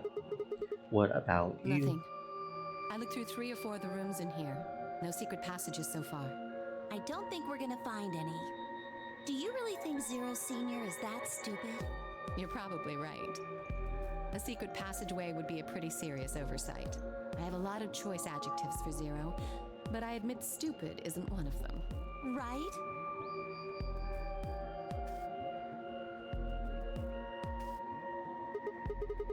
There's something I've been wondering about. So, what is the deal with the two of you? What do you mean? Well, you obviously know each other pretty well. Yeah, we do. We're half sisters. Any chance you'd buy that one? Sorry. What do you think we are? I didn't feel like playing games. What's headquarters supposed to mean? I heard you two talking in the infirmary. You said something about getting in touch with headquarters. Alice, what should we do? Alice laid her hands on her hips and sighed. Clover and I are co-workers. Okay, where do you co-work? We can't tell you that. Why not? Is it some sort of secret government project that you can't talk You about? can tell yourself that if it makes you feel better. Does it have something to do with Zero? Why would you think that? Because you seem to know more about Zero than you're letting on, Clover. The way you're talking in the infirmary. There's even a Zero. Sure sounds like you've heard of Zero before to me. And Alice, from what you two were saying, I would bet you know something about Zero, too. Come on, you can't hide it forever. Just tell me what's going on here. Well, this isn't the first time something like this has happened. Clover. It's okay. I think we can tell him a little. What do you mean this isn't the first time? About a year ago, 9 people were kidnapped and forced to play a game. The rules were different, but it was called the Nonary game too. Oh, wait, I guess only 7 of them were really kidnapped. I mean, 2 of them were actually the ones behind it. No, I guess if I count the other 2, then there were 9. Anyway, the people behind that Nonary game also called themselves Zero. Hold on there, Clover. Can you give me more details? Besides, how do you even know about this in the first place? Because I was part of it. I was one of the people who got kidnapped. Well, what? You mean this is your second Nonary game? No, it's my 3rd. Wait. So you're saying there's a Nonary game between... This is the second game, though. The same thing happened 10 years ago. Wait. What are you? Oh, right. Okay. Yeah, I know which one you're talking about. The one where you're a kid. Then that means you have to have something to do with this. I guess you could say that. What do you mean you guess? How could you not? So this one apparently takes place a year after the first game. If this one is 10 years since the first game.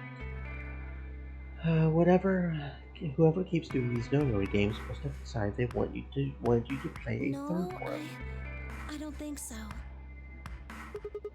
Why not? Because the game was run by a different person both times. And the guy behind the first Nonary game has already been arrested. What about the second one? You said there were 2 people for that one. They're still on the run, but...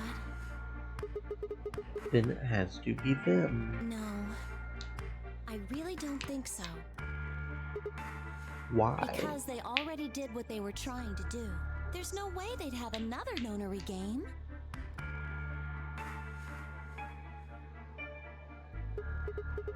Okay, well, that makes no sense. Let me see if I have this straight. The Nonary game has already been done twice, by different people, and for different reasons. Yes. Well, I can't be totally sure, but I think so. Then why is whoever's doing this calling it the Nonary game? Is it just coincidence that they're calling themselves Zero? I don't know. That's not good enough. You've got to think. Clover, you're the key to figuring all this out. You've got to think. But I don't know. Oh. What? The gas mask. The gas mask. Oh yeah, I saw it too. But what about it? Well, somebody in a gas mask showed up and used that white smoke stuff on me. That's what happened a year ago. And that's what happened on the 22nd. Someone with a gas mask attacked Alice and me while we were. Then it's got to be the same person. But I don't know why they do that. I mean, they already did what they needed to do. And if it was them, then I don't know why all these other people are here. Except for me and Alice. None of you guys have anything to do with what happened a year ago, right? Yeah. Well, I mean, I know I didn't have anything to do with it. Are you sure you've never met any of the other people Yeah, here? I'm sure. I know I've never met Luna, or Dio, or Tenmyoji, or Quark, or Phi. But Kay... Right. There's no way to know who he is under that armor. And if his memory loss is real, he wouldn't know even if he had met any of us. Unless we can get that mask off him, I can't say for sure if I've met him before or not.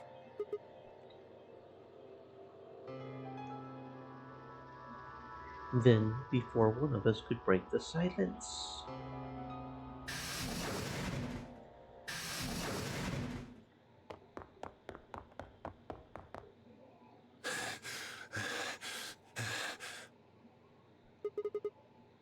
Tenmyoji, what's wrong? Luna!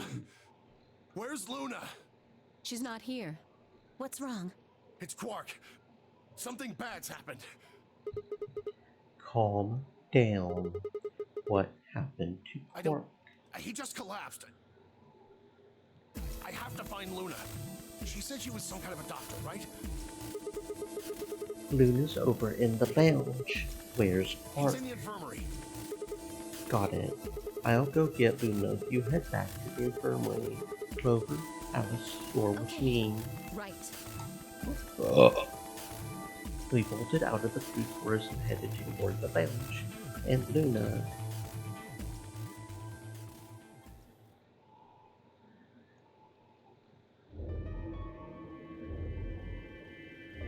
The whole process took only a few minutes. The machine scanned Quark's body, and within seconds his results lit up on the screen. Words too complicated for me to understand scrolled across it, and as she read them, Luna's face grew dark. She bit her lip and just stood there for a moment, looking down at Quark before she spoke. Well, I know what's wrong with him. I feel so terrible saying this, but Quark has an infection. A viral infection. Oh no. I felt my stomach lurch. Don't tell me. He's been infected with a virus called Radical 6. Have you heard of this virus? Radical 6, I mean... They have. I told them about it before we went to the lounge. What? No. No, that can't be right.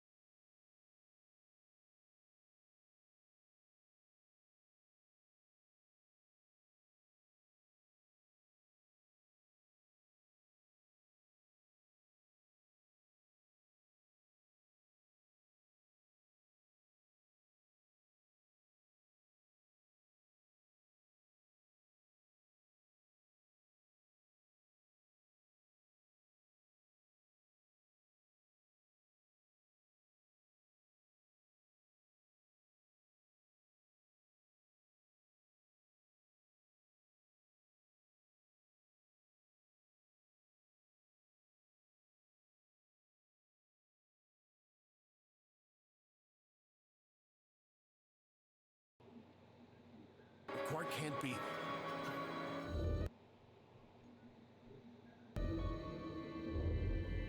There must be something we can do.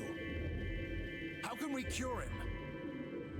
Well, the Atom says that there's an antiviral serum called Excelavir. It's the only way to counteract Radical 6. If we can inject him with some, he should be okay. Where is it? Was there none in the infirmary? Sigma, Tenmyoji, and I looked everywhere. We didn't find anything. We didn't find anything like that in the crew quarters either. No luck in the lounge. Oh God. Then he's going to... Oh God, no. Tenmyoji's voice broke as he spoke. With a tortured sigh, he collapsed to his knees. Quark? Quark! Oh, thank God. You're awake. Get away from me! What? Quark, what are you... Sorry, Grandpa. I can't. I have to. Have to what? What are you talking about? Isn't it obvious? I have to escape. But how? Like this. Quark's hand moved like lightning. He had grabbed a hold of the scaffold and was driving it straight to his heart. Stop! No! Let go! Let go of me! Pretty tough for a kid. Hey, guys. I could use a hand here. Yeah, right. On it. Me too. Stop it! Let go of me, you jerks! Tenmyoji. What the hell are you doing? Get over here. Tenmyoji. Can you even hear me? Oh. Right. Damn you! Bastards! Why won't you let me go? I have to get out of this body! They can't lock away the soul! Once my body's gone, my soul can escape! Please! You have to let me go! Let me go! I'm trapped here! Let me die! I have to die! Kill me! Somebody! Anybody! Kill me! Kill me! Kill me!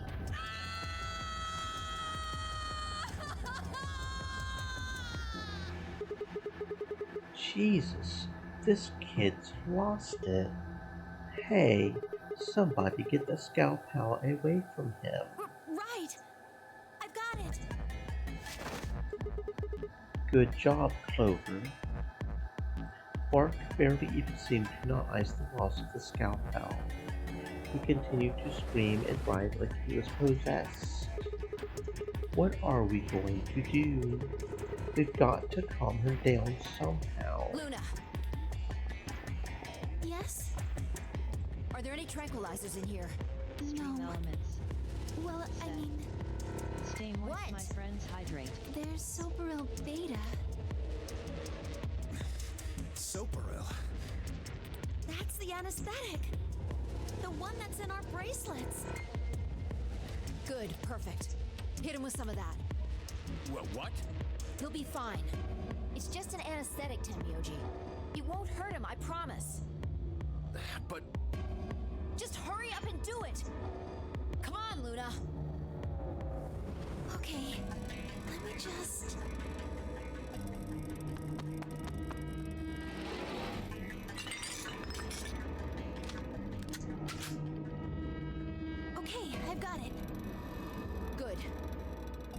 wait until he's... Now! Do it now! Right. No! Stop! Stop!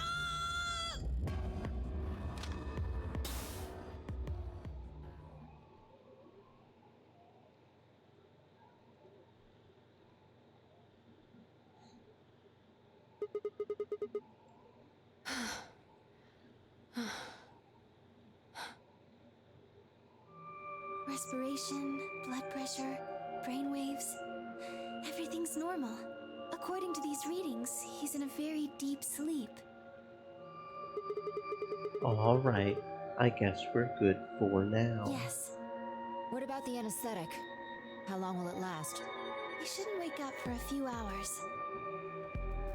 Man, he sure was strong for such a little guy. I think that might be the virus's fault. It probably attacks the part of the brain that governs reason. Without anything to hold it back, his body was using every ounce of strength it had. Yeah? How do you know? Huh? Oh, well... How much do you know about this Radical 6? Oh, not much. I probably know about as much as you do. All I've seen about it is that newspaper article Sigma showed me. You'd better not be lying. Why would I lie about that? I've seen other viruses that do the same thing. I was just making a guess. So when Quark tried to kill himself, are you saying that was because of Radical 6 too? Yes. At least, I think so. So what kind of virus is Radical 6? I pulled the newspaper article out of my pocket and read it again. Everyone else crowded in. Look at this last line. Immediate quarantine of any infected patients is strongly advised. Are you saying this is some kind of quarantine zone? I already explained this. That's not possible. Then have us all go through the scanner. If the scanner can pick it up, we'll know because we can scan ourselves. Why not? Right? Just have everybody gather in here and scan. Dio ran through what he had told the rest of us in the lounge. Then you're saying the newspaper article was faked? But the virus is clearly real. That Adam machine told us he was infected with Radical 6. So, do you know how that thing works? I bet there's 1,000 ways to hack it. Zero Senior probably just programmed it so that it would spit out whatever he wanted. Besides, there was something Sigma mentioned. Have any of you guys heard anything about any sort of viral pandemic? Well, no, but... I have heard rumors about a virus being used as a bioweapon. What? What did you say? Alice, what the hell? Explain. As much as I would love to. I'm sorry. Time's up. Time. Hit the buttons on your bracelet. Shit. 5 minutes. We only have 5 minutes until the chromatic doors open downstairs. Exactly. I'm sorry, but I'd really need more than 5 minutes to explain this. As if you would tell us even if there was time, right? Or would I? Who knows? Fine. We'll deal with this later. Right now, we need to get to the elevator and head down to floor B. What are we going to do about Quark? I'll carry him. Are you sure? I can't just leave the boy here. Besides, if we don't have Quark's bracelet, there'll be one team who can't open their secondary door. If that happens... They'll get penalized. Exactly. Very well then. I will carry Quark. I will be able to move much faster than Tenmyoji. Huh. You make a good point. Look, are you sure about this? Can I trust you? You have nothing to worry about. Fine, just be careful. Of course. All right, let's go. We're running out of time, people. Move! At Fi's command, we all began to run. The door opened and we spilled out into the warehouse.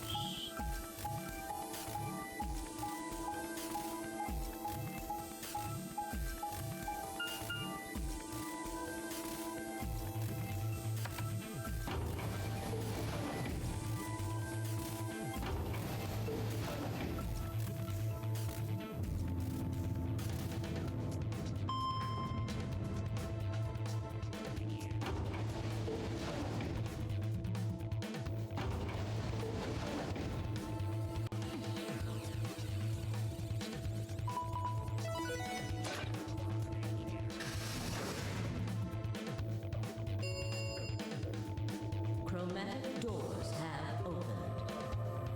5 minutes remain until chromatic doors close. They're open. We need to hurry. Who's going to go in which door? What are our options? We're almost out of time. Pay attention.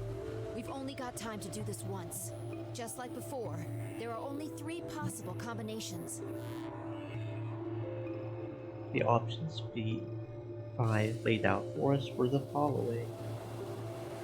Option A, Clover and I pair up with Tunioji to go through the blue door.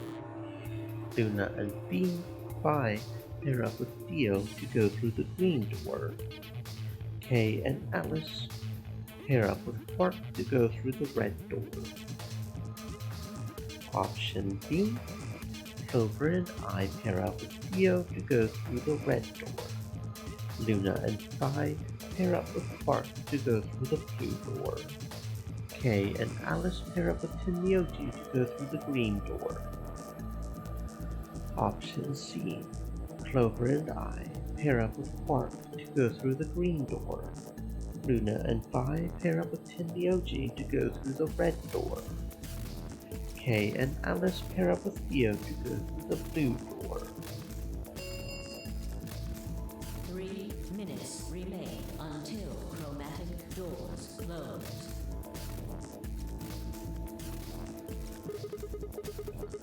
How are we gonna do I won't go this? with Sigma. He betrayed me last time. What about Vi? You hit the button, right, Sigma? Well, yes, but I don't want to go with Dio. Same reason. I can't trust that he won't betray me again. Thanks a lot, Quark. You've single-handedly torpedoed my reputation. Well, that leaves us with option B. No. We can't do option B. Why not? I'm sorry, Luna, but I can't trust you or Phi either. The way he is right now, someone's going to have to carry Quark. I just can't afford to give him to someone I don't trust. I thought you trusted Vi. Not enough for this. Then what do you intend to do? Quark shifted silently in Kay's arms. Quark is a solo, as are you, Tenmyoji. Solos can't pair with one another. You do remember that? Yeah, of course I do. I didn't say there wasn't anyone I trusted. There's one person. Who do you trust then? What? Me? Yeah, that's what I said. Why? I can't tell you. I just know that you'll keep him safe. Well, that's nice of you to say, but my partner is Sigma. Are you sure you want me to take him? It's fine. Clover, you just vote by yourself. Make Sigma wait outside the AV room. No. If Clover takes Quark, then we have to go with option C, right? That means I'll be stuck with Dio. There's no way in hell I'm going to let that happen. Who do you want to pair up with then? Isn't it obvious? Quark. Remember what the announcement said? Something about how the system will automatically vote ally for anyone who doesn't enter their own vote in time, if Quark doesn't wake up by then. No! See, this is exactly why I can't trust any of you. 1 minute remains until chromatic doors close. We don't have time to argue this. Let's take a vote. Those opposed to C? Alice and Dio's hands went up. What? Why don't you want C, Dio? Well, if she's got that much of a hate on for me, that hardly plays into my hands, does it? Fine, whatever. I assume anyone who didn't raise their hand is all right with option C then? No one objected. I kept my mouth shut too. Just as Alice had said, there was an excellent chance that Quark would default to ally. If that happened, he would make a great opponent. I would choose ally, of course, but it would be good to not have to worry about him choosing betray. Alright. 6-2 in favor. Wait. What about me? Stay here if you don't like it. I imagine your partner might have something to say about that, though. Kay handed Quark to me gently, then crossed his arms and turned to face Alice. Her jaw clenched as she stared up at him, and I could see the gears turning inside her head. Fine. 10 seconds remain until chromatic doors close. Hurry, Clover. The door's closing. Right. Hey, take care of Quark. Don't worry about it. I got a good grip on Quark, nodded to Tenmyoji, and took off for the door. Our feet slapped against the metal floor as we ran. The empty voice of the announcer echoed in my ears. 2, 1, 0. Chromatic doors closing.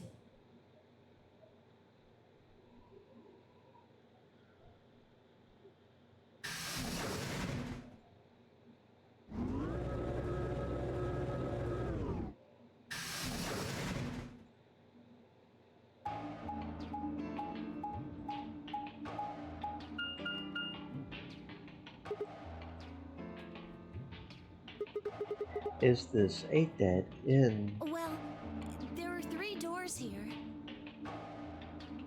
But it looks like they're all locked.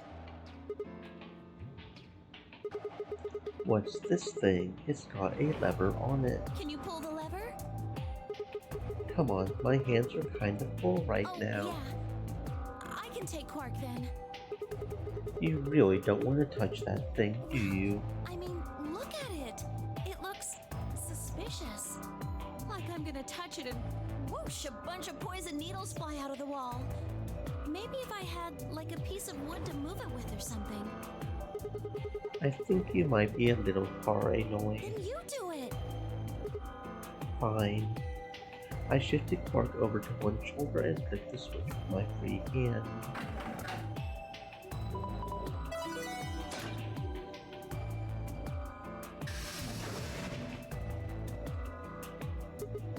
See? No needles. Everything's For fine. now, only one of the doors opened. Did you see the plaque on that door before it opened? I think it said something like treatment Do you center. think that's some kind of medical thing? First an infirmary, now this. Why do I keep ending up in these places? I glanced over at Quark, asleep on my shoulder. You know what? We may have lucked out. Huh? What do you mean? Well, if this is where they treat people, maybe they've got something that can cure Quark. Oh. Yeah. Let's head on in then. Okay.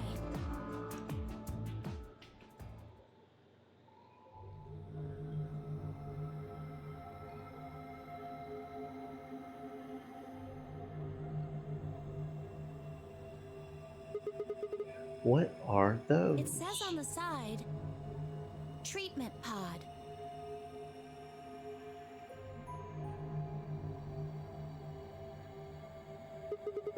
So I guess it treats people. Maybe it could help Quark. Yeah. Damn, no good. It's locked.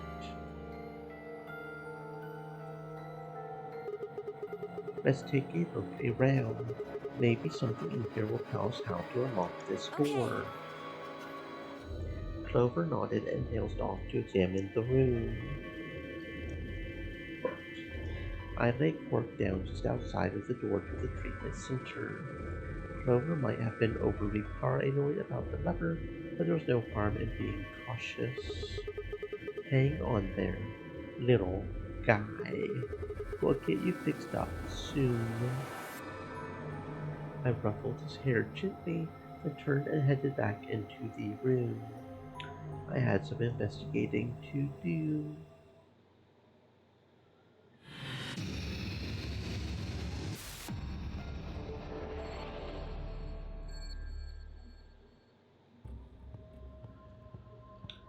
Alright, let's see.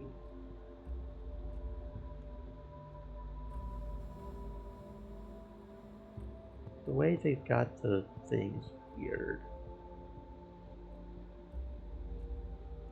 Safe is pretty out here, apparently. A binder. Looks like there's a piece of paper in it. It says how to open the pod room door. Okay, pretty straightforward. Door puzzle instructions. The door is protected by a 4-digit password. You can use the hit low count hits displayed on the screen to figure out what those 4 digits are. If one of the numbers you select isn't any number in the password and in the right place, they'll add to your hit count. If one of the numbers you select is a number in the password but is not in the right place, it'll add. Okay, so it's like the mastermind game. Okay. 10 tries for each password. Okay, understood. So it's like the mastermind game. Understood.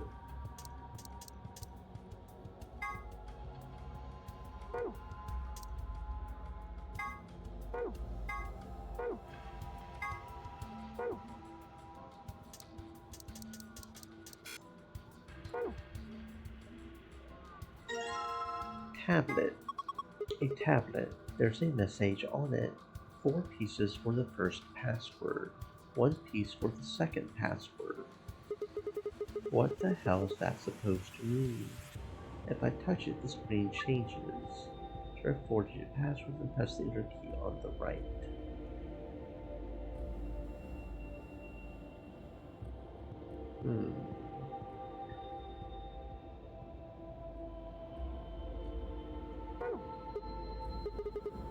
I'm stumped. I know I'm thinking that 4-letter that, and it was their message before that.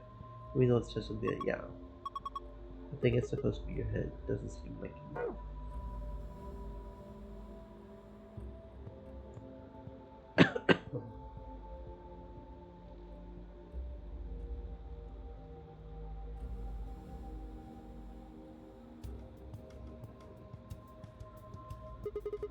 There's a button under the screen. Push it then. Right. And there. It turned on. Looks like there's something on it. What the heck is this? It says start in the corner there. Maybe it's a board game. Okay. A plant. Look at these lush green leaves. The sturdy, thick shaft. It looks like it's full of energy and stamina. How does a plant have stamina? Did you notice there's something stuck in the trunk? Looks like a piece of green plastic. Let me see if I can get it out. Looks like it's really in there. I think it's stuck on something. I guess we'll just have to take the whole thing then. Well, that plastic thing could be important. Yeah, I guess you're right.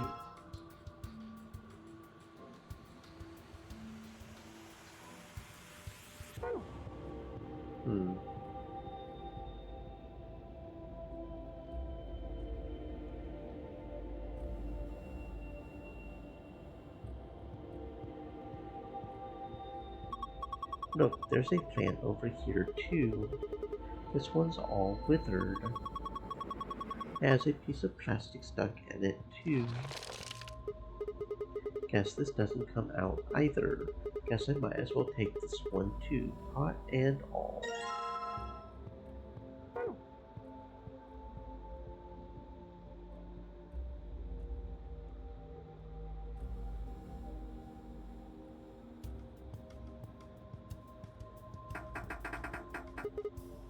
Shoot. Won't open. There's a control panel in the middle of it. Yeah. I think this is how you unlock it. The door can only be unlocked with the correct 4-digit code. Okay. Okay. I'm not quite sure how it's supposed to work, but I guess I can mess with it a bit.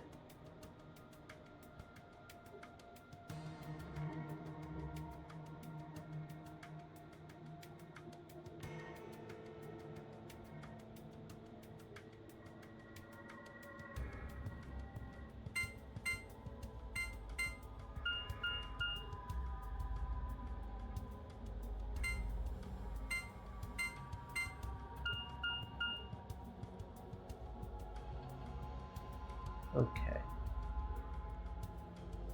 So that was almost straight up correct right there. Was the 5, 6, 7, 8. Interesting.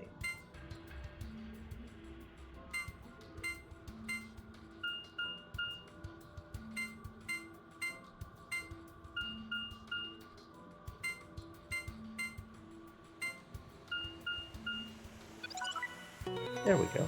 Okay, that was not too hard. Wasn't expecting it that quickly, honestly, but yay. We did, Sigma. Looks like that was the answer. That was lucky. Anyway, it seems to have unlocked.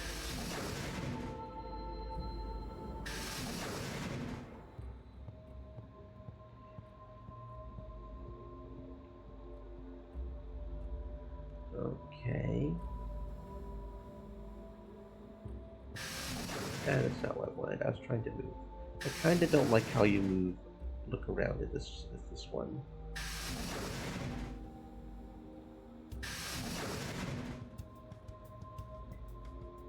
Okay, so can I not look over there? Okay, so I can just look at these pods, I guess.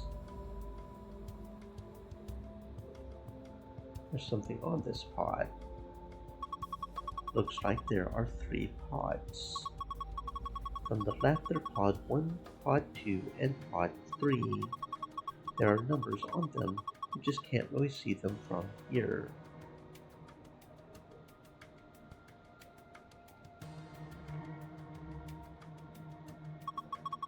Also, they've got handles. Maybe they're for opening the pods up. This is a clock. The hands are pointing to 7:15. Are you sure you're reading it right? Yeah. See the 12 part. That's the top.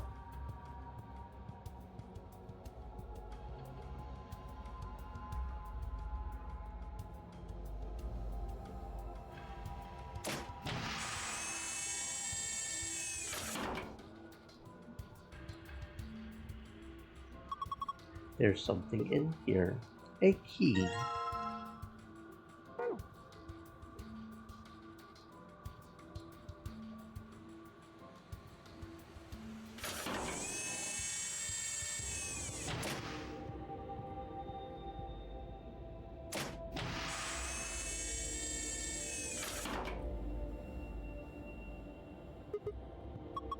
It's a key, isn't it? And the clock's on the inside this time. A clock. Did you think it was a nipple with 2 hairs growing out of it? Of course not. The hands are pointing to 6:20. Okay.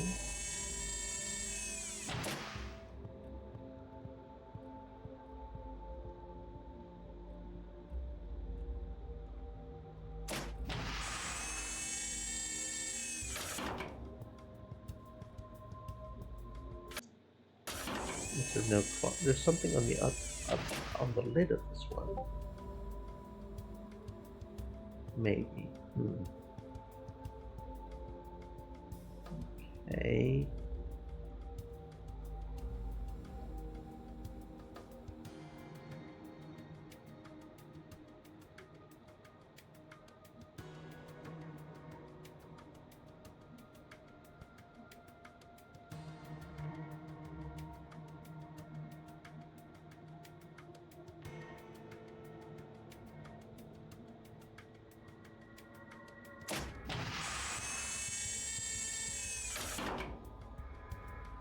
Oh, there we go.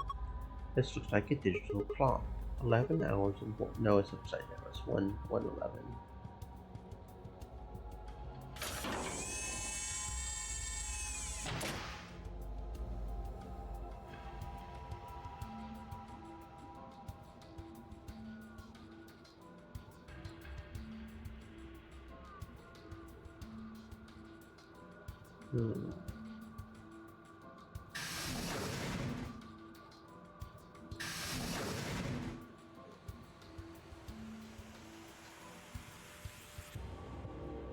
Yeah, I really don't like how you're supposed to move around the room. I really.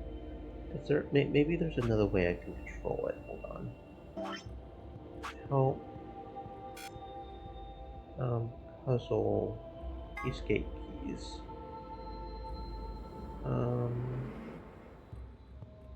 Okay, maybe I can move the Q and E keys. Can I press the... Okay, there we go. That's going to be a lot easier. We'll just do it like that. Q and E. Nice lion. That's a pretty realistic painting. It's a really real lion. Don't see any whisper like that. It's creepy. It's kind of like he's coughing up a hairball. I think he's trying to eat something, not cough it up. He's trying to eat a hairball? Probably something else. What? I don't know. There's just a hole there. So we need to put something in the hole. Yeah, I think so. Okay. I mean, it kind of looks like a clock hand to me, but whatever. Look at clock.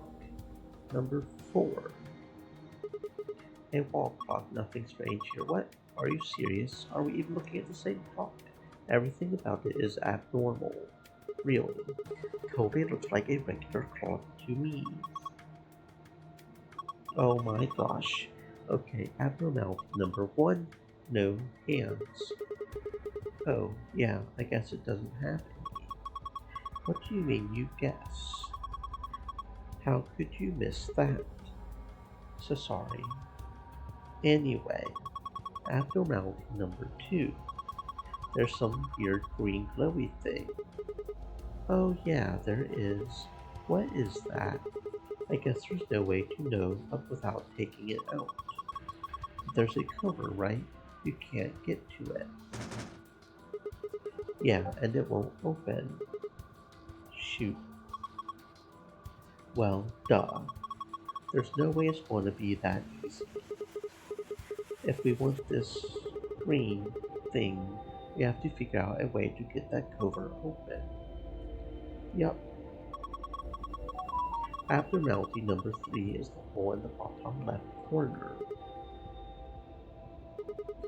I wonder what that is.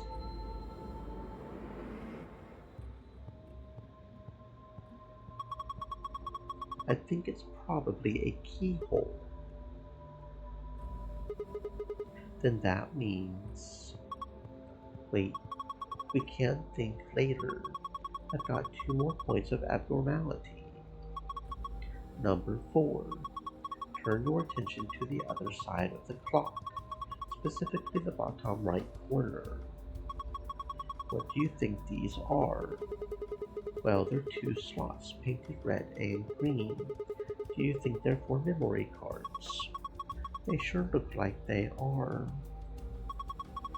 And I've saved the best for last. Abnormality number 5 is about number 4.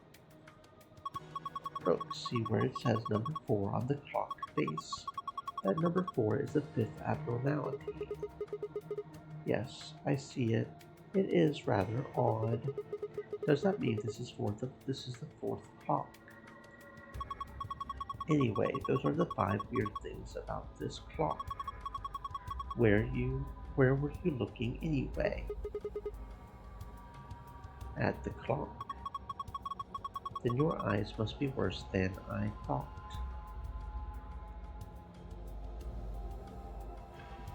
A handless clock underneath a glass cover. The bottom left corner has something that looks like a keyhole. That's strange. What is it? The key doesn't fit. You think maybe this key goes somewhere else then? Like where?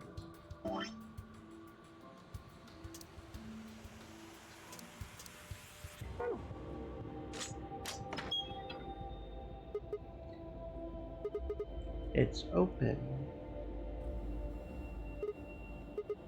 Well, I guess I'll grab this thing first. The chip with the number 1 written on it.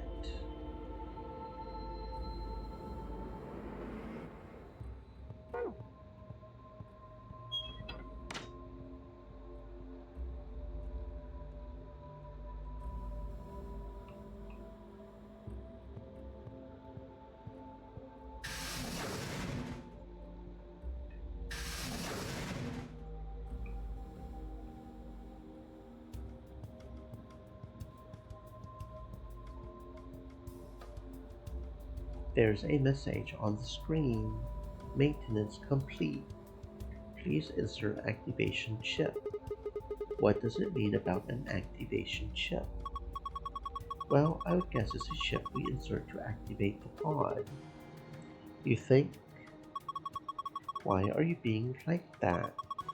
This is important. Okay, I get it. We need to get Quark into one of these, right? Yeah. Well, then we need to find this ship first. Hey, wait. What are you holding? This?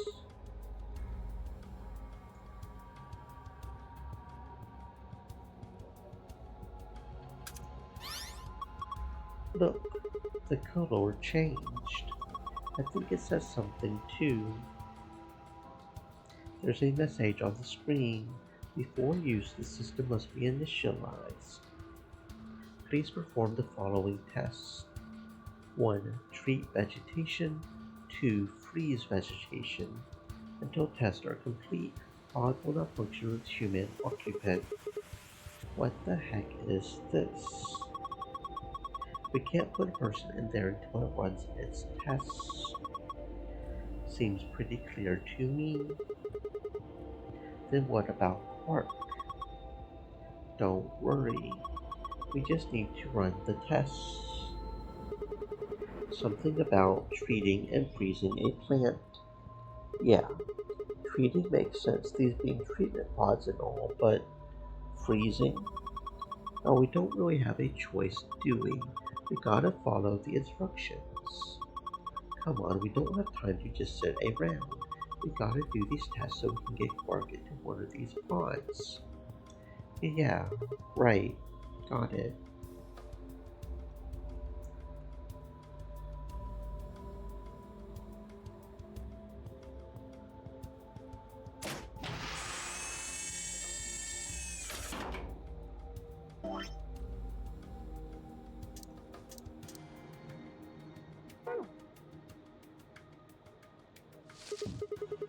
Okay, I put the healthy plant down. What do we do next?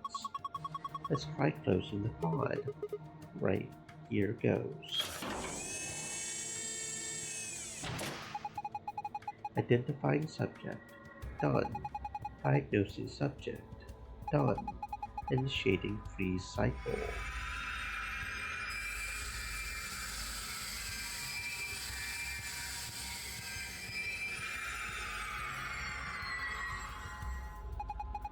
Freeze test complete.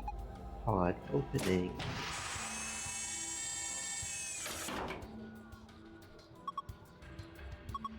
It's totally frozen stiff. Probably because of your lame joke. Did I say something? Look, the leaves are all crunchy. Crunch, crunch, crunch. Crunch, crunch, crunch. What did you do, Clover? It's all broken now. But, whatever. Just help me clean it up.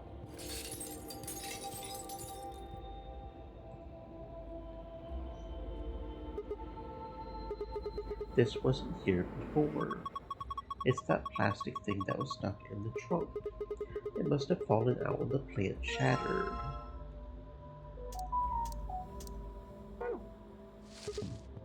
Okay, this time it's the withered plant's turn. I wonder if it'll work. Who knows?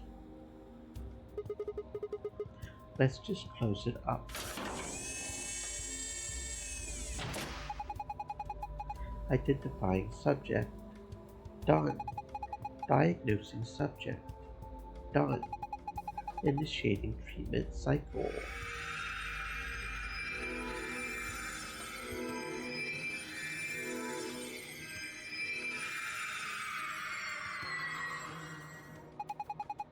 Treatment completed. Pod opening.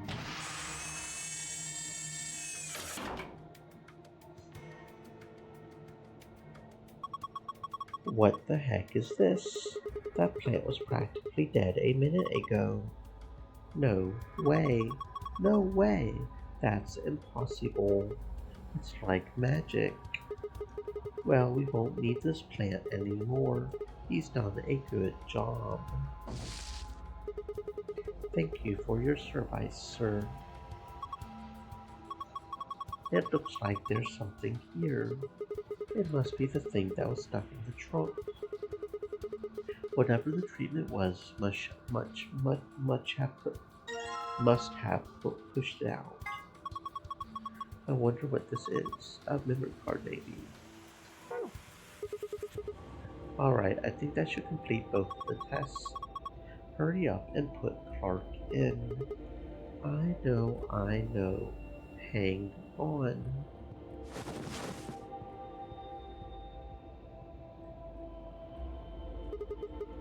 There we go. He's sure sleeping pretty hard.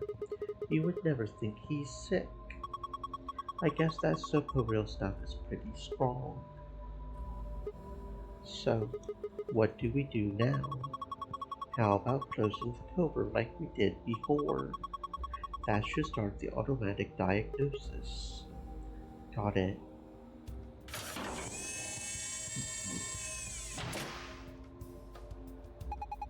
Identifying subject. Done. Diagnosing subject. Done. Single human occupant secured. Beginning treatment. Is he going to be okay? Maybe we should check the screen. Yeah. I think this is some kind of readout of Clark's vital signs. Body temperature, pulse rate, blood pressure, respiration frequency. They all look normal. What a relief. Wait.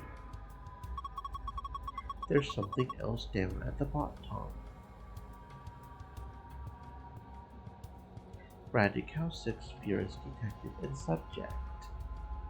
System is not equipped to treat Radical 6. Current program will alleviate symptoms but cannot cure viral infection. What the heck? Then what was the point of putting him in here? Well, I don't think there was no point. After all, it says it can alleviate the symptoms. But hold on. Let's keep looking. It says more. The system is capable of inducing a cold sleep state. Cold sleep state freezes subject with CAS, preserving cellular structure. During cold sleep state, body functions are suspended, preventing viral spread. Activate sleep function? Yes. No. Cold sleep? What the heck is that? I have no ideas. But remember the freezing test?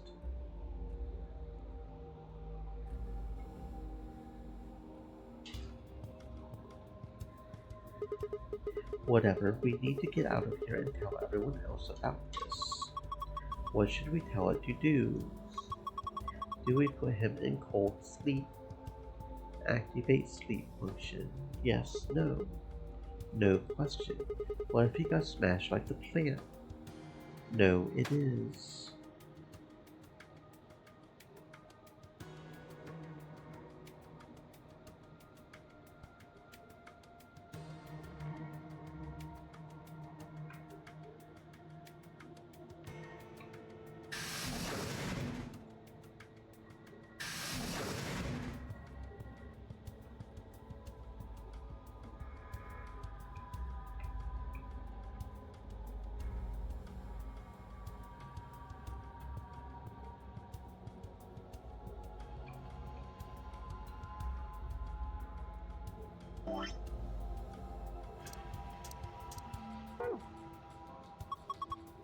Oh my gosh. Aliens.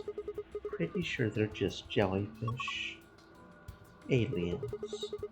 There are 3 jellyfish. 2 yellow ones and a purple one. What's that inside the purple one? Is it digesting human flesh? Well, why would you even think something like that? I don't think it's meat anyway. Look at it. It's too solid. I think it's a tile of some sort. I wonder if we can get it out. There's a lid on the tanks. You can't open it. Nope, looks like it's locked. Well, it's got a keyhole. Then I guess we need to unlock it if we want to open it. Sigma? What? I think you can unlock it right now. Yeah. There we go. Now I should be able to open this thing. What the hell? There's a second lid. Yeah, but it's got a hole in the middle. If you stick your hand in there, maybe we can grab that one with the meat in it. It's not meat. Whatever. Let's give it a shot. Hot. Shit, this water's really hot. Really? Really? Then these bubbles. Yeah, it's boiling. No way. No jellyfish could survive in boiling water. They are avians. Yes, we should try and get the purple one to rise up to the top somehow. If we can get it right under the hole in the lid, I think I can grab it. Move the 3 jellyfish by clicking and dragging the mouse or using the arrow keys. Move the purple jellyfish to the hole. If you move one of the yellow to the hole instead, you are a failure and we are very disappointed. Okay, let's do this. Okay. So is it another, are they all bonded together? Yeah, okay.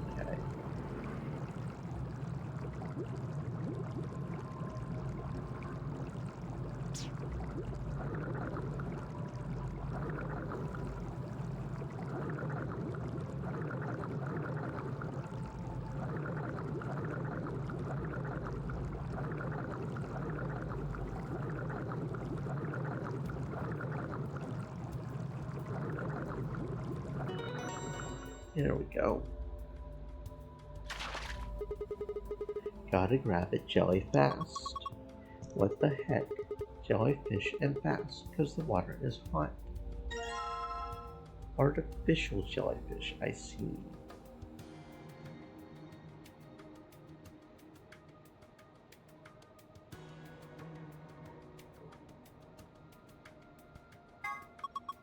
This is Ellen. She's a mysterious, intelligent life form from the outer reaches of space. Don't give it a name. Here. Take it. Stop it. What if it grabs onto my face and lays eggs in me or something? Come on, it just wants to give you a hug. Besides, it's not even alive. It's a thing. Man-made. Like a toy or something. But it's digesting a chunk of meat. That's not meat. Then what is it? Hold on. I'll pull it out now. A circular tile.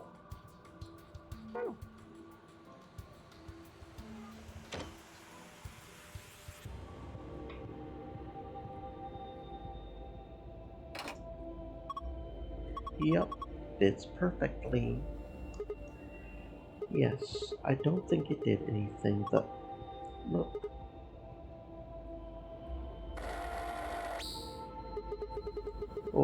the heck is this? A laser.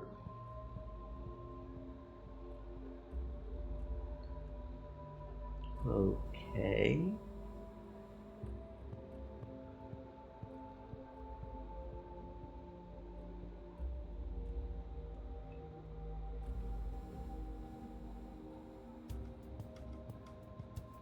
Oh, the laser's pointing in here somewhere.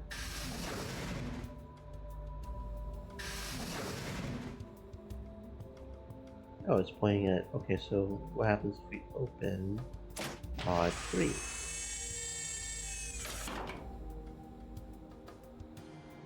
Oh, okay, 015. I see. Okay.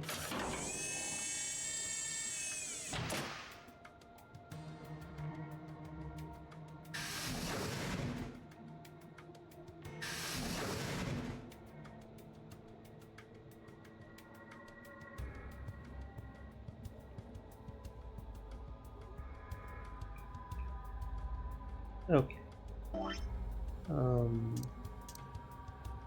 Memory card. Look, there's a hand on the face now. Oh, okay. This is a minute hand. It's pointing to 5 past.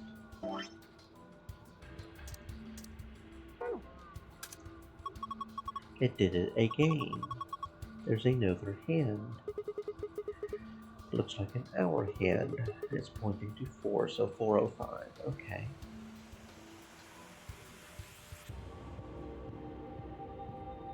So that's number 4. 1, 2, 3, 4. Okay.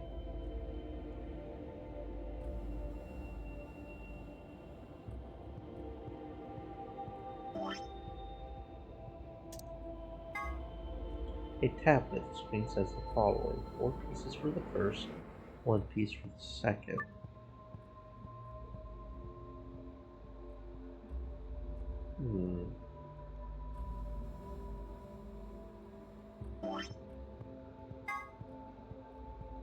Wait a second. Oh, okay. Okay.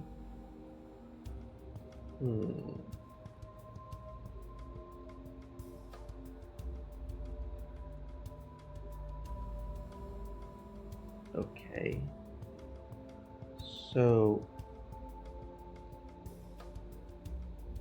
minute, hour.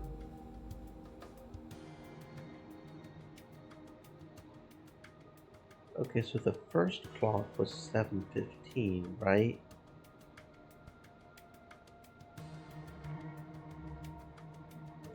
So if we start here and we go this way by the minutes, that would be 15, and this way was the hour, so that's like 8 this way, right? 1, 2, 3, 4, 6, 7, 8. Wait, no, because the minute hand was bigger, so this way. 1, 2, 3, 4, 5, 6, 7. Okay, so yeah, P. And then the second number was 6:20, right?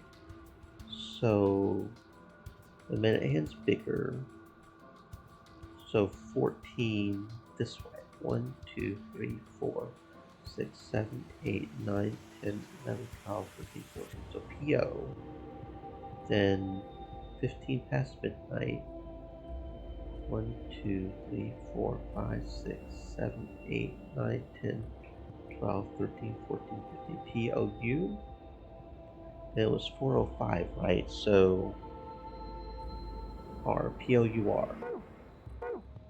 That's the password.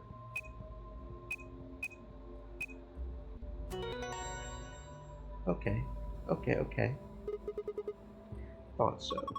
Nice work, Sigma. Yes, I guess. Wait. Look.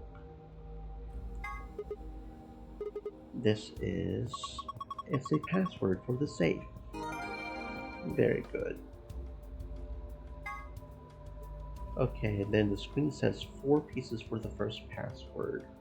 So that probably means that we always start at the beginning on the dice game. So the first one's still the same, so the P, but this time we start here, and the second clock was 14 this way, right? 1, 2, 3, 4, 5, 6, 7, 8. Yeah, 8. So 9, 10, 11, 12, 13, 14. So PA. Then we start back over because it's a new piece. So it'd be S, because that's just one different. 2, 3, 4.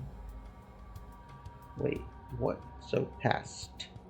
P-A-S-T. Okay.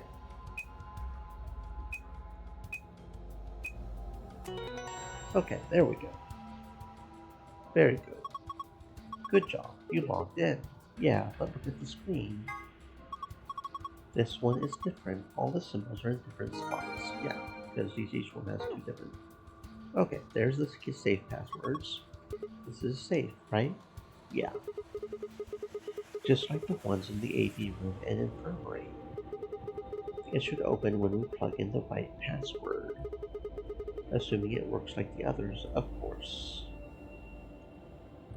Okay, so the passwords were sun, star, sun.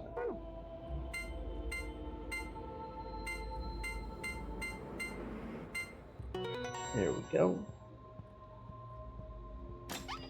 That gets us a gold file. You did it. You opened it.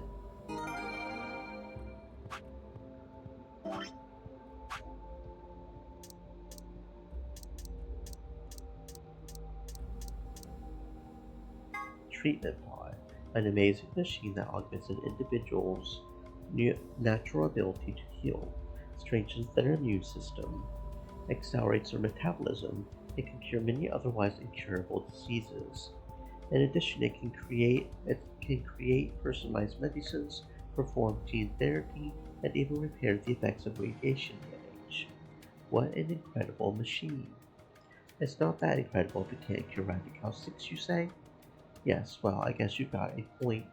But don't worry, it also has a function called cold sleep. Cold sleep uses CAS freezing to freeze the entire body without damaging it. That way, even if the disease you can't be cured, you can be frozen until a cure is found. Cold sleep. There are generally 2 types of cold sleep. The first type involves lowering your internal body temperature. This reduces your basal metabolic rate and induces a state similar to hibernation. In other words, your body is still actively functioning, just very slowly. The other sort of cold sleep is the one in this game. This involves freezing your body to essentially lock it in whatever state it was in.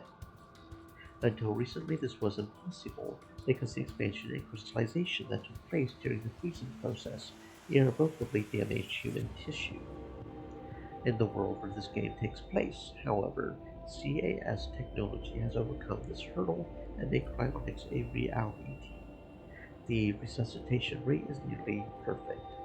In fact, you would be much more likely to die in a plane crash, which means that freezing yourself to visit the future is safer than flying from Tokyo to Milan. CAS stands for Cells Alive System and allows organic tissue to be safely and non-destructively frozen. In this game, CAS is used to put people in cold sleep. It supercools subject with a magnetic field and causes them to freeze almost instantly, preventing crystallization. In real life, the problem comes when you try to thaw something out, which also must be done instantly. In this game, however, the technological magic of Treatment Pod makes returning from cold sleep possible. The past 2 Nonary games. November 2018, 16 children were reported missing. In actuality, 18 children were taken, but 2 were never reported. The person in charge was someone we refer to as H. The purpose of the game was to conduct experiments on morphic resonance with the children as test subjects. I won't go into the specifics here, but the short version is that this was the first Nonary game. November 1st, 2027. A total of 9 people participated in this session. They were abducted just as the children had been, but this time H was not in charge of the game. He was actually being forced to play it. Clover was a participant in both games, and now she finds herself playing the Nonary game yet again. As per Resonance, In the context of this game, espers are people with the ability to access the morphogenetic field. An esper can increase the strength of their signal by being in close proximity to other espers, assuming they are the strongest. The strongest signal will absorb any weak ones nearby and use them to amplify its own strength, sort of like waves. The biggest wave adds the amplitude of smaller waves to its own and covers them up. Nonary veterans. The following 9 people were participants in the Nonary game that Clover came to have been part of. Ace, a middle-aged man. Snake, Clover's older brother, real name Mike. Santo, arrogant, uncooperative young man. Clover, still Clover, just younger and with a jacket. Junpei, hero, 9 hours, 9 persons, 9 doors. Junpei's childhood friend, real name Akane Kureshi. 7, amnesiac detective, Lotus, attractive programmer, has 2 daughters. Kubota, skittish man, gets blown up. Neo, stigmine, a type of carbonate compound which actually is reversible. Ace, triclolynesterase inhibitor, exciting the parasympathetic nerve. This allows it to counteract the effects of the muscle reflex tubocuraride. It could be delivered with injection gun like the one you see here.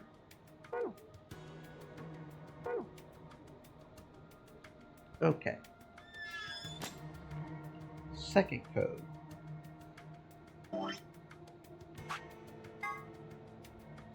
Moon, sun, moon.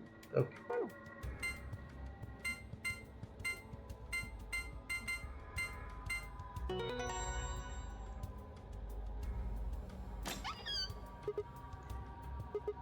It's open.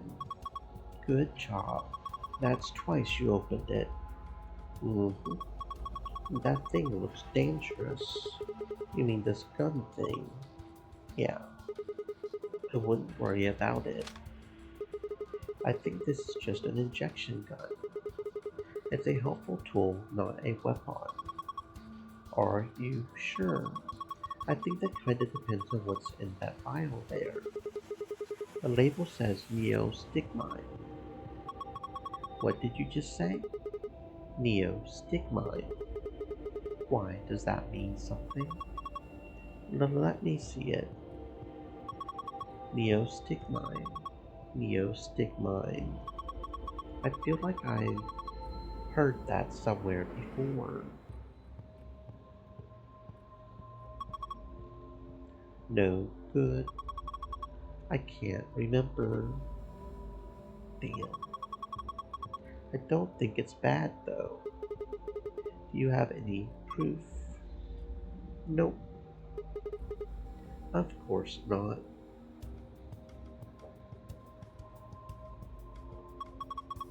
Could you let me hang on to this? Are you sure it's not dangerous?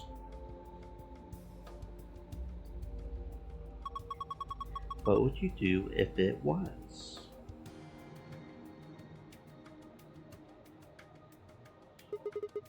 All right. I trust you. You don't seem like a bad person. Thanks. Then how about I let you take me on a Stream date elements. sometime? Said. If we get Stay out of moist, here my in one friends, piece. hydrate. Yeah. Cool. Moving on. We've still got a bunch of stuff in here. Yeah, but it's all flat stuff. Yes, it is. First we've got a map. Floor B. The map I found in the infirmary said floor A. I guess that means floor A is the top floor. I mean, we took the elevator down to get here, right? Yeah, that sounds right. Up next, some gray cards. Key cards. They've got moons on them too. These must be the moon keys the announcer was talking about.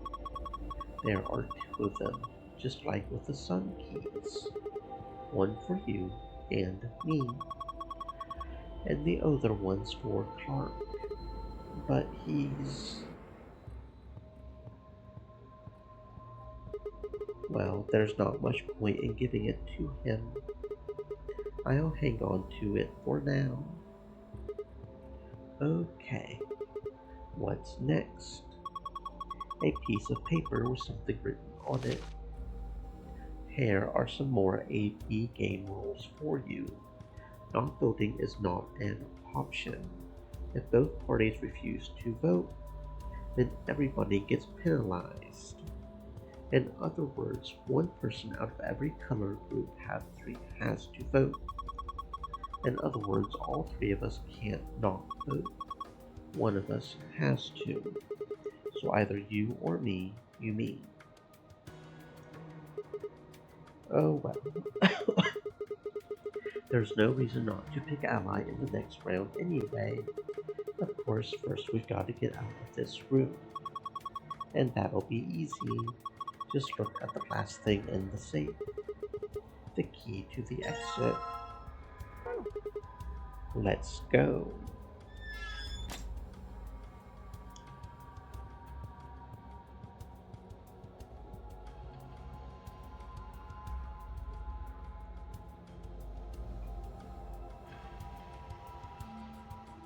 This is the lock for the exit. It says lock right now. Are you ready? Yeah, I'm ready. Okay, let's do this. 3, 2, 1.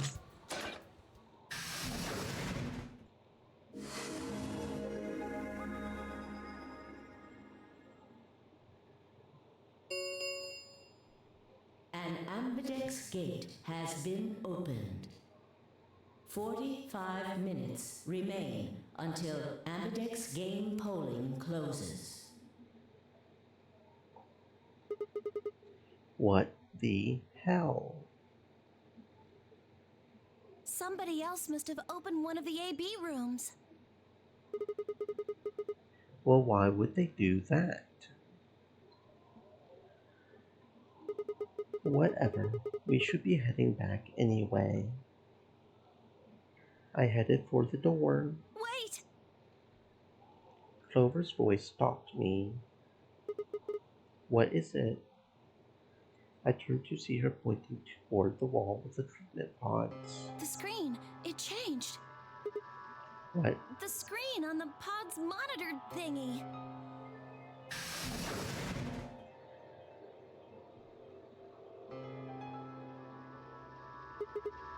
Oh, yeah.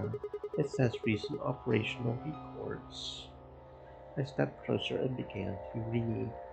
What it said was interesting. Currently treating one subject. That one subject had to mean Quark. This was the pod we had put him into after all. I read on. Seer at 0748, subject released. At 0806, one subject successfully restored. 816, cold sleep mode disengaged. Beginning restoration of subject. All prior records have been erased. Authorization, admin. I checked the other pods. They were all the same. 748, subject released. 806, subject successfully restored. 816, cold sleep mode disengaged. Beginning restoration of subject. All prior records have been erased. Authorization, admin. What is all this? I think it's saying that about 8 hours ago, somebody in this pod woke up from cold sleep. Well, 3 people actually. 1 for each pod. They all say the same thing, see? That's before we all woke up. I mean, it hasn't been 8 hours yet. Yeah. The 3 pod people could be 3 of us. They could have been captured earlier.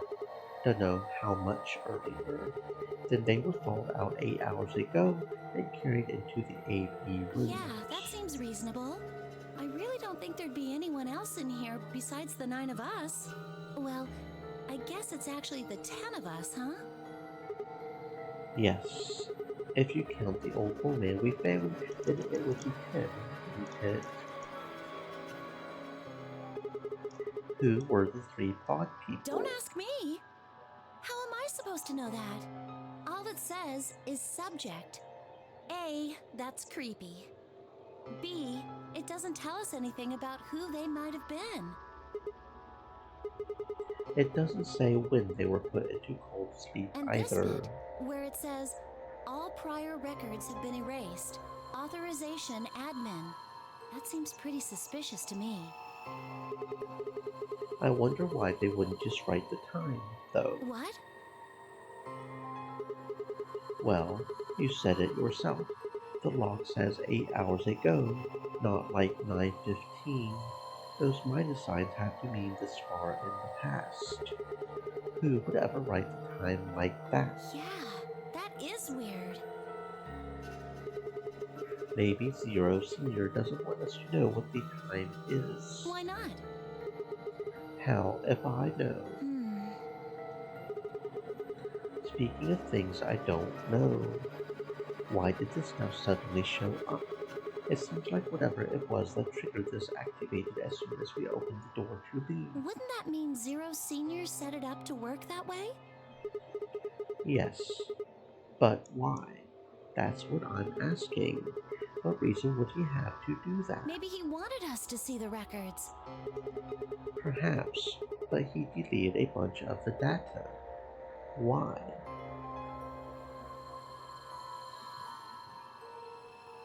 Could it all be a trick? A trick. All of these records are fake. Zero Senior just set it up to mess with us. You're saying this was just a joke? Well, I can't say for sure, but it seems possible. Right? No, it doesn't make sense. Well, let's ask somebody else. Maybe they can think of something. Yes, you're right. If the AV gates have opened, we need to be heading back to the warehouse anyway. Yeah, and we need to tell everyone what happened with Quark. We double-checked that Quark was all right in his pod, then hurried out of the treatment room.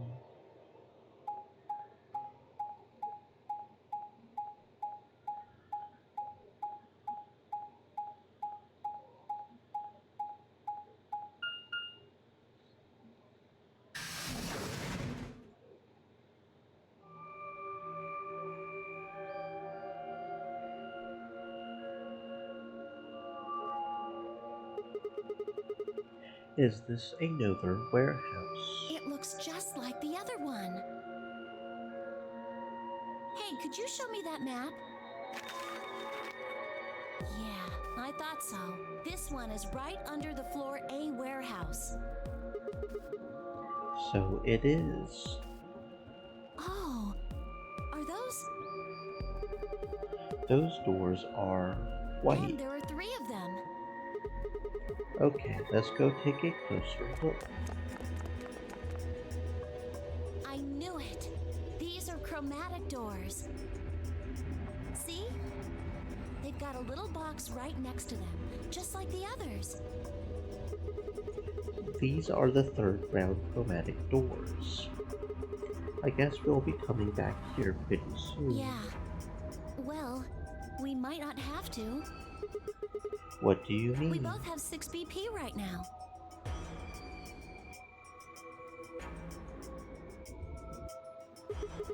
Yes, that's true. We're a pair, right?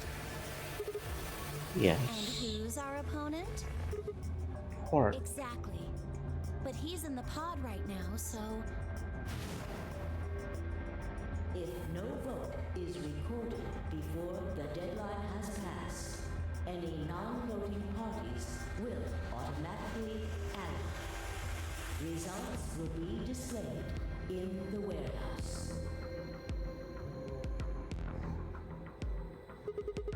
You aren't saying we should pick a tray, are Weren't you? you planning to? I thought that was why you were okay with option C when we were making the groups. No, that's not.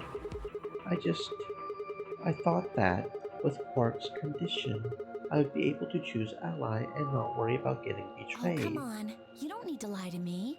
We're partners. That means we share the same destiny. So let's not hide anything from each other, okay? I'm not hiding anything. Wait, you're serious? You were really going to pick ally? Whoa, hold on a second there. We might not get another chance like this. Let's say we ally and get up to 8 points. We don't know if we'll be able to get any points next round. For all we know, there might not even be a next round. There are 3 other people with 6 BP, right? Dio, Kay, and Phi. What do you think's going to happen if one of them gets 9 points this round? That's not going to happen. Why not? Phi and Luna are playing against 10 IOG. He's only got 1 BP left though. I really don't think they would pick Betray. If 10 Myoji picked Ally, they would kill him.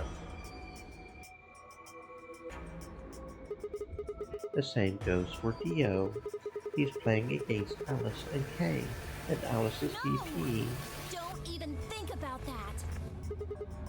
I agree, but her BP is the same as 10 Myoji's.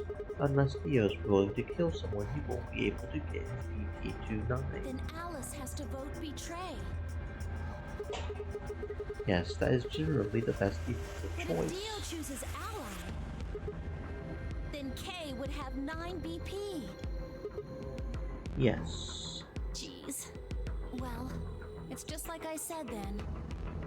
If Kay gets 9 BP, then there won't be a third AB game. Well, that's not necessarily the case. So it's over when someone gets 9 PP. Nope. As long as that person doesn't open the number 9 door, the game goes on! So you think that Kay will stay here, even if he gets enough points to leave? I don't know. It's possible. No, it's not!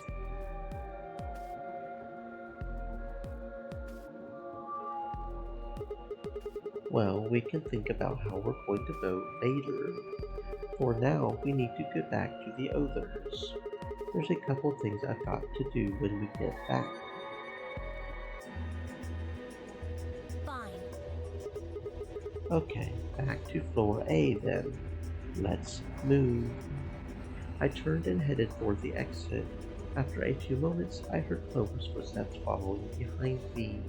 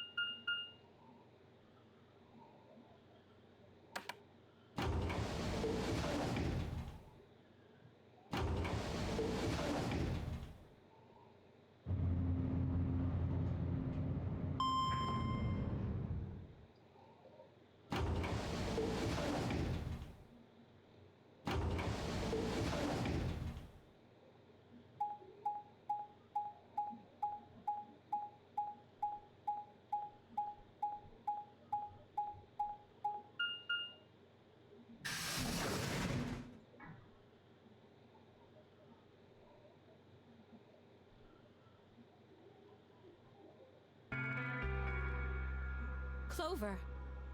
Oh, thank goodness you're back. Yep. Are we the last ones? Yes.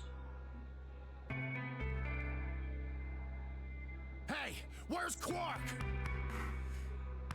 Myoji's expression was furious, and from the way he was stomping toward me, I felt like I only had a few seconds before I was on the ground with his hands around my neck. I explained what had happened with Quark and the pods as quickly as I could.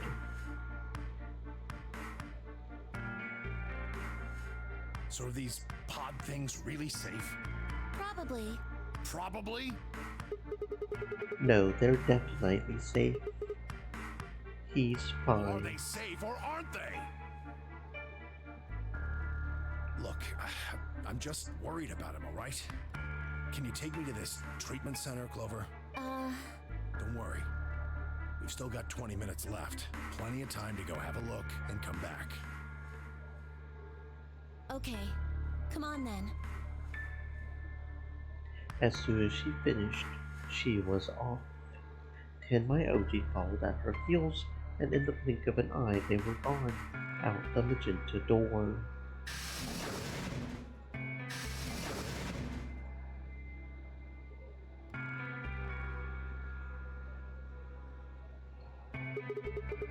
Alright, you guys got some explaining to do. I beg your pardon? You opened the AB gates before Clover and I got back, didn't you? I want to know why the hell you would go and do something like that. Sigma, take a look. As she spoke, the Phi gestured to the line of AB rooms. Only one was open. It's not like we opened them all up. You're saying only one person or one pair dumped the gun here? Yes. Well, then who was it? I opened it. It was you. Figured as Not much. really a big deal, okay? I mean, you came right back. Yes, Dio, yes it is a Why? big deal. If you hadn't made it back by the deadline, you'd have just defaulted to ally. No, not just. Are you telling me you didn't know? Didn't you find one of these notes? What? We found this in the treatment center. There was no such thing in the pressure exchange chamber. I didn't see one in the pantry either. Well, whatever. You should really probably read it, though. Here are some more AB game rules for you. Not voting is not a option. If both parties refuse to vote, then every bunny gets penalized. In other words, one person out of every color group of 3 has to vote. You get it now? If we hadn't gotten back in time, Clover, Park, and I could have died. You just... Alright, I get it. Sorry. Cut me some slack though, man. I didn't know. You wouldn't have opened the gate if you did. Of course I wouldn't have. What the hell, bro?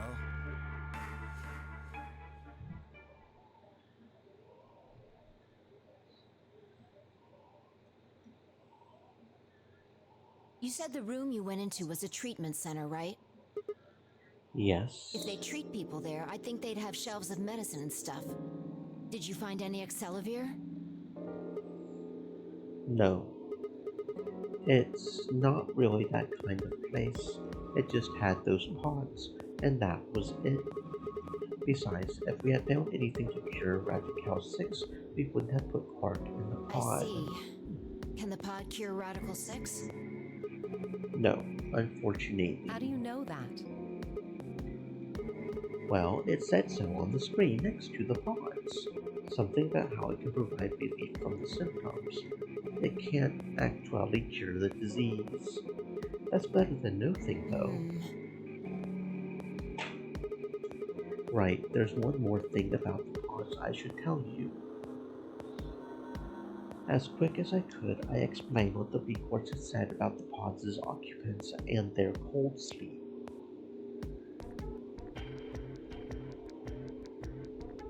Cold sleep? Are you suggesting that 3 of us were, until recently, cryogenically frozen? If you can trust what we read, yes. Which of us are the pod people then? I don't know. That's what I'm saying. It didn't say who they were, or even when they were frozen. So this cold sleep, that means they basically froze the body solid, right? Not like how a bear or something hibernates where it just slows way down. Yeah, I think so. So what would happen to the heart? What? Wouldn't it stop when you were put into a cold sleep? Your heart stops. Your bracelet comes off.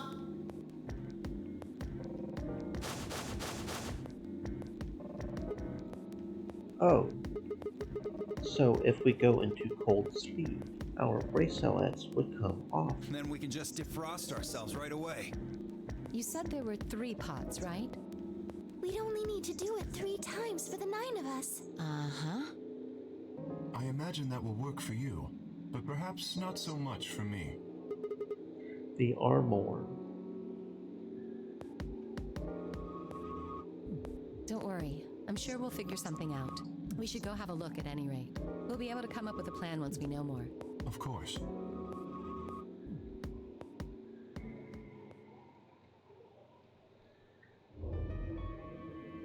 What? What do you mean the cold sleep function doesn't work? I'm sorry. You don't have anything to apologize for, Luna. Zero Senior must have just locked it down. But when Clover and I were here, it worked. Yeah, I remember checking it. Then that bastard set this up. Oh, that's low. It is not pleasant, but consider this. We have seen how thorough Zero is. Would he really have left such an obvious loophole? Maybe I shouldn't have said anything. If Zero Jr. heard me, he could have shut it off. Whatever the case, it is an unfortunate outcome. Unfortunate? Really? You sure? Aren't you just a little bit relieved? After all, we were gonna get our bracelets off while you were stuck with yours. How could you say that? I would never be so petty as... Before Kay could finish, the announcer's voice echoed through the faculty. 10 minutes remain until Ambidex game polling closes. All players, please enter your votes. If no vote is recorded before the deadline has passed, any non-voting parties will automatically ally. Time's running out. We should get back, guys. I'm staying here. I can't leave Quark. You nuts, old man? You're a solo. Luna and Phi could kill you. Yeah, I know. I've only got one BP. Exactly. If you don't vote, you'll default to ally. All they have to do is pick betray. We won't. You staying here won't change our vote. Right. We always intended to choose ally. Tenmyoji staying here is just another reason for us to stick to that plan. Luna has the same number of BP as you, Tenmyoji. Normally, the safe plan would be to choose Betray. Since you will be unable to betray them, then Phi and Luna can choose to ally without worrying about their own points. Yes. Well, there you go. I trust Phi and Luna. I'm sure they'll choose ally.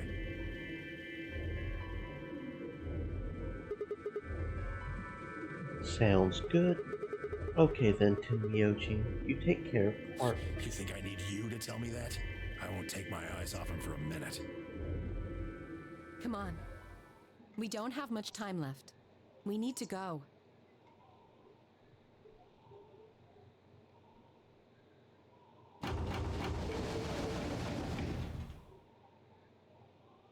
Back at the Floor A warehouse, we open the AB rooms.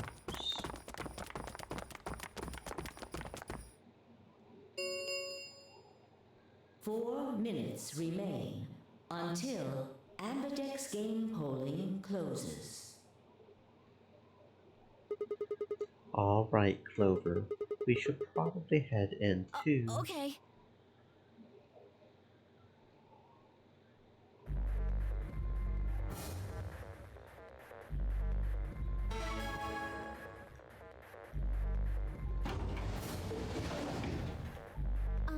Sigma, do you remember what I said back in the other warehouse?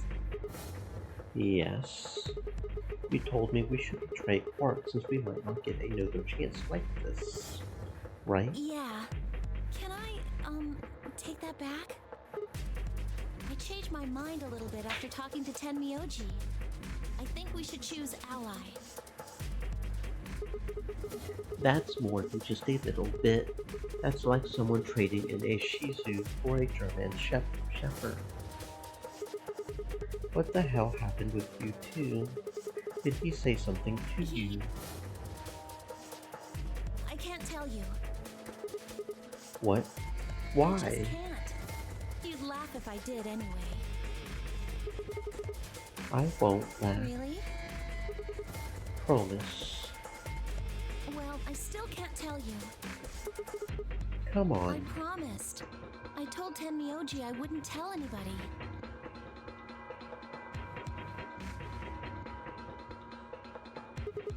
Alright, fine. I won't ask about it again. Tenmyoji doesn't really have anything to do with this, right? Our opponent is No, Quark. he does matter. Quark is really important to Tenmyoji. If we betray Quark, we're betraying Tenmyoji. Come on, don't you remember? When we were going into the red, blue, and green doors, Tenmyoji said something. I didn't say there wasn't anyone I trusted. There's one person. Clover. I just know that you'll keep him safe. I can't betray somebody who'd say that about me. You seemed pretty ready to betray him back on floor B. That's because I didn't know who he was. So you're saying you know who Tenmyoji really is? Well, if what he told me was true, yeah.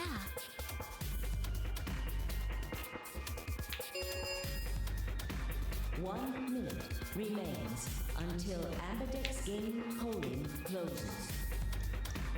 Please, choose ally. You aren't going to try and vote yourself. If I try, you'll just throw me off, right? I don't think I'm strong enough to fight you.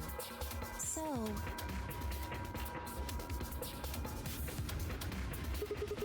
Alright. With that, I turned to face the voting machine. The question was, what would I do? Ally. Betray. Just as Clover had said, betraying Quark was like betraying Tenmyoji. That wasn't even taking into consideration that Quark was just a kid. He was infected with a deadly disease that would almost certainly kill him if we didn't do something. How could I betray someone like that? Only a monster would take advantage of a helpless child for their own gain. On the other hand, what Clover had said in the warehouse on floor B was true. It was unlikely that I would get a chance like this again. If I chose Betray, then I would have 9 BP. I would be able to escape this godforsaken hellhole. 10 seconds remain until Ambidex game polling closes. What would my choice be? What would I do? Ally. Betray. I chose...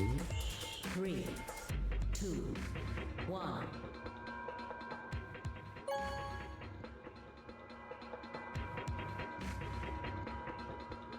Round 2 of the Ambidex game has been completed. Results will be displayed in the warehouse. Thank you for your participation. Ambidex gates now opening.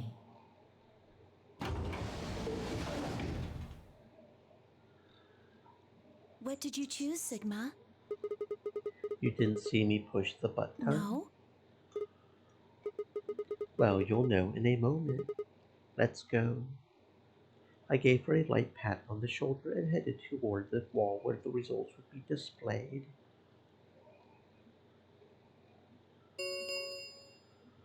Results from round 2 of the Ambidex game will now be displayed.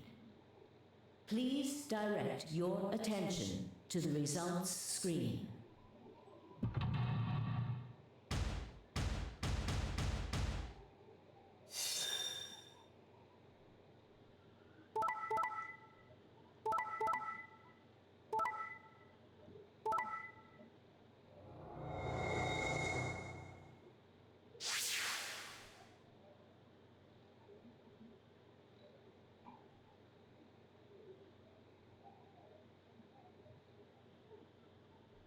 Points have been assigned or subtracted accordingly. Please check your bracelet to see your updated bracelet points.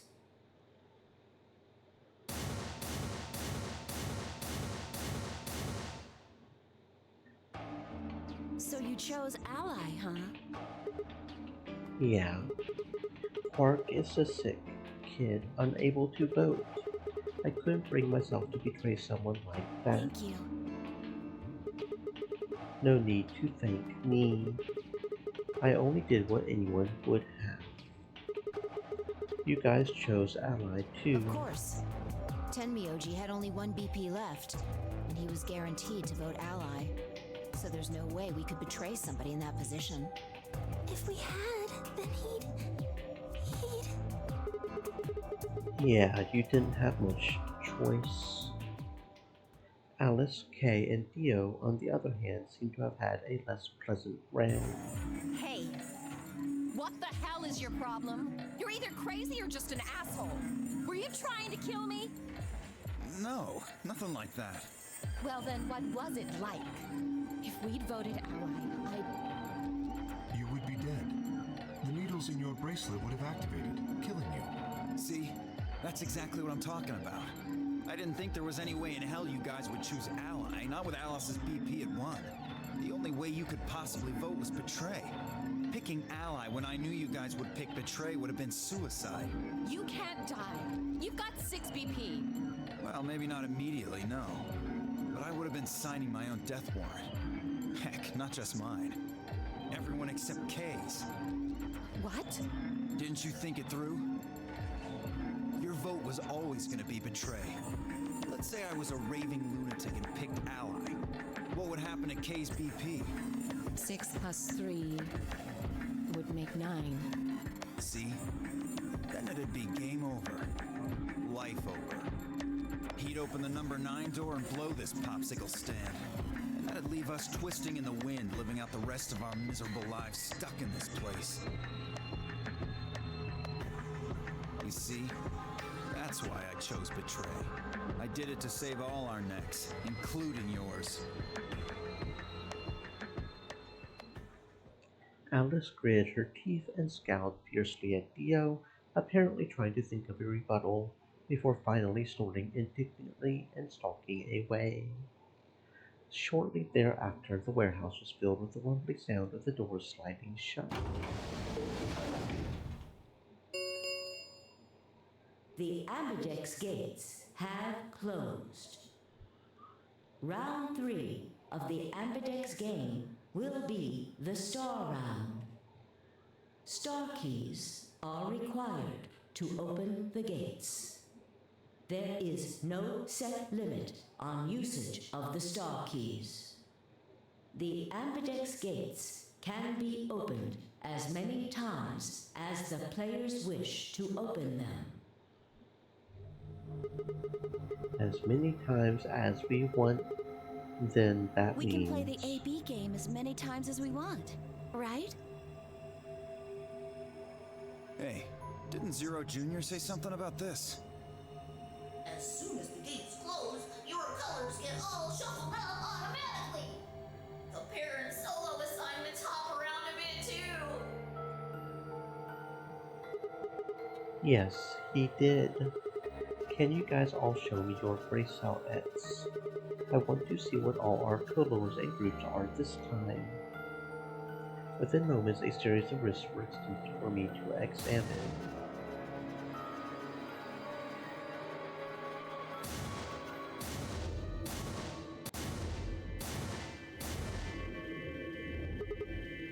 I see.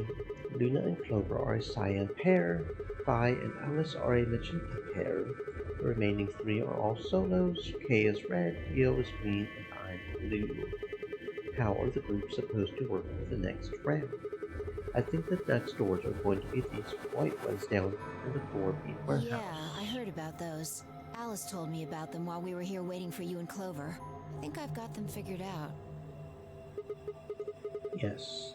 Lay it out for us. How are the groups going to shake out this time?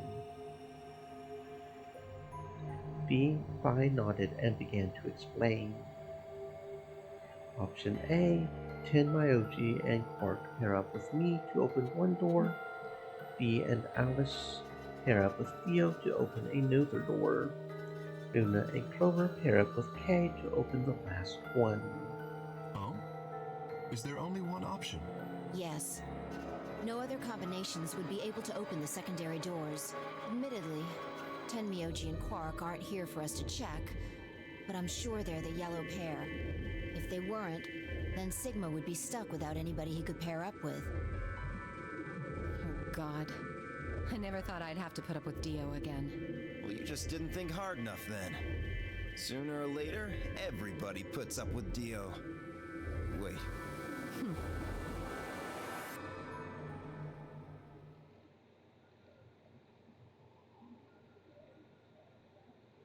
So, what should we do now?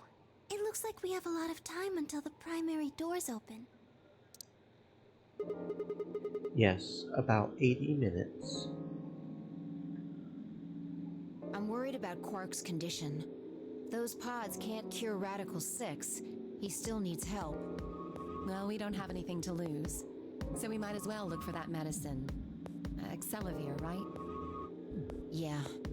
What about the rest of you? Oh, I'll help. As will I. Me too. Fine. I guess I can help. What about you, Sigma? Of course I'll help. What kind of jerk wouldn't? Okay. We should split up and search. Even Dio's not that big of a jerk, right? After some discussion, Dio and Kay were assigned to the pantry, Luna and Alice to the treatment center, and Clover, Vi, and myself to the pressure exchange chamber. Shall we regroup in the Floor B warehouse 10 minutes before the doors open? We all nodded. Kay turned to Alice and Luna. You are going to the treatment center, correct? Yes. Then please remember to tell Tenmyoji where we intend to meet and when. Okay. You must also remember to bring Quark with you. I am concerned about removing him from the pod, but it can't be helped. Without Quark's bracelet, Sigma and Tenmyoji will be unable to open the secondary door. Right. Good. Looks like we got all that straightened out. Let's go. With a final nod to one another, we split up, each team heading in a different direction.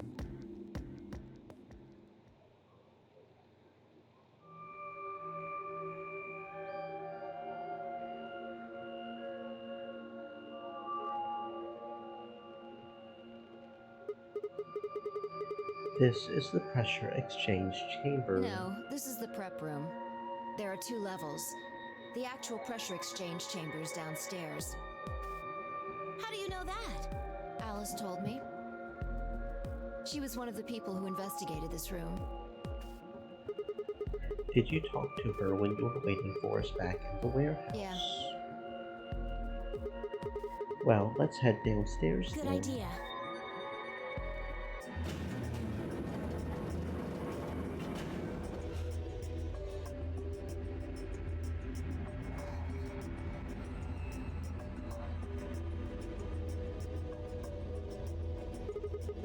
This is the real thing. Seems like it.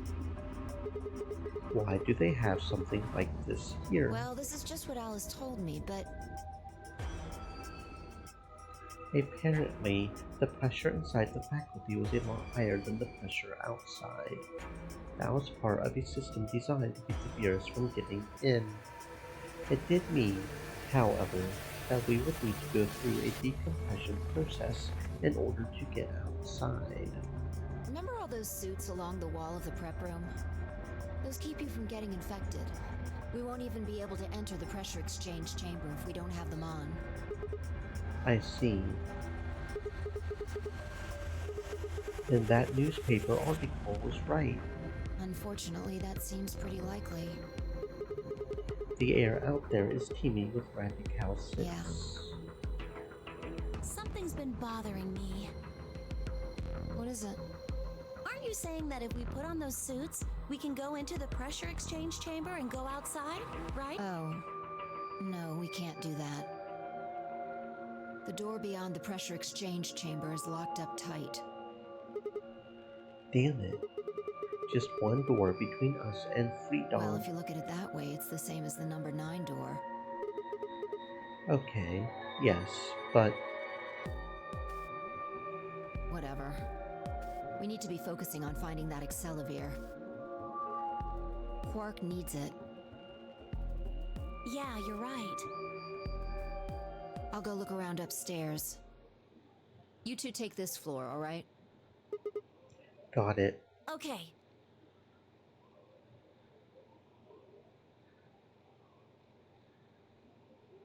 We looked everywhere we could think of, but turned up nothing. Eventually, I couldn't keep my mouth shut any longer. What do you think the deal is with the stuff about the world being infested with some crazy virus? A pandemic seems like it would make the news. I don't remember hearing anything. Wait a minute, you mentioned it, didn't you? Back when Dio was asking questions. We were in the infirmary. It was right after Quark lost it. Have any of you guys heard anything about any sort of viral pandemic? Well, no. But Then Alice said, I have heard rumors about a virus being used as a bioweapon. what's the rumor she was talking about? Got the feeling you and Alice were talking about the same thing.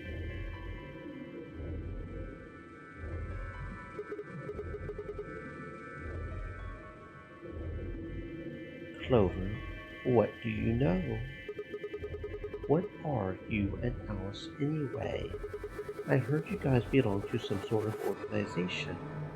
What is it? Clover was quiet for a long time. She bit her thumbnail and looked down at the floor. Then finally she lifted her head and met my eyes. fine. I think I can trust you. Just don't tell Alice, okay? All right. Promise? Promise. Clover nodded and began to talk. I listened with rapt attention, at a complete loss for words. Here is what she said.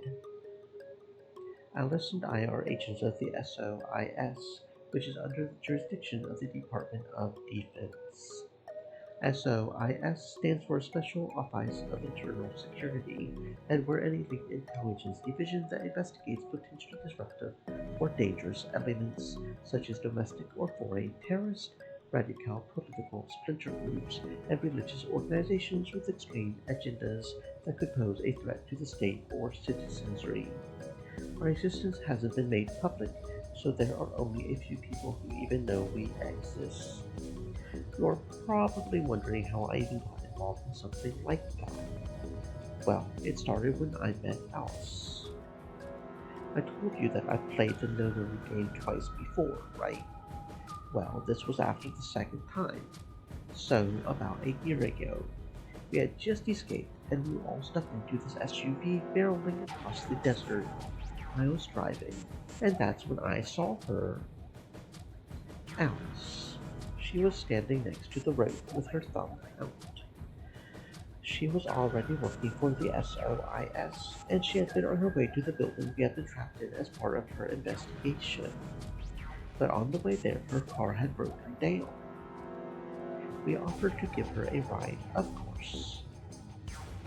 After she got in, we started talking, and it turned out that Alice had gotten a tip that the terrorists she was after were in the building we had been trapped in.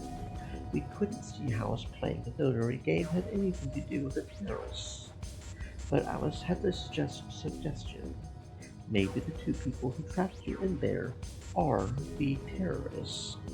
That didn't seem very likely to us, but we were chasing after them anyway, so we decided to bring Alice along with us. Unfortunately, we didn't find them. As far as we know, they're still out there now, on the run. Anyway, we were taken back to SOIS headquarters and put into custody. I guess they thought there had to be some kind of connection between us being kidnapped and the terrorist group they were investigating.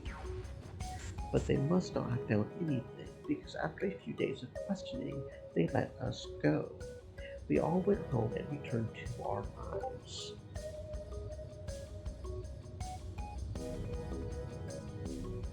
But things didn't go back to the way they had been. My mom got real worried about me and my brother since we had gotten kidnapped twice now. so she hired bodyguards for us. I haven't told you about my brother, have I? He's super awesome, for one. And he was in both the last two Nonary games too. So anyway, we have been grabbed twice.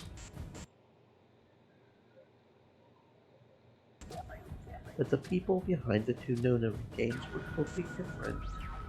That didn't matter to my mom though, so after that all these huge men in black suits followed me and my brother everywhere. It was awful. We were always being watched. People would look at us funny because we were being followed around by a bunch of creepy looking guys. I couldn't stand it. Just when I had thought I had finally been free, all that was waiting for me was another kind of reason. The only time I was really happy was when I was hanging out with my brother. So we were talking it over one day, and we decided to leave. Like, run away. So we did it. After that, we lived on our own. I worked in a cafe, and he composed music. He plays the harp, and he started writing this kind of new 18 music. It got kind of popular, so we didn't have to worry too much about surviving. Sometimes he would play at little venues like coffee houses and stuff, and his fans would show up and listen to him play and cry. Or some of them would meet on their own and recite stuff from the book he had written and play his songs. I know that sounds kind of like weird and culty, but they just do that stuff on their own, okay? My brother doesn't have anything to do with them. Anyway, we did that for a while, and then one day Alice showed up. I need your help, she told us. We need people who can do what you can do. So we went to the location she gave us, and it turned out to be the headquarters of the SOIS, where they had taken us after the second Nonary game. They put us in a room with about a dozen or so other people who were all about the same age as us.